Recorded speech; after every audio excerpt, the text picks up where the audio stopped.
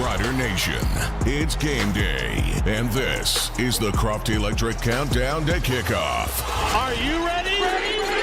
On the 620 CKRM Cooperators Rider Broadcast Network, streaming at sportscates.com, and on your radio and around the world at 620ckrm.com. Here's Teagan Witko and Wes Cates.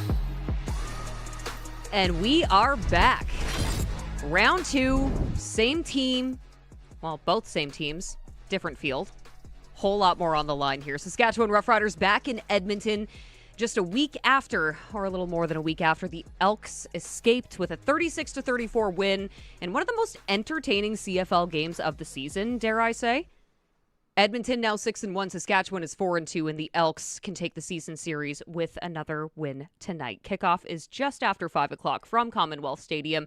Again, I'm Teagan Witko. I'm here with Wes Cates, and let's dive right into it. It is Today in the CFL, brought to you by Karst Holdings and Tech Retire Assiniboia, serving Southern Saskatchewan for over 30 years. Darren, Tracy, Dylan, and staff welcome you. Karst Holdings and Tech Retire Assiniboia, truly local. So, we can get to the other games in the CFL here in just a bit here if you want, Wes, but I think we need to start with tonight's big matchup, round 2 in Edmonton. After what we saw last week, we better buckle up, buddy, because this is going to be a good one. Elks, Riders, instant classic just last week. Cody Fajardo, more than 500 passing yards. Edmonton escaping with that 36-34 win. And we were expecting a defensive battle last night, but the offense has really showed up. Yeah, for sure, Teagan. I mean, it was a party from start to finish, whether you're a Rider fan or an Elks fan. Like, it was a good football game. It was great from start to finish. Tons of big plays, tons of important plays, you know, some big stops and turnovers, things of that nature. And it was just classic CFL football. I was really excited. It just ended wrong for Rider fans, but, I mean, it was a hard-fought battle. Now, pressure's really on the Riders. You give it up at home. Now you got to go into, you know, the Elks field and find a way to get a win after they came and took one from you. That's tough. But I think the Riders are up for the challenge. I think that it probably had, like, you know, left a little burn in them. There's a little extra focus this week in practice. Couple soldiers down, but I think the Riders are going to rally as a team and play hopefully a lot cleaner football, but I think they'll a lot less mistakes. I think the Riders kind of gave that one away just a little bit. Well, now that they've had a little bit more time to prepare, especially coming off all the tape that you had from last week, I think that we're going to see a much more hard-fought battle here. But I mean, sitting atop the West Division for the Edmonton Elk, now 6-1, a remarkable turnaround from a team that hasn't been to the playoffs since 2019. And I know I was looking at Ticketmaster earlier today, and I saw they opened up the Upper Bowl. So this might be a massive crowd. Granted, Rider fans travel well, but when you're running into territory like that with a whole bunch more Elk fan in attendance, that might be a little bit of a challenge as well. I'm pretty sure half of Albertans are Rider fans because of how many people have commuted and moved out that way over the years. But I'm sure the Rider fans will show up just as much more as the Elks do. You know, with every the extra ticket that's sold, I think there's probably a little more of a chance that it's Riders fans than Elks actually anyway. But either way it goes, it's going to be a great game. It's set up to be a great game. The atmosphere's great. Obviously, the bigger stadium to be able to be filling up that Upper Bowl it's definitely going to be a great atmosphere for the players as well. It's always fun to play. More people are there, louder it is. It's a little harder when you're on the road, but it's just fodder to focus in and play harder and play better ball. So it's going to be exciting. This is the type of stuff like I remember. These are the atmospheres that I loved to enter into, whether I was home or away, and just feed off of the fans, even maybe interact with some of the opposing fans pregame and during the game. And it's atmosphere. It's football. It's great. I think some of the through lines that we're going to talk about here when we have all of our guests join us throughout the afternoon is, can Saskatchewan contain Cody Fajardo and the offense all around? I mean, obviously, we talked a lot about the run game last week, and they kind of figured that out. For the most part, it was the passing game. Again, over 500 yards for Cody Fajardo. So I think that's something that they need to clean up when it comes to the defense. So looking forward to what they have up their sleeves this week. Last week was one of those games where you could almost throw out the defensive rankings because both offenses were absolutely rolling. After giving up 36 points and more than 500 passing yards last week, though, what do you think needs to change defensively for Saskatchewan? Well, definitely they need to play with a little softer shell, a little more coverage over the top, because the amount of times, I guess Matt got behind coverage a couple of times, but it just seemed like there was just some receivers running open down the middle of the field, up the sideline, but it was always kind of deep balls. And then a couple of times you seen Cody Fajardo scrambling and creating some throws down the field by just extending the plays. He didn't really run a ton to get yards, but he did do a great job of extending the plays, not putting the ball in harm's way, and just helping manufacture those big plays with his legs. I think that as long as the Riders, cover down a little better on the back end, maybe run a little more heavy zone, top heavy zone, I think you won't see that. Maybe Edmonton will stay on the field a little longer, but I think they'll actually force Cody into some turnovers. So I think they're better to play a little bend, don't break this week. I think they were a little too aggressive last week. Well, let's start with the Riders' defense here, shall we? I mean, Roland Milligan Jr., he played last week, 1 defensive tackle recorded. Now, he was doing a lot more than just that on the field, but he will not be suiting up for the Saskatchewan Roughriders tonight. However, I do want to focus on DeMarcus Fields, because he was leading the charge with the Riders' 7 defensive tackles last week. He still knows, however, that there are still a few things to clean up. So here he is with Dave Thomas talking about that earlier in the week. DeMarcus Fields, it's kind of like the same thing over again. You get an opportunity to prepare for the Edmonton Elks back-to-back weeks. What's different about this week of preparation than maybe any other week that you've faced? Nothing's different. We still plan to go 1-0 and good job to them boys for competing, and that's what we're going to do well this week. Tell me about what the film study showed you when you look back at last week's game getting set for this week. I feel like most of the things that we beat ourselves on, and I can say that it's really just us versus us, and we just need to clean up our mistakes, and we'll be fine. What were the mistakes? Were they mental? Were they physical? Were they communication? It's just communication. I think it's just like in the back end, and just us playing as a whole and playing together. We didn't play well together, and I feel like that's what we need to do this week. One of the things we media people did all last week was talk about Justin Rankin and the fact that, boy, he's tearing it up on the ground. It looked like there was a special emphasis to stop him. Did that maybe deter you, though, from what you do well when it comes to pass protection? No, I just think they had a great plan as well for the run and the pass, and then we just ended up giving up too much stuff. And like I said, we congratulate them to Fajardo and the receivers for playing a good game.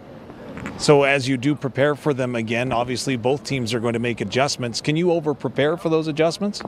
No, I just feel like we had made those adjustments. It's something that we just got to trust and believe, and when we see it the first time, just believe it. Is there any way that this game has more weight than any other game in the regular season? This is, of course, a game where Edmonton could take the season series. It's back-to-back. It's a divisional opponent. I could go on. No, it's just a game. It's just 1-0. I think that's what we try to do every week, regardless of the opponent. We just worried about going week from week, and today, this week is Edmonton, and we just worried about going 1-0. DeMarcus, appreciate your time as always. Good luck this week. Thank you. Defensive back DeMarcus Fields with our very own voice of the Saskatchewan Roughriders, Mr. Dave Thomas. And while the defense looks to make corrections, the Green and White's offensive line has its own challenge in front of it, especially up against an Edmonton offense that can make life difficult up front. Daniel Johnson knows exactly what the Riders' offense needs to do differently this second time around. So we actually had an opportunity to speak with him after he was announced to be making his start on the O-line this week. Daniel Johnson, in the absence of Zach Fry this week, you've been taking a lot of reps at the left guard spot. What would it mean to you to get the start this week? Man, it's always next man up, and having a brother down kind of sucks, but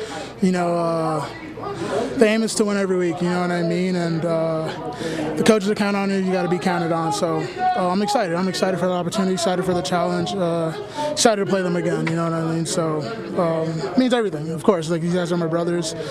I would do anything for them, you know what I mean? So being able to go out there and perform for them, it means everything to me. Now, throughout this season and really your career, you've shown your versatility, whether it's tackle, whether it's guard, whether it's coming in a tight end role. What does being versatile mean to you? Being able to play multiple positions was my thing. It's just like you can't be a one-trick pony. You know what I mean? You got to be able to play all positions. And as an offensive lineman, we have 5 guys on the field, so being able to play all positions is something important. You know what I mean? So that was my focus going on. Is all technique, just trying to build on last year, and trying to be better. So when it comes to that versatility, is it harder mentally or physically? Probably more mentally, to like a lot of different rules in each position. So being able to communicate to anybody, either that's a receiver, your guard, your tackle, your center. So it's awesome. It's awesome. It's a challenge. Like, you always got to learn, and football is always a learning sport. So and I love learning. So that's the big thing with me, is being able to learn and understand the game, understand more positions, understand the offense. So it's been awesome. Now, also, you've had the misfortune of being dinged up at times through your career. What does it mean to finally be healthy? My off seasons are a lot longer now, so I don't have to deal with school. So it's all about getting healthy, getting back, and making sure my body is where I want it to be every single day, and being able to train hard and stay on the field. That's the main thing about playing, is staying on the field. You guys know it's a physical sport, so stay on the field, being healthy is most important. So every day you gotta stack days. You gotta make sure you're not blinking with anything. Like, you can feel good one day and then skip on treatment, and then it hurts the next day. You know what I mean? So being consistent is a big thing. Dan Clark is soon going to be inducted into the Plaza of Honor this season, and he talked about how George Cortez approached him and told him that, hey, you're going to be a tight end on our offense this year, and all you got to do is check in. And he said that opportunity really launched him into where he ended up at center, starting, and eventually a Plaza of Honor career. Tell me about the opportunity that doing that role presents to a young football player. Again, it's awesome to be able to be part of the offense and be trusted in with our team and our coaches. So it's awesome. It's awesome just being able to get out there and play for your boys, play for your brothers. You know what I mean? I don't want to bring this up, but remembering to check in obviously is key. The Riders have been penalized twice this year for it. It's crazy. So sometimes it just is what it is. You really got to go touch the ref and make sure they're talking to you. So it's pretty funny. So I make sure I'm screaming his name and getting after him. Like, I'm putting my hands on him, trying to make sure shake him a little, trying to make sure we make eye contact. It's funny. He got a white hat. We started wearing, I don't know where it is, but he got a white hat that says "Report for DJ," which is funny. So one coach is wearing a white hat every practice. So I just got to go there, report. Yeah, it's funny. It's fun. The back half of a home and home between the Saskatchewan Roughriders and the Edmonton Elk goes tonight just after 5 o'clock local time here from Commonwealth Stadium. Season's series hangs in the balance, so this should be an interesting one in front of a large crowd in Edmonton. 30,005 fans, I believe, is what producer Colson told us a little bit earlier on, as per Matt Young of CTV. Yes, last count 30,005, and that was an hour ago. And I think that has to be record-breaking for the past couple of years. Yeah, I'd say so. They haven't had exactly the best attendance, so they're selling about 3,000 more tickets per day, so it's definitely going to be a great crowd at Commonwealth Stadium today in what is expected to be some really good weather, of course, in Alberta. So we'll get to more of this matchup this afternoon from Edmonton, but first we should quickly talk here, Wes, about some of the other games that are taking place in the CFL this week, in week 9 of 21, of course. So the Stamps Ticats right now, Stamps are up 17-6. Let's back it up, however, to yesterday's final. The Als Red Blacks 34-13 in favor of the Alouettes, and I don't think that's a huge surprise considering the record of the Red Blacks right now, but yeah, obviously some changes need to be made. That was tough to watch. I mean, I don't even know what was going on. Ryan Dinwiddie was mic'd up. It would have been nothing but bleeps pretty much the whole game. It was pretty tough to look. I mean, what were they, inside the 5 like 4 times or something like that? Like it was, and didn't get much out of it, but I think a couple field goals or something. It was pretty awkward. It was pretty rough. And on top of that, Montreal was looking like they were just out there having fun playing against the scout team. Davis Alexander, with 420, I think he had a few more touchdowns. Tyson Philpott going over 1,000 for the season, looking unstoppable. I mean, come on, man. You don't really want to. It's hard to sit there and watch it when the competition seems that lopsided, and I guarantee you there's no way that the athleticism of the Montreal Alouettes is that much better than the Ottawa Red Blacks. Something's not going right And I guess what they fired their D coordinator. I mean, I guess Dinwiddie can't fire himself, but I mean the offense hasn't been going too great either. But yes, the Ottawa can't fire himself. The Ottawa Red Blacks, as per 3downnation.com, did fire William Fields, and they moved on to Jeff Renenbold as the defensive coordinator. So some changes happening there in Ottawa as they move deeper into the season. They're sitting at 0-7. You have to make some type of change at this point, Wes. Yeah, it's hard. I mean, because like, come on, y'all need to like at least beat some teams and make it more interesting for the rest of the league. It's already obvious that they're not going to make the playoffs, but I guess we'll see what's going on. According to some, the season doesn't start until Labor Day, right? Well, true. I mean, they're not out of it. They're not out of it. Can we clip that and say Wes just agreed with that? I mean, anything, because I remember, who was it?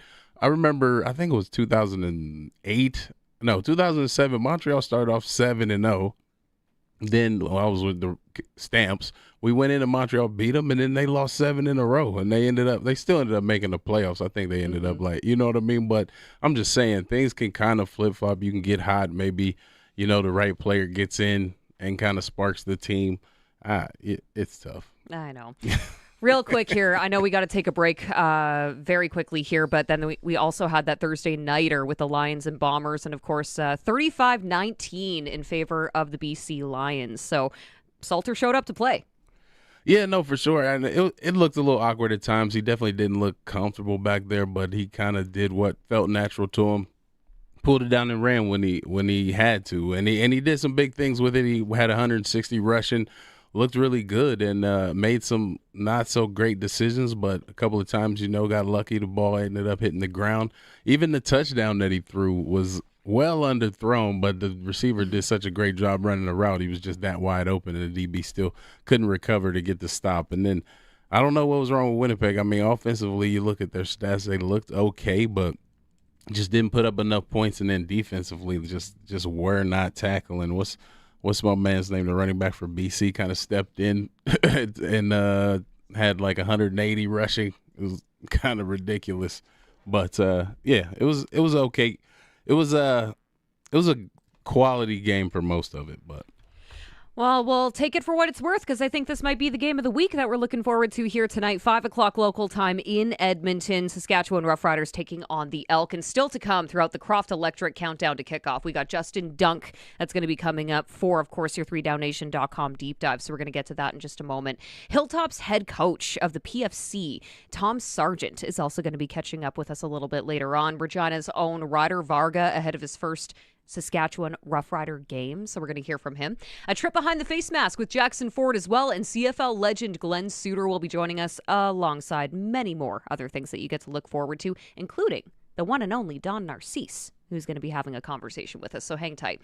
This is Countdown to Kickoff, brought to you by Croft Electric, almost 29 years of trusted, reliable home, farm, and commercial service. For all of your electrical needs, croftelectric.com and all socials. Hang tight. Coming up next on Countdown to Kickoff, 3downnation.com deep dive with Justin Dunk. This is the 620 CKRM Cooperators Rider Broadcast Network.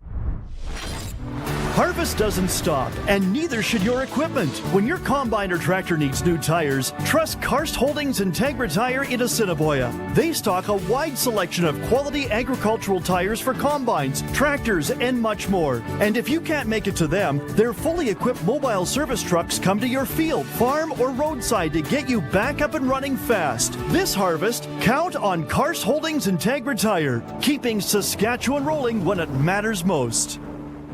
Dan from Croft Electric tells us why it's worth it to have your farm's electrical done right. You don't go to the cheapest eye doctor. You want to go to one that's going to make sure that the product and whatever you need is done right. So that's what you may have to pay a little extra to get us there, but we'll make sure that whatever your electrical project is, Croft Electric will make sure it's done right. Croft Electric. We believe we'd be the right choice for you. CroftElectric.com.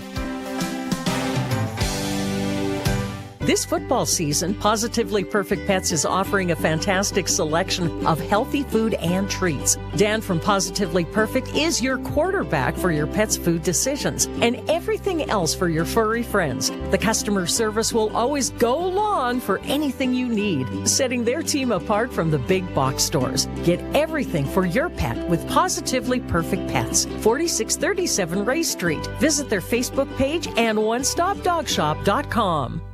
August is going to be an exceptional month at Two-Man's Auctioneers in Indian Head. We're going to start it off Tuesday, August the 4th, with a great collection of Orange Crush memorabilia originally from the Kenora bottling plant. We've got antique furniture, including gramophones, barber chair, buffet and hutches, retail items, and more. Soon after that will be the all-day collection of Rider memorabilia. And coming up on the 10th and now the 11th is our August equipment sale. The yard is full, running over 2 days. Come check it out. TwoMansAuctioneers.ca, online auction house in Indian Head. For 10 years, JK Junior Containment has been helping Saskatchewan oil fields save a lot of green on the ground and in the bank. The little blue box that's built to last. JK Junior is a Saskatchewan-made, patented wellhead containment system, trusted for reliable protection in tough conditions. And while the product may be blue, this time of year, we're all about the green. Celebrate 10 years of reliable, innovative wellhead containment with a product trusted by champions. Learn more today at jkjunior.com.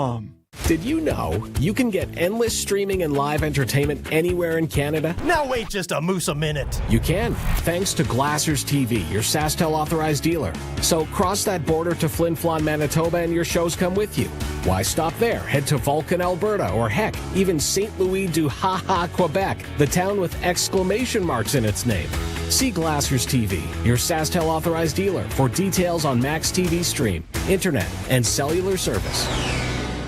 Want to get your young adult kids out of your house and onto a new adventure where they can earn money and work while they travel? With Away to Work, Canadians between 18 to 35 can work and travel abroad in countries like Australia, New Zealand, Japan, and France. From independent travel through Go Solo to supported working holiday placements in agriculture and hospitality, their team helps with jobs, work permits, and accommodation. Work, travel, and experience with awaytowork.ca. You can travel now. Get away to work.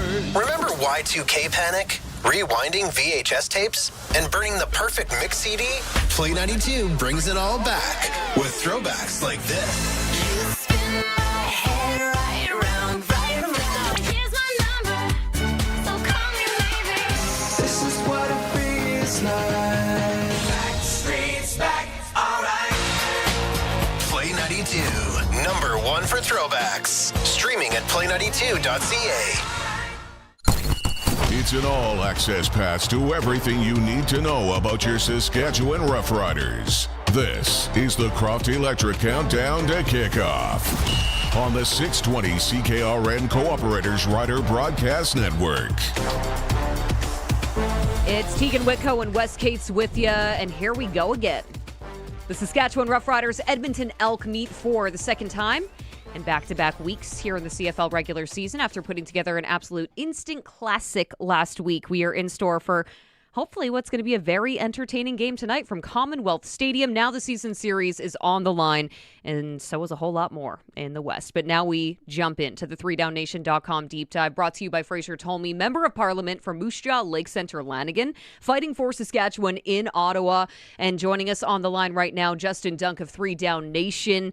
We're going to hear more from local product Jackson Ford in just a little bit on Countdown to Kickoff with Behind the Face Mask. But Justin, let's start with his game last week and the Riders' secondary and what you were seeing when it comes to the coverage that simply broke down in a couple of spots.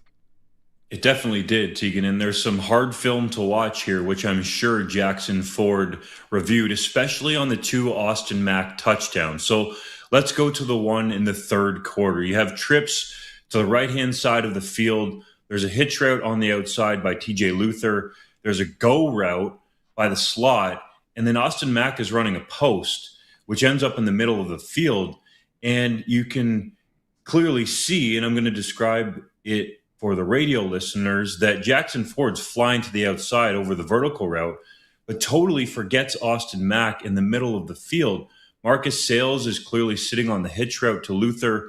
Roland Milligan Jr. is over top of that vertical route. We'll call it a go route for these purposes. So I don't understand why Ford is vacating the middle of the field. In this instance, it looks like he was responsible for that post route that Matt caught and went untouched to the end zone for his first deep touchdown, Teagan. So he needs to clean it up, but he made the same mistake again in the fourth quarter of jumping a lower route and vacating the middle of the field on another Mac touchdown. This one went for 81 yards. It was play action. Cody Fajardo had two receivers to the left-hand side. Luther runs a quick out route. Some people in the football world call it a flat route towards the sideline, which Marcus Sales is sitting over top of.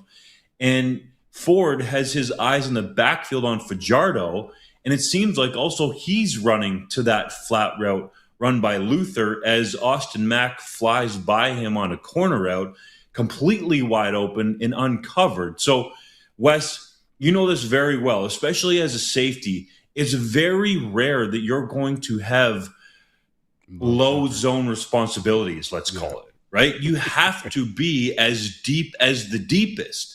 And I hope Jackson Ford, for the Riders' sake at least, learned that from watching this tape, because honestly, these two mistakes are unacceptable. And Teagan, you said off the top to get into the segment that this game was a instant classic, and I believe it was. But if Ford simply plays over the top on these two plays, I think the Riders could have won in a cakewalk, perhaps, last week at Mosaic Stadium. Okay. Yeah, I mean, I don't disagree with you there, Dunk. My question is, how much of that do you think was Cody Fajardo quarterbacking? You know what I mean? Moving the shoulders, moving the eyes. He did have 500 yards. Austin Mack was a big recipient of a lot of that. But Cody Fajardo throwing for 500 is unbelievable. How much of that do you think was bad coverage or just him being a great QB? There's no doubt Cody Fajardo had a really good game. 25 completions for 510 yards on 32 attempts is extremely efficient football. But for as good as Cody Fajardo was, I felt like on those two specific plays, those were just simple busts from Ford. He got caught ball watching. I didn't think necessarily that, to your point, Fajardo looked him off really well. It was Ford, I think, not performing his responsibilities. We don't know what the play call is. I want to say that. But from what it appears on film. And maybe we should take a little bit of a peek here at the other team's offense, especially when it comes to Kian Schaefer-Baker, when it comes to receivers for the Saskatchewan Roughriders. Justin, there's an interesting piece to the KSB story. I mean, we've seen consistency from him, and there was a big decision that needed to maybe be made in the offseason over a guy like Tommy Neild. Definitely. So let's just look at it before we delve deeper into Kian Schaefer-Baker, because in the offseason, there were a lot of fans that wanted a lot of players re-signed in Saskatchewan, but there's not enough money on the salary cap to bring them all back. So I went into the 3downnation.com vault, if you will, and pulled out the salary numbers and went, Kian Schaefer-Baker, essentially in a hard money situation, came out on the same type of value as Tommy Neild on his free agent contract that he signed in Winnipeg. So Kian Schaefer-Baker got $174,000 in hard money, has escalators in his contract that can make it a $210,000 deal in terms of maximum value. Meanwhile, Tommy Neild got $175,000 in hard money, his maximum value $181,000. But I think the Saskatchewan Roughriders made the easy choice, the right choice, if you will, because there's no doubt when Kian Schaefer-Baker is on the field, all due respect to touchdown Tommy Neild, who had that clutch touchdown in the West Final last year, Kian Schaefer-Baker is a better receiver. And I think this season, the numbers bear that out. You look at what Kian Schaefer-Baker has done, and we'll delve deeper into that in a minute. He's almost doubled what Tommy Neild has done from a production standpoint. Neild, 22 receptions for 307 yards in 8 games with Winnipeg. But Kian Schaefer-Baker is absolutely carving it up. And he's on pace, Teagan, for a couple franchise records.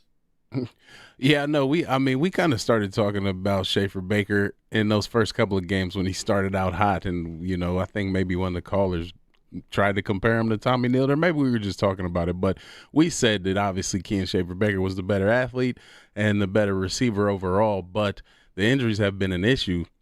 So obviously I think how do you think do you have any insight on what he's been doing to kind of stay healthy, or is it just a good thing? Because I think, yeah, for sure, Tommy DeNeal kind of got bought high. You know what I mean? Like Winnipeg kind of maybe spent a little too much on this kid.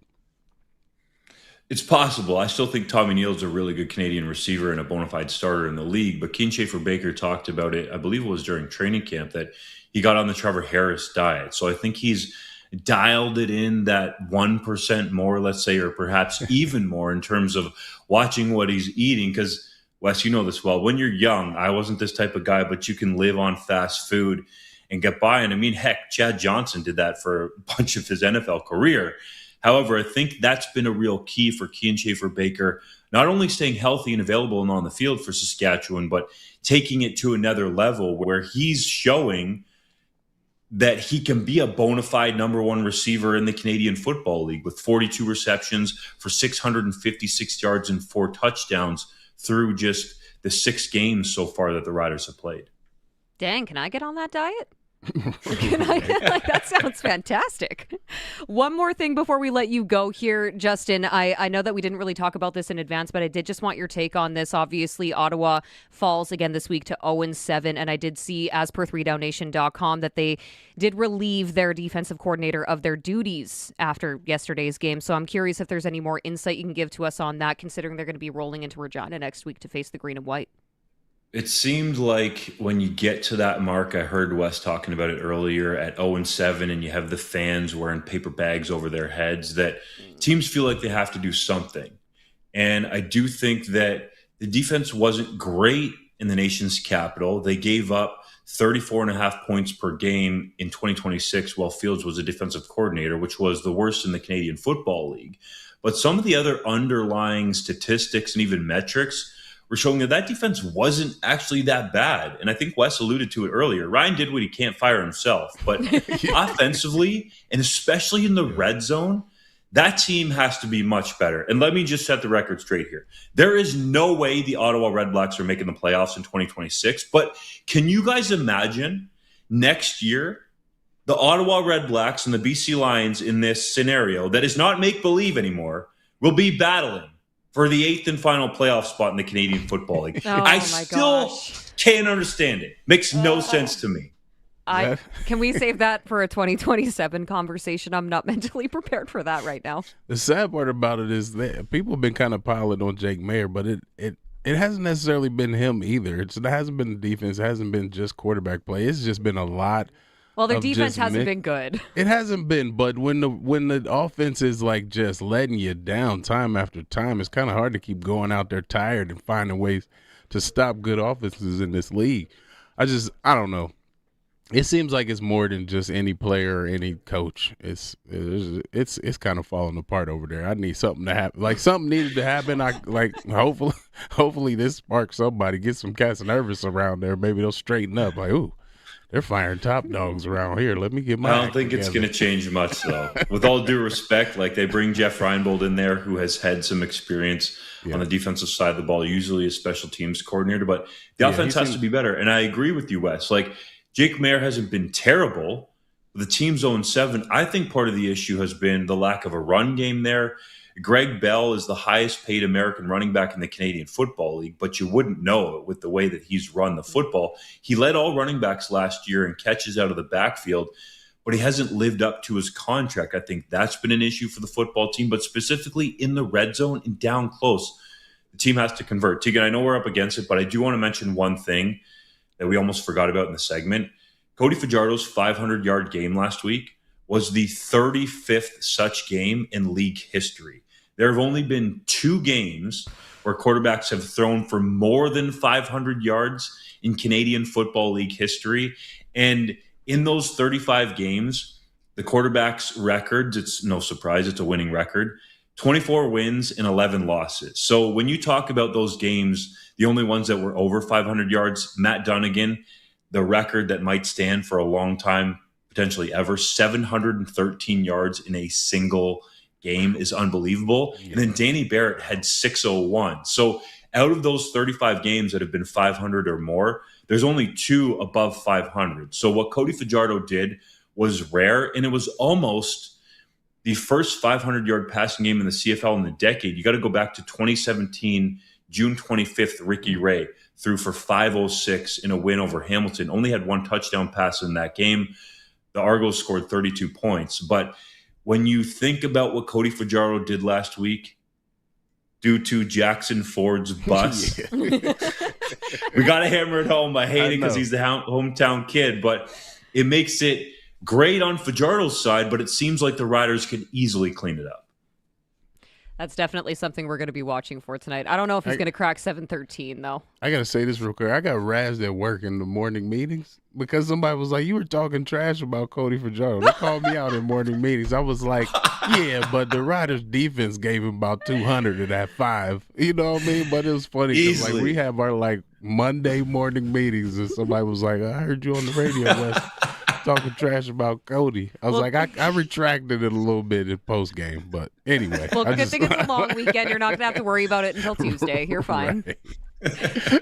Justin Dunk of 3downnation.com. Thank you so much for this, and look forward to having you back on for the QB comparison as we get closer to kickoff. Let's do it. Love it. We're going to take a quick break, and we're going to be back with your homegrown segment with the one, the only, Tom Sargent from the Saskatoon Hilltops. We'll be right back. It's the 620 CKRM Cooperators Rider Broadcast Network. Hi, I'm Fraser Tolmie, your Member of Parliament for Moose Jaw Lake Centre Lanigan. Saskatchewan is my home, and representing our province in Ottawa is my top priority. That's why I'm working hard to deliver lower prices for you and your family, stand up for our farmers, speak out for our veterans, and so much more. Canadian football is such an important part of the over 60 communities I serve in Ottawa and brings so many different people together in a positive way. Let's go, Saskatchewan. Thank you. 104.9 The Wolf is proud to be Regina's rock station for 30 years.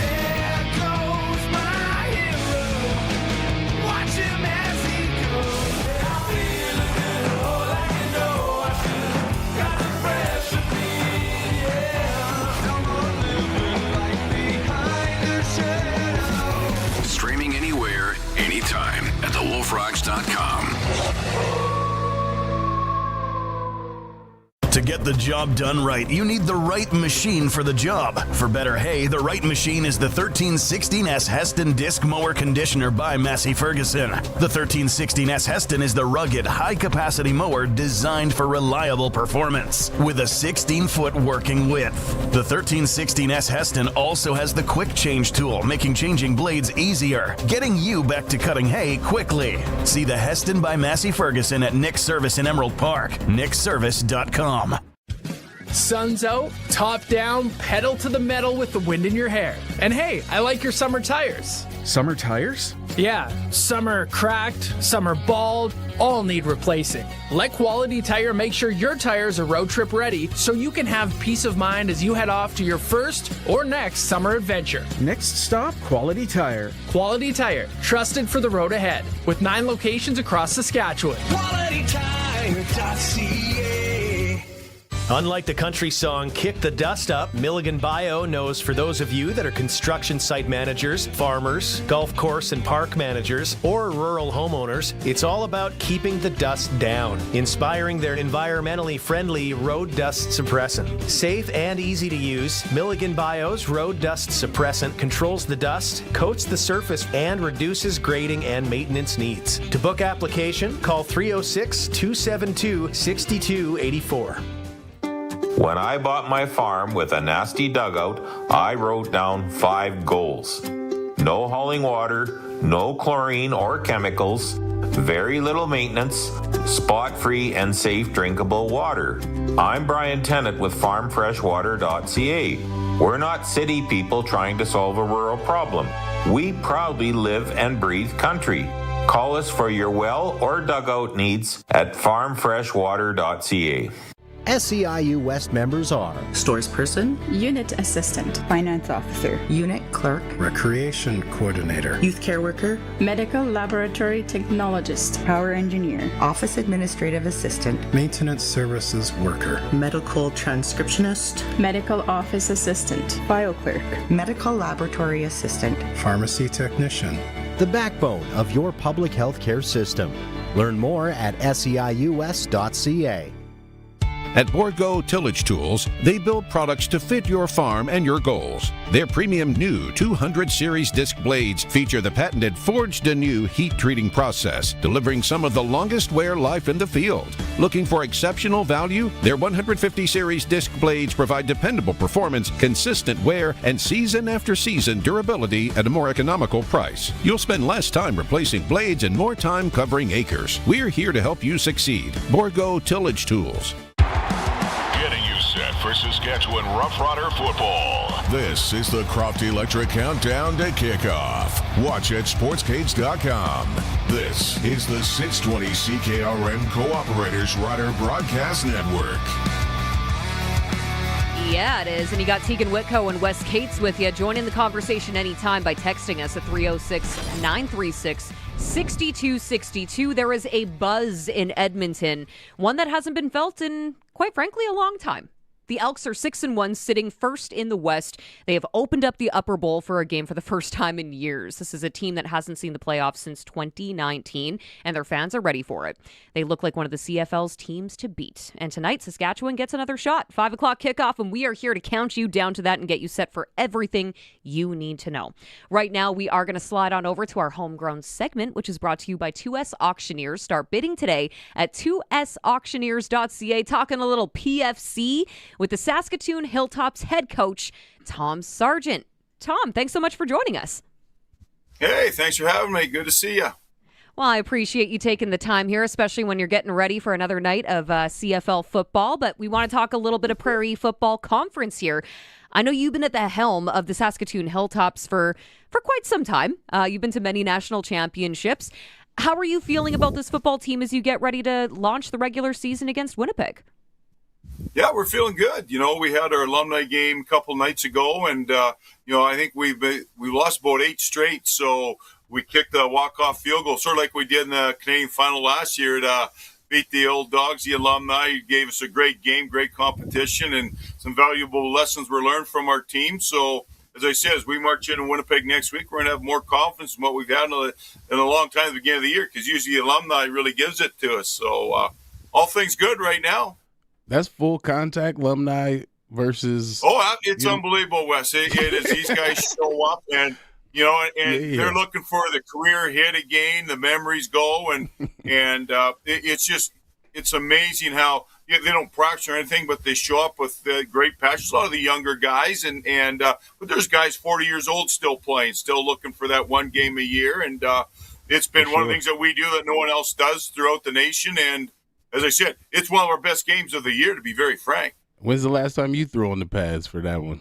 Hey, I'm a sitting duck out there. Everyone's headhunting me, so the way I coach, I don't make a lot of friends. So I did it a few years, and then it's like, okay, I'm in the wrong neighborhood now. Well, clearly you love it, and you're special at it with all the championships and success. And when did you really know that football was your passion? Well, when I was a kid, kids would be playing out in the streets, and I'd want to go and watch it. If there's a CFL game on, I wanted to watch it. And so that osmosis, just listening to like Frank Rigney back in the day, those old play-by-play guys, and you take that information in, and then the people I admired the most, besides my mom and my dad, were my coaches. I always had great passion for my coaches. Maybe I was blessed that I was around great coaches, and so I just wanted to be part of that process. I loved whatever it meant about creating culture, building a team, and taking someone from here to there. And that hasn't changed yet. I still love doing it, and I can't wait to get that Wilson coaching hat on Monday. And hey, now things are for real. And hey, competition brings out the best in all of us if you're a competitive person. Sarge, I am not taking credit for this because there's a gentleman by the name of Darren Steinecke who put together a ton of work to come up with the stats board here. But a stats making the rounds online right now is 254 career wins between regular seasons and playoff games as a head coach. When you look at numbers like that, when you hear those numbers attached to your career as a head coach, do you ever stop to appreciate what you've built?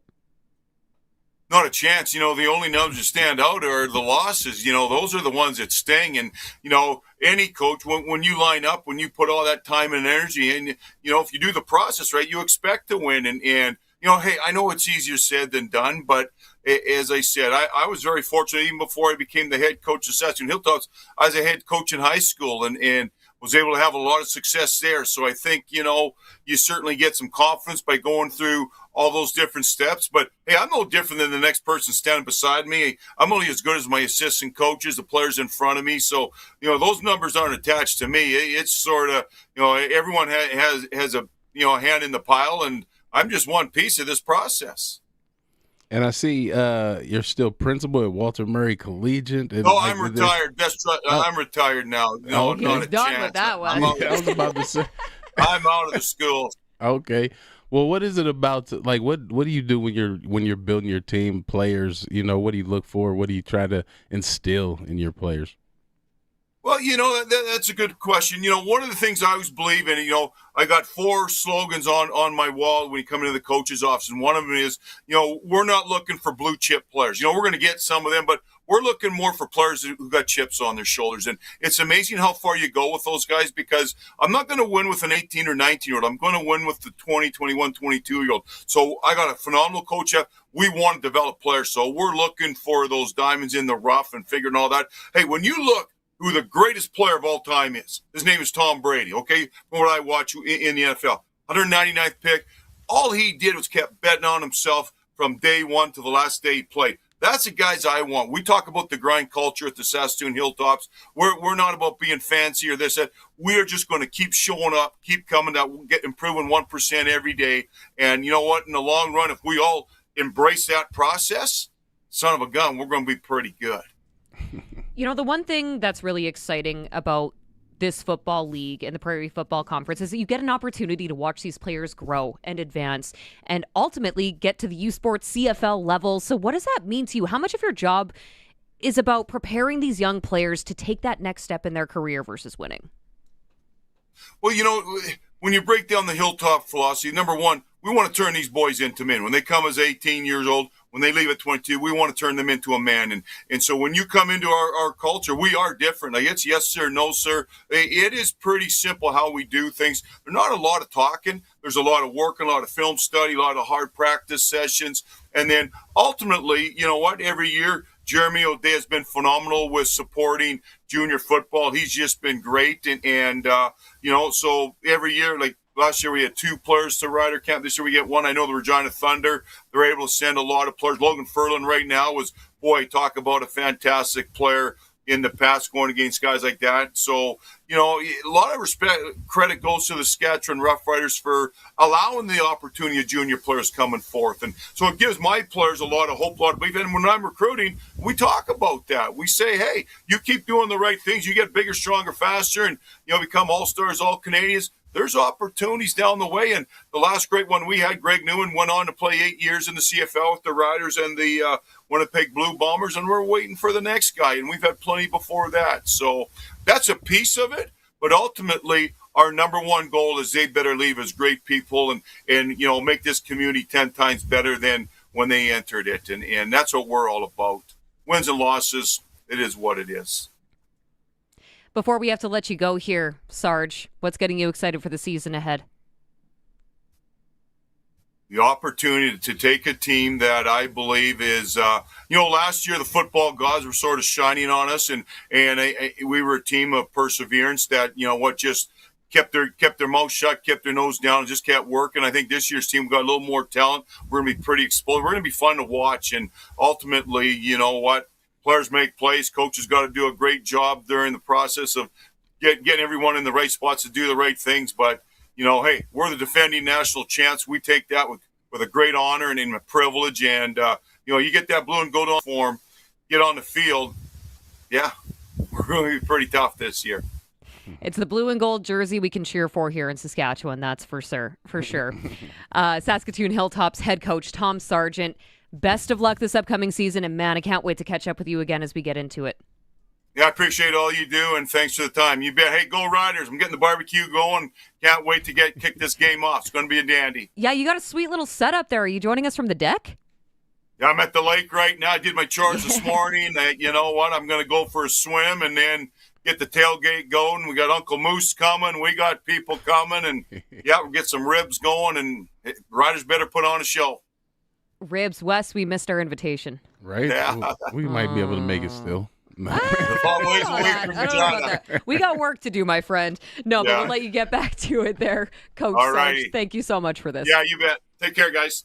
Appreciate it as always. Of course, Saskatoon Hilltops head coach Tom Sargent joining us on the line. We are going to take a quick break, and we're going to be back with today and Rough Rider history as well as your green and white greats. So hang tight. We'll be back. It's the 620 CKRM Cooperators Rider Broadcast Network.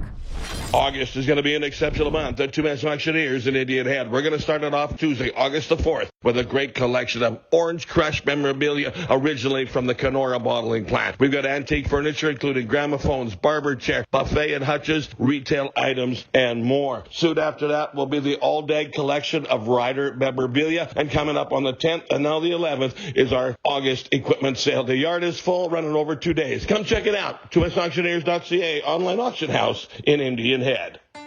Dan from Croft Electric explains the importance of reliable electricity on your farm. Whether they bleed green combines or red combines, they buy those combines for reliability, right? So why wouldn't you want to have the same thing with your electrical system?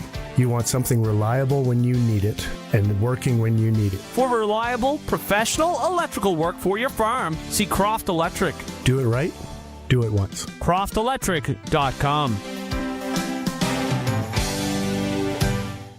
Howdy, Wood Country Woody here. Did you know some folks sell complete garage packages that are missing things, like nails? Wood Country, though, does things right. They sell you complete garage packages. Their packages include premium grade lumber and everything you need, even walk-in doors with cladded jambs and overhead door jamb flashing. It's not a deal unless you get the whole deal at Wood Country. Your home is your castle.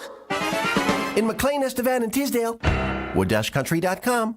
Need tires that tackle every terrain? Trust Integra Tire Grenfell. But they're more than just tires. Trust them for all your towing, mechanical repairs, and farm service needs as well. From your family car to your combine, they keep you rolling with expert service and small town care. Farm tough, road ready, always reliable. Integra Tire Grenfell, where rubber meets the road and service meets the standard. Locally owned Integra Tire in Grenfell, at the intersection of Highways 1 and 47. Truly local. The Green and White knows there's nothing better than a good road trip, but some trips are bigger than others. If you're between 18 and 35, you can work and travel abroad in over 35 countries through the Away to Work program. Travel independently with Go Solo or explore working holiday placements in agriculture, horticulture, viticulture, and hospitality. They help with the resources, guidance, and support to make the big leap feel a little less scary. Kick off a new adventure at awaytowork.ca. You can travel now. Get away to work.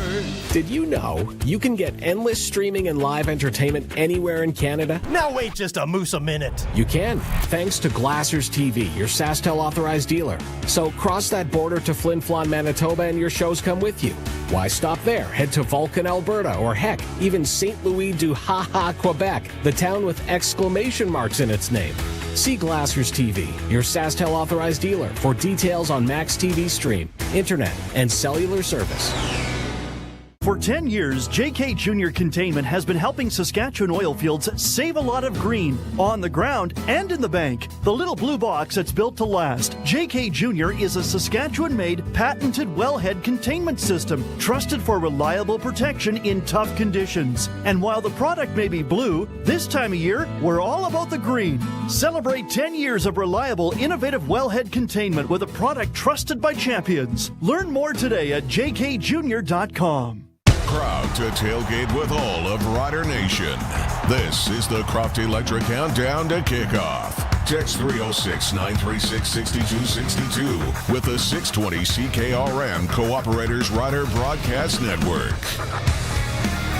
Welcome back. You got Teagan Witko and Wes Cates with you. The first meeting of the season was an absolute thriller. Tonight, the stakes are even higher as Saskatchewan rolls into Edmonton sitting at 4-2 on the year. The Elks 6-1. And with the season series hanging in the balance, who knows what we're in for tonight in front of a large crowd at Commonwealth Stadium. This could be the game of the week.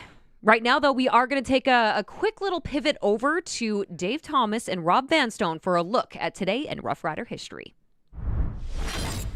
The calendar is flipped to August the 1st. It's time to roll back time. Rob Vanstone, today in Riders history. This one seems to fit. August 1st, 2019, the corn dog game. Cody Fajardo scores on a 5-yard touchdown run in the final minute of the fourth quarter, propels the Roughriders to a 24-19 victory over Hamilton in a game that coincided with the Queen City X. And after the game, Cody made no secret of his voracious appetite for a corn dog. So went to the Midway, got a corn dog, and then had his picture taken eating the corn dog in front of the George Reed statue.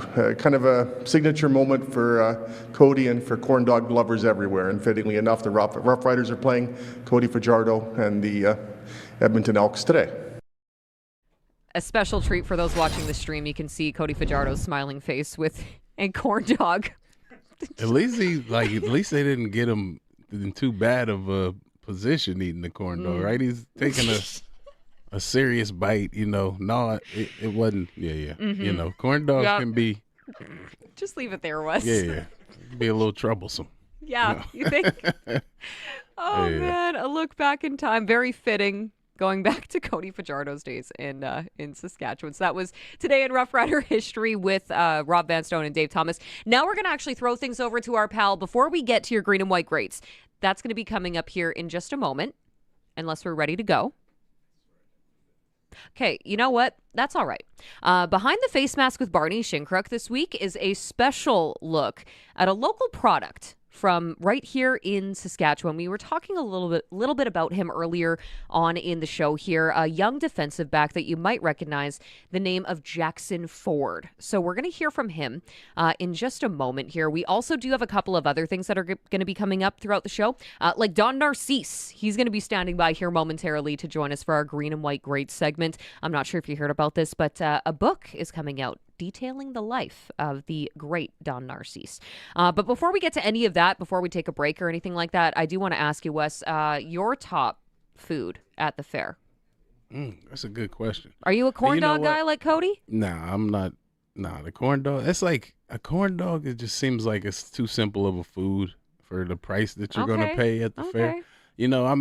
But I am also sounds like a hater. I don't know. Dang. You just going, I usually will go for, definitely got to get the mini donuts at some point. Usually I'll just get them to go, right? And the mini donuts, it's starting to become more of a thing. You can get them more places. Like, yeah, you can get them at a Pats game. You know what I mean? Actually, I think, anyway, long story short, yeah, mini donuts, maybe a turkey leg. Ooh. Yeah, I mean, okay, nice slow roasted turkey leg always hits different. No, I'll agree with you on that one. I'll go with the turkey leg. But right now, let's go with the guy who knows the Queen City X all too well, a local Regina product. You know him from the green and white as well, defensive backs Jackson Ford.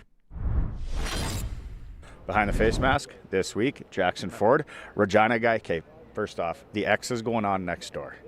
What's your ride? You've been to that X as a kid for years. What's your go-to ride? Honestly, my go-to, I like the mouse one. The mouse one's fun. The zipper is also fun. Very scary though. And then the Polar Express too. You can't go wrong with that one. Just pulling it off. It's pretty fun. What would be your food if you're able to go over there right now and grab something? What would you grab? It's got to be the mini donuts, man. Come on, dude. Come on. They have so many different flavors too. Like, they got like a cookies and cream one this year. I heard too. It's gonna be crazy. First football game as a kid. Do you remember that? In RMF? Yeah, for sure. I played on the Cats, man. I played field corner because I couldn't tackle and I wasn't very athletic. Who was your coach? Oh. Couldn't tell you. Tough one? Who was the coach? Tough one? Okay, let's go to high school. Campbell. Yeah. Right? Were you guys good? We were deadly. Absolutely deadly. In grade 12, we were provincial champions. Was there any, I guess, swaying from your friends that maybe went to LaBoldus and Miller early on to maybe come over here? Or were you trying to get some of those guys over to Campbell? Well, actually, so I went to Connaught, right? Oh. And so the feeder school was Sheldon.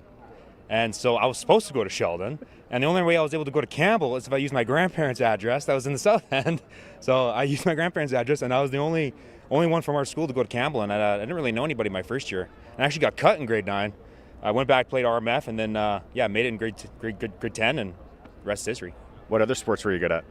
Oh, I played all the sports, man. Really? Lacrosse, a little bit of soccer when I was younger. Big hockey guy, too. Big baseball guy, too. Yeah, I feel like the more sports you play, the more athletic you get, right? So, that was good. If you weren't playing football, if you weren't here practicing, what do you think you'd be doing? Another sport for sure, probably baseball, honestly. What about like work-wise? What would you? An accountant. Yeah. Okay. Okay, you got to play 3 plays on offense. They say, Jack, you got to go in and play 3 plays this weekend. Let's hypothetically. Yeah. What position are you comfortable going in? Oh, I'll play wide out or running back for sure. Like that, I think I could do both of those. I'd go 4x1 and throw a fade to me. Perfect. Is that? I don't think they'd expect a fade to me. You know. That would be your route? Absolutely. Maybe a sluggo too. Set them up a little bit. Let's go. Let's move here to the Grey Cups. 2007, you were like 7 years old. Do you remember that one? Don't really remember that one, to be honest with you. I do remember the Hamilton. I was watching it here. Yeah, that was, we blew them out. It was a great game. It was fun. And then I remember going out on the street. It was packed. It was a fun time. Favorite football movie? Oh, that's a tough one. There's a lot of good ones, man. I don't know. I'll have to get back to you on that one. I don't know. That's a tough one. I thought you'd be a Friday Night Lights. I see. Like I'd go Friday Night Lights. Yeah. Okay. Let's go Friday Night Lights. Yeah, that's a good one. It's good. You could intercept one legendary CFL or NFL quarterback. Who would it be? CFL Anthony Calvillo, for sure. NFL. Oh. Josh Allen? That'd be pretty sweet. Okay, that'd be pretty sweet. There's a lot of ways you can go with that one. Western Pizza, big sponsor of the Sports Cage, of the Rider Broadcast, of the Riders. What's your go-to at Western Pizza? Oh, big pepperoni and cheese guy, man. Those layers, come on. And the VLT's in there too. Got to hit those up after. Big slapper guy. What was your first car? Oh, a Fiat 500. Believe it or not. First job? First job, a baseball umpire. Baseball umpire, yeah. That was a fun one. It was a tough one, though. All right. This is a tricky one. You could do one. You could build a roof on this thing or an overpass on Ring Road. What would you do? I don't mind the open roof here. I think I'd do the overpass. Regina Boy, Jackson Ford, behind the face mask. That was awesome. Buddy. That was fun. That was fun, yeah. So you can tell that's a guy who's been stopped by many, many, many trains on Ring Road. If that's what you're asking for as a player who works in Mosaic Stadium all the time. Yeah, true Regina boy. That was Jackson Ford, of course, with Barney Shinkaruk. In behind the face mask, we do need to take a quick break. We're going to be back with your green and white great for this game. The one, the only Don Narcisse joins us next. It's the 620 CKRM Cooperators Rider Broadcast Network. Sun's out, top down, pedal to the metal with the wind in your hair. And hey, I like your summer tires. Summer tires? Yeah, some are cracked, some are bald, all need replacing. Let Quality Tire make sure your tires are road trip ready so you can have peace of mind as you head off to your first or next summer adventure. Next stop, Quality Tire. Quality Tire, trusted for the road ahead, with 9 locations across Saskatchewan. QualityTire.ca. This football season, Positively Perfect Pets is offering a fantastic selection of healthy food and treats. Dan from Positively Perfect is your quarterback for your pet's food decisions and everything else for your furry friends. The customer service will always go long for anything you need, setting their team apart from the big box stores. Get everything for your pet with Positively Perfect Pets, 4637 Ray Street. Visit their Facebook page and onestopdogshop.com. Unlike the country song Kick the Dust Up, Milligan Bio knows for those of you that are construction site managers, farmers, golf course and park managers, or rural homeowners, it's all about keeping the dust down, inspiring their environmentally friendly road dust suppressant. Safe and easy to use, Milligan Bio's road dust suppressant controls the dust, coats the surface, and reduces grading and maintenance needs. To book application, call 306-272-6284. At Bourgault Tillage Tools, they build products to fit your farm, to fit your equipment. Increase your field speed with Vantage Edge. Seeding or applying fertilizer. Vantage Edge paired with their proprietary focus clips give you precision placement and low soil disturbance. BTT's series of ultra-narrow openers engineered for producers who demand precision, efficiency, and uncompromised performance in every pass. We're here to help you succeed. Bourgault Tillage Tools. SEIU West members are phlebotomist, food service worker, security officer, plumber, continuing care assistant, porter, licensed practical nurse, medical device reprocessing worker, purchasing agent, environmental services worker, social services worker, cook, health information management practitioner, switchboard operator, distribution worker. The backbone of your public health care system.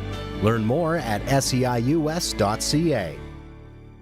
Summer is here, and it's the best time to get out on the road. So why not get your vehicle inspected? Landry's Napa Auto Pro specializes in full-service inspections. With certified mechanics on site, they handle everything from minor repairs to major overhauls. When you take your vehicle to Landry's service, your car is in the right hands. And to keep you cool and comfortable this summer, they also service air conditioning systems. Landry's Napa Auto Pro, located on North Winnipeg Street, serving Regina for over 50 years. Getting you set for Saskatchewan Roughrider football. This is the Croft Electric Countdown to Kickoff. Watch at sportscage.com. This is the 620 CKRM Cooperators Rider Broadcast Network. Welcome back. It's Teagan Witko and Wes Cates with you. The Riders know exactly what they're dealing with tonight, but the bigger question is whether or not they can slow down the Edmonton offense that has been rolling all season thus far. The Elks 6-1, Saskatchewan 4-2, and we are set for round 2 in this season's series. 5 o'clock tonight from Commonwealth Stadium. Right now, however, we're heading out on the hotline here for Green and White Greats. This is one of the great Saskatchewan Roughriders, Hall of Famer, a Grey Cup champion, a guy whose story is so much more about than what happened between the lines. Don Narcisse has been telling some incredible stories from his life and career, including one about the $40 from his mom that helped him change his life and changed his career. And of course, we're here to have him join us to talk about his new book, The 40. Thank you so much for taking the time, Don. Well, thank you so much. I really appreciate it. Well, it's first of all a pleasure to meet you. I mean, I've been watching your absolutely outstanding career. Just start off by telling us about this book, The 40. I know you and I were exchanging some messages, and I can't wait to read this thing. Well, I tell you what, I'm going to go ahead and start off with a little story. In the 6th grade, I played in the band and stuff like that. My mom didn't want me to play any sports. I had heart murmur, and I had a heart murmur, so she didn't want me to play any sports. So when I went tried out for the 7th grade team, I played on the B team. I went and tried out. I didn't tell my mom. I went and tried out, and I made the B team. 8th grade, I was the B team. 9th grade, just B team. 10th grade, same thing. 11th grade, same. 11th grade, and then the 12th grade, my 12th grade year, I was I got a chance to start my senior year, and it was 5 guys that was always in front of me, and I outbeat each and every one of them. So I played high school football, and then coming out of high school, I had only one scholarship, and that was to Texas Southern University. It's a coach of mine. He had called one of the coaches at TSU, was like, hey, this guy, he can catch the ball. He catch a BB in the dark. He has a great attitude, and that's how I got my scholarship at Texas Southern University. Then when I got to Texas Southern University, I played my freshman year, my sophomore year, my junior year, and then my senior year, I led the nation with catches. I had 88 catches, 1,075 yards, and 15 touchdowns. And then coming out of college, this is, I'm going to tell you this. My mom used to send, in college, my mom used to always send me $20. And I used to live on those $20 every month, man. And it came time for me to go try out for the Saskatchewan Roughriders. I called my mom on the phone, and I called her, and I was like, Mom, I'm going to try out for this camp.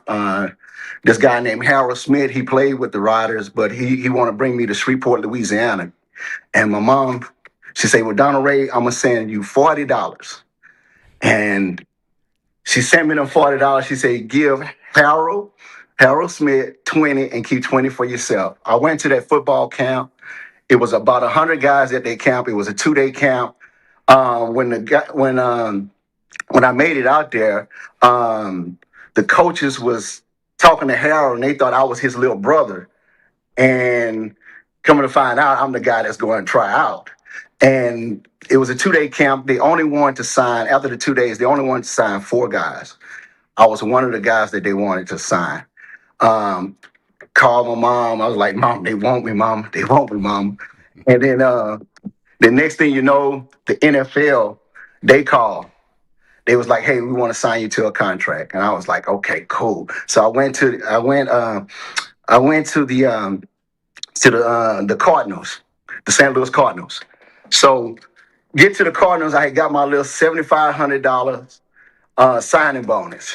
Called my mom on the phone, and I said, Mama, I got $7,500, and I want to give you half of my money. And my mom was like, Donna Ray, we don't want none of your money. And I was like, wow, man, y'all did so much for me. And I was like, man, that's the most money I ever had in my life, $7,500. And I was like, man. So I went on and tried out with the St. Louis Cardinals. And at that time, they brought in 9 receivers. And all of them were like D1 receivers. They was like from the big colleges and stuff like that. But we had a 3-day camp. And after 3 days, I became the number 1 guy that was going to go against the veteran. I passed those guys up.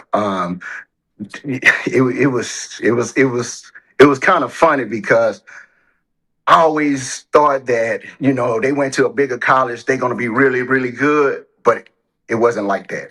So got a chance to make it, and then the last cut they had, they only can keep 43 players. I was number 44.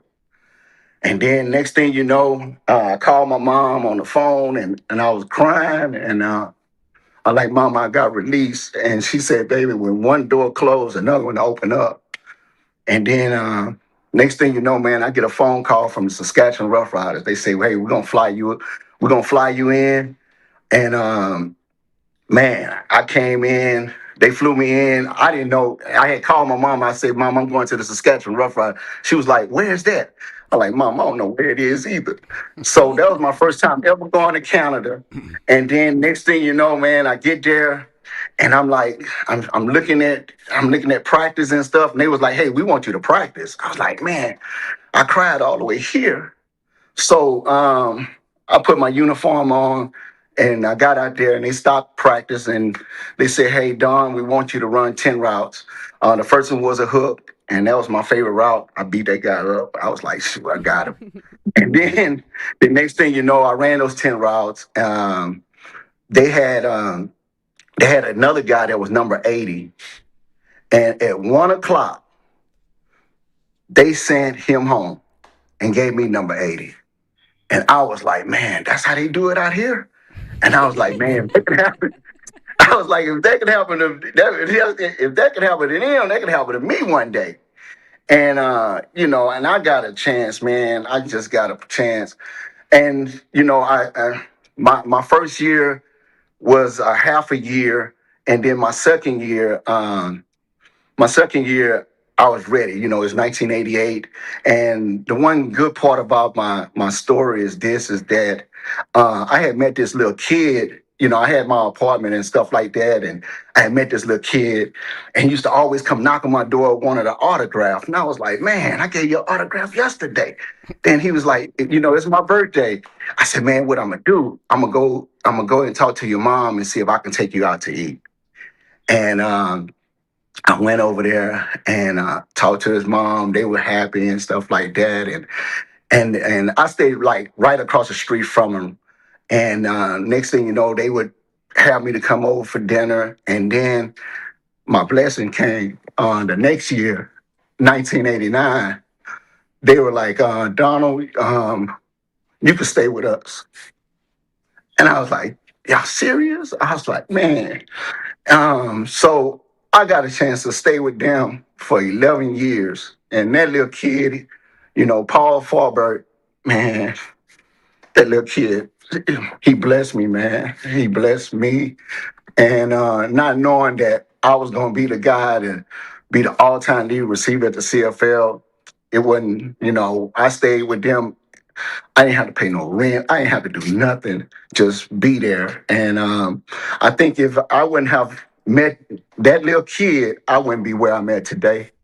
I was focused. I had a family. I had a meal to go to. I had just those little things. And then my mom came over to Saskatchewan. I was about to, catching one pass in every game. I was about to break the record, and it was 137, and I was about to hit it at 138. So they flew my mom in and stuff like that, and then I never told my mom I was staying with a family or nothing like that. And when she got a chance to meet Arlene, she was like, my mom was just start crying and crying because they took care of her baby, and if it wasn't for them, man, I wouldn't be where I'm at today. And my mom was so happy, man. It was unbelievable. That was an unbelievable moment. I have a Canadian mom and I have my mom. And it's just, you think about all the stuff that you went through, man. It's just unbelievable. But I got a chance to play for 13 years. And I look at those 13 years, man, it's unbelievable. And another thing is that when we went to the Grey Cup and we won the Grey Cup and stuff like that, what I did, I gave Paul Farber my Grey Cup watch. And I gave him my watch, and I wanted to thank him and we still keep in touch and stuff like that, but I really appreciate what he did for me. And they didn't know I was going to be one of the best players on the football team, and without them, I wouldn't be where I'm at today. And the name of my book is called The $40 that my mom gave me to go try out for the Saskatchewan Roughriders. With those $40, I became a four-time Hall of Famer. In my hometown, I got inducted to their Hall of Fame. I got inducted to Saskatchewan Hall of Fame. Texas Southern University, I got inducted to their Hall of Fame. And then the Canadian Football League, I got inducted to that Hall of Fame. And it's unbelievable, just, a guy that just had one scholarship. And look what I did. I'm the all-time lead receiver for the Saskatchewan Roughriders. And I'm pretty sure that as a wide receiver, I own it over there in the CFL, but I'm the all-time lead receiver for the Saskatchewan Roughriders. Nobody's going to catch 919 passes. I'm pretty sure they won't. Yeah. So that's basically my story. I really appreciate y'all having me on. I haven't talked in front of a camera in so long.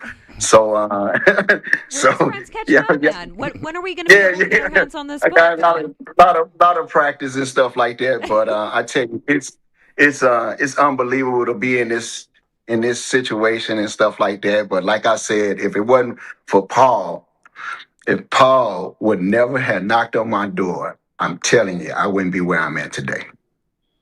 Yeah. It's a beautiful story. You gave us the full rundown. 216 games straight catch. Yeah. One catch and I caught one pass in every game. Yeah. I finished. I think it's at 216. I played in 216 games. Yep. And I caught one pass in every game that I played. When I train kids and stuff like that. I tell them the one thing is this: you gotta be on time.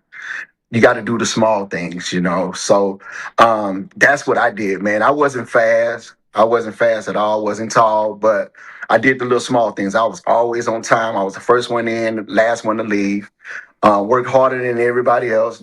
My favorite quote is "Hard work beats talent when talent doesn't work hard," and I live by that, So when's the book dropping? It's supposed to be dropping sometime in September. They running it through and everything, but it's called The 40.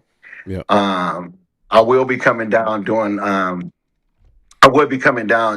a book signing and stuff like that. So, do you have a date? But if y'all know, no, I don't have a date. But if you know any sponsors, man, if you have any sponsors that want to buy the book, so I can go talk to the kids or whatever, I have no problem in doing that, man. and to make y'all look real good and stuff like that. But I definitely, we're gonna have to link up and work it out. We appreciate you, Don, but we got to once you get it all locked down, we might get you back on. But right. You got my number now, so we'll definitely. Y'all got your number. Oh yeah, I know how to get to you. I know how to get to you. Yeah. I do want to. But I really appreciate it. Go ahead. Oh, of course. I do want to ask you just another question. I mean, obviously, you are such a legend here in Saskatchewan. And I just wonder, when you look back on your career here, when you were rocking the green and white, Don, who were some of those guys in the locker room that helped shape you, some of your teammates?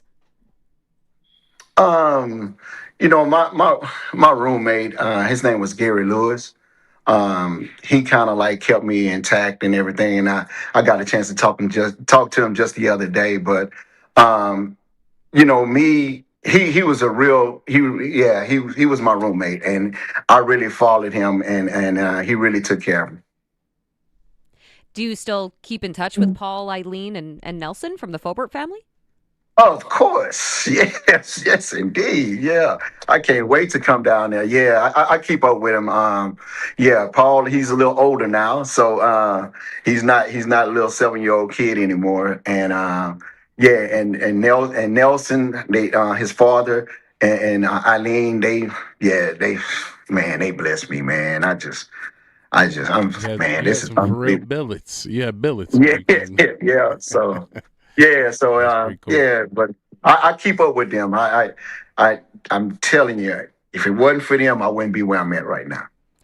We cannot wait to see you back here in Saskatchewan with your book launch here, Don. I do just want to ask, what do you remember most, and what's your fondest memory about playing in front of Rider Nation? Because just as well as the rest of us, it's pretty special to be suiting up here in Saskatchewan. Oh yeah, but I love to. They used to love my little touchdown dance I used to do. Yes. I used to do that little thing and then spin around and stuff like that. I think G-Roy Simon might have stole a little bit of his celebration from you, John. But and them cutters you used to wear, man, y'all was old. Them was like mittens compared to the gloves. Oh man, those cutters was something else, man. Those cutters were something else, but I'm gonna tell you this. They didn't go with the uniform. I hate to tell you. It did.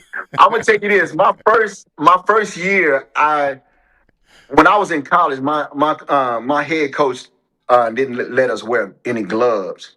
So my first 2 years in Canada, I didn't wear any gloves. So if you might see some of them catches where I was catching with one hand like it wasn't nothing, but those gloves really help. But I can catch with my hands. I really didn't. Don's a real one. He didn't need that. Right. Then that cold hawk got on you. You was like, hold on, I might need. You got to put them on, and then what I did is put Vaseline on. Vaseline closes your pores where the wind can't blow in. So I put Vaseline all over my body. Secrets now.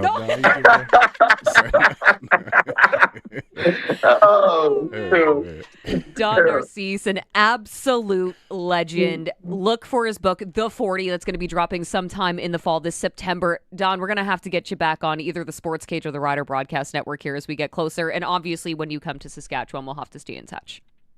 Thank you so much. I really appreciate y'all. I love what you all are doing. So thank you so much. Well, we love having you on the show. Great addition. Obviously, a green and white great. Doesn't get much better than that. Don Narcisse, thank you so much for the time. All right. Thank y'all. We appreciate Don's time. Of course, we do have to take a quick break and come back on the other side. We have Cates' Corner still to come. And, of course, Glenn Suter is going to be joining us. So hang tight. We'll be right back. This is the 620 CKRM Cooperators Rider Broadcast Network. Milligan Bio has a need for seed, and they want your heated and damaged canola today. Milligan Bio, a locally owned Canadian company based in Foam Lake, has space available for your canola and is accepting immediate delivery. Get that damaged canola out of your bins and put the cash in your pocket. Call Milligan Bio now at 272-6284. That's 272-6284 to arrange your delivery or on-farm pickup. MilliganBio.com. For 10 years, JK Junior Containment has been helping Saskatchewan oil fields save a lot of green on the ground and in the bank. The little blue box that's built to last. JK Junior is a Saskatchewan-made, patented wellhead containment system, trusted for reliable protection in tough conditions. And while the product may be blue, this time of year, we're all about the green. Celebrate 10 years of reliable, innovative wellhead containment with a product trusted by champions. Learn more today at jkjunior.com.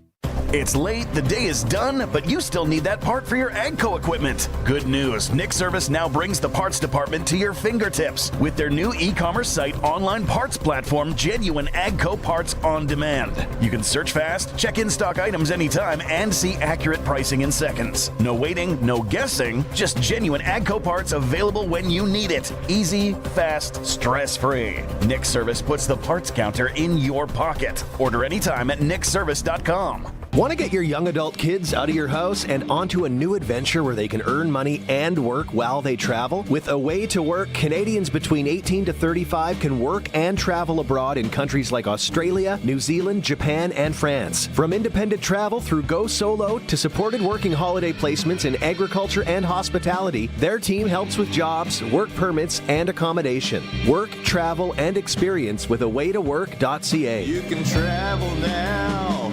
Get away to work.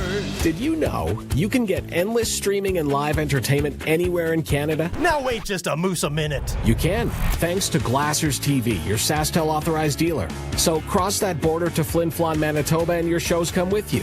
Why stop there? Head to Vulcan, Alberta, or heck, even St. Louis du Ha-Ha, Quebec, the town with exclamation marks in its name.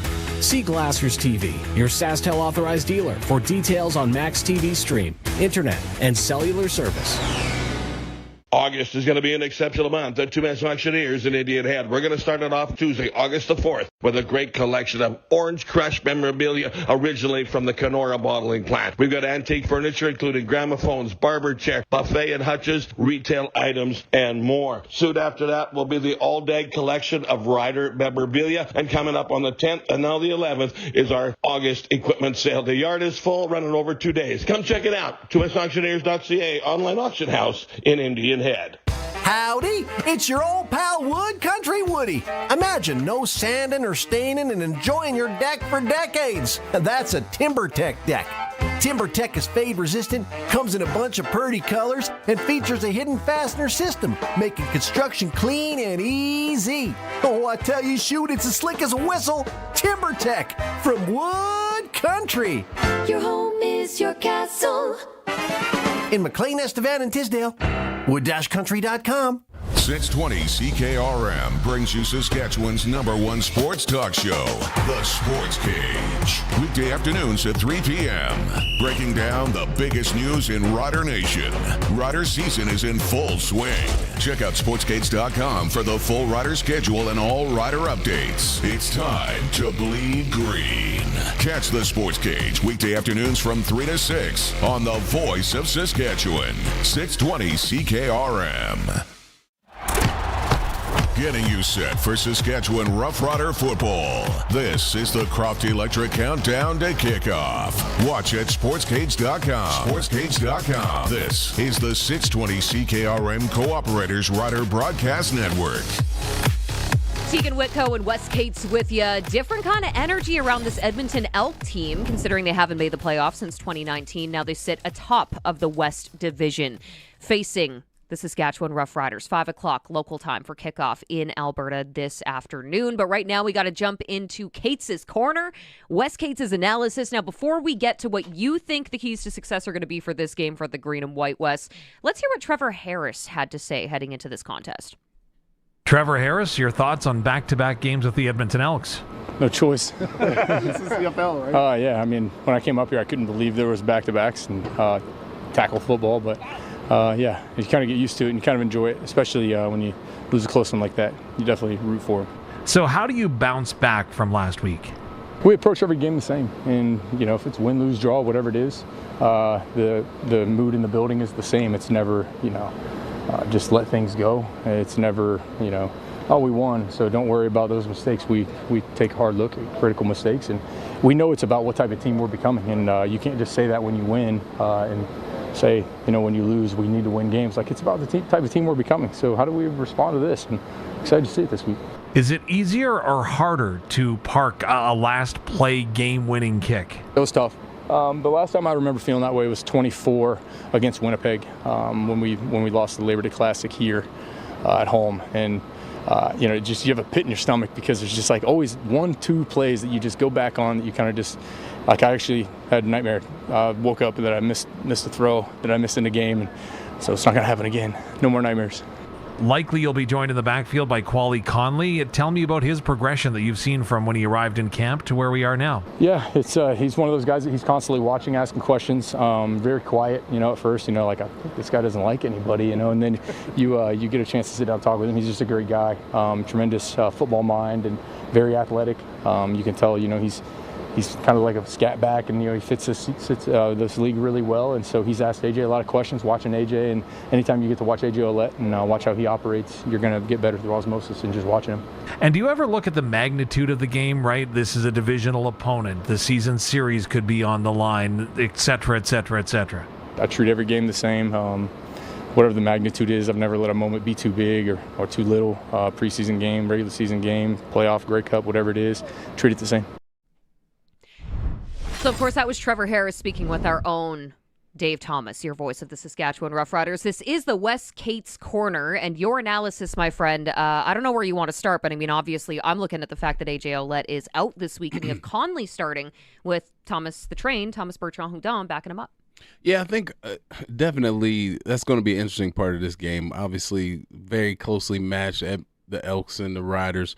But there are some important positions, right? You got Daniel Johnson coming in at the guard and Quali Conley assumingly taking most of the running back snaps. I do think that Thomas Bertrand-Houdon has played enough good football to warrant some touches, to warrant, some action during this game. And I think it'll help the Riders just to throw off the Elks defense a little bit, just with, personnel changes, things of that nature. So I think rotating both of those guys in will do the Riders some good. I think Thomas Bertrand-Houdon is also a guy that seems to find a way to make an impact play when you do get the ball in his hands. I do like Conley. He's a heck of an athlete, so I do want to see him get some touches as well. And hopefully, I know last time we saw him on the field, obviously he hasn't had the reps that AJ and Thomas have had, but he was picking some things up. There was a couple mistakes he had, but I think you should learn from your mistakes. I always like making my mistakes in practice.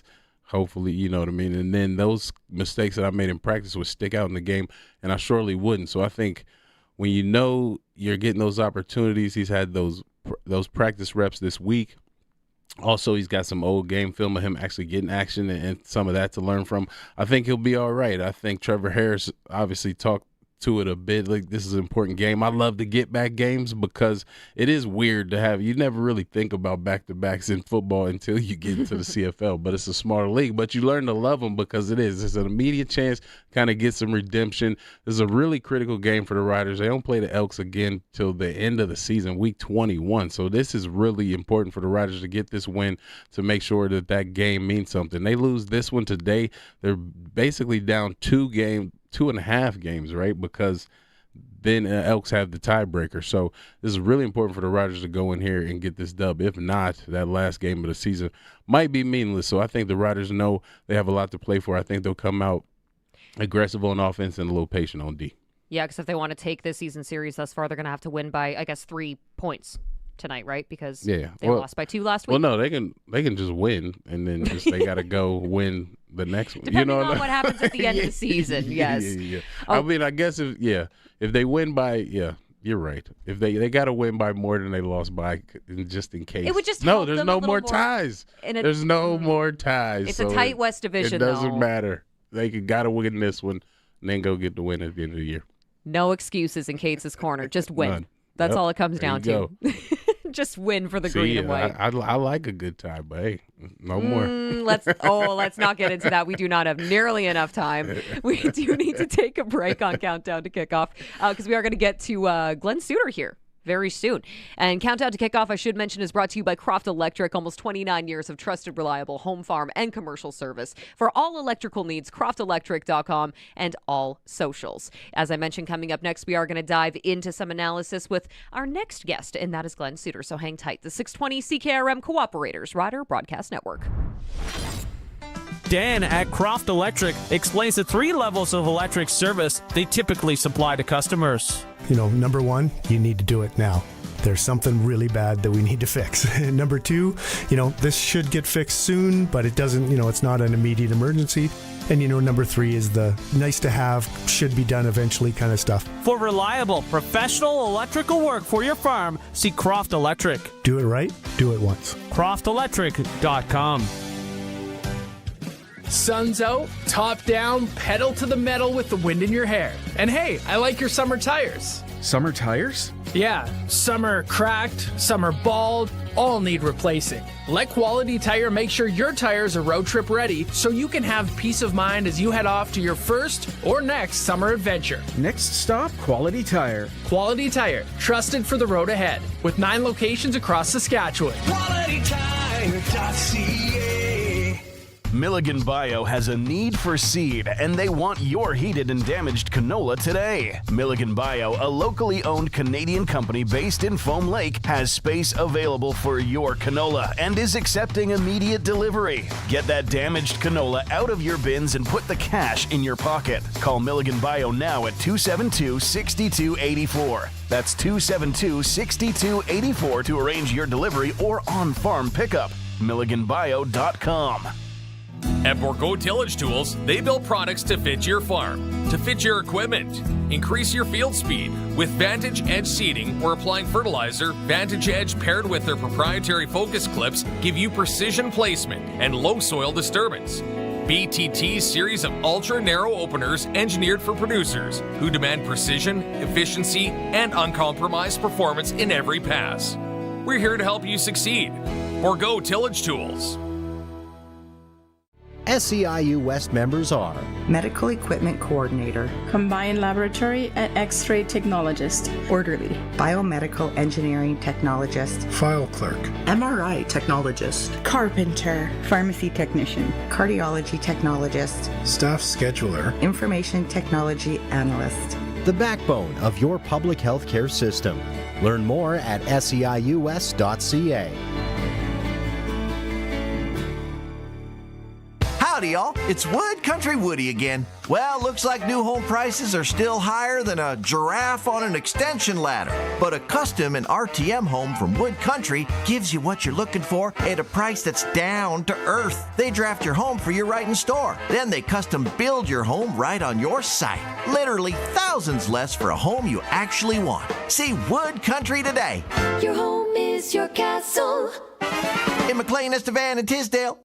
Wood-country.com. Summer is here, and it's the best time to get out on the road. So why not get your vehicle inspected? Landry's Napa Auto Pro specializes in full-service inspections. With certified mechanics on site, they handle everything from minor repairs to major overhauls. When you take your vehicle to Landry's service, your car is in the right hands. And to keep you cool and comfortable this summer, they also service air conditioning systems. Landry's Napa Auto Pro, located on North Winnipeg Street, serving Regina for over 50 years. 104.9 The Wolf is Regina's rock station and home of Chad and Evan in the morning. Chad, have you ever worn a watermelon to a game? I haven't, no. Really? No. You haven't lived. I never did it in Regina, but I've done it in Edmonton. And I got picked on. Is it just as sticky there as it is here? Way stickier, because people throw beer at you. No, don't. Streaming at thewolfrocks.com. Proud to tailgate with all of Rider Nation. This is the Croft Electric Countdown to Kickoff. Text 306-936-6262 with the 620 CKRM Cooperators Rider Broadcast Network. Welcome back. We got Teagan Witko and Wes Cates with you live from downtown Regina, getting you set for this matchup. We're only in week 9, but this one already feels very important between the Saskatchewan Roughriders and Edmonton Elk. Of course, Edmonton at 6-1, sitting at first in the West, and the Riders come in at 4-2 on the season, looking to bounce back after a loss to Edmonton at home last week. Two teams with legitimate playoff aspirations. Some of the best CFL defenses as well, and one very big rematch in Edmonton with the Upper Bowl open and a big crowd expected for this one. We're excited for it. And now we're going to be diving in right away here with our next guest as we go down to Commonwealth Stadium in Edmonton. So standing by is going to be Glenn Suter for your press coverage, which is thanks to North Home Windows, designing, building, and installing window systems in Saskatchewan for Saskatchewan conditions. NorthHomeWindows.ca if you want more information on that. And of course, you can always join in the conversation with us. You're more than welcome to hop in 306-936-6262. Text us at any point. Oh, do I hear Glenn Suter joining us now? I hear his laugh. There we are. Are you joining us from the broadcast booth? Are you commandeering Dave and Luc's position at Commonwealth Stadium right now? Yeah, I am the thorn between two roses here. If you're watching the stream, you see Glenn there sitting beside Dave and Luc right now. It's actually pretty fantastic. You can just stay in there for the game and join them. Well, I get a chance here to steal some notes and look over shoulders here and just look at some of the chart work. Take advantage of some of Dave's work. But, I can't remember, Teagan, the last time I've been this pumped for a regular season game before Labor Day. I always get pumped up for the Labor Day matchups. But this one, when you're thinking of looking at the records of these two teams, what happened last week, the show that the two quarterbacks put on, this is one to get excited about. It's going to be a big crowd, too. Yeah, it's going to be a great crowd, as you mentioned there, Glenn, and it's definitely going to be a little bit more of an important contest here, especially in the season series. There was so much discussion heading into last week's game about shutting down the run game and shutting down Justin Rankin. And do you think that maybe there was a little bit of overlooking a guy like Austin Mack? I don't know if it was overlooking. I think the Riders secondary, some of the guys this week had talked about communication issues, talked about some busts. And when you play against a veteran quarterback, a guy who's seen a lot of different looks, and you bust a coverage, you're going to get beat. It's going to be the big down the field throws. And I think that's what we saw last week. So those are things you can correct. And you get in the film room. I'm sure they did that all week. They said, okay, when we play this certain coverage, we have to be on the same page. It doesn't mean you have to drastically change coverages to try and, stop back. Although there are some things that you can do defensively to try and limit one receiver. You can play, bump underneath them. Cover two man is usually what it's called, where you have two guys that are free over the top for any deep ball, and you have man-to-man underneath. So everyone should be covered, and in fact double covered when the ball is thrown if it's a deep ball. So there are ways to do that, but I don't think it was overlooking more than it was just, the Elks have found different ways to win in their 6 wins from the season. The first 2 weeks it was Rankin. The next 3 weeks it was their defense. Their defense creating turnovers. They're number one in the league there. And then last week it was Cody through the air. So they found 3 different ways to win, and a special teams contribution with a 57-yard field goal, because I still say if Trevor Harris had time, even a minute left in that game, he would have drove down the field and they would have won the game. It was that type of game. Yeah, for sure. Glenn, now I feel like Jackson Ford kind of followed in your footsteps a bit, as a Canadian defensive back. After he's been taking a little bit of heat for what happened in Cody's 500 yards, but have you ever been in that situation where you felt like you missed a couple coverages, and how did you respond, or how should Jackson respond to the naysayers and just the situation of the last week? It's a great point, and I think this is could be a great topic for one of your segments.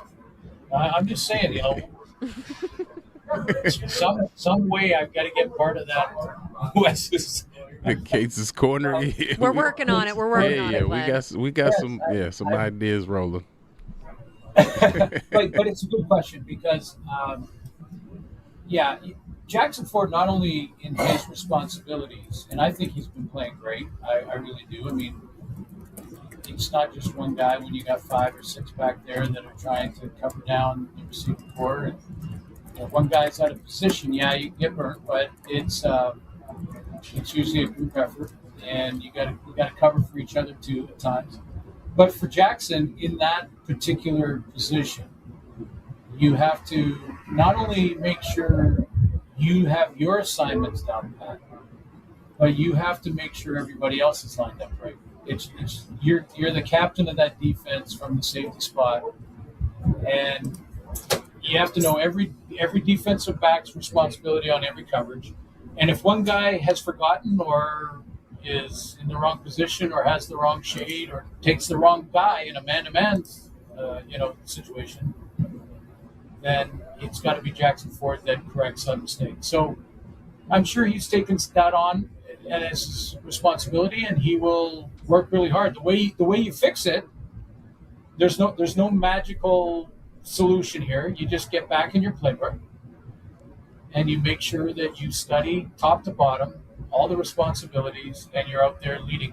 You know, when I was a rookie in the same position in Saskatchewan, my coach at the time, his name was Jay Kane, and he said to me, we had Terry Urban at one corner and Ken Hinton at the other, and they were like 8 or 9 year vets. And he saw that I was a little sheepish as a 20-year-old rookie that was starting at free safety for our first game. And he said, I want you to go home, stand in front of a mirror, and call out the defenses. And do it until you are absolutely comfortable that your demeanor is that you are confident and know your stuff, and you can make those calls so that they can see that you're confident too. And I thought it was a bizarre ask, but when I actually went in and got in front of the mirror, it worked pretty well. So your demeanor changed a bit. Yeah, exactly. You come out saying, okay, cool. I don't want to look like that guy, right? So I got to keep practicing this. Yeah. And, you know, as we began our conversation here, Glenn, and I know that we don't want to take up too much of your time here, but we did just get some information from the Saskatchewan Roughriders organization. Obviously, Samuel Emelis is now ruled out on the depth chart, and we see Dylan Jete stepping in with Del Duncan Busby moving to starting slot back, and Daniel Weeb is now going to be starting wide receiver. So how much do you see that possibly impacting the complexion of this Riders offense? Yeah, it's a tough one because you know what Sam's done and what he's capable of doing in any given game. So that's a hit. However, Daniel Weeb has an opportunity here. I've been real impressed with his return game, real impressed with his special teams work. Did well in the preseason. So here's an opportunity for him. You know, the concern also for the coaching staff is that you look at the depth. And if you have a couple guys getting nicked, they'll have to miss a series or two. What's going to be a rotation? And with Daniel Weeb on a lot of different special teams, now you have to fill those roles with other players. So right now they're in a lot of prevention, going through all of that, even when they don't miss anybody on the special team. So, it's an opportunity for another young player, and it's happened to every team along the way. We'll see how they overcome. If you ask Trevor Harris about that, he'll say, hey, next man up. We've done it. We did it all last year, and we've done that in. Next man up. Always the mentality. Go 1-0 every week, and that's what the Saskatchewan Roughriders are looking to do here tonight. So appreciate the time, Glenn. We're going to let you get back to the right broadcast booth here, but we really appreciate you sliding over to help us tee up this one. Have a good call tonight. Thank you, Teagan. I'm going to go right back to the mirror and start practicing. You got that stadium jumping. Yeah, no kidding. Appreciate the time. As always, Glenn Suter, CFL on TSN analyst, and of course, Saskatchewan Roughrider great. We apologize for some of the technical difficulties with the audio towards the end of that conversation there. So thank you for bearing with us. And of course, always appreciate Glenn's time. So we are going to take a quick break, and we're going to be back here just in a few moments here as we get you set with the Riders in the Community segment. That's coming up next on Countdown to Kickoff. Hang tight. It's the 620 CKRM Cooperators Rider Broadcast Network. The first North Home Windows customer was an important customer. So was the next, and the next. Since 1990, North Home Windows has been working to make every customer feel like they're North Home Windows' only customer. Let them show you. They'll come to your home with samples and do an estimate for free. There's not even a charge for mileage. Feel like someone's only customer. And now offering window coverings. Visit northhomewindows.ca. Need tires that tackle every terrain? Trust Integra Tire Grenfell. But they're more than just tires. Trust them for all your towing, mechanical repairs, and farm service needs as well. From your family car to your combine, they keep you rolling with expert service and small-town care. Farm tough, road ready, always reliable. Integra Tire Grenfell, where rubber meets the road and service meets the standard. Locally owned Integra Tire in Grenfell, at the intersection of Highways 1 and 47. Truly local. August is going to be an exceptional month at Two-Man's Auctioneers in Indian Head. We're going to start it off Tuesday, August the 4th, with a great collection of Orange Crush memorabilia originally from the Kenora bottling plant. We've got antique furniture, including gramophones, barber chair, buffet and hutches, retail items, and more. Soon after that will be the all-day collection of Rider memorabilia. And coming up on the 10th and now the 11th is our August equipment sale. The yard is full, running over 2 days. Come check it out. TwoMansAuctioneers.ca, online auction house in Indian Head. The Green and White knows there's nothing better than a good road trip, but some trips are bigger than others. If you're between 18 and 35, you can work and travel abroad in over 35 countries through the Away to Work program. Travel independently with Go Solo or explore working holiday placements in agriculture, horticulture, viticulture, and hospitality. They help with the resources, guidance, and support to make the big leap feel a little less scary. Kick off a new adventure at awaytowork.ca. You can travel now. Get away to work. Proven by countless farmers, 900 Series fence sprayers set the standard for your crops, and it's available at Nick's Service in Emerald Park. Featuring 370 horsepower, 132-foot boom, 1,580-gallon tank, smart drive four-wheel steering, and Liquid Logic recirculating boom, the 900 Series fence sprayers are backed by a 3-year, 2,000-hour Gold Star warranty. Leaders drive Fendt. To learn more about making your crops successful, visit Nick's Service today. nicksservice.com.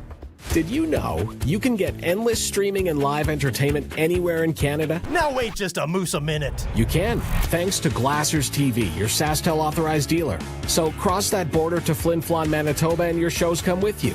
Why stop there? Head to Vulcan, Alberta, or heck, even St. Louis du Ha-Ha, Quebec, the town with exclamation marks in its name.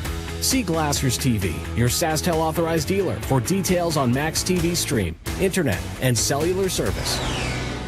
For 10 years, JK Junior Containment has been helping Saskatchewan oil fields save a lot of green, on the ground and in the bank. The little blue box that's built to last. JK Junior is a Saskatchewan-made, patented wellhead containment system, trusted for reliable protection in tough conditions. And while the product may be blue, this time of year, we're all about the green. Celebrate 10 years of reliable, innovative wellhead containment with a product trusted by champions. Learn more today at jkjunior.com.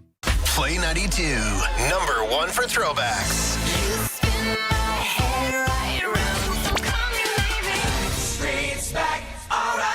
And home of Mark and Jess in the morning. You know what's nice about going to a Rider game in the middle of the summer? Sitting on the shady side. If you have pale skin like me and you sit on the sunny side, you are taking your life into your own hands. Mark and Jess wake you up 6 to 10 weekday mornings. Number one for throwbacks all day. Stream at play92.ca. Proud to tailgate with all of Rider Nation. This is the Croft Electric Countdown to Kickoff. Text 306-936-6262 with the 620 CKRM Cooperators Rider Broadcast Network. Well, it's Teagan Witko and Wes Cates with you. Man, how do you top what we watched last week here at Mosaic Stadium in Regina? Saskatchewan and Edmonton. It was a football classic, right? 70 points, explosive plays. Cody Fajardo threw for more than 500 yards. And now they look to do it all over again as Saskatchewan rolls into Edmonton and Commonwealth Stadium tonight. Kickoff is just after 5 o'clock. Riders and Elk meet for the second time in just 2 weeks. And this time, season series becomes that much more important. So the Riders want to come out on top with a victory in this one. And I will say, as I'm looking at the TV screen and here, Calgary Stampeders are leading with 22 seconds left in the fourth quarter, 44-20 over the Hamilton Tiger Cats. It's basically over. So wrap it up. Yeah, wrap it up. The Calgary Stampeders take this one, and That's another game in the books, the first of a CFL doubleheader for week 9 in the CFL already, which is hard to believe that we're already into August. And we are going to be diving into our conversation with our next guest here momentarily, as it's the Riders in the Community segment, which is thanks to Saskatchewan Senior Mechanism. Better health isn't always found in a prescription bottle. SKSeniorsMechanism.ca, community care, real connection, and better well-being. I think we might have our guest ready to rock and roll here. It's the game entertainment and community coordinator from the Saskatchewan Roughriders. Ryan Jupp joins us next. Thanks for taking the time, Ryan. Thanks for having me on. Of course. Well, the Riders are obviously away from home this week. You are bringing that stadium atmosphere to local communities throughout the season. And today we find you in Christopher Lake. So tell us all about this Riders on the Road experience that you're activating today. Yeah, so essentially we decided to come out to Christopher Lake for a watch party and Riders on the Road presented by McDougall. Essentially, we go out to this small community. They set up like some screens and stuff for us to show the game at. We bring like the cheer team, pep band, gainer, and all that fun stuff and inflatables and games and that to the community to just kind of throw out a big party for us to watch the game. And also the proceeds that we do for all the like auctions and things like that go back to the community as well. So really, it's just a great opportunity to get involved in the community and also give back while enjoying a great Rider game. So is there anything specific to Christopher Lake or special that you guys are rolling out this week out there? Yeah, so they've actually got 2 screens set up. So they got one inside and one outside, along with all the activities and games and like the food and the bar and everything. It's a great day to be out in Christopher Lake because it's like lake country on an August-long weekend. We're expecting to have a great crowd out here. And yeah, it's been great weather, just beautiful up here. It's great to come up to a small community and throw on a great event like this for them. And really quickly here, before we let you go, Ryan, what impact do you hope this event has on the local community, especially with young, football players? Yeah, I mean, well, hopefully we can create some lifelong Rider fans coming out of this event. It's not a lot of the people up here were 4.5 hours one way from Regina. So it's like kind of hard maybe sometimes for these people to get down and see a home game. So hopefully we can create a bit of and some people that are interested to come down, make the trip to Regina, and just become lifelong fans of the Riders. Ryan Jupp, Game Entertainment and Community Events Coordinator, joining us on the line from Christopher Lake. Appreciate everything that you guys do out in the community, and we hope you have a great afternoon watching the game. Thank you. Well, thank you for the time. This is, of course, Countdown to Kickoff, which is brought to you by Croft Electric. Almost 29 years of trusted, reliable home, farm, and commercial service for all electrical needs. CroftElectric.com. Still to come, we got your Rider Nation pregame show on the other side of the break here. Your voice of the Saskatchewan Roughriders, Dave Thomas, will be joining us. Luc Mullinder and his 3 keys to the game, along with injury reports, starting lineups, head comments from head coach Corey Mace, other exclusive conversations with some of the Saskatchewan Roughrider players. So hang tight. We're going to be back here in just a couple of moments, and we'll have all of that and so much more coming your way. This is the 620 CKRM Cooperators Rider Broadcast Network. Did you know better healthcare isn't always found in a prescription bottle? Through a plan called social prescribing, healthcare providers can connect older adults to community supports. Things like social groups, housing help, food access, and meaningful connections. Because sometimes the best medicine is community. If you have aging parents or you're a senior yourself, learn how social prescribing can support healthier, happier living. Visit Saskatchewan Seniors Mechanism at skseniorsmechanism.ca. Community care, real connections, better well-being. Sun's out, top down, pedal to the metal with the wind in your hair.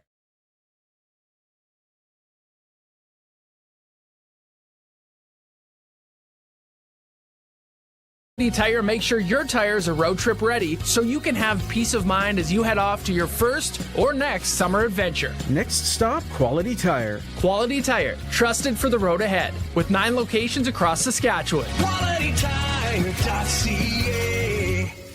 It's late, the day is done, but you still need that part for your AGCO equipment. Good news, Nick Service now brings the parts department to your fingertips with their new e-commerce site online parts platform, Genuine AGCO Parts on Demand. You can search fast, check in-stock items anytime, and see accurate pricing in seconds. No waiting, no guessing, just genuine AGCO parts available when you need it. Easy, fast, stress-free. Nick Service puts the parts counter in your pocket. Order anytime at nickservice.com. This football season, Positively Perfect Pets is offering a fantastic selection of healthy food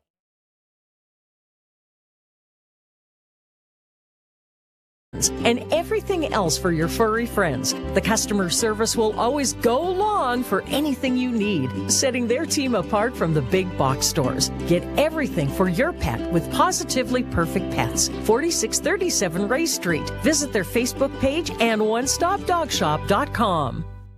Unlike the country song Kick the Dust Up, Milligan Bio knows for those of you that are construction site managers, farmers, golf course and park managers, or rural homeowners, it's all about keeping the dust down, inspiring their environmentally friendly road dust suppressant. Safe and easy to use, Milligan Bio's road dust suppressant controls the dust, coats the surface, and reduces grading and maintenance needs. To book application, call 306-272-6284.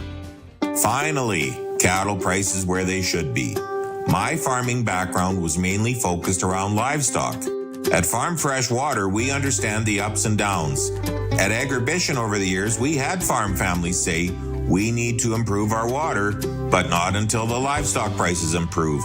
Well, we make dugouts drinkable and well water wonderful. Our systems work better and last longer. See us at farmfreshwater.ca. At Bourgault Tillage Tools, they build products to fit your farm, to fit your equipment. Increase your field speed with Vantage Edge seeding or applying fertilizer. Vantage Edge paired with their proprietary focus clips give you precision placement and low soil disturbance. BTT's series of ultra-narrow openers engineered for producers who demand precision, efficiency, and uncompromised performance in every pass. We're here to help you succeed. Bourgault Tillage Tools. Having problems with your current dentures or natural teeth? Considering complete or partial dentures? Or considering dental implants? You should have the smile you want with the comfort you need while wearing dentures. Hi, I'm Dustin Cromartie from TrueFit Denture Clinic. We pride ourselves in making comfortable and aesthetically pleasing dentures. We offer a variety of services from budget-orientated to premium treatment plans. We bill to most insurance companies, offer free consultations, and now offer denture financing. At TrueFit Denture Clinic, no one should know you're wearing a denture, especially you. Rider Nation, get ready to get loud. Kickoff is 60 minutes away. It's time to get you set for Saskatchewan Roughriders football. It's gone 10 yards. It's up. Riders touch it. It's still loose on the turf right at the 45-yard line. Riders have it. Riders have it. Coming up, we'll hear from head coach Corey Mace with all you need to know about today's matchup. We'll look at the injury reports, the starters, Luc Mullinder's keys to the game, and we'll take you inside the Rider locker room as the green and white suit up for another Canadian Football League contest. This is the Rider Nation pregame show on the 620 CKRM Cooperators Rider Broadcast Network. Here's Teagan Witko, Dave Thomas, Luc Mullinder, and Wes Cates. And here we go again. It's the Riders, it's the Elk back at it following the 36-34 loss to Edmonton at Mosaic Stadium last week. And what a game it was. Now we're in for round 2. And this season series is definitely an entertaining one to watch. As you heard the big voice guy, I'm Teagan Witko with Wes Cates here in Regina. Of course, Dave Thomas, Luc Mullinder join us from Commonwealth Stadium in Edmonton. And it is time to set the stage. So, Dave, Luc, let's get right down to it and what you guys are seeing, boots on the ground. Well, right now, seeing a beautiful day shaping up for a football game and what's anticipated to be a big crowd here at Commonwealth Stadium, perhaps the most anticipated matchup here, dare I say, Luke, in almost a half a decade, as over 30,000 are anticipated to see the rematch between the Riders and the Edmonton Elks. It's a unicorn in the fact that most professional football leagues, you're never going to play a back-to-back with a team. The Riders do today. How do you approach it if you're the Saskatchewan Roughriders and Edmonton Elks?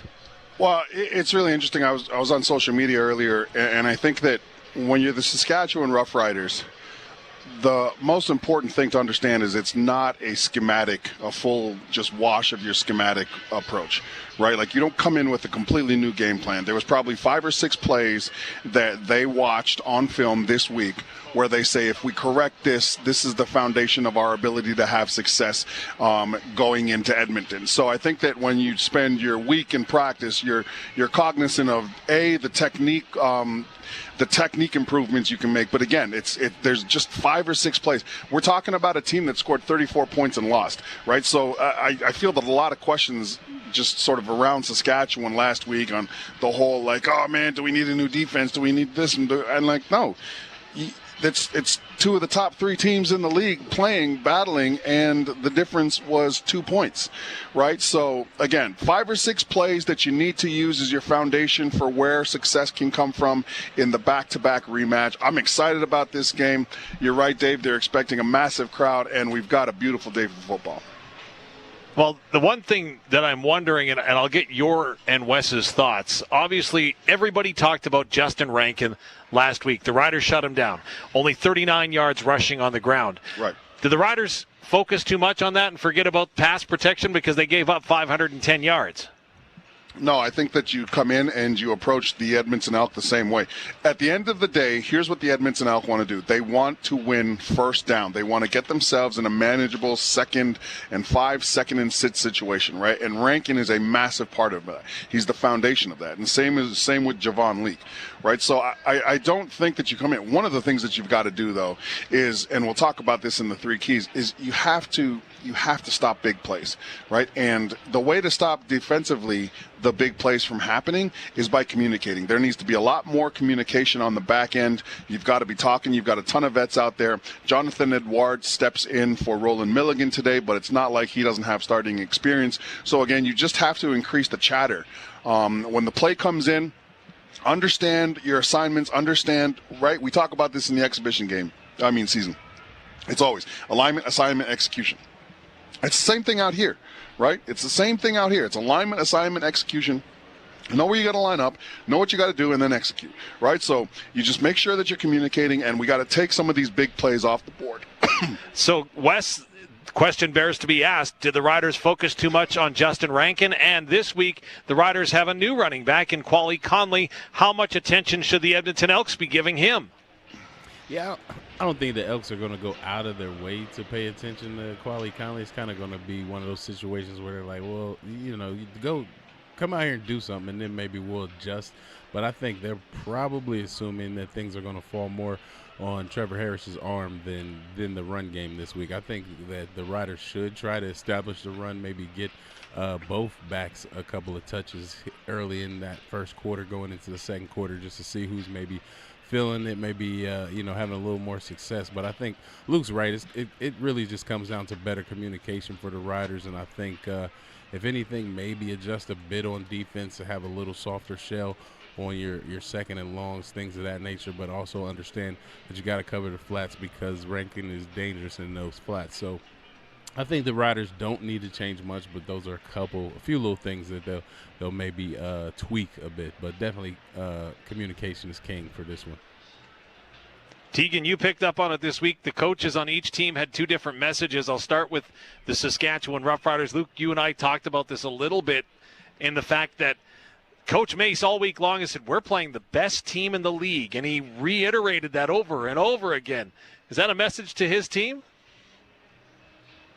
I think that when you lose, when you lose 36-34, right, to the best team in the league, I think it just sets, hey, like, look, guys, we're 4 or 5 plays away from changing against the best team in the league, and then next thing you know, we're the best team in the league. So, Teagan, you picked up on that, and also something that the message out of Edmonton this week, too, you were talking about. Yeah, so Edmonton's head coach, Mark Killam, was on the Reed Wilkins show earlier this week speaking with Jay Milne, and he, was talking about the respect that maybe Cody Fajardo deserves. Do you think a performance like that, it just puts to rest the detractors and shuts up the detractors about Cody Fajardo? Nope. I don't think so. I don't think he gets any respect. I think our team doesn't get any respect. They're still going to say Montreal's better than us. They said last week Saskatchewan's better than us, and I'm fine with that. I mean, we're a team with a chip on its shoulder. That's how we roll. That's how Cody rolls. That's why I love him. And we try to play that game. We try to use that to drive us forward. Cody was slinging it last week. He was seeing the football, seeing the field well, finding the people that were open and making, we had like 6 big plays in that game. I just in practice today, he looked the same. So, I think, that's part of who he is. That's part of who we are as a football team, and I'm just fine with that. Edmonton Elk head coach Mark Killam, who was, of course, on the Reed Wilkins show earlier this week, talking about this contest between the Edmonton Elk and the Saskatchewan Roughriders. Maybe, gentlemen, we should talk a little bit about the forecast that is taking over Commonwealth Stadium right now. Your precision weather update is brought to you by Quality Tire. And as we are looking at the forecast where you folks are right now, there is a yellow wind warning in place right now, but the strong winds aren't expected to begin until tomorrow morning. So that is the good news here, is it doesn't look like it should be that much of a factor tonight. It will certainly still play a little bit of a factor, as we are expecting winds to gust up to 60 kilometers an hour this evening, so things could get gusty towards the end of this game. Going to be dropping down to 13 degrees in Edmonton at Commonwealth Stadium as well. So something that is worth keeping in mind. Also, a chance of some showers or a risk of a thunderstorm this evening and possibly some local smoke. So weather could play a factor, but right now it doesn't appear that it's going to play too much of a factor. So your precision weather forecast is brought to you by Quality Tire. Gentlemen, there is still so much more to get to here, including catching up with head coach Corey Mace. We heard from Mark Killam, so we're going to get to Corey Mace next. Injuries, starting lineups, quarterback comparison, and then, of course, the odds and what the odds makers have to say heading into tonight's game. So we'll take a quick break in the meantime. This is the 620 CKRM Cooperators Rider Broadcast Network. Cooperators wants to remind you that if investing is the only way you're preparing for the future, you're only considering half your options. By making investments and life insurance part of your investment plan, you get the full financial picture. Plan your future holistically with investments and life insurance. Cooperators does both. Call Tom Bamford in Regina at 306-949-6633 today. Cooperators, investing in your future together. Mutual funds are offered through Cooperators Financial Investment Services, Inc. to Canadian residents, except those in Quebec and the territories. Play of the game? Touchdown! More like the game to play. The new Saskatchewan Roughriders Scratch and Win ticket. It's your chance to win 10 years of Rider season tickets, a premium suite for the home opener and the Labor Day Classic, and tons of Rider swag. Plus, 2 chances to win $75,000. Tickets available at your favorite lottery retailers. Proudly brought to you by Sask Lotteries, supporting sport, culture, and recreation across the province. Please play responsibly. Blow the dust off your VHS player and fire up your flip phone. Play 92 is taking you back with the biggest throwbacks of the 90s and 2000s.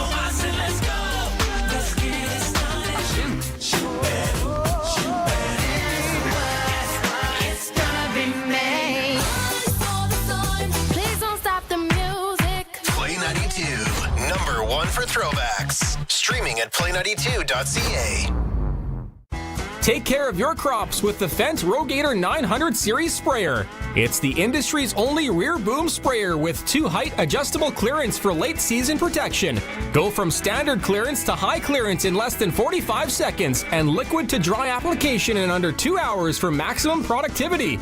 Your crops depend on spot-on placement, and this is the sprayer to get the job done. See the Fendt Rogator at KMK Sales in Humboldt. You know what they say about Saskatchewan? It's the easiest province to draw. A land where watermelons belong on your head and bunnies hug you. It's also where you'll find UFA, the better choice for fueling up. Because we're Western Canadian through and through and have been since 1909. Whether you stop by or have your fuel delivered, choose UFA. Find your nearest location at ufa.com. At Golden West Trailer and Equipment, they don't just sell trailers. They move the prairies. Canadian owned, prairie proud since 1979. With 3 local locations in Moose Jaw, Winkler, and Saskatoon, they've been your go-to for trailers, heavy equipment, and wreck vehicles, new or used. Need parts? Need service? They've got both, with SGI and MPI accreditation and a fully stocked parts department. Golden West Trailer and Equipment. They'll hook you up. Visit goldenwesttrailers.com or stop by today. 104.9 The Wolf is proud to be Regina's rock station for 30 years. There goes my hero. Watch him as he goes. I'm feeling good, all I know I should. Got the pressure beat, yeah. I'm living like behind the shadow. Streaming anywhere, anytime at thewolfrocks.com. Getting you set for Rough Rider Kickoff. It's the Rider Nation pregame show with Dave Thomas, Luc Mullinder, Wes Cates, and Teagan Witko on the 620 CKRM Cooperators Rider Broadcast Network. The Elks are 6-1, sitting at first in the West. Upper Bowl is open in Edmonton. And that's how you know there's some excitement. There's some buzz in Edmonton this week, that's for sure, especially around this football team. But the Riders are coming in, sitting at 4-2 on the season, and they got another shot at Edmonton tonight after a narrow loss to this team last week at home. Right now, we got to toss things over to head coach Corey Mace as we catch up with the coach, with him and Dave Thomas. I'm now joined by head coach Corey Mace. And coach, I know that the mantra is always to go 1-0. Do you ever, though, allow the magnitude of a game where the season series and divisional standings can creep into the equation? Do you ever allow that? No, you can't do that. There's a game to be played, and that's the ultimate focus. You got to stay within the week. Ramifications are not, even in the biggest game of the year, at the end of the year, you got a game to play, game to win. Coach, last week your quarterback Trevor Harris said that it was harder to park a last play loss than other ones. Agree? It's tough, especially in the back-to-backs, because you just watch the film over and over again, and you see all the missed opportunities for us. I'm sure they're doing the same thing. So that's probably why it feels like that. But ultimately, you address it, you get those corrections, and you execute it at practice, which we've been able to do. But it is good that you're getting those chances, right? I think so. I would venture to say our fans and even ourselves would say we didn't, as a team, play our best game versus the best team in the league, and we still had a chance. So, let's just hone in on our details and see where that puts us. Lastly, I want to talk about special teams in the return game. We saw Daniel Wiebe have an opportunity to electrify the crowd with a big punt return that unfortunately came back the other way. And then on kickoffs, it was Johnny Johnson who says, I just like having the ball in my hands. What have you seen from the return game? He's a ball in hand kind of guy, tough to bring down competitor.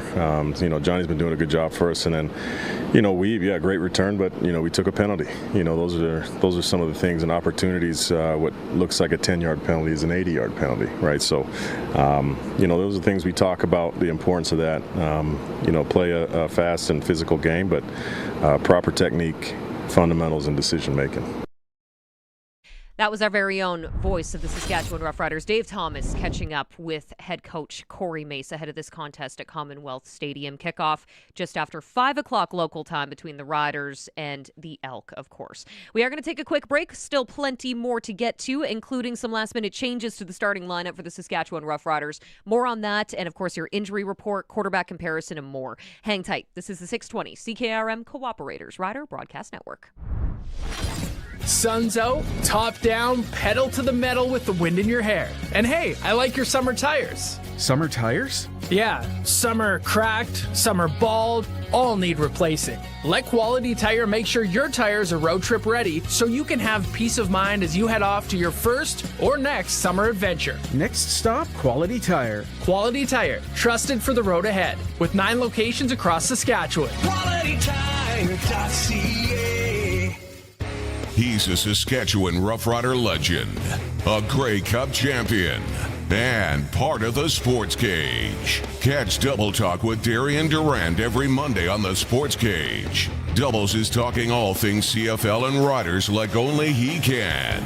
Double Talk is brought to you by Dutch Agriculture, quality for generations. Catch it live Mondays, just after 5, or check out the podcast at sportscage.com. Huddle up, farmers of Rider Nation. This is your season to lead the league in yield, and DeKalb's here to back you up. Delivering high yield potential, powerful weed control options, and the complete agronomic package, including Straight Cut Plus and Club Root Resistance. DeKalb's geared up to be your #1 canola seed. Hit the field with confidence. Talk to your rep, retail, or visit DeKalbCanola.ca/SK to lock in your starting lineup. Always read and follow label directions. Premier Scott Moe. The Patients First healthcare plan was built by listening to Saskatchewan families and frontline healthcare workers. Our goal is clear: connect every Saskatchewan resident to our primary healthcare provider and a timely surgery. We're delivering through 50 focused initiatives so you can get the right care in the right place at the right time. The Patients First Healthcare Plan. Saskatchewan is putting patients first. A message from your Saskatchewan Party Caucus. In football, every player has to be productive. On your farm, every acre does too. That's why growers trust Salford, from I-Series and Halo tillage tools that manage soil and residue to spinner spreaders and the 90-foot AB 640 air boom applicator, built to cover more acres in less time. Whatever this fall throws your way, Salford has the equipment to increase your productivity. Visit your local Salford dealer today. Salford, field your best. See them at RJ Sales in Wadena and at any Mazer Group location. Play 92, number one for throwbacks.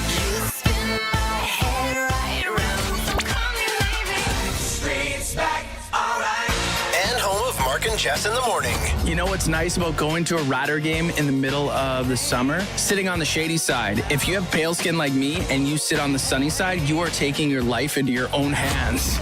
Mark and Jess wake you up 6 to 10 weekday mornings. Number one for throwbacks all day. Stream at play92.ca. Hey, it's Dig Safe Doug. Well, it's that time of year again. Let's get to work tackling that backyard project or breaking ground on your construction site. But listen, before you start, there's a few things you gotta know. Get those utility lines located. Before you dig, take a minute to expose the utility lines if you're working near them. Don't take shortcuts and take your time. Hitting a line could cost more than a fine. Request a free line locate at digsafesask.com. The countdown to kickoff continues with the Rider Nation pregame show. Get the latest on your team from our team at sportscades.com and here on the 620 CKRM Cooperators Rider Broadcast Network. Welcome back. Here with Teagan Witko, Wes Cates, Dave Thomas, and Luc Mullinder as we get you set for this game just after 5 o'clock. Saskatchewan in Edmonton taking on the Elk at Commonwealth Stadium.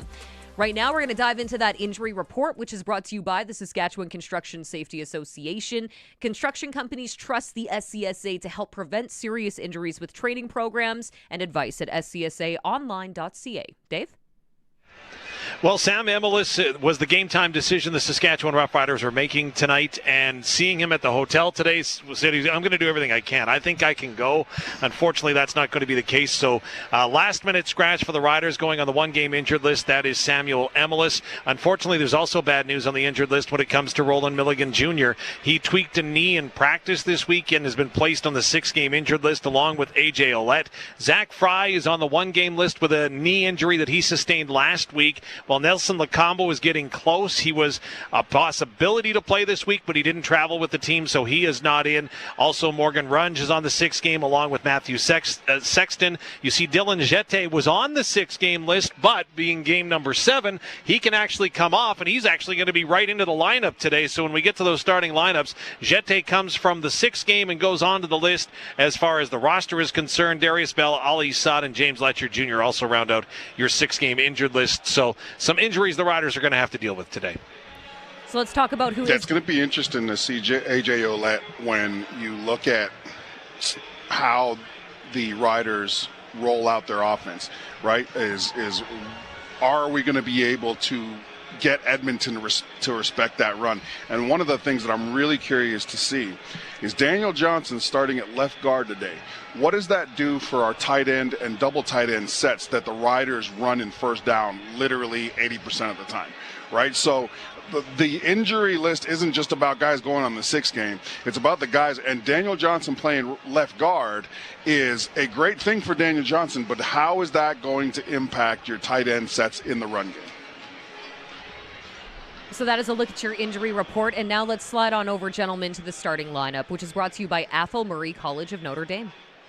Well, let's get into that shuffle then, shall we? Daniel Johnson, you mentioned Luke is starting at left guard. That means Eric Anderson, the second-round draft pick from last year, will be taking in that tight end role, and we'll see how adaptable he is to the role that Daniel Johnson has done quite well this season. Peyton Collins, Logan Ferland, Jacob Bramer, and Jamarcus Hardrick along the front, and then the receivers. That's where the shuffle happens. Del Duncan Busby is going to move to the interior, along with Johnny Johnson III and Kean Schaefer-Baker. The outside receivers, Keyshawn Johnson and now Daniel Weeb, will earn his first CFL start at receiver. Quali Conley comes in on the back end of the receiving spot, and then Trevor Harris, of course, will start at quarterback. Defensively for the Rough Riders, you've got a new look in Derek Roberson, who's going to be inserted into that four-man front. So he is going to be a rotational guy, along with Desmond Evans, who turns 30 tomorrow. Caleb Sanders, Mike Rose, and James Vaughters up front. The linebacking core has been sensational with Josh Woods, Jameer Thurman, and Antoine Brooks Jr. And then the secondary, Jonathan Edouard comes in place of the injured Roland Milligan Jr. He's played that spot before a couple of times this season. He'll get the start again there. DeMarcus Fields, who racked up 7 tackles last week, is the other halfback. Well, you got Tavon Campbell and Marcus Sales on the corner, and Jackson Ford will start at the safety position, Teagan. And, you know, one of those players that is sticking out for a lot of Rider Nation at this point is someone who's actually named Rider. So Ryder Varga finally going to be suiting up for the green and white this week, and we had a chance to catch up with him. Joined by linebacker Ryder Varga. And Ryder, what does it mean for you to get back into a CFL game? I mean, it means everything. I mean, I haven't played since September last year. It feels like forever ago that I got hurt, and to do it for the hometown team is like really exciting. So what's it like pulling on your hometown team, the Riders jersey, for the first time? Yeah, it's like surreal. Like, you know, you always like think about it as a kid. Like, I remember being at Old Mosaic, like watching games and stuff, and now just to like do it. Like, you've always been here. Like, I've played here as on the enemy team, and just being like, well, these guys are really loud, like, you know. But it's really nice to have them on my side this time. So maybe you can run through how you actually became a Saskatchewan Roughrider after starting your CFL career with BC and then heading to Toronto last year. Yeah, so Toronto let me go kind of around like end of April, and then just agent talking to some teams, and you know, obviously I'm like, well, that'd be nice if the Riders would call me, and then they did, and worked out a deal. It was good for both sides, and you know, couldn't be happier. So being from Saskatchewan, we automatically have to ask the question: were you named after the team Ryder Varga? I want to say yes for everybody, but it's really not. It was like, I think it'd be really cool if it was, but it unfortunately was not. You can maybe I'll get my parents to go back and readjust the reason they named me Ryder. But you ever see like the moving truck that has like it's like a moving company, Ryder? Yeah. They don't love moving trucks, but like they saw the name on Ryder, you know, and they're like, oh, that's cool. And my brother's name Hunter and Ryder. Thought it was a good mix. Let's talk a little bit about your game now. Head coach Corey Mace said that physically you've been ready for a while, but you had to get mentally ready. Can you explain that process? Yeah, I mean, you're always in the film room. I mean, we spend how many hours here, but to actually be on the field and be the one calling the shots or, you know, making the read, it's a lot easier on the iPad. Everything makes a lot more sense looking at it from the camera. Then, you know, you're on the field, you got to make a decision in, you know, a split second, and you got to be right. That's your job, to be right. So just getting those reps and, you know, in game, it'll feel a lot different too than practice. So I'm excited to do that and get that out of the way. Now, you played on 3 teams in 3 seasons, as we talked about. Of course, that is the business of football. But mentally, physically, can you tell me about that reorientation process you've had to go through? Yeah, it's not ideal, obviously, but I mean, it's your job. It's part of the business to relocate. You know, it's just harder to, you know, every time I got traded to Toronto, I'm like, oh, I have so much stuff in BC, like a bed frame, you know, all the stuff that you buy for your apartment in BC, and I got to redo all that. And now, you know, obviously I'm at home now, it's a little bit easier, but you know, it takes a toll, but it's part of the job. It's you know, we're getting paid to play football at the end of the day, so I can't really complain that much. So naturally, when you move teams, the question may become, do you have a chip on your shoulder and use that as motivation, whether it's BC or Toronto or Edmonton? Yeah, I mean, BC traded me away to try and make their team better. You know, I can't really like fault them for that. It's, you know, they're trying to make a football trade. Toronto, they let me go because they didn't want to deal with me while I was injured. So I mean, chip on the shoulder for sure. But I'm just here to, I'm trying to be my best version for the Riders and for myself. So you know, you got to put me first and do everything I can to be the best version of me. So I guess finally, Ryder, getting back on the field, is there a mental hurdle that you need to overcome to trust the leg once again? Get that first hit out of the way, just get that first tackle, and you know, everything. Take a deep breath, and everything will be all right. You know, it's just football. I've done it for a long time, so get that first hit out of the way, it'll be good. That, of course, was Ryder Varga, hometown guy, chatting with our very own Dave Thomas, voice of the Saskatchewan Roughriders. The linebacker is healthy and ready to play again for the green and white in Edmonton. Kickoff is coming up shortly after 5 o'clock, so we are inching closer and closer to that point. That was a look at your starting lineup, brought to you by Athol Murray College of Notre Dame. We'll take a quick break and be back with your quarterback comparison here shortly. This is the 620 CKRM Cooperators Rider Broadcast Network. To get the job done right, you need the right machine for the job. For better hay, the right machine is the 1316S Heston Disc Mower Conditioner by Massey Ferguson. The 1316S Heston is the rugged, high-capacity mower designed for reliable performance with a 16-foot working width. The 1316S Heston also has the quick change tool, making changing blades easier, getting you back to cutting hay quickly. See the Heston by Massey Ferguson at Nick's Service in Emerald Park, nickservice.com.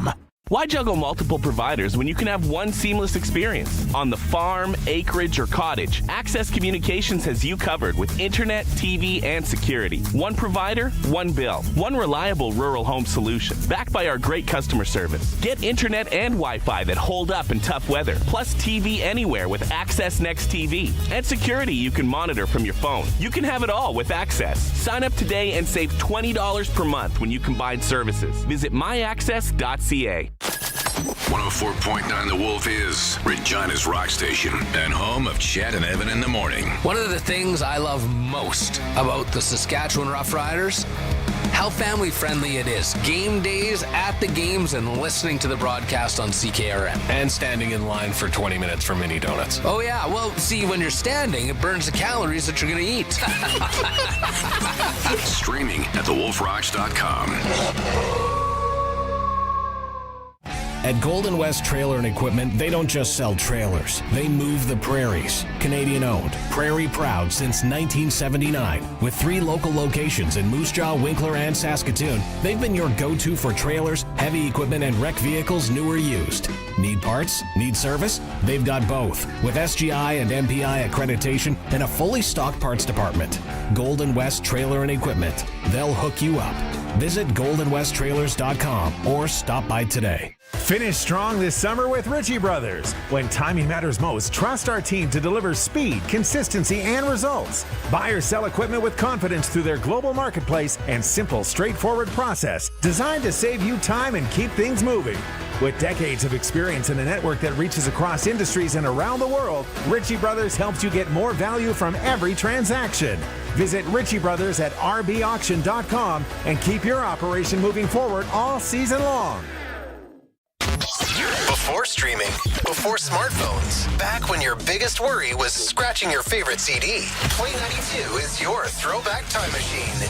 All the small things, everything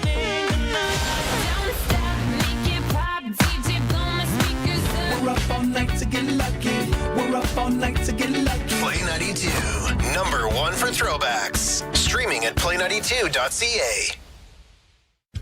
Sun's out, top down, pedal to the metal with the wind in your hair. And hey, I like your summer tires. Summer tires? Yeah, some are cracked, some are bald, all need replacing. Let Quality Tire make sure your tires are road trip ready so you can have peace of mind as you head off to your first or next summer adventure. Next stop, Quality Tire. Quality Tire, trusted for the road ahead, with 9 locations across Saskatchewan. QualityTire.ca.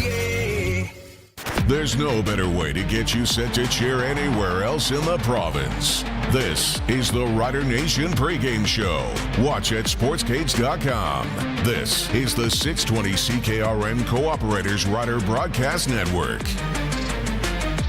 Yes, here with Teagan Witko and Wes Cates getting you set for this game after a narrow loss to the Edmonton Elk last week for the Green and White. The Riders get another crack at the Elks. And this time it's on the road in front of 30,000 plus. Yeah, attendance is looking pretty good. Pretty good in Edmonton at Commonwealth Stadium. Right now, though, let's talk about the quarterbacks. We need to zone in a little bit here. Your quarterback comparison is brought to you by Prairie Gun Traders and Avonlea. For all of your hunting and shooting needs, with all the top brands and knowledgeable staff, visit prairieguntraders.ca or stop by today. And to help us break this down, we, of course, are bringing in Justin Dunk of 3downnation.com. So, Justin, as we look at Cody Fajardo's performance last week, over 500 passing yards, and against his former team, Trevor Harris answered with 386 yards, a high-scoring contest. What do you see in these two QBs in the rematch? So much talk about Fajardo and his 510-yard game, Teagan, and I get it, but I think Trevor Harris is being underrated, especially going into this matchup. Let's consider a few different things here. First, he's only 288 yards away from becoming just the 12th player in CFL history to throw for 400 yards. So decent chance that that could happen tonight at Commonwealth Stadium. Number two would be the fact that Trevor Harris is on pace, if he keeps going, to tie the CFL single-season all-time touchdown record. Of course, passes is what I'm referring to, passing touchdowns, held by Doug Flutie. That was 48 in 1994. And even if he doesn't get to that many passing touchdowns, Teagan, the franchise record is Kent Austin, who had 35 passing touchdowns in 1992, in 32 in 1991, and 31 in 1993. Those are the top three marks single season in Roughriders franchise history. And also the fact that at Harris's current pace, he could throw for over 6,000 yards. Now, that would actually not set a Roughriders single season record, if you can believe it, because Kent Austin had 6,225 yards in 1992. That would put him second place if Harris continues on that pace. But he has been absolutely on fire for the Saskatchewan Roughriders, and I thought last week played more than well enough to win. So Edmonton is asking Cody Fajardo to come in and beat the Riders twice, within 2 weeks here. How difficult is that to repeat that kind of quarterback performance against the same defense? It's going to be difficult because you are going against that same defense, and I don't think that the mistakes we saw last week, in particular from Jackson Ford that we talked about earlier in Countdown to Kickoff, busting coverages, are going to happen again. And also, it's a different looking secondary for the Riders. With Roland Milligan Jr. now on the 6-game injured list, Jonathan Edouard goes back in. He had filled in for Milligan Jr. when he was out earlier in the season to that boundary halfback position. I think Edouard has actually played some pretty high-quality football. And also one thing to note there, Teagan, Edouard is the backup strong side linebacker as well. When Antoine Brooks Jr. went out for 3 plays, that was the guy that Saskatchewan put there. So he's got a lot of speed. I think Corey Mace can mix things up, keep Cody Fajardo guessing just that extra split second or second longer. So I think it will be difficult, extremely difficult, for Cody Fajardo, to throw for 500 yards again. You're talking a bit about injuries. I'm thinking, do you think Trevor Harris is going to have to, I guess, is the lack of Sam Emilus being in the lineup going to affect Trevor Harris's day? And what do you think about what Mark Killam had to say about the naysayers with Cody Fajardo? I just gave you 2 questions. Sorry, Doug. That's all right. Mark Killam, is always fired up about his team. So, that's not a surprise to me. As it relates to the Riders receivers, with the late change here, Emilus being out with a foot injury, Daniel Weeb going into the lineup at starting wide out. But Wes, they move these guys all around. Trevor Harris has talked about that in the past, that who's on the field in terms of pass catchers doesn't necessarily matter to him. He's such a rhythm and timing passer, and he can push the football down the field, that he's going to take largely what the defense is giving him. Although with Emilus out, I think that changes the game plan in terms of potentially some of the shot plays, or when you get those one-on-one coverage looks. Harris is really comfortable putting it out there for Emilus, and why would you not? The guy's an all-star. He can go and get the football in a variety of different ways. So some new guys into the lineup from the periphery, but Harris has worked with Weeb and Duncan Busby now for a couple of years, Duncan Busby in particular, and I think that it won't affect him that much. That said, Samuel Emilus is definitely a game changer. We're going to see a few more bright green cleats on the field here tonight. But Justin, bottom line, if we get to another close game late, who are you trusting from your perspective, where you're not really cheering for either team? You just want to see a good football game. Which quarterback do you trust most to make the big play when it comes down to it? Man, both these guys have shown they can do it. You're talking about Grey Cup MVPs here, guys that have led their respective teams at points in time. I should specify Cody Fajardo did it with the Alouettes in 2023. Of course, Trevor Harris last year with the Riders. So I think they can both make big-time throws. And I think this game will go down potentially to the old adage that Wes knows about. There's going to be a handful of plays, I think, that could decide this football game. And you never know when those are going to be. So can these quarterbacks, who are the 2 most accurate quarterbacks in CFL history, not just this season, but CFL history, make those throws when they count most deep in the fourth quarter? To me, that could tell the outcome. Well, I think it's going to be a good game here regardless. That is your quarterback comparison brought to you by Prairie Gun Traders in Avonlea. Really appreciate the time, Justin. Justin Dunk of 3downnation.com, of course, and we will talk to you in the postgame show. Sounds good. We are going to take a quick break, and let's see what the odds makers have to say next. We'll be right back. This is the 620 CKRM Cooperators Rider Broadcast Network. Hey, my name is Samantha. I work as an assembly technician for Ford of Canada. What I love about working at Ford is knowing I'm part of something I'm proud to stand behind. And when Ford does something like employee pricing, it makes me even prouder to work here.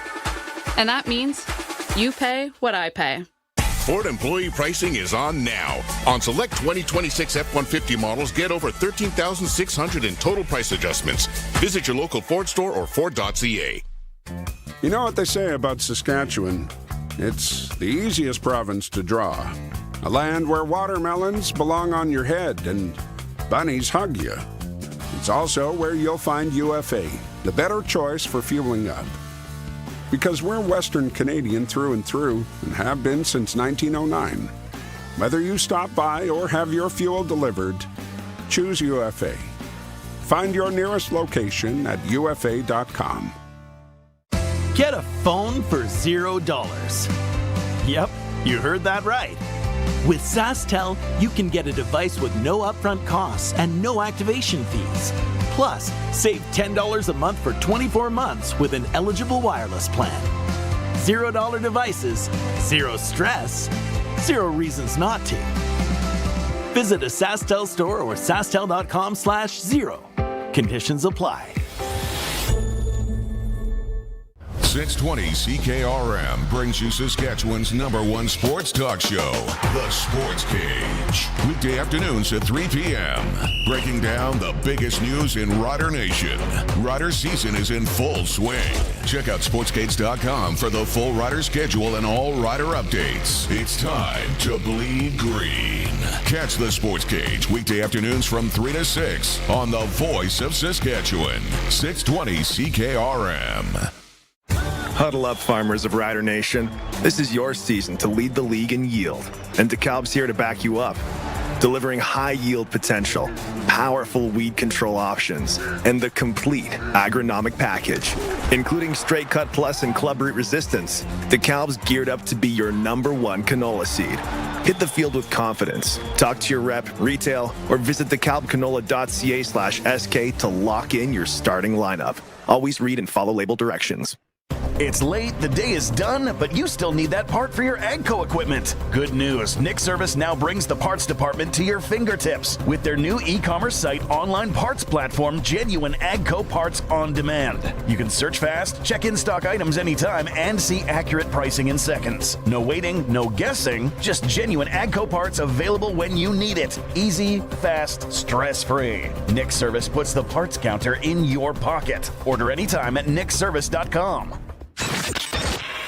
Blow the dust off your VHS player and fire up your flip phone. Play 92 is taking you back with the biggest throwbacks of the 90s and 2000s.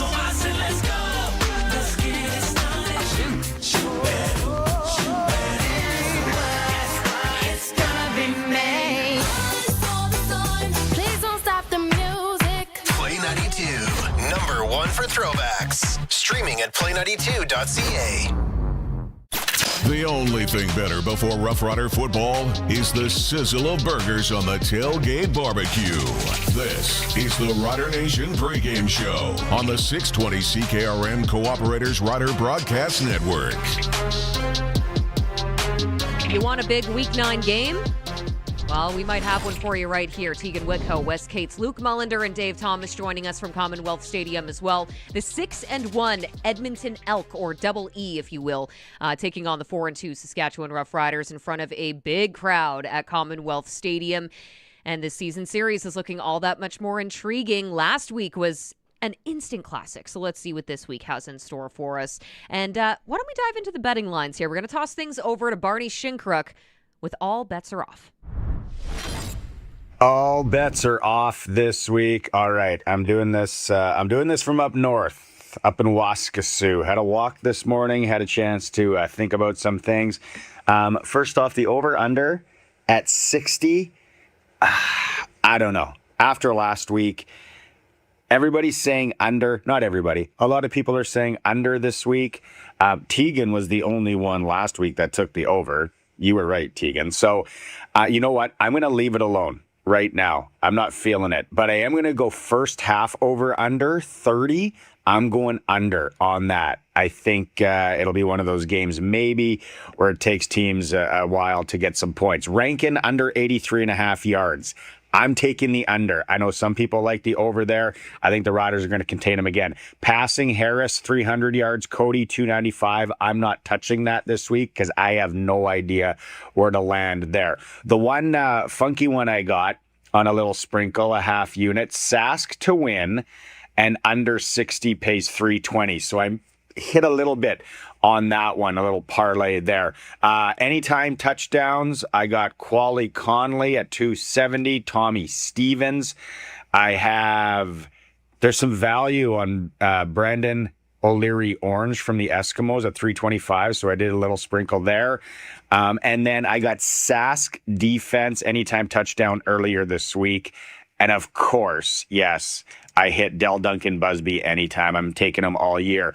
The Yacht Club, they're pretty quiet today. They like Conley anytime touchdown as well. They also sent in KSB over 80 yards. With last week's game and how it went, let's just hope for another exciting game tonight at Commonwealth Stadium. I think if I had to pick one of my bets that I really like, I could be wrong. You can criticize me next week on the Sports Cage. It's the first half over under of 30. That's it for me. Teagan, you were right last week. I was wrong. I don't know where you stand this week, but back to you. All right, our producer Colson, can you please clip that? I think that might be the first time I've ever heard Barney say, Teagan, you were right. Teagan, you were right. That's going to be my new ringtone. But that was Barney Shinkaruk with All Bets Are Off as we head into this contest between the Edmonton Elk and, of course, the Saskatchewan Roughriders. But I'm curious to hear what Luc Mullinder has to say about this. Are you taking the over, the under? What are you thinking? I'm taking the under on the 60. I feel like both defenses understand kind of where their opportunities to improve were. And, you know, as a defensive player, you come out there and you try to, like, nobody wants 30 points put up on the, right? So you got to show a little bit of pride. So that's why I'm taking the under. I think it's a bit close, but I'm going to take the under. And Dave, what about you? You know what? I really see these two offenses going off again today. I love sitting on the fence and not spending my money, but to me, I think offensively, these two teams can put up points. They've shown it, and I'm not sure what a change in venue or week is going to do, but you know, the one change, Luke, that I know many people have been talking to us all over the stadium about is, well, the Riders just need to blitz and they'll be fine. Why did you raise your eyebrows at me? No, I completely agree. There's a lot of questions this week about that, and I had a great conversation with one of my mentors, Eric Dillon, about, and we were talking about, like, okay, well, what's the risk? Because everybody does say, like, yeah, you got to pressure Cody, right? That's when he starts making quick decisions. That's when he gets in his rush. If he speeds up his clock in his head, he starts seeing ghosts. The problem with Edmonton this year and blitzing Cody Fajardo is our number one key last week was you got to tackle the check down route as soon as they get it, right? Justin Rankin, Javon Lee. The problem is when you're blitzing, unless you're going to blitz in a zone, and not too many teams want to do that, right? When you're blitzing, you're committing guys to the quarterback, right? One more than the defense or the offensive line can block, right? Two more maybe sometimes. And with a guy like Rankin, if he gets the ball into the flats because you're blitzing, a lot of the times that means it's a one-on-one situation, right? With your help pretty far away, right? Like, you don't have a safety that's going to be coming down in a lot of times because the safety's involved in the blitz or he's involved in covering a man that's going to need to be covered down on. So the problem with the Elk, I think, is they know that, or opponents know, yes, you want to get to Cody. Yes, you want to blitz Cody. The problem is they've got Leak and Rankin in there who are incredible checkdowns and break tackles like it's their job. Well, it is their job, but that's right. So I think that's where you kind of got to say, whoa, right? Let's hold it. And that's why I like taking Rankin out of the running game. I think that BC last week, if you look at Saskatchewan, they did a good job holding Rankin down in terms of his yards gained per carry and his total rushing yards. And they said, hey, like we got to stop him in the passing game. And obviously he made an impact there. And then you look on the flip side, I think it's going to be really interesting now that Sam Emelis is off the field, right, for the Saskatchewan Roughriders. If I'm Edmonton, I go in and I say, well, look, I want to bracket Kean Schaefer-Baker now. Like, let's let one of these other receivers prove that they're the man to beat us. Let's take 89 out of the game. So there's a ton of things that you want to do schematically, but you always have to caution for, right? So now you want to get the ball to KSB because Emelis is down. Well, now the defense knows, well, let's make someone else beat him. You want to blitz Cody, but you got to realize that if Cody gets the ball to a check down in a guy like Rankin and he's one-on-one with other defenders running towards her, that's a big play waiting to happen. And one of the things you want to do is you want to limit the big plays this week. Well, it's a recipe for one heck of a game yet again this week between the Saskatchewan Roughriders and the Double E from Commonwealth Stadium. We are going to take a quick break and come back with more from Luc and his 3 keys to the game, so hang tight. This is the 620 CKRM Cooperators Rider Broadcast Network. It's that time of year again. Is your tractor ready for all the hardcore tilling, high-volume air seeding, and grain cart work your large acre farm has in store? Maybe it's time to consider a Xerion. With up to 653 horsepower, class-leading hydraulic flow, a CVT transmission, and the quietest cab in its category, the new Xerion 12 Series is built on a solid frame to safely handle your biggest implements. Kloss delivers equipment, parts, and service support that keep you running. Go to kloss.com to learn more. Kloss, are you made for more? Before the season starts, you've got a checklist. Inspecting equipment, testing the soil, and planning your field routes. Don't forget to add one more. Order your free SaskPower Farm Safety Decals at saskpower.com/comehomesafe tonight. Put one in every cab, so you always know what to do if you contact a power line. Because every good season starts with safety. And always remember to come home safe tonight. Where was I when I won the lottery? I was watching TV. I was on a road trip. I was on a tractor. In my dad's shop. On the job site. I was on a trail ride with my horse. Stars Lottery. When lives are saved, we all win. Your ticket supports critical care anywhere, and you could win millions with Lucky Stars 50/50 and Stars Daily Cash. Get yours today at starslottery.ca. License LR 260008. Saskatchewan only. 18+. Please play responsibly. Most farm insurance only shows up when things go wrong. But with 2026 margins looking tighter than ever, there's no room for wasted cost. If you're farming like you're strapped into a life jacket, waiting for a disaster to strike, it's time for a solution that's part of your plan. Global Ag Risk Solutions protects your inputs and margin, so you can farm forward knowing your revenue is protected. Use your insurance as a tool, not as a flotation device. Maximize your 2026 growing season with Global Ag Risk Solutions.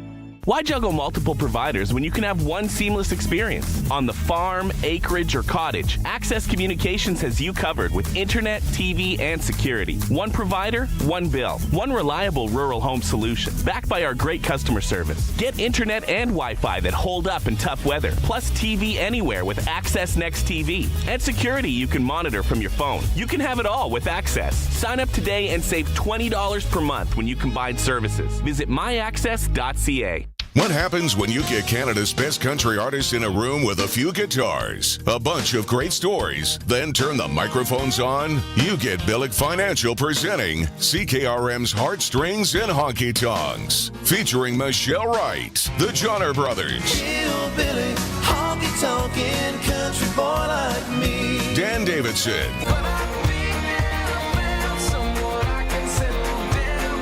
Kelsey Kulik, Clayton Bellamy, Evan Baxter, and some surprise guests. One night only, September 21st at Dark Hall in Regina. You're not just watching the show, you're in the show. Your laughter, your applause, your energy all become part of a live broadcast on 620 CKRM as we celebrate 100 years of CKRM.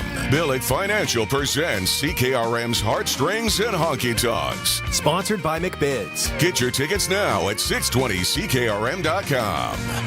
Getting you set for Rough Rider Kickoff. It's the Rider Nation pregame show with Dave Thomas, Luc Mullinder, Wes Cates, and Teagan Witko on the 620 CKRM Cooperators Rider Broadcast Network. Well, the haze is settling in here at Commonwealth Stadium, as well as a little bit of cloud, too. There is a threat of a thunder shower. Hopefully nothing like what you might have seen from Post Malone in this venue just, 6 days ago? That being said, we're getting set for a dandy of a football game, and Luke, you've got the keys to what will make these teams successful today. And I think that when you're looking at, again, the home-at-home games, this is the keys based on what we saw last week. And the first one is we can't have any explosive plays. So we talked about the need to communicate in the secondary. You've got to limit Edmonton to in their ability to make those explosive plays. A lot of that goes into no busts, right? So key number one, no explosive. Key number two, this offense has to finish drives today. Okay, there's no. It's essentially a playoff game where if you want to win the game, you're going to have to score touchdowns, not kick field goals. I know that there's a bunch of controversy around our field goal kicker right now, but all that controversy doesn't even come up if you finish your drives and cross the end zone with the football. And I think the critical piece against the Edmonton Elks, trying to keep them in 2nd and 7+ here for this game, is your first down run defense, right? I like the schematic, obviously, approach last week because you held Rankin down. Do you make adjustments? Probably not, right? You might throw a first down blitz in there every now and then, but hold Rankin down, win first down. So your first down defense is your third key. Keep them in 2nd and 7+, and that way, then you can get a little bit more creative. There you go, Luke's 3 keys to the game for the Edmonton Elks and Saskatchewan Roughriders. Kickoff is coming up mere moments from now. Of course, first place in the West somewhat on the line. The Elks are 6-1, the Riders are 4-2, and one of these teams will take a big step forward when it comes to what the season series might look like, this being game 2 of 3 between the two teams this season, but also into what the overall standings look like, with Calgary picking up a win in Hamilton today, BC finding a win in Winnipeg. There could be some separation, or things could get real tight in about 3 hours time from now. So those are the keys to the game. Hang tight. Kickoff is coming up in a moment from Commonwealth Stadium. That'll do it, of course, for the countdown to kickoff and Rider Nation pregame show here on the 620 CKRM Cooperators Rider Broadcast Network. Hi, I'm Samuel Emelis, wide receiver, number 19 for your Saskatchewan Roughriders. The Capital Auto Group Pick 6 contest is back and is your shot at something big. One lucky Rider fan will drive away in a brand new vehicle at the final home game of the season. Get closer to the driver's seat and stop into any Capital location, or enter online at pick6.ca to get your name in a draw. Pick 6, we drive, Rider Nation. Need some dirt moved? Some snow plowed? Or how about some grass cut?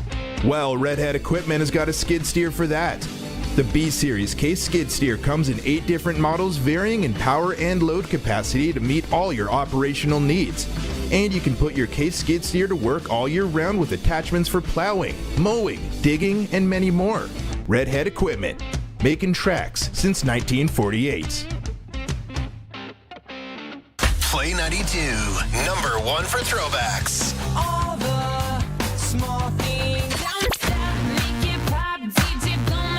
And home of Mark and Jess in the morning. You know Gainer's old touchdown car? It doesn't sadly run anymore, but if it did, I wonder how much it would cost to fill that thing now. Probably so much that Gainer would need to get a second, maybe even third job.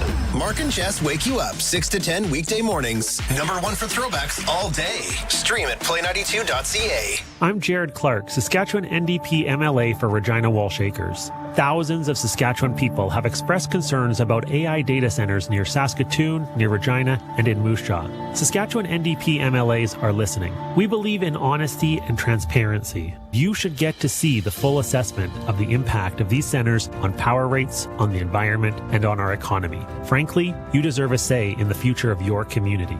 You can contact me at 306-352-8754.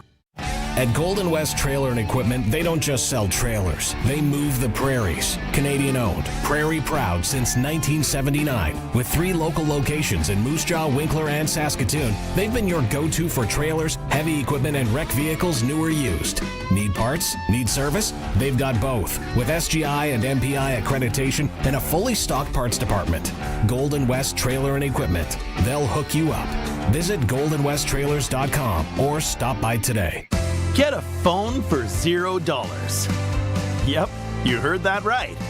With SaskTel, you can get a device with no upfront costs and no activation fees. Plus, save $10 a month for 24 months with an eligible wireless plan.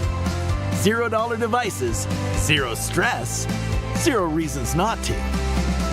Visit a SaskTel store or sastel.com/0. Conditions apply. 620 CKRM brings you Saskatchewan's #1 sports talk show, The Sports Cage. Weekday afternoons at 3 p.m. Breaking down the biggest news in Rider Nation. Rider season is in full swing. Check out sportscage.com for the full Rider schedule and all Rider updates. It's time to bleed green. Catch The Sports Cage weekday afternoons from 3 to 6 on the voice of Saskatchewan, 620 CKRM. Pride. Tradition. And it's intercepted. Riders have it again. Excellence. Gets across the 40, leapfrogs a man. A big first down run by A.J. Olette. What hops on that man? For over 4 decades, Harvard Media has been the flagship broadcast partner of the Saskatchewan Roughriders, uniting our province from corner to corner. It's game time, Saskatchewan, on the 620 CKRM Cooperators Rider Broadcast Network. Now to the broadcast booth. Here's your voice of the Saskatchewan Roughriders, Dave Thomas and Luc Mullinder. As the Saskatchewan Roughriders jog onto the turf here at Commonwealth Stadium, they're greeted with a hero's welcome. And you know, this is not a recording. First place is on the line with the 2 top teams in the West ready to square off. Hello, everyone, and welcome to Edmonton, Alberta. I'm Dave Thomas alongside Grey Cup champion Luc Mullinder, celebrating his 10th season in the booth to my right, with our technical producer Jerry here at Commonwealth Stadium. It's rematch time as the Saskatchewan Roughriders will look to avenge a tough loss 36-34 just 9 days ago to these Edmonton Elks. But that said, 9 is kind of a cool number. But you know what? 10 is a pretty great number too. Like when you're bowling, or when you say 10-4 to a friend. Or how about 10 fingers and 10 toes when you welcome a child into the world? Or 10 players on the basketball court? Or all of that said, while we get set for a key matchup in the West Division, it's an opportunity to also celebrate the guy who gives his keys to each and every game for 10 seasons. Yes, we celebrate tonight, Luc Mullinder. And if you'll bear with me, it's time to head to Florida to say hello to Plaza of Honor quarterback Darian Durant. Oh, no way. Lou, what's up, bro? Ham, as I like to call you, man. Just wanted to send you a big congrats on 10 years in the booth. Man, you've exceeded all expectations, man. You've been wonderful, and best wishes to 10 more years, bro. So just wanted to send you a congratulations, man. Take care and keep doing your thing, my boy. Doubles factoring in the pregame. Why not? Let's double down and double up here at Commonwealth Stadium. And Luc, this is to you on a beautiful night for football and a first-place showdown at Commonwealth Stadium as the Elks are about to make their way onto the turf. Oh, man, thank you, Dave. I appreciate that. You know what, man? It's 10 years of talking Rider football with the greatest fan base in the nation. You know, and it's a privilege, and you know, I thank you for that recognition. But man, it's about Rider Nation, and what a treat we got today, right? We've got you know, 2 of the best teams in the league. We've had a barn burner here the week before, and now you come out, and it's really interesting the amount or what the amount of shifts are going to be from either team, right? You've got a couple key roster moves. That MLS move, unfortunately, for taking off the roster today is a big one because of the way it exposes Kean Schaefer-Baker, right? You've got Daniel Johnson playing left guard today. What does that do to your tight end sets? And then for Edmonton, they come in here and there isn't really a lot of change on their end. And I think that if you're Edmonton, you probably just watched a lot of individual film, right? Cordell Jackson had a really tough day in man coverage last week against our receivers, right? Tyrell Ford, the veteran out there, he made a couple of mental errors. So again, there's so many things that are going to go into this game regarding where you make the shifts. But what a privilege we get, and it's obviously a great privilege to talk football with Rider Nation. So thank you for that. Well, let's talk for just a second about the Quality Tire coin toss that's coming up in a moment. Quality Tire with 9 locations across Saskatchewan and at qualitytire.ca. You go back to last week, the Saskatchewan Roughriders won. They decided to defer to the second half. You normally do that. Right. The Edmonton Elks knew there was going to be a very touching, emotional moment before the game and decided to go on offense first, took the ball, scored. The Riders chose to take the ball in the second half and not the win. Not a substantial win, but all of a sudden, Vincent Blanchard gets to kick a 57-yard game-winning field goal with that little bit of wind at his back. How critical is that? Well, it just goes to show how good these teams really were last week offensively, right? You really got the feeling if we have 2 more minutes left in that game and the Riders got the football, the Riders probably would have won, right? I mean, you got to give credit where credit is due. 57 yards, game on the line in Mosaic Stadium. To make that kick, and by the way, make it confidently. That would have been good from 65, right? You got to give credit where credit is due. But again, it's just was that back and forth battle where there's so many sort of stops that both teams wish they could have made. And I think that's where you come in now. It's like, hey, like I said in the pregame, the 5 or 6 plays, right? The 5 or 6 plays that meant the difference or equated to the difference in the game for the Saskatchewan Roughriders. What are you doing this week and coming into this game to just learn from those plays and then adjust and make yourselves better to get the win here in Edmonton? Well, let's head downstairs as we get set for tonight's national anthem. Oh, Canada, our home and native land, true patriot love in all of us command. With glowing hearts we see thee rise, the true north strong and free. From far and wide, oh Canada, we stand on guard for thee. God keep our land glorious and free. Oh Canada, we stand on guard for thee. Oh Canada, we stand on guard for thee. Thank you. Well, you can hear the fans at Commonwealth Stadium, and why not? This place is filling up and filling up fast. The upper deck on the far east side has been opened for the first time in 4 seasons here in Edmonton, as over 30,000 are anticipated here tonight. The weather, it's warm, it's a little smoky and hazy, and there is that threat of a shower moving into the vicinity. 60% chance, risk of a thunder shower this evening. Now, some forecast models are calling for that to hit in the third quarter. Others are saying later tonight. Let's hope for the latter. Temperature going to drop to about 23 degrees later on, with the winds remaining moderate for much of the evening. Our kickoff weather, a few clouds. As mentioned, there is some smoke haze in the air. The meters here at Commonwealth Stadium say that smoke haze is at about a 4. So again, it's not the 9 that we encountered last season at Mosaic Stadium, so 4 is manageable and maybe more importantly playable. So we'll be able to see that here tonight at Commonwealth Stadium. We have a few clouds, as mentioned, though. Southeast wind at 7 kilometers an hour, gusting 11, and the temperature currently is at 29 degrees. As let's join referee Tim Croker for that Quality Tire coin toss.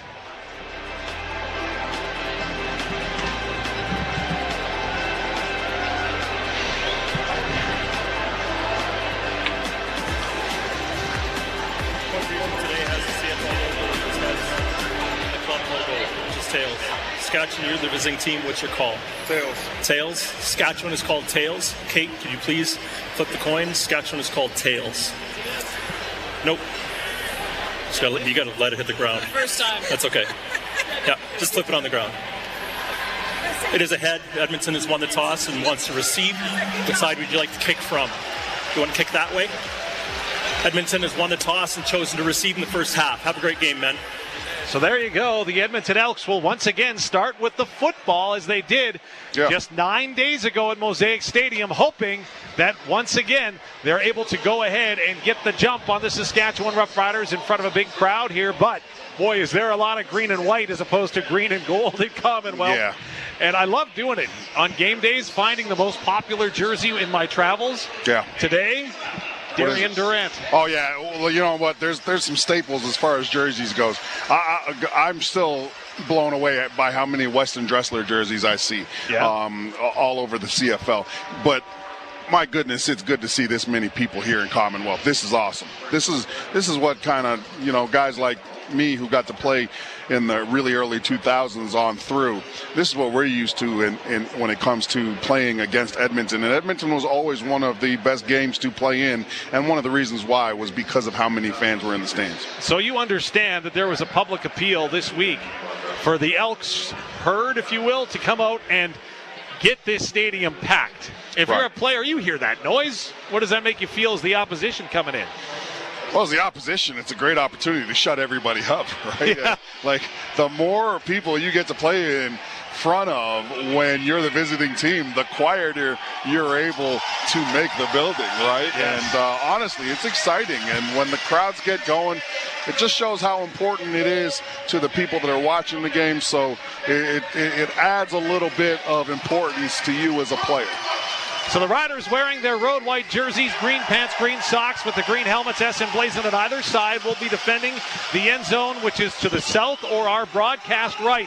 The Edmonton Elks wearing their home green jerseys with the gold numbers, gold pants, green socks, and the golden helmets. Alex Hale has put the ball on the 30-yard line on the tee. He'll be kicking to Javon Leake and Carter Kettle, who stand back to receive at the 10-yard line. What little wind there is will be at the back of Alex Hale for this kickoff, which is brought to you by Quality Tire, with 9 locations across Saskatchewan and at qualitytire.ca. So the Saskatchewan Roughriders kick defend team. They spread themselves out across their own 20-yard line. Alex Hale waiting for the signal from referee Tim Croker. The Saskatoon native has got his right arm in the air, drops it down, blows the whistle. Hale puts up his left arm, approaches the ball, and we're underway here at Commonwealth Stadium on a gorgeous night for football. Leake will take the opening kickoff as an 11-yard line on the far side. Comes near side to the 20, up to the 30, 35, still on his feet. Going to get caught from behind at the 45-yard line. Is coming back with the rookie Malcolm Bell to make the tackle, and it'll be great starting field position for Cody Fajardo and the Elks up across their 45. Yeah, it's good effort by Bell, catching him on the backside. He had about 8 more yards to gain there before Marion was going to make a tackle. That's a great field position starter here for the Elk. So Cody Fajardo, 25 of 32 last week, 510 yards and 4 touchdowns. Will go to work for the first time today as he's got a bit of a new look offensive line as Carter O'Donnell is back in at left guard and Joseph Cooper gets the call at right guard. Opening snap is a shotgun thrown near side. It's caught. First man misses, and coming up with Jonathan Edouard, couldn't wrap up the receiver, and is going to be close to a first down in TJ Luther. Yeah, and there's a flag on the play. It's going to go against Saskatchewan. You know, one of the things, you mentioned the stats from last game. Passer, Saskatchewan number 6. 15 yards added at the end of the play. Automatic first down. So roughing the passer call on Jameer Thurman. But you mentioned 510 yards. I'm going to be honest with you, Dave. Cody Fajardo did not play like a superstar. You know what he played like? He played like a Grey Cup winning vet. There were some plays there. He took what the defense gave him all game. And I'll go back to that last play where he got sacked and he did his best to gain 4 more yards and put his team in field position. That was a great vet game from Cody Fajardo. 9-yard on the reception, 15-yard on the penalty. Elks into Saskatchewan territory down to the 40, 39-yard line as a pass far side flipped out to Justin Rankin, and he'll be close to another first down. Looks like he'll have it around the 27. Yeah, and this is where you got to get bodies and hats on the ball carrier, especially against number 5. Basic little just sort of run out into the flat here, breaks 2 tackles, gets the game. Fajardo under center, quarterback sneak, met right in the hole. Big contact, but forward progress should have him in first down territory as Jameer Thurman came up to make the stop. Yeah, it's a great job by Jameer Thurman just scraping over the top of down defensive linemen and meeting Fajardo in the hole. Going to move the ball to the Saskatchewan 26-yard line. 1st and 10 for Edmonton. Their opening drive is well worth the price of admission as they've been very efficient moving forward. Fajardo in the gun on 1st down. Heavy body set in for the Elks with a pair of tight ends. In motion is Skylar Griffith, the fullback. Fajardo hands the ball off. Rankin breaks a tackle through the middle down to the 20-yard line. He's going to get 6, almost 7 yards on the play. Yeah, and that's where the Saskatchewan Roughriders are really going to hone in, right? I think with the dual threat that Rankin is, you understand, hey, like we can't let him go off on both sides of the ball, right? Running and catching. Let's limit his running and let's turn him into a guy that's got to catch the football in order to make the yards. That's his first carry tonight. Only had 9 last week for 39 yards. 2nd down, and they call it 5 for the Elks from the Saskatchewan 21. Left-hand hash for Fajardo. He's back to pass. Has time. Looks, hits, across to Austin Mack down to the 5-yard line of Saskatchewan. Another 1st down for the Elks. And again, this is Cody Fajardo just taking what the defense gives him, right? Austin Mack just sits there on this hash mark to the left. He's in a little bit of a gap between 2 Saskatchewan Roughrider defenders, and Cody just very patient, not under pressure. He's not in a rush, finds his open target, gets him, and lets his players or his offensive players do the work. Mack had 173 yards receiving last week. That's going to put the Elks this time around with a 15-yard gain at the Riders. 5, 1st and goal. Rankin alone back in the backfield. Fajardo turns, hands it off. Rankin bounces away, but here comes the cavalry for the Riders to stop him for little to no gain. Yeah. As a good job of defending to the ball by Saskatchewan. Yeah, again, and if you're Saskatchewan now, right, the Edmonton Elks, they've got the ball on, what would it be, the 4 or the 3? I think you've got to really tighten down on the short throws here, the intermediate throws. If Cody Fajardo is going to throw a touchdown here, make him throw it to the wide sides of and the corners of the deep end zone. So Fajardo is in the gun. 3 receivers go far side. Motion brings 2 of them to the near. 2nd and goal for Fajardo. Hands it off. Rankin to the line. Hit. Bounces off it and into the end zone. Touchdown Edmonton, as Rankin was stopped initially, but he made a man miss in the hole, and he pours into the end zone for the 4-yard touchdown run. Yeah, this is Saskatchewan Roughriders defense actually playing this well on the line of scrimmage. It's just Rankin does a great job of getting low, running his feet through contact.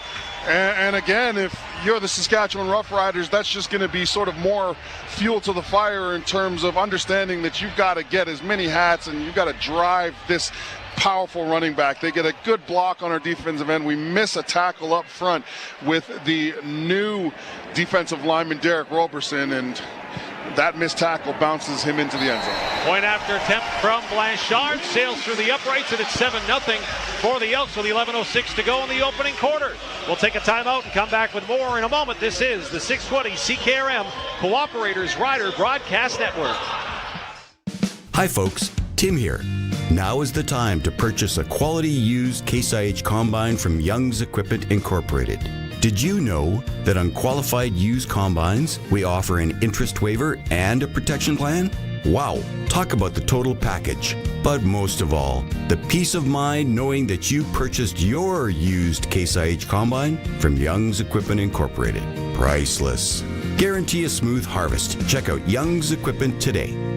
Cooperators wants to remind you that if investing is the only way you're preparing for the future, you're only considering half your options. By making investments and life insurance part of your investment plan, you get the full financial picture. Plan your future holistically with investments and life insurance. Cooperators does both. Call Tom Bamford in Regina at 306-949-6633 today. Cooperators, investing in your future together. Mutual funds are offered through Cooperators Financial Investment Services, Inc. to Canadian residents, except those in Quebec and the Territories.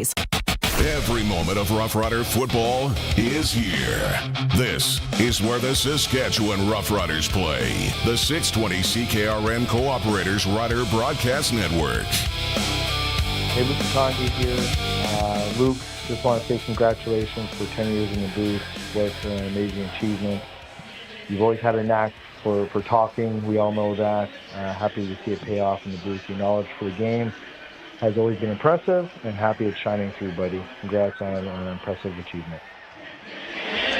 Our thanks, Luca Conji, on the big 10th anniversary celebration for Luc Mullinder. I'm actually surprised you guys got Luca to say something good about me. That is, well, that's my former roommate, but man, I love the guy, man, and we hang out all the time, we talk all the time, and man, that's it's funny to hear him say something positive, because I know how bitter that probably was for him to actually say something positive about me as one of his best friends. Dave Thomas, Luc Mullinder up in the Steffes Auctioneers broadcast booth, selling land and the equipment to farm it. Find out more at steffesgroup.com. Justin Rankin's 7th rushing touchdown of the season as the hometown Elks in front. 7-0 with 11:06 to go in the opening quarter as Blanchard approaches to kick the ball to the Saskatchewan Roughriders. It'll be taken by Johnny Johnson III at his 14. Up to the 25, 30, 35, 40. Still going, 50, midfield. Johnny Johnson to the 30, 25, one man to beat, 15, 10. Johnny Johnson III. What a kick return for the Riders, who are set up in the red zone. I'll tell you what, man, if this game continues like this is only not even 5 minutes into the game, just over 5 minutes, and we're already seeing shades of last week, back and forth. This is a phenomenal return by Johnny Johnson. He's straight out of Oregon, and this is what the folks in Oregon said about him: his ability to see the field, his ability to explode when he sees some space, and showing off that world-class speed that got him to Oregon. Johnny Johnson, an 87-yard kick return as the Riders set up 1st and down in the Ashdown Furniture Appliances and Interior red zone.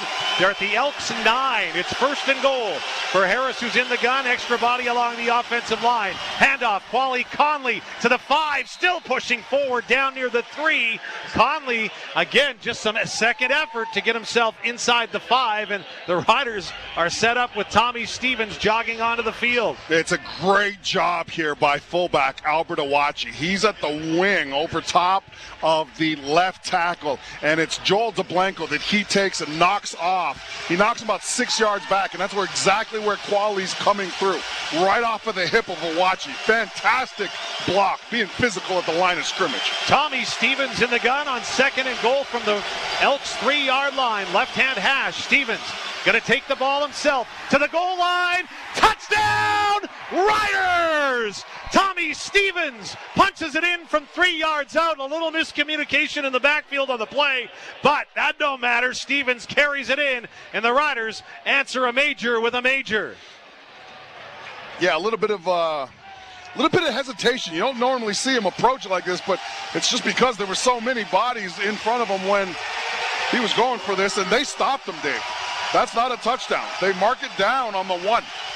Well, there was a signal on the far side. They signaled touchdown, and then when they marked it, they took it back. So 3rd and 1, this is a massive down for both teams. So Stevens in under the gun. The short yardage team is in to his right. Puts it ahead, puts it in. Touchdown again for Tommy Stevens as he'll cross the barrier. And for Tommy, that'll be touchdown carry number 6 on the season. 2 for 1. 2 touchdowns equals 1. You know where else is effective for 2 for 1? When it's talking pizza slices. But this is a great job by Tommy Stevens. Low pad level will win the majority of the time as your short yardage quarterback, just because you're shielding yourself from people over the top. But more importantly, you're just staying with the hips of your offensive lineman, trying to grade that thing out in front of you. Alex Hale on for the point after attempt. He's 20 of 22 on converts on the season. Benson the snapper. Of course, the hold will be Oscar Chapman. Good snap. Hold is there. Fires it through the uprights, and we're tied at 7. 8:52 to go here in Edmonton, as now a little bit of body pushing and shoving as everybody's getting in on it now, and now the flags come out with Tim Croker throwing his first. We'll sort it all out when we come back. This is the 620 CKRM Cooperators Rider Broadcast Network. It's that time of year again. Is your tractor ready for all the hardcore tilling, high-volume air seeding, and grain cart work your large acre farm has in store? Maybe it's time to consider a Xerion. With up to 653 horsepower, class-leading hydraulic flow, a CVT transmission, and the quietest cab in its category, the new Xerion 12 Series is built on a solid frame to safely handle your biggest implements. Kloss delivers equipment, parts, and service support that keep you running. Go to kloss.com to learn more. Kloss, are you made for more? If you want to optimize yields and profits, you need the power of PRS technology from Western Ag. An accurate measure of the soil's power to release nutrients, a customized crop plan, a complete understanding of the best crop options for your fields, and a network of professional agronomy consultants. That is the power of PRS technology from Western Ag, helping you grow more profit. Go to growmoreprofit.com and sign up your farm for soil sampling. Discounts apply for new acres booked before September 15th. Time to get back to the action. Stay up to date on everything Riders at sportsgates.com.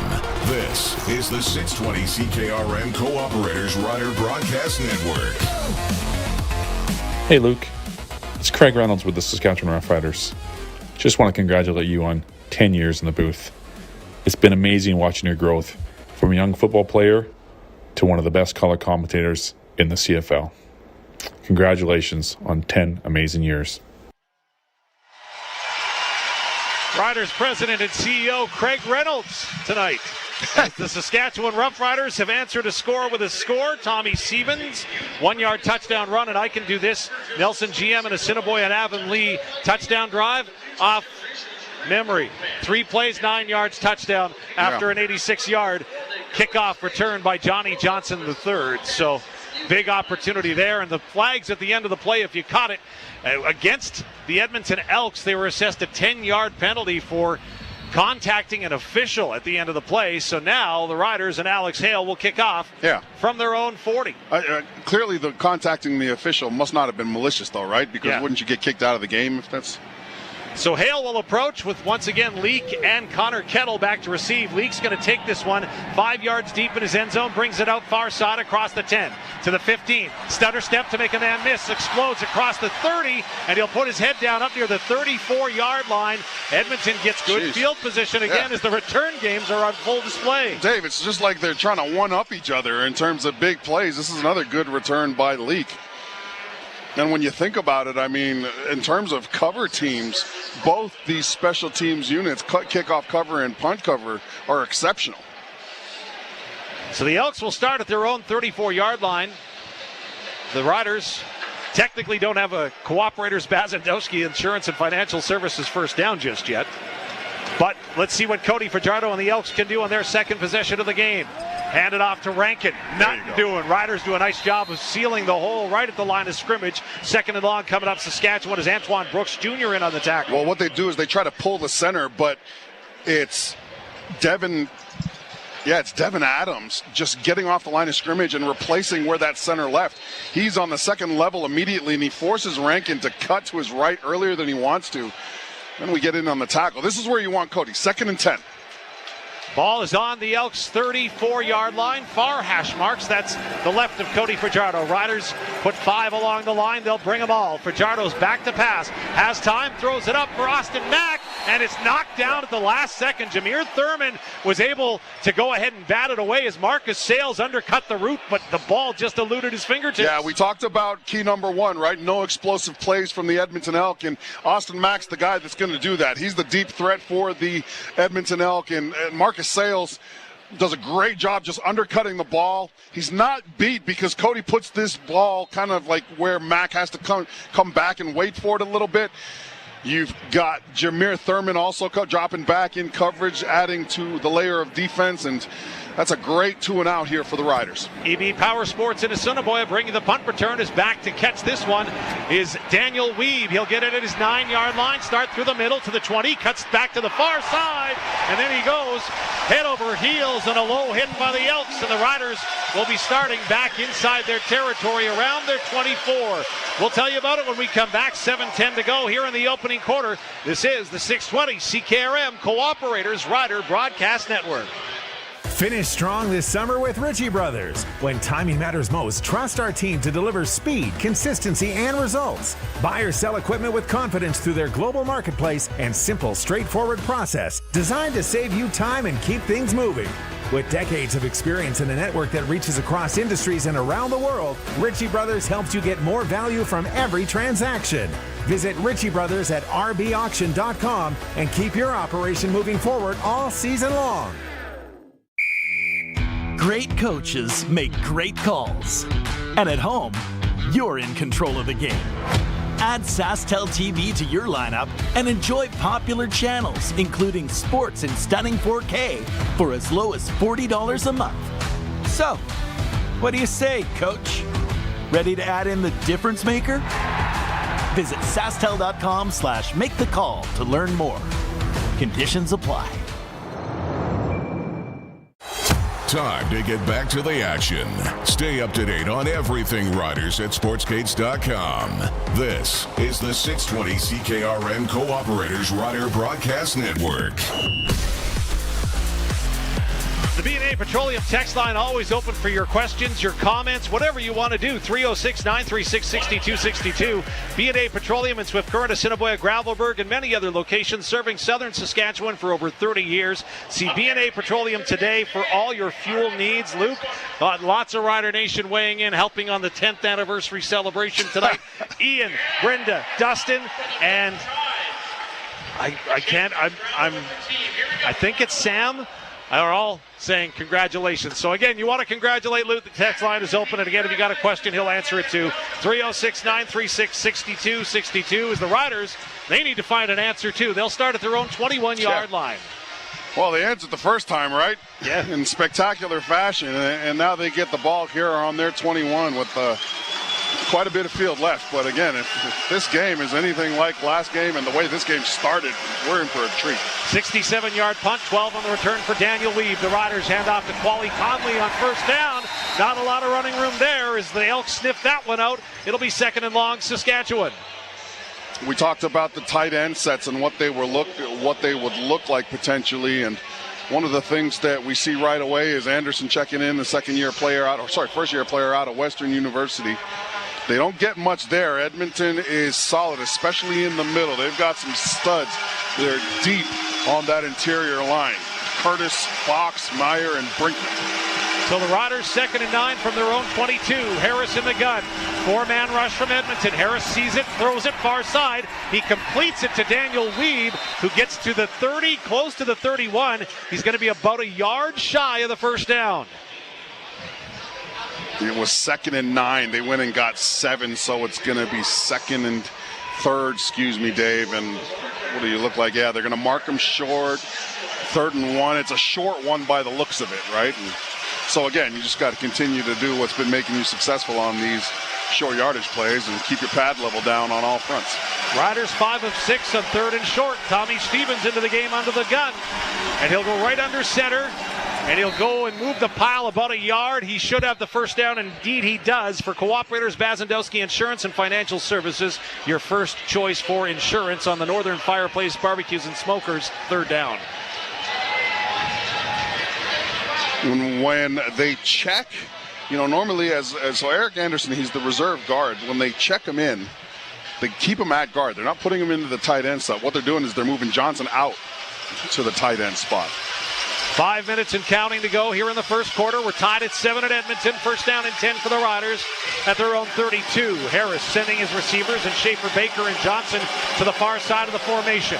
Fakes a handoff. Back to pass. Runs out of time. The Elks get home, and they're going to get the quarterback sack as getting in there to make the tackle looked like Robbie Smith for what would be his 2nd sack of the season. Yeah, we talked about the Elk defensive front, and this is Robbie Smith coming off the left edge for the Elk.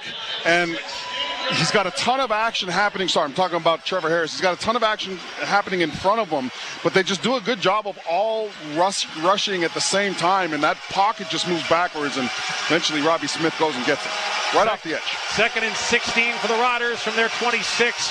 4 receivers, now 5 to the far side. That's where Harris looks, screens it far side, complete. Across the 30 to the 35, going to be well shy of the first down after the reception by the Riders, and it's a kick situation as Oscar Chapman will jog onto the field.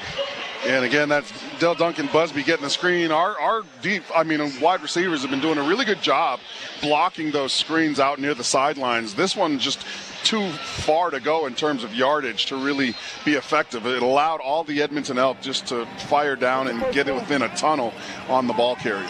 So Chapman stands back at his 20-yard line to kick this one away to Javon Leake, who awaits it at his 28. Clean snap. Elks got close to it, but now the kick from Chapman is going to go and take a Riders bounce before it skips out of bounds at the 23-yard line. Good job there by Oscar Chapman to place his kick. And here comes Cody Fajardo in the offense with 3:34 to go in the opening quarter. We're tied 7-7. You know, it's interesting. We don't normally talk about special team adjustments, but one of the things that I've noticed is, we've got Aubrey Miller Jr., who's fantastic in coverage. Are we going to break? I think we're going to go to break. We'll take a timeout and come back with more from Commonwealth Stadium in a moment. This is the 620 CKRM Cooperators Rider Broadcast Network. Powerful, reliable, cutting edge. Massey Ferguson 9S Series tractors deliver the performance you need with a kicker. They do it without overcomplicating your job or adding extra expenses. Count on user-friendly operation and an industry-leading low cost of ownership, because you deserve more bang for your buck. Learn more about the Massey Ferguson 9S Series at masseyferguson.com or visit us at Owens & Schweitzer in Eston. Hey, it's Dig Safe Doug. Well, it's that time of year again. Let's get to work tackling that backyard project or breaking ground on your construction site. But listen, before you start, there's a few things you gotta know. Get those utility lines located. Before you dig, take a minute to expose the utility lines if you're working near them. Don't take shortcuts and take your time. Hitting a line could cost more than a fine. Request a free line locate at digsafesask.com. Every tackle, every play, every touchdown, every win. This is Saskatchewan Roughrider football on the 620 CKRM Cooperators Rider Broadcast Network. Well, the Edmonton Elks are going to start their next drive at the 23-yard line. The Riders, albeit having a score on the board, have only moved the football 9 yards in this football game thus far. They only had a 9-yard drive required in their first opportunity. But right now, the Edmonton Elks, after a 2-and-out in their second drive, and we had a little lightning to the south of the stadium I just saw. So we'll hope for a moment that we'll be okay to go. Tim Croker says, let's break huddle and go we will. New rider Derek Robertson is playing right end right now. 4 years in the NFL, two-time All-UFL. So Fajardo in the gun, a little stop motion. Antoine Brooks Jr. showed that he was going to blitz. Instead, he'll back up. Fajardo changed the play. Again, left-hand hash on the 23 of Edmonton. Fajardo back to pass, loads it up, looking far side, and going to airmail it out of bounds. He did have a wide-open receiver in Austin Mack on the far side. Instead, it's incomplete. And I believe what you're seeing is, this is the second time they've come out on first down. This time on first down they come out and they don't give it to Rankin. I think that they're realizing, hey, the Riders are keyed in on that first down run play. Let's see if we can make some space for ourselves through the air, and that's just an errant throw. 2nd and 10. Again, this is where you want Cody, right? But if you're going to blitz, you've got to tackle the check down here. Riders put 6 along the defensive line. Fajardo's in the gun. Riders drop back into coverage. Fajardo loads it over the middle. It's complete up to the 47-yard line. Going to be a big first down as coming down with it across the middle, making a solid play, Joshua Cephas. So this is just a really good job by Edmonton understanding the blitz. You've got Leak in there playing for Rankin, and he comes down and he puts a block on Antoine Brooks Jr., which gives Cody that a little bit of extra time to dissect the defense, and he puts it right over the top near the left hash for a beautiful throw and a first down. Ball on the 47 of Edmonton, 2:20 to go before the end of the first quarter. We're tied at 7. Fajardo in the gun. 2 receivers far side, fakes the handoff to Leak. He throws it up over the middle again. It's complete into Rider territory down to the 37-yard line. Austin Mack once again comes up with a catch. Saskatchewan's got 5, but again, the play action pass, Dave, the run action look is sucking our linebackers down, and they're not able to get into their drops. And again, I don't think the linebacker drop would have mattered here, but it just gives an extra millisecond for Cody to make decisions on where he needs to put the football. 1st and 10 Edmonton on the Saskatchewan 37, left-hand hash. Riders have 5 down linemen along the defensive line. Going to pitch it near side for Leak. Tries to get the corner. He's tripped up by Antoine Brooks Jr. Will stumble ahead up near the 20, or call it the 32-yard line, and it's going to be a 2nd and medium situation. It's a good job by number 98, DeMarcus Evans, just running down the line of scrimmage. I mean, he doesn't make the tackle here, and they hold Leak to about 4 yards, but his presence running down the line of scrimmage doesn't allow Leak to cut back,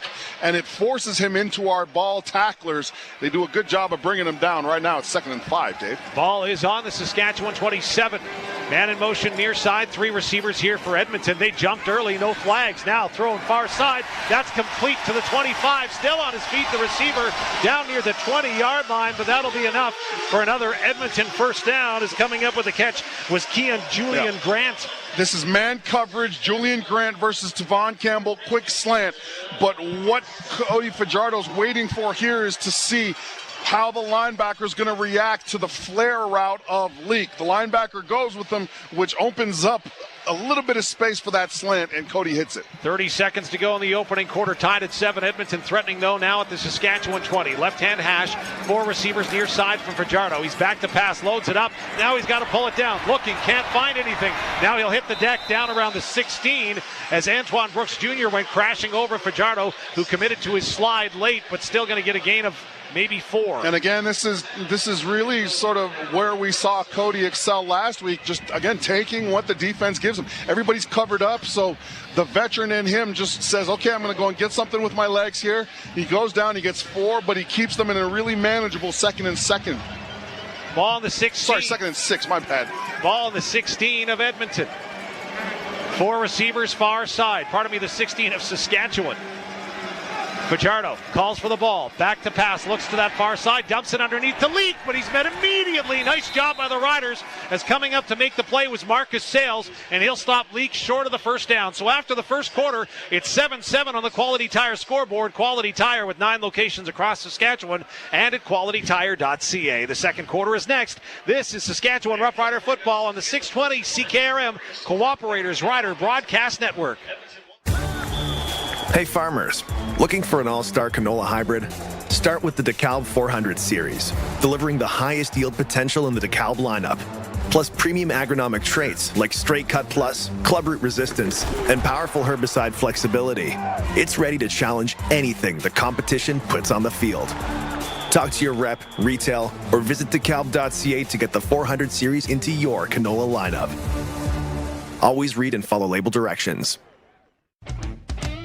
If you're looking to clear the land, scrape, demolish, or lift, come on down to Redhead Equipment, where they've got 0% financing for 60 months on Case compact track loaders, Case skid steer loaders, and 0% financing for 36 months on Case wheel loaders OAC. Certain conditions apply. This deal lasts through July 31st, 2026. See store for details or visit them online at redheadequipment.ca. Redhead Equipment, making tracks since 1948. Remember Y2K panic? Rewinding VHS tapes? And burning the perfect mix CD? Play 92 brings it all back with throwbacks like this.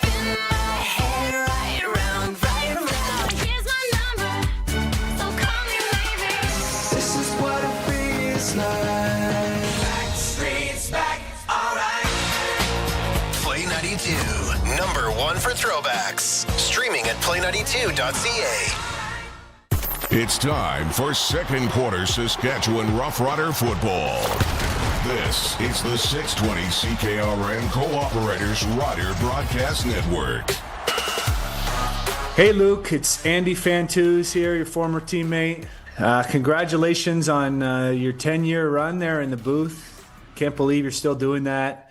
I didn't know how you were going to keep your language in check. The way you talk about the games in front of us sometimes. No, I'm just kidding. But yeah, like who even gave you that job to begin with? I don't know. And then you're still doing it. I can't believe it. But I am proud of you. Everything you're doing, both in the on and off the field, and in the booth, and in the community. And I love you, man. I really, really proud of you. So keep going. Who even gave you that job? Plaza of Honor receiver Andy Fantuz. Haven't had to check in and see if he's working today in the CFL Replay Center, but we do have to check in with Vincent Blanchard, who's going to attempt a 24-yard field goal to start the second quarter here. Of course, he was 3 for 3 last week, good from 57. I'm thinking he should have the leg for this.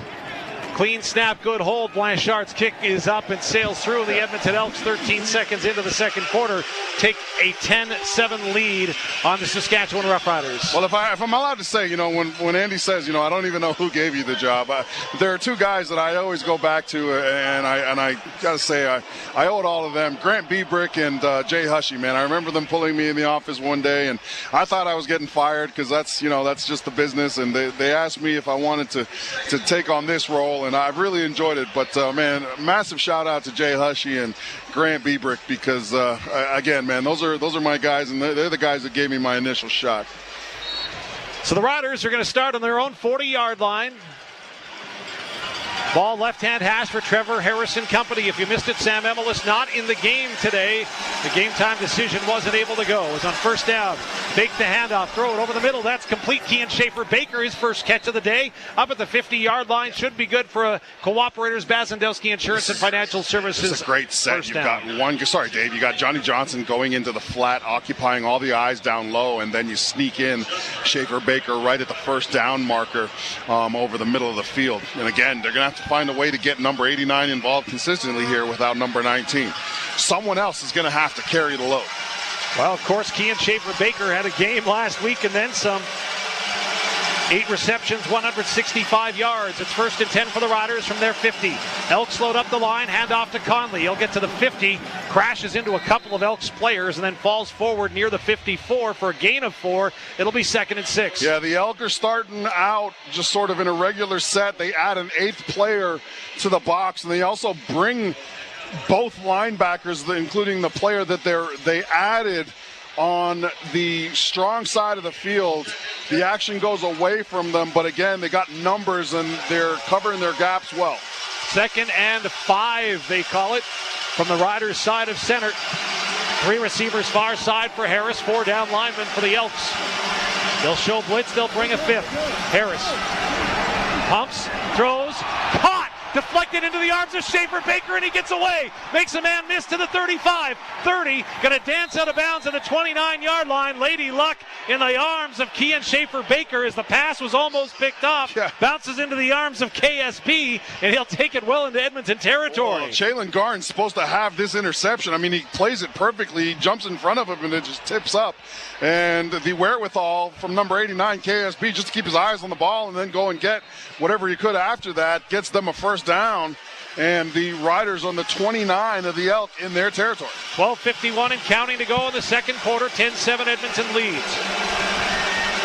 Riders send Johnny Johnson the third in motion. Now they'll screen it out far side to Keyshawn Johnson. A little bit of room, dives ahead up near the 21-yard line for a gain of 8. Haven't called number 3's name yet, and that's a good way to get him involved. Just put the ball in his hands, throw a couple linemen out there, big Daniel Johnson, big Logan Furlan, get some blocks in front of him, and 7 yards later, you're at 2nd and 3. Ball on the Edmonton 22-yard line. After the reception from Keyshawn, last week 7 catches, 88 yards, and a touchdown. Harris no longer in the gun. He's actually sprinted out as a receiver as Tommy Stevens into the game. Fakes the handoff, goes to his left, cuts back to the right, and he'll get a first down inside the 20 near the 17.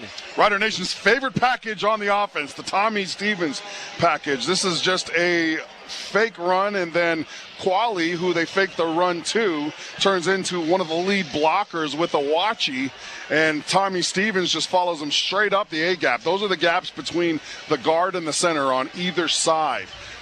Noah Taylor's slow to get up for the Edmonton Elks. He does, though, and makes his way back towards the huddles. The Riders break theirs. 5 receivers set for Harris. 1st and 10 inside the red zone at the 18-yard line of Edmonton. Harris back to pass, looks far side, throws it, completes it inside the 5, spinning near the 2-yard line, and just held out of the end zone. Kian Schaefer-Baker.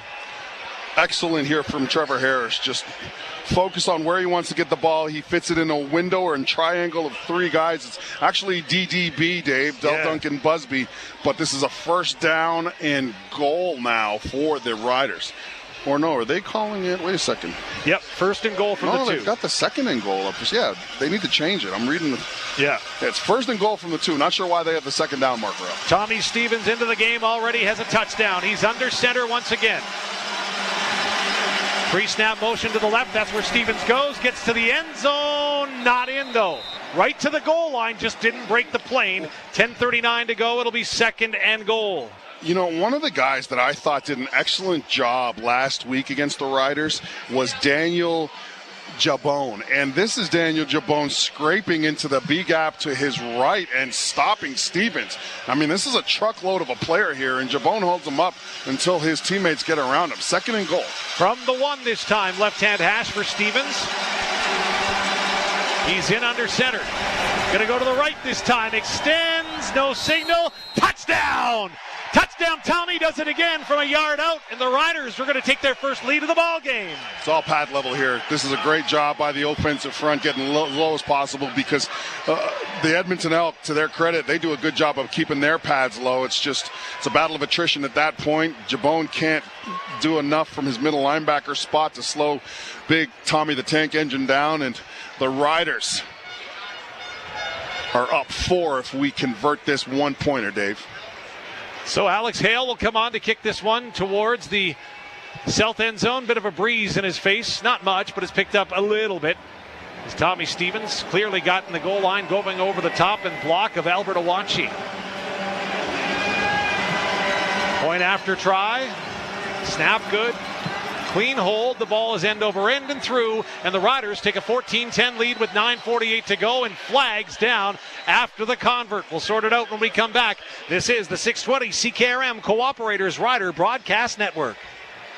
Cooperators wants to remind you that if investing is the only way you're preparing for the future, you're only considering half your options. By making investments and life insurance part of your investment plan, you get the full financial picture. Plan your future holistically with investments and life insurance. Cooperators does both. Call Carmel Solveson in Saskatoon at 306-649-1420 today. Cooperators, investing in your future together. Mutual funds are offered through Cooperators Financial Investment Services, Inc. to Canadian residents, except those in Quebec and the Territories. Play of the game? Touchdown! More like the game to play. The new Saskatchewan Roughriders Scratch and Win ticket.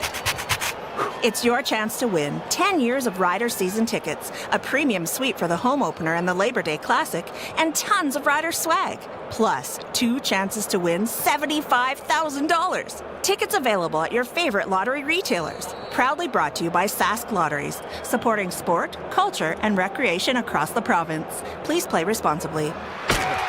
You love football as much as we do. Talk Riders anytime at sportsgates.com. This is the 620 CKRM Cooperators Rider Broadcast Network. Hey Luke, Mike Abumeshrak here. Congratulations on 10 years in the booth. I can't believe CKRM has trusted you to speak to an entire province this long, but anyways, man, loved growing up with you and seeing our families grow up. Could not be more proud of you, brother. Love you. Mike Abumeshrak joining us in the 10th anniversary celebration of Luc Mullinder, and the Riders celebrating with another Nelson GM and a Assiniboine Avonlea touchdown drive. Hey, Dave, I'm not sure about the developing theme that I'm not supposed to be here. 2 misconduct fouls. I got to talk to my 15-yard misconduct foul against 66 Saskatchewan, and a 10-yard misconduct foul against 42 Edmonton. This is Edmonton 42's second misconduct penalty, and he's been disqualified from the game. Wow. So Noah Taylor, the starting defensive end for the Elks, has been tossed from the game. And Mark Killam thinks they got the wrong license plate number on that, as Jacob Bramer was also involved in that. So at the end of it, the Riders are going to be kicking from their 25-yard line. And I didn't see the escort yet, and we're going to have to wait and see Noah Taylor. And he's being spoken to right now by Mark Killam on the sideline as he's beside himself. Who says that the hard feelings and emotion wouldn't carry over week to week? Well, you want to be a championship team, you got to have discipline. I'm surprised by that, but wow. It's been a 10-yard misconduct foul against the Edmonton bench. It's a 10-yard penalty. We'll apply that on the kickoff. So now, they're going to move the ball up another 10 yards. I think in a minute the Riders are going to be kicking from the back of the end zone, Dave. And I haven't seen Noah Taylor. There he goes now, exiting the field on the near sideline. So, well, they're going to have to get Robbie Smith's already got a sack here, so they're going to have to get him a little bit more involved. Obviously, Silas Hubert, DK Bonham is another, and maybe you get Noah Curtis, number 92, just to play a little bit of dual role, because Curtis can play end and tackle. So Alex Hale now will kick from the 35 after those 3 series of penalties. Leak and Kettle back once again to return for the Elks. 35-yard end-over-ender going to be taken by Leak just inside his 5-yard line, near side numbers. Comes up to the 20. Going to be able to get outside the contain, and then he'll be pushed out of bounds. And here comes another flag after a hard hit on the sideline delivered by the Riders. And now the Elks bench is getting in on the Riders players right below us. Boy, I tell you, there is no shortage of emotion in this football game, and the Edmonton Elks are going to go ahead and get this football advanced after the hit right on the sideline. The emotion that we're seeing play out here is just guys, obviously putting this game at a high importance level on their docket, right, Dave? These guys. But again, you want to be a championship team. The long-term focus needs to be discipline, right? So you got to be careful. This is a hit out of bounds. Return, illegal block. Oh, illegal block. Edmonton number 99, 10-yard penalty. Wow, this is getting confusing, Dave. This is really getting confusing. Hit on the sideline. Hit on the sidelines must have been nullified. Wow. Oh, well. Well, let's get back to the Nelson GM touchdown drive. Nelson GM and Assiniboia and Avonlea. Riders, of course, 8 plays, 70 yards. We're able to start that one from all the way back at their 40-yard line, and they make good on their first drive of the second quarter to take a 14-10 lead with 9:35 to go before halftime. Cody Fajardo and the Elks start now at their 24. Their worst field position of the day as they'll hand it off to Rankin. Makes a man miss, then gets away from the low hit by Antoine Brooks Jr., able to get ahead to the 30 near the 29-yard line, gain of 5. Yeah, James Botters goes inside here, and it's a good job, but he just misses the tackle that he's essentially gambling on, because he's really supposed to stay outside. But the one good thing about him going on the inside and then missing the tackle is at least it bubbles Rankin, so we can get a couple more guys in and around his legs, and we do, and we hold him to 5 yards. It's 2nd and 5. Ball on the 29 of Edmonton. Right-hand hash for Cody Fajardo as the Elks move right to left as we see it. Takes the shotgun snap. Loads up. Here comes the pressure. Riders get home. It's a quarterback sack in the backfield for the green and white. Looks like Mike Rose was able to get there first. Also joining in on the fun, looks like Caleb Sanders. Big Quill Plain Chevrolet sack. You got Desmond Evans winning to the outside and just Cody Fajardo having to be cognizant of him, and then the rest of the defensive front just collapsing in at the same time. It's a great job, and you can't say enough good things about guys like Evans who've come in here and really done well for themselves to adapt to the game. But then you got guys like Caleb Saunders who have been mainstays on the roster, just continuing to lead from a veteran standpoint. Jake Julian on to punt. Daniel Weave back to return. He'll stand back at his 20-yard line. A little bobble there at the ball. Now he starts up across the 30. Flag comes out. More flags as he'll get across the 30 near the 32-yard line. His return for EB Power Sports in Assiniboia. Looking for the perfect golf cart, visit EB Power Sports in Assiniboia, home of Southern Saskatchewan's golf cart superstore. We'll take a break. 7:58 to go. Riders lead 14-10, and it's their ball next. This is the 620 CKRM Cooperators Rider Broadcast Network. Return, illegal block. Farming comes with plenty of risks you can't control. But with the MF Always Running promise from Massey Ferguson, your tractor doesn't have to be one of them. Every 2026 Massey Ferguson S-Series tractor now comes standard with a 3-year, 3,000-hour warranty, scheduled maintenance included, and a 48-hour loaner guarantee. That means less downtime, fewer surprises, and peace of mind knowing that when it matters most, you're always running. See them at Ag World Equipment in Canistano. With wedding season upon us, turn heads in a fresh look from Colin O'Brien. A light sport jacket for a casual outdoor wedding, a classic single breast, or a timeless tuxedo. You'll be ready to mingle with the singles. A style, a fit that looks great and feels better. Colin O'Brien Men's Shop. Contemporary, urban, defined. Find us on Instagram and at colinobrien.com. Every moment of Rough Rider football is here. This is where the Saskatchewan Roughriders play. The 620 CKRM Cooperators Rider Broadcast Network. Hey Luke, it's Maddie. Congratulations on your 10 years of radio. That's insane. Super proud of you. Maddie Mullinder figuring in on our celebration tonight. Thank you so much, Maddie, for your time. 7:58 to go here in the second quarter. And you know what? You can win, too. $100,000. That's the current jackpot in the Riders 50-50. Yeah, whether you're home or on the road, you can join in the winning with the green and white. Get your tickets now at riders5050.ca. That's riders5050.ca. So after the penalties on the punt return, something that Coach Mace talked a lot about this week was that we've hurt ourselves on our kick return game by taking penalties. The Riders are moved all the way back to their 15 to start their next drive. As Trevor Harris looks to the sideline, and thus far Harris 6 of 6 for 78 yards. Cody Fajardo, by the way, 7 of 9 for 98. Your stats mentioned, of course, brought to you by Ritchie Brothers Auctioneers. As Harris is in the gun, 3 receivers to the far side of the formation, ball on the right-hand hash. Elks bring 4. Harris pumps, now throws it. It's in and out of the arms of Conley. The running back was open, a play they practiced numerous times this week, but he couldn't squeeze it. Well, we had to look, and this is a great throw because the linebackers, there's no play action look, so the backers are just able to drop back into coverage. Harris puts this right on Conley's hand, and if he brings this in, it's a first down, and just so close, he just can't hold on. First incompletion of the game for Trevor Harris. It's 2nd and 10 for the Riders from their 15 with 7:33 to go. In the second quarter, Riders in front 14-10. Fajardo in the gun once again. 3 receivers settle into the near side of the formation. Back to pass. Looking, gets bumped, escapes, now takes off. Going to get a high hit as he gets up near the 19-yard line, but that'll be well shy of the first down in a kicking situation for the Riders. This is a coverage sack from the Elk. There's nobody open. Good pressure, good job by the O-line initially holding up, but eventually it's going to break down just the longer. Trevor Harris obviously has to hold this ball, and he tries to get what he can with his legs, but he's not known for that as and it's funny too, like with the way Cody Fajardo played, it really took away from like the fact that Trevor Harris had a good game last week too. Absolutely. Is now Oscar Chapman on to punt the ball away. He stands all the way back at his 4-yard line. Pair of returners for the Elks await at their 40. Chapman, high end over end kick will be taken on that far side, and then it's dropped. Picked up again by the returner, and then stumbling ahead into the arms of Jonathan Edouard and Jackson Ford. Kind of an adventure in punt return for Carter Kettle, but the Elks will have the ball with 6.5 to go, and we'll take another timeout. This is Saskatchewan Roughrider football on the 620 CKRM Cooperators Rider Broadcast Network.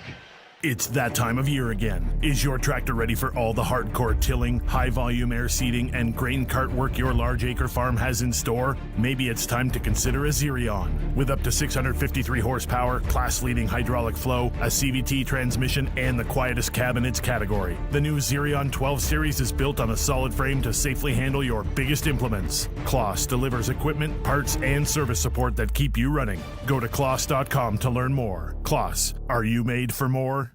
Get a phone for $0. Yep, you heard that right. With SaskTel, you can get a device with no upfront costs and no activation fees. Plus, save $10 a month for 24 months with an eligible wireless plan. $0 devices, zero stress, zero reasons not to. Visit a SaskTel store or sastel.com/0. Conditions apply. Time to get back to the action. Stay up to date on everything Riders at sportsgates.com. This is the 620 CKRM Cooperators Rider Broadcast Network. Luke, my man, it's Macho Harris, man. Congratulations on 10 years in the booth, man. Your legacy continue to grow, man, on and off the field. So just want to congratulate you, man, and best wishes, and God bless you, brother.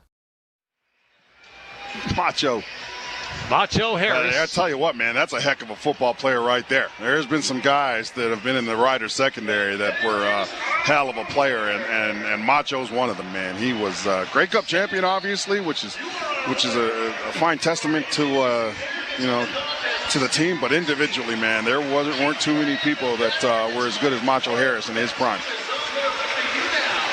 Well, the Edmonton Elks will jog onto the field with the offense, setting up at their own 50-yard line for this drive. They've had tons of yards after catch tonight for Pump Jacks Cathedral. See if the Riders can keep that in check. As there's one back in the backfield on first down for the Elks. Fajardo sends his receivers to the line, hands the ball off. Bet right in the backfield, but Rankin able to escape. He'll still lose a couple of yards as the Riders able to get in there quickly, but Antoine Brooks Jr., first man in, did make the tackle, but slowed him up enough. No, we talked about showing a variation of things on the line of scrimmage when it came to slowing Rankin down, right? And instead of lining up in his normal linebacker spot, Antoine Brooks, instead of coming from that area, he's on the line of scrimmage here. And he's playing as a defensive end. He makes a nice cut underneath, slows Rankin down, and now the Elk are in 2nd and 12 because of his effort. So Fajardo sends 3 receivers to the far side, now 4 to the far side of that formation. Austin Mack moves in motion. Riders, 4 down linemen. Fajardo back to pass, looks, loads, completes it far side to Mack. He'll get to the 50, midfield stripe, but a good tackle there by Jameer Thurman will keep him shy of the first down and bring up a kicking situation with 5.5 to go here in the second quarter. You know, this ball gets out of Cody Fajardo's hands quickly, and it needs to, because number 42, Savage Mike Rose, just a grown man long arm on the rookie from Slippery Rock, Joe Cooper. I mean, he's running them right back into Cody's lap. It's the reason why Cody's got to get rid of the ball early. Great job by Savage Mike. Third-year pro Jake Julian now on to punt the ball away for Edmonton. He awaits this snap at his 40-yard line. Daniel Weeb for another EB Power Sports and Assiniboia punt return stands at his 10. High end over ender. Weeb waits, catches at his 7-yard line, looks for a hole, starts up the middle, gets hammered right there, nothing doing, as he'll safely return it to the 11, and that's where Trevor Harrison, the offense, will go to work with another long field in front of them, and another meeting of the minds up near the 25-yard line, as here comes another flag as the officials are starting to throw it. Already had one ejection in this ball game, and Noah Taylor. Riders are pointing that it's towards the Elks pointing towards the Riders. We'll see whose points matter most, if you will, as referee Tim Croker is pointing back towards the Riders' end zone, which is to our left, as he now makes his way that way as well. Yeah, it looks like it's going against the Riders this time. And this could move the ball all the way back to the 1. And that's a field position game, right, Dave? After the play, you're looking at 10-yard abductional conduct, misconduct foul against Saskatchewan number 22. It's full 10 yards. So DeMarcus Fields, and that'll move the ball back to the 2. Well, more importantly, like, you got 4:49 left here. Let's just say the Elk get a 2 and out, or they hold them around here. I mean, you're looking at, with the return, really good field position. There's so much time left in this first half. You really, again, it goes back to discipline, right?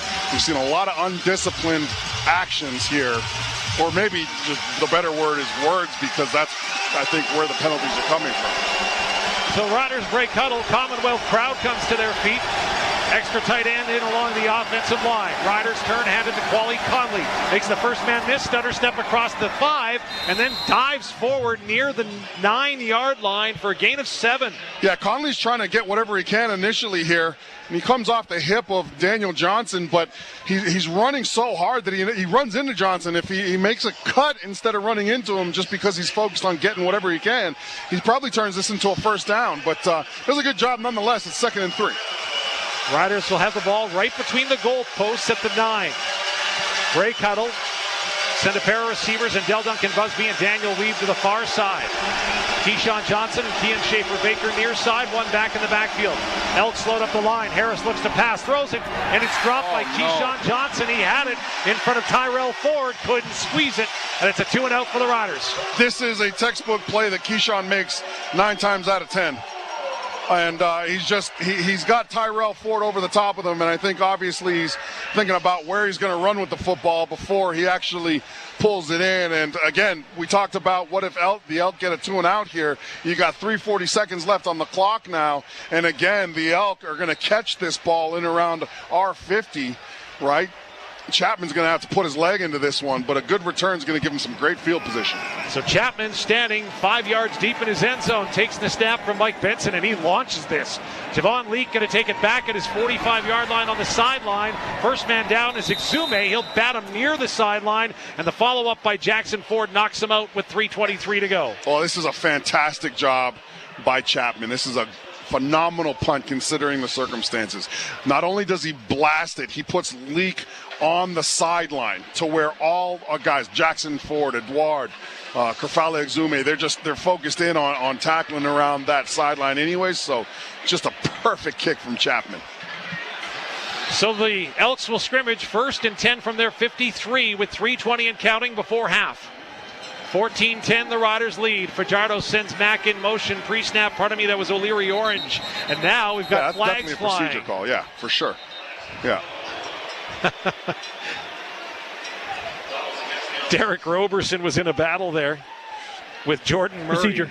Edmonton number 68. And Murray I gets think a penalty. Mains first down. I feel like this is Cody's fault because he really emphasized the initial part of this snap count, and I think that his left tackle got confused as he was doing it.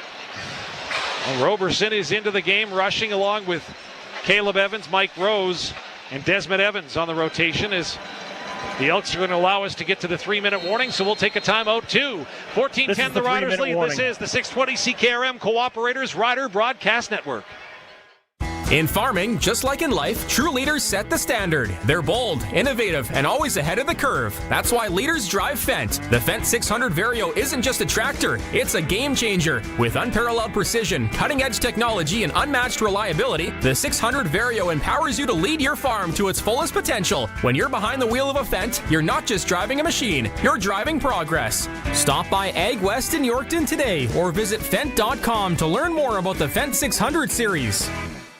He's a Saskatchewan Roughrider legend, a Grey Cup champion, and part of the Sports Cage. Catch Double Talk with Darian Durand every Monday on the Sports Cage. Doubles is talking all things CFL and riders like only he can. Double Talk is brought to you by Dutch Agriculture, quality for generations. Catch it live Mondays, just after 5, or check out the podcast at sportscage.com. Every tackle, every play, every touchdown, every win. This is Saskatchewan Roughrider football on the 620 CKRM Cooperators Rider Broadcast Network.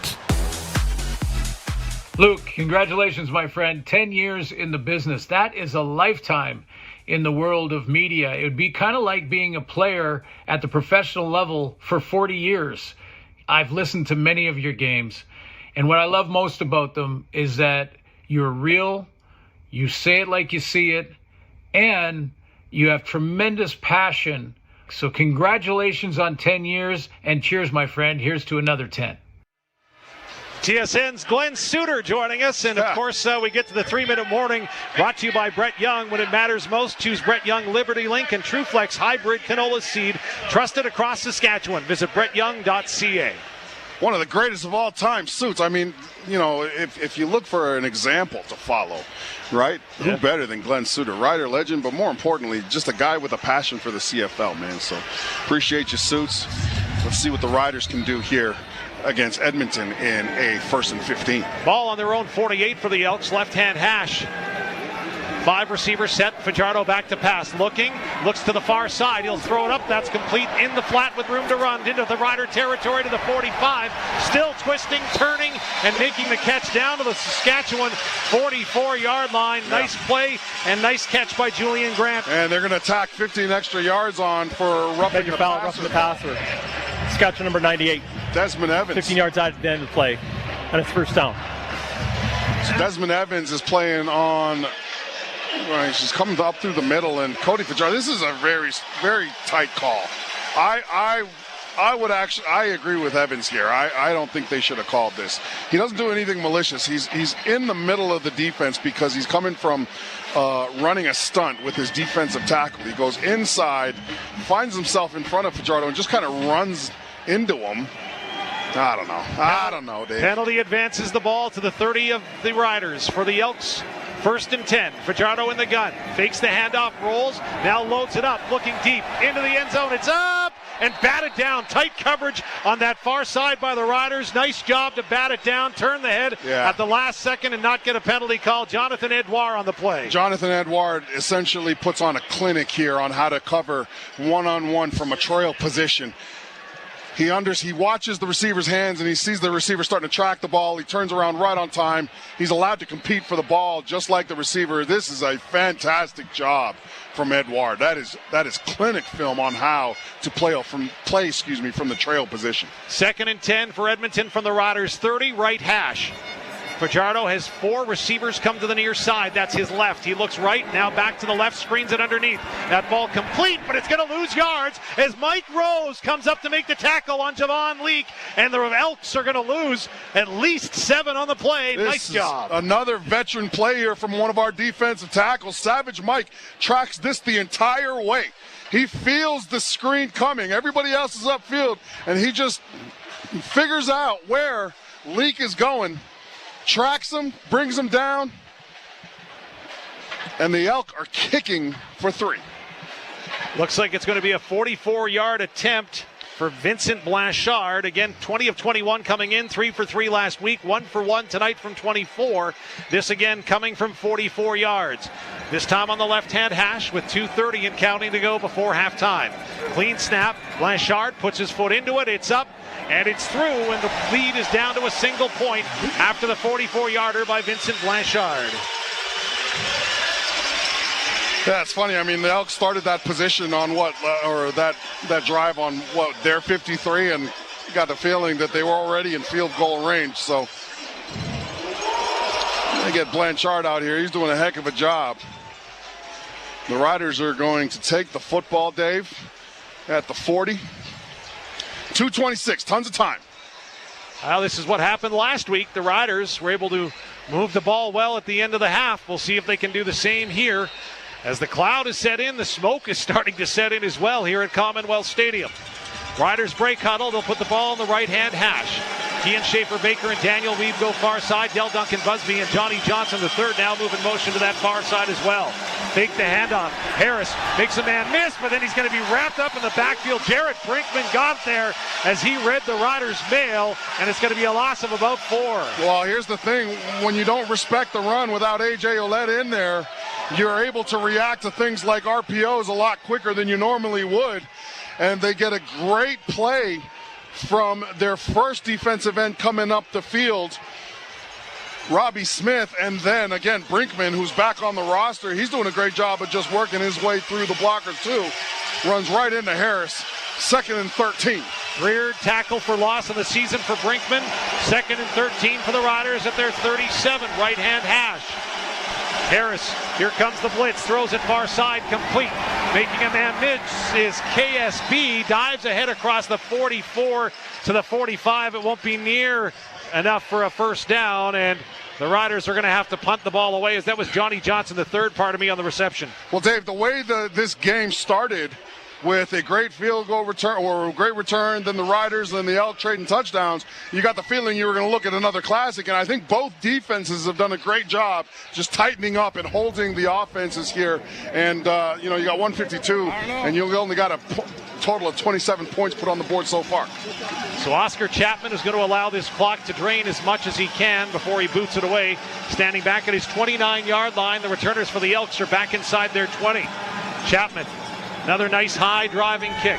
Going to be fielded on that far side of the 20 by Leake. Can't get away from the first downfield coverage, and that's Jackson Ford having a night on special teams. Oh, he's having a year. This kid's having a year. Great job. He's setting the lane, runs right by the veteran Royce Metsu, who's played a lot of special teams himself, and gets in on the legs of the ball carrier. That's terrific stuff here from the youngster out of the U of R. So 90 seconds to go before halftime. The Edmonton Elks are going to scrimmage the ball at their 23-yard line, far hash. So lots of time for Cody Fajardo and the Elks to go to work, only trailing by a point. They've been really good in these 2-minute drills, right, Dave? We saw that at the end of the game last week. Yep. Fake the handoff. Fajardo throws near side, almost intercepted as he threw it behind the intended target. He was trying to connect with Cephas, but a little miscommunication there, and it's 2nd and 10. Yeah, it's got quick play action, and Cephas probably should have caught this ball. Yeah, it was a little bit high, but it's definitely catchable. And right away, the Riders now able to pin their ears back because it's 2nd and 10. Well, they had some chances to stop the Elks' third down late in the game last week. Can they stop them here late in the half on 2nd and 10? 1:28 to go. Clock won't start till the ball is snapped.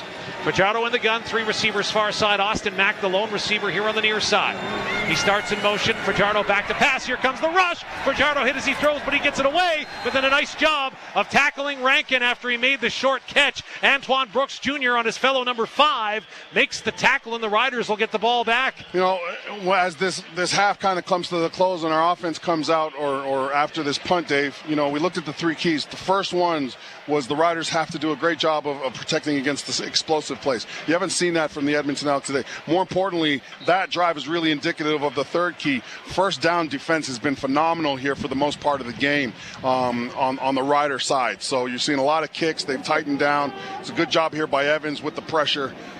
And now they've got 109 left. So now to kick is Jake Julian, number 3 in punting this season in the CFL. He's got a leg, and he'll get this one away. A high spiraling kick. Almost hits the speaker at center field. Daniel Weeb will take it. Unblocked man down the field, and Weeb wears it at the 27-yard line. Nice downfield coverage by the Elks, and the Riders will take the ball over on their 27 with 54 seconds to go. Well, this is a really good job here from the Edmonton Elk. I mean, it's Tyrell Ford coming down on his special teams assignment. He's right on the hash. He's just able to outrun the blocker. I think it's Kerfala Exuma. No, it's rookie Malcolm Bell. And the Riders have 54 seconds here to try to get themselves a score. Downfield tackle by Tyrell Ford. As you mentioned, Luke, it's 1st and 10 Saskatchewan. 4 receivers far side of the formation. That's where Harris goes. Going to screen it off. That's complete into the flat. Not a lot of running room, and finally taken down as the receiver after maybe getting back to the line of scrimmage. Not much more, as Kean Schaefer-Baker looked like couldn't find a hole. It's a phenomenal job on defense here.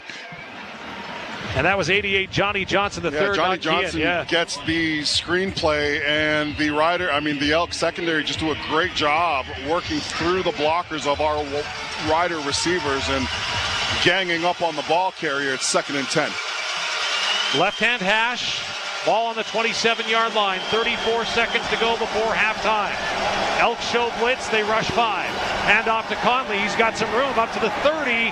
Tries to go over a man and will dive ahead near the 34-yard line. Still going to be well shy of the first down after a gain of 6, maybe 7. Well, offense coordinator Mark Mueller now is just saying, okay, listen, we got to get into the half. There's 25 seconds left. Let's keep the ball on the ground. If Edmonton wants to call out a timeout, that's their fault. Edmonton won't call a timeout. The clock will start running as soon as the referee blows his whistle in. And, I mean, if Chapman continues his great day that he's having, this should be a good punt. Got to cover down, though, Dave. 23 seconds and counting. The Riders will drain the clock all the way down to 7 before they have to kick it away. Chapman stretching out the leg. Back at his 19 to kick it. Mike Benson huddled over the ball as the long snapper. Clean snap. Chapman going to get it away. It's going to be a high kick that Javon Leake will take back at his 30-yard line far side. Makes a man miss up to the 35, then jumps out of bounds with zeros on the clock. And on the Quality Tire scoreboard after the first 30 minutes of play, it's Saskatchewan 14, Edmonton 13. Quality Tire with 9 locations across Saskatchewan and at qualitytire.ca. Coming up, it's the YAC Halftime Report. This is the 620 CKRM Cooperators Rider Broadcast Network. If you're looking to clear the land, scrape, demolish, or lift, come on down to Redhead Equipment, where they've got 0% financing for 60 months on Case compact track loaders, Case skid steer loaders, and 0% financing for 36 months on Case wheel loaders OAC. Certain conditions apply. This deal lasts through July 31st, 2026. See store for details or visit them online at redheadequipment.ca. Redhead Equipment, making tracks since 1948. You know what they say about Saskatchewan? It's the easiest province to draw. A land where watermelons belong on your head and bunnies hug you. It's also where you'll find UFA, the better choice for fueling up. Because we're Western Canadian through and through and have been since 1909. Whether you stop by or have your fuel delivered, choose UFA. Find your nearest location at ufa.com. 104.9 The Wolf is Regina's rock station and home of Chad and Evan in the morning. One of the things I love most about the Saskatchewan Roughriders how family-friendly it is. Game days, at the games, and listening to the broadcast on CKRM. And standing in line for 20 minutes for mini donuts. Oh yeah, well, see, when you're standing, it burns the calories that you're going to eat. Streaming at thewolfrocks.com. 30 minutes are in the books. It's time to get the story behind the score. It's the YAC Auctions Rider Nation Halftime Report. Here's Teagan Witko and Wes Cates. Through the first 30 minutes of this football game, the Saskatchewan Roughriders lead by a point. 14-13 is what we're sitting at right now. The halftime report is brought to you by YAC Auctions. Your legacy deserves a crowd just like a home game. So, of course, we're going to roll through the stats. We're going to talk about our instant analysis and any adjustments that we might want to see from the green and white as we go through the second half of this football game. But first, let's talk about how we got here with your halftime rewind. It's for Quality Tire with 9 locations across Saskatchewan. QualityTire.ca. Hale puts up his left arm, approaches the ball, and we're underway here at Commonwealth Stadium on a gorgeous night for football. Blanchard approaches to kick the ball to the Saskatchewan Roughriders. It'll be taken by Johnny Johnson, the third at his 14. Up to the 25, 30, 35, 40, still going, 50, midfield, Johnny Johnson to the 30, 25, one man to beat, 15, 10. Johnny Johnson, the third. What a kick return for the Riders, who are set up in the red zone. Elks 3-yard line, left-hand hash. Stevens going to take the ball himself to the goal line. Touchdown, Riders! Tommy Stevens. They signaled touchdown, and then when they marked it, they took it back. So Stevens in under the gun. The short yardage team is in to his right. Puts it ahead, puts it in. Touchdown again for Tommy Stevens. Harris pumps, throws, caught. Deflected into the arms of Schaefer Baker, and he gets away. Makes a man miss to the 35, 30. Going to dance out of bounds at the 29-yard line. Lady Luck in the arms of Kian Schaefer Baker as the pass was almost picked off. Yeah. Bounces into the arms of KSB. Left-hand hash for Stevens. He's in under center. Going to go to the right this time. Extends, no signal. Touchdown! Cody Fajardo as the Elks move right to left as we see it. Takes the shotgun snap, loads up. Here comes the pressure. Riders get home. Looks like Mike Rose was able to get there first. Also joining in on the fun looks like Caleb Sanders. After the first 30 minutes of play, it's Saskatchewan 14, Edmonton 13. So that was the recap for the first half of this football game between the Saskatchewan Roughriders, Edmonton Elk. Of course, the Riders leading by 1 as we get through the first half. We're going to come back, take a quick break, and then we'll talk a little bit more about this football game thus far. This is the 620 CKRM Cooperators Rider Broadcast Network. Hey, my name is Samantha. I work as an assembly technician for Ford of Canada. What I love about working at Ford is knowing I'm part of something I'm proud to stand behind. And when Ford does something like employee pricing, it makes me even prouder to work here. And that means you pay what I pay. Ford employee pricing is on now. On select 2026 F-150 models, get over $13,600 in total price adjustments. Visit your local Ford store or Ford.ca. Sun's out, top down, pedal to the metal with the wind in your hair. And hey, I like your summer tires. Summer tires? Yeah, some are cracked, some are bald, all need replacing. Let Quality Tire make sure your tires are road trip ready so you can have peace of mind as you head off to your first or next summer adventure. Next stop, Quality Tire. Quality Tire, trusted for the road ahead, with 9 locations across Saskatchewan. QualityTire.ca. Where was I when I won the lottery? I was watching TV. I was on a road trip. I was on a tractor. In my dad's shop. On the job site. I was in the delivery room. I was on a trail ride with my horse. Stars Lottery. When lives are saved, we all win. Your ticket supports critical care anywhere and gives you a chance to win over $4 million in prizes. Get yours today at starslottery.ca. License LR260008. Saskatchewan only. 18+. Please play responsibly. In football, every player has to be productive. On your farm, every acre does too. That's why growers trust Salford, from I-Series and Halo tillage tools that manage soil and residue to spinner spreaders and the 90-foot AB 640 air boom applicator, built to cover more acres in less time. Whatever this fall throws your way, Salford has the equipment to increase your productivity. Visit your local Salford dealer today. Salford, field your best. See them at RJ Sales in Wadena and at any Mazer Group location. Get a phone for $0. Yep, you heard that right. With SaskTel, you can get a device with no upfront costs and no activation fees. Plus, save $10 a month for 24 months with an eligible wireless plan. $0 devices, zero stress, zero reasons not to. Visit a SaskTel store or sastel.com/0. Conditions apply.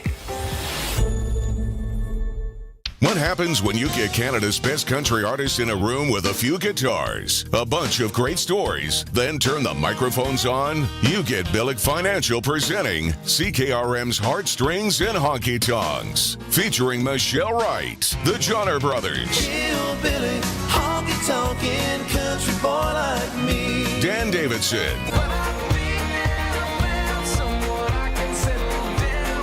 Kelsey Kulik, Clayton Bellamy, Evan Baxter, and some surprise guests. One night only, September 21st at Dark Hall in Regina. You're not just watching the show, you're in the show. Your laughter, your applause, your energy all become part of a live broadcast on 620 CKRM as we celebrate 100 years of CKRM. Billick Financial presents CKRM's Heartstrings and Honky Tonks. Sponsored by McBids. Get your tickets now at 620CKRM.com. Get the latest news and information on your team from our team anytime at sportscades.com. This is the YAC Auctions Rider Nation Halftime Report on the 620 CKRM Cooperators Rider Broadcast Network. Welcome back. Teagan Witko, Wes Cates with you from downtown Regina, unpacking the first half of this football game. Thus far, your halftime report is brought to you by YAC Auctions. Your legacy deserves a crowd, just like a home game. Sell it right with YAC Auctions. Of course, we have CNC Productions in the studio here with us, keeping us on the air. Score right now, 14-13. The Riders up by 1 right now. Wes, let's start with your instant analysis. A little bit of a chippy start to this game. Yeah, it was. I think obviously both teams, with that how close last week was, both teams came out with a little fire in their bellies, wanting to make a statement. It started off looking like it was going to be another barn burner. And the Elks come out right down the field, few plays, touchdown. Then Johnny Johnson III with the huge kickoff return, setting up the Riders for an easy score. Tommy Stevens with 2 short yardage touchdowns. We got the usual suspects getting the scores. Stevens with 2, and then also Justin Rankin with 1 short yardage. But other than that, it's been a pretty quiet first half. You're looking at the stats, and both offenses are only putting up combined about 240 yards, not even the 250 total in offense. And the defenses, I think they've had enough. Last week, and the way this one started, both defenses said enough is enough. You got a couple of sacks out of the Elks, and then Caleb Sanders gets a sack for the Riders. So I think definitely going to be a tight one, a nail biter, but we'll see if it can spark a little fire, get a little more offense in the second half. But it's been a good defensive response so far in this first half. Now, when you look at the offense here, Wes, I'm looking at Trevor Harris, 8 for 10, only, 94 yards. So they're finding ways to keep him quiet. Yeah, for sure. And I think it's just been kind of the nature of the game. Like I said, both defenses are really trying to lock things down and be a little – also, there's been a couple of drops, uncharacteristic. We had one from Keyshawn Johnson, which actually was just a great play by Trey Ford punching it out. Keyshawn did catch it, but Trey with a good reaction. And then a couple of little drops there. We've seen one down the middle. Conley dropped one that looked like it was right pretty much in the breadbasket, but it's been it's definitely been more of a defensive struggle today. So your stats of the game, and Tyrell Ford, just to make sure that we get that one right. No, you're good. You're good, buddy. There's a few too many brothers in this league. Okay, halftime stats are brought to you by the Saskatchewan Highway Hotline. Check out the app, find work zones before you hit the road and head to the game. So real quick here, halftime adjustments that you want to see. Yeah, definitely. I just want to see the Riders maybe get a couple more run plays in there, but and then maybe just a little play action passing off of it. I do like the way they sprinkled in a little Tommy Stevens in second and medium, so we'll get back to that. And I gotta take a little time to show my boy Luc Mullinder some love. Everybody's been giving the love. I don't know if anybody would have thunk it, Luc, back in the day, if they would have picked us to be the guys talking stuff all day on the radio. But, hey, man, you've been doing a great job of it. Glad to see you doing it, man. Just getting better and better every year, every game, and just handling your business, man, being a great individual on and off the field, and even all the other segments you add into it, man. So just a beautiful job. Proud of you, brother. Keep it up, man. Glad to be on your team.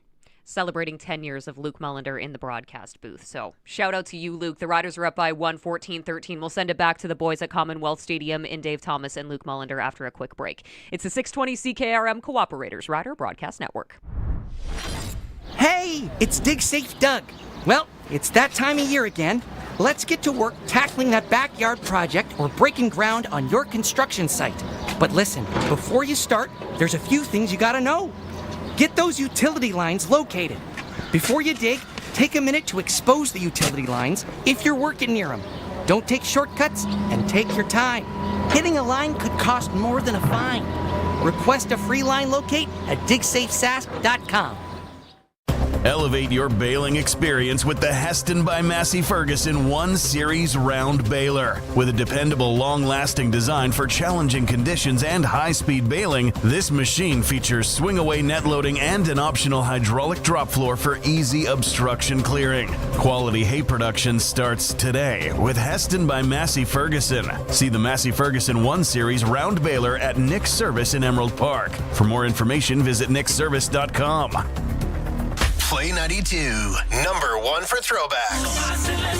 Please don't stop the music. It's gonna be me. And home of Mark and Jess in the morning. Going to Rider games are the best, man. With friends, family members, you make such great memories that you take with you for your entire life. Some more vivid than others. Others maybe a little bit blurry. Mark and Jess wake you up 6 to 10 weekday mornings. Number 1 for throwbacks all day. Stream at play92.ca. I'm Jared Clark, Saskatchewan NDP MLA for Regina Wallshakers. Thousands of Saskatchewan people have expressed concerns about AI data centers near Saskatoon, near Regina, and in Moose Jaw. Saskatchewan NDP MLAs are listening. We believe in honesty and transparency. You should get to see the full assessment of the impact of these centers on power rates, on the environment, and on our economy. Frankly, you deserve a say in the future of your community. You can contact me at 306-352-8754. Hi, my name is Samuel Emilus, receiver for the Saskatchewan Roughriders. At Capital Auto Group, it's all about being part of something strong, just like Rider Nation. With 5 dealership and collision center in Regina, Capital GMC Buick Cadillac, Capital Ford Lincoln, Crestview Chrysler Dodge Jeep Ram, Mercedes-Benz Regina, Titan Automotive, and Universal Collision Center, you've got a full team ready to help you out. We're all proud to stand with Rider Nation. We drive Rider Nation. Sun's out, top down, pedal to the metal with the wind in your hair. And hey, I like your summer tires. Summer tires? Yeah, some are cracked, some are bald, all need replacing. Let Quality Tire make sure your tires are road trip ready so you can have peace of mind as you head off to your first or next summer adventure. Next stop, Quality Tire. Quality Tire, trusted for the road ahead, with 9 locations across Saskatchewan. QualityTire.ca. 104.9 The Wolf is Regina's rock station and home of Chad and Evan in the morning. Chad, have you ever worn a watermelon to a game? I haven't, no. Really? No. You haven't lived. I never did it in Regina, but I've done it in Edmonton. And I got picked on. Is it just as sticky there as it is here? Way stickier, because people throw beer at you. No, don't. Streaming at thewolfrocks.com. It's time for third quarter Saskatchewan Roughrider football.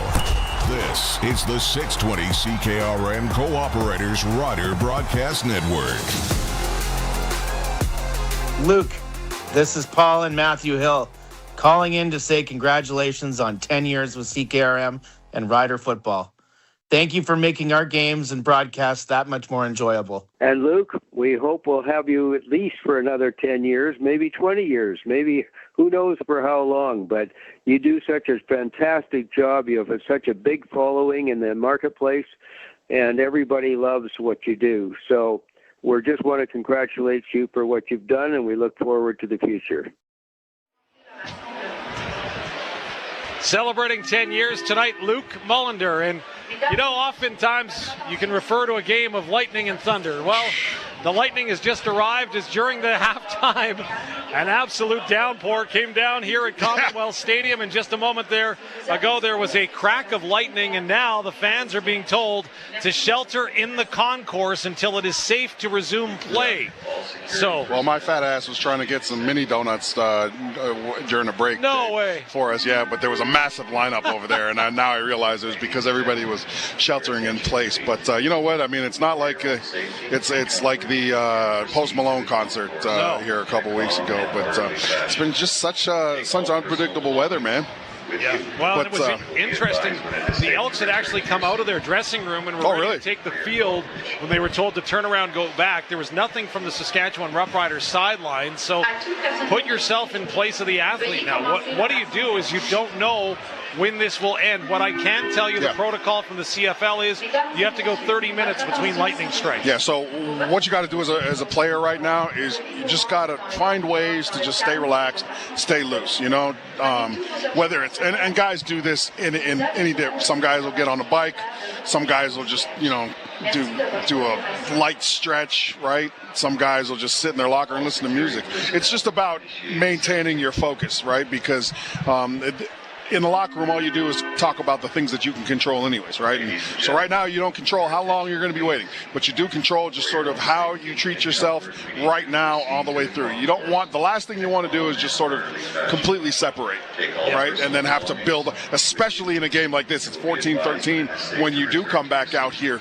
you're going to have to really get at it, right? And if you let yourself kind of slip out of focus, it's that much harder to get back into that zone where you need to be in a close game. Well, as a broadcaster, right, we have to prepare ourselves.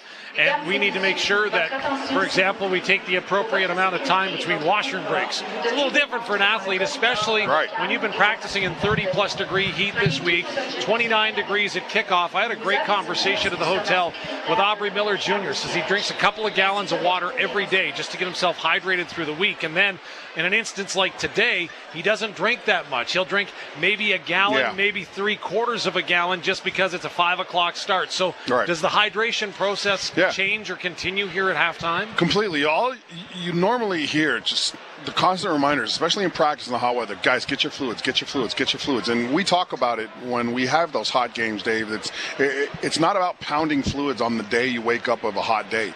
It's about how you've gone about your business during the practice week, right? So Aubrey Miller Jr., I mean, you're right. You don't have to kind of hydrate and go to the ends of the earth on game day when you've done the right things all the way through the week. So it doesn't surprise me. But again, it's just another one of those things that separate pros from just sort of high school players, right? And getting to this level, it takes an extreme amount of preparation.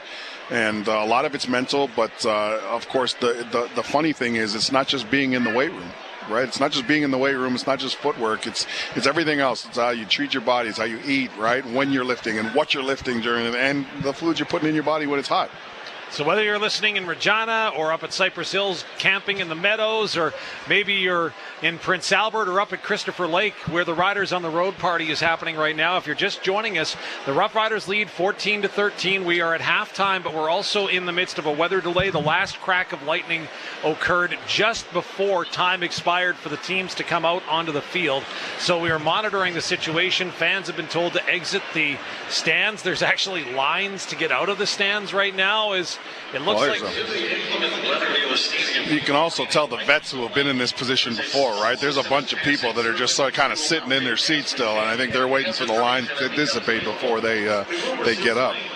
Now, the question that everyone will ask, no matter what happens in the outcome of this game, who will benefit from an extended halftime, or is everybody in the same boat? I don't think any team benefits when it's 14-13, right? And I'll tell you what. I love the comment Morley Scott when he came in and visited us when we were eating, right? Yep. What did he say? First thing he says, it's a man's game out there, boys. Yep. You know, and that's exactly what it is. It is a man's game. This is sort of vintage 1996 run, right? Like Mike Pringle-esque football going on right now. It's been such a back and forth, and now the defenses are tightening up. So I don't think it actually serves to benefit anybody having to wait an extra 30 minutes. But this is where your coaching comes in. Yeah. Right? Okay, what are you doing in that locker room right now aside from getting warm or just keeping yourself loose and relaxed, right? Are you talking a little bit more with your position coaches about what you need to see, what you kind of thinking coming into this third quarter, right? How are you treating this break that you do have? So right now, the earliest that the players will come back onto the field is at 7:05. So we're looking at about another 20 or 25 minute delay here at Commonwealth Stadium. And now you mentioned coaching. One of the coaching decisions right off the hop was the Edmonton Elks took the football. They scored a touchdown on their opening drive of the football game. So in saying that, the Riders know that they're going to have a choice. They've got all the weather information and more than we do up here. If you're the Riders, are you taking the ball to start the third quarter?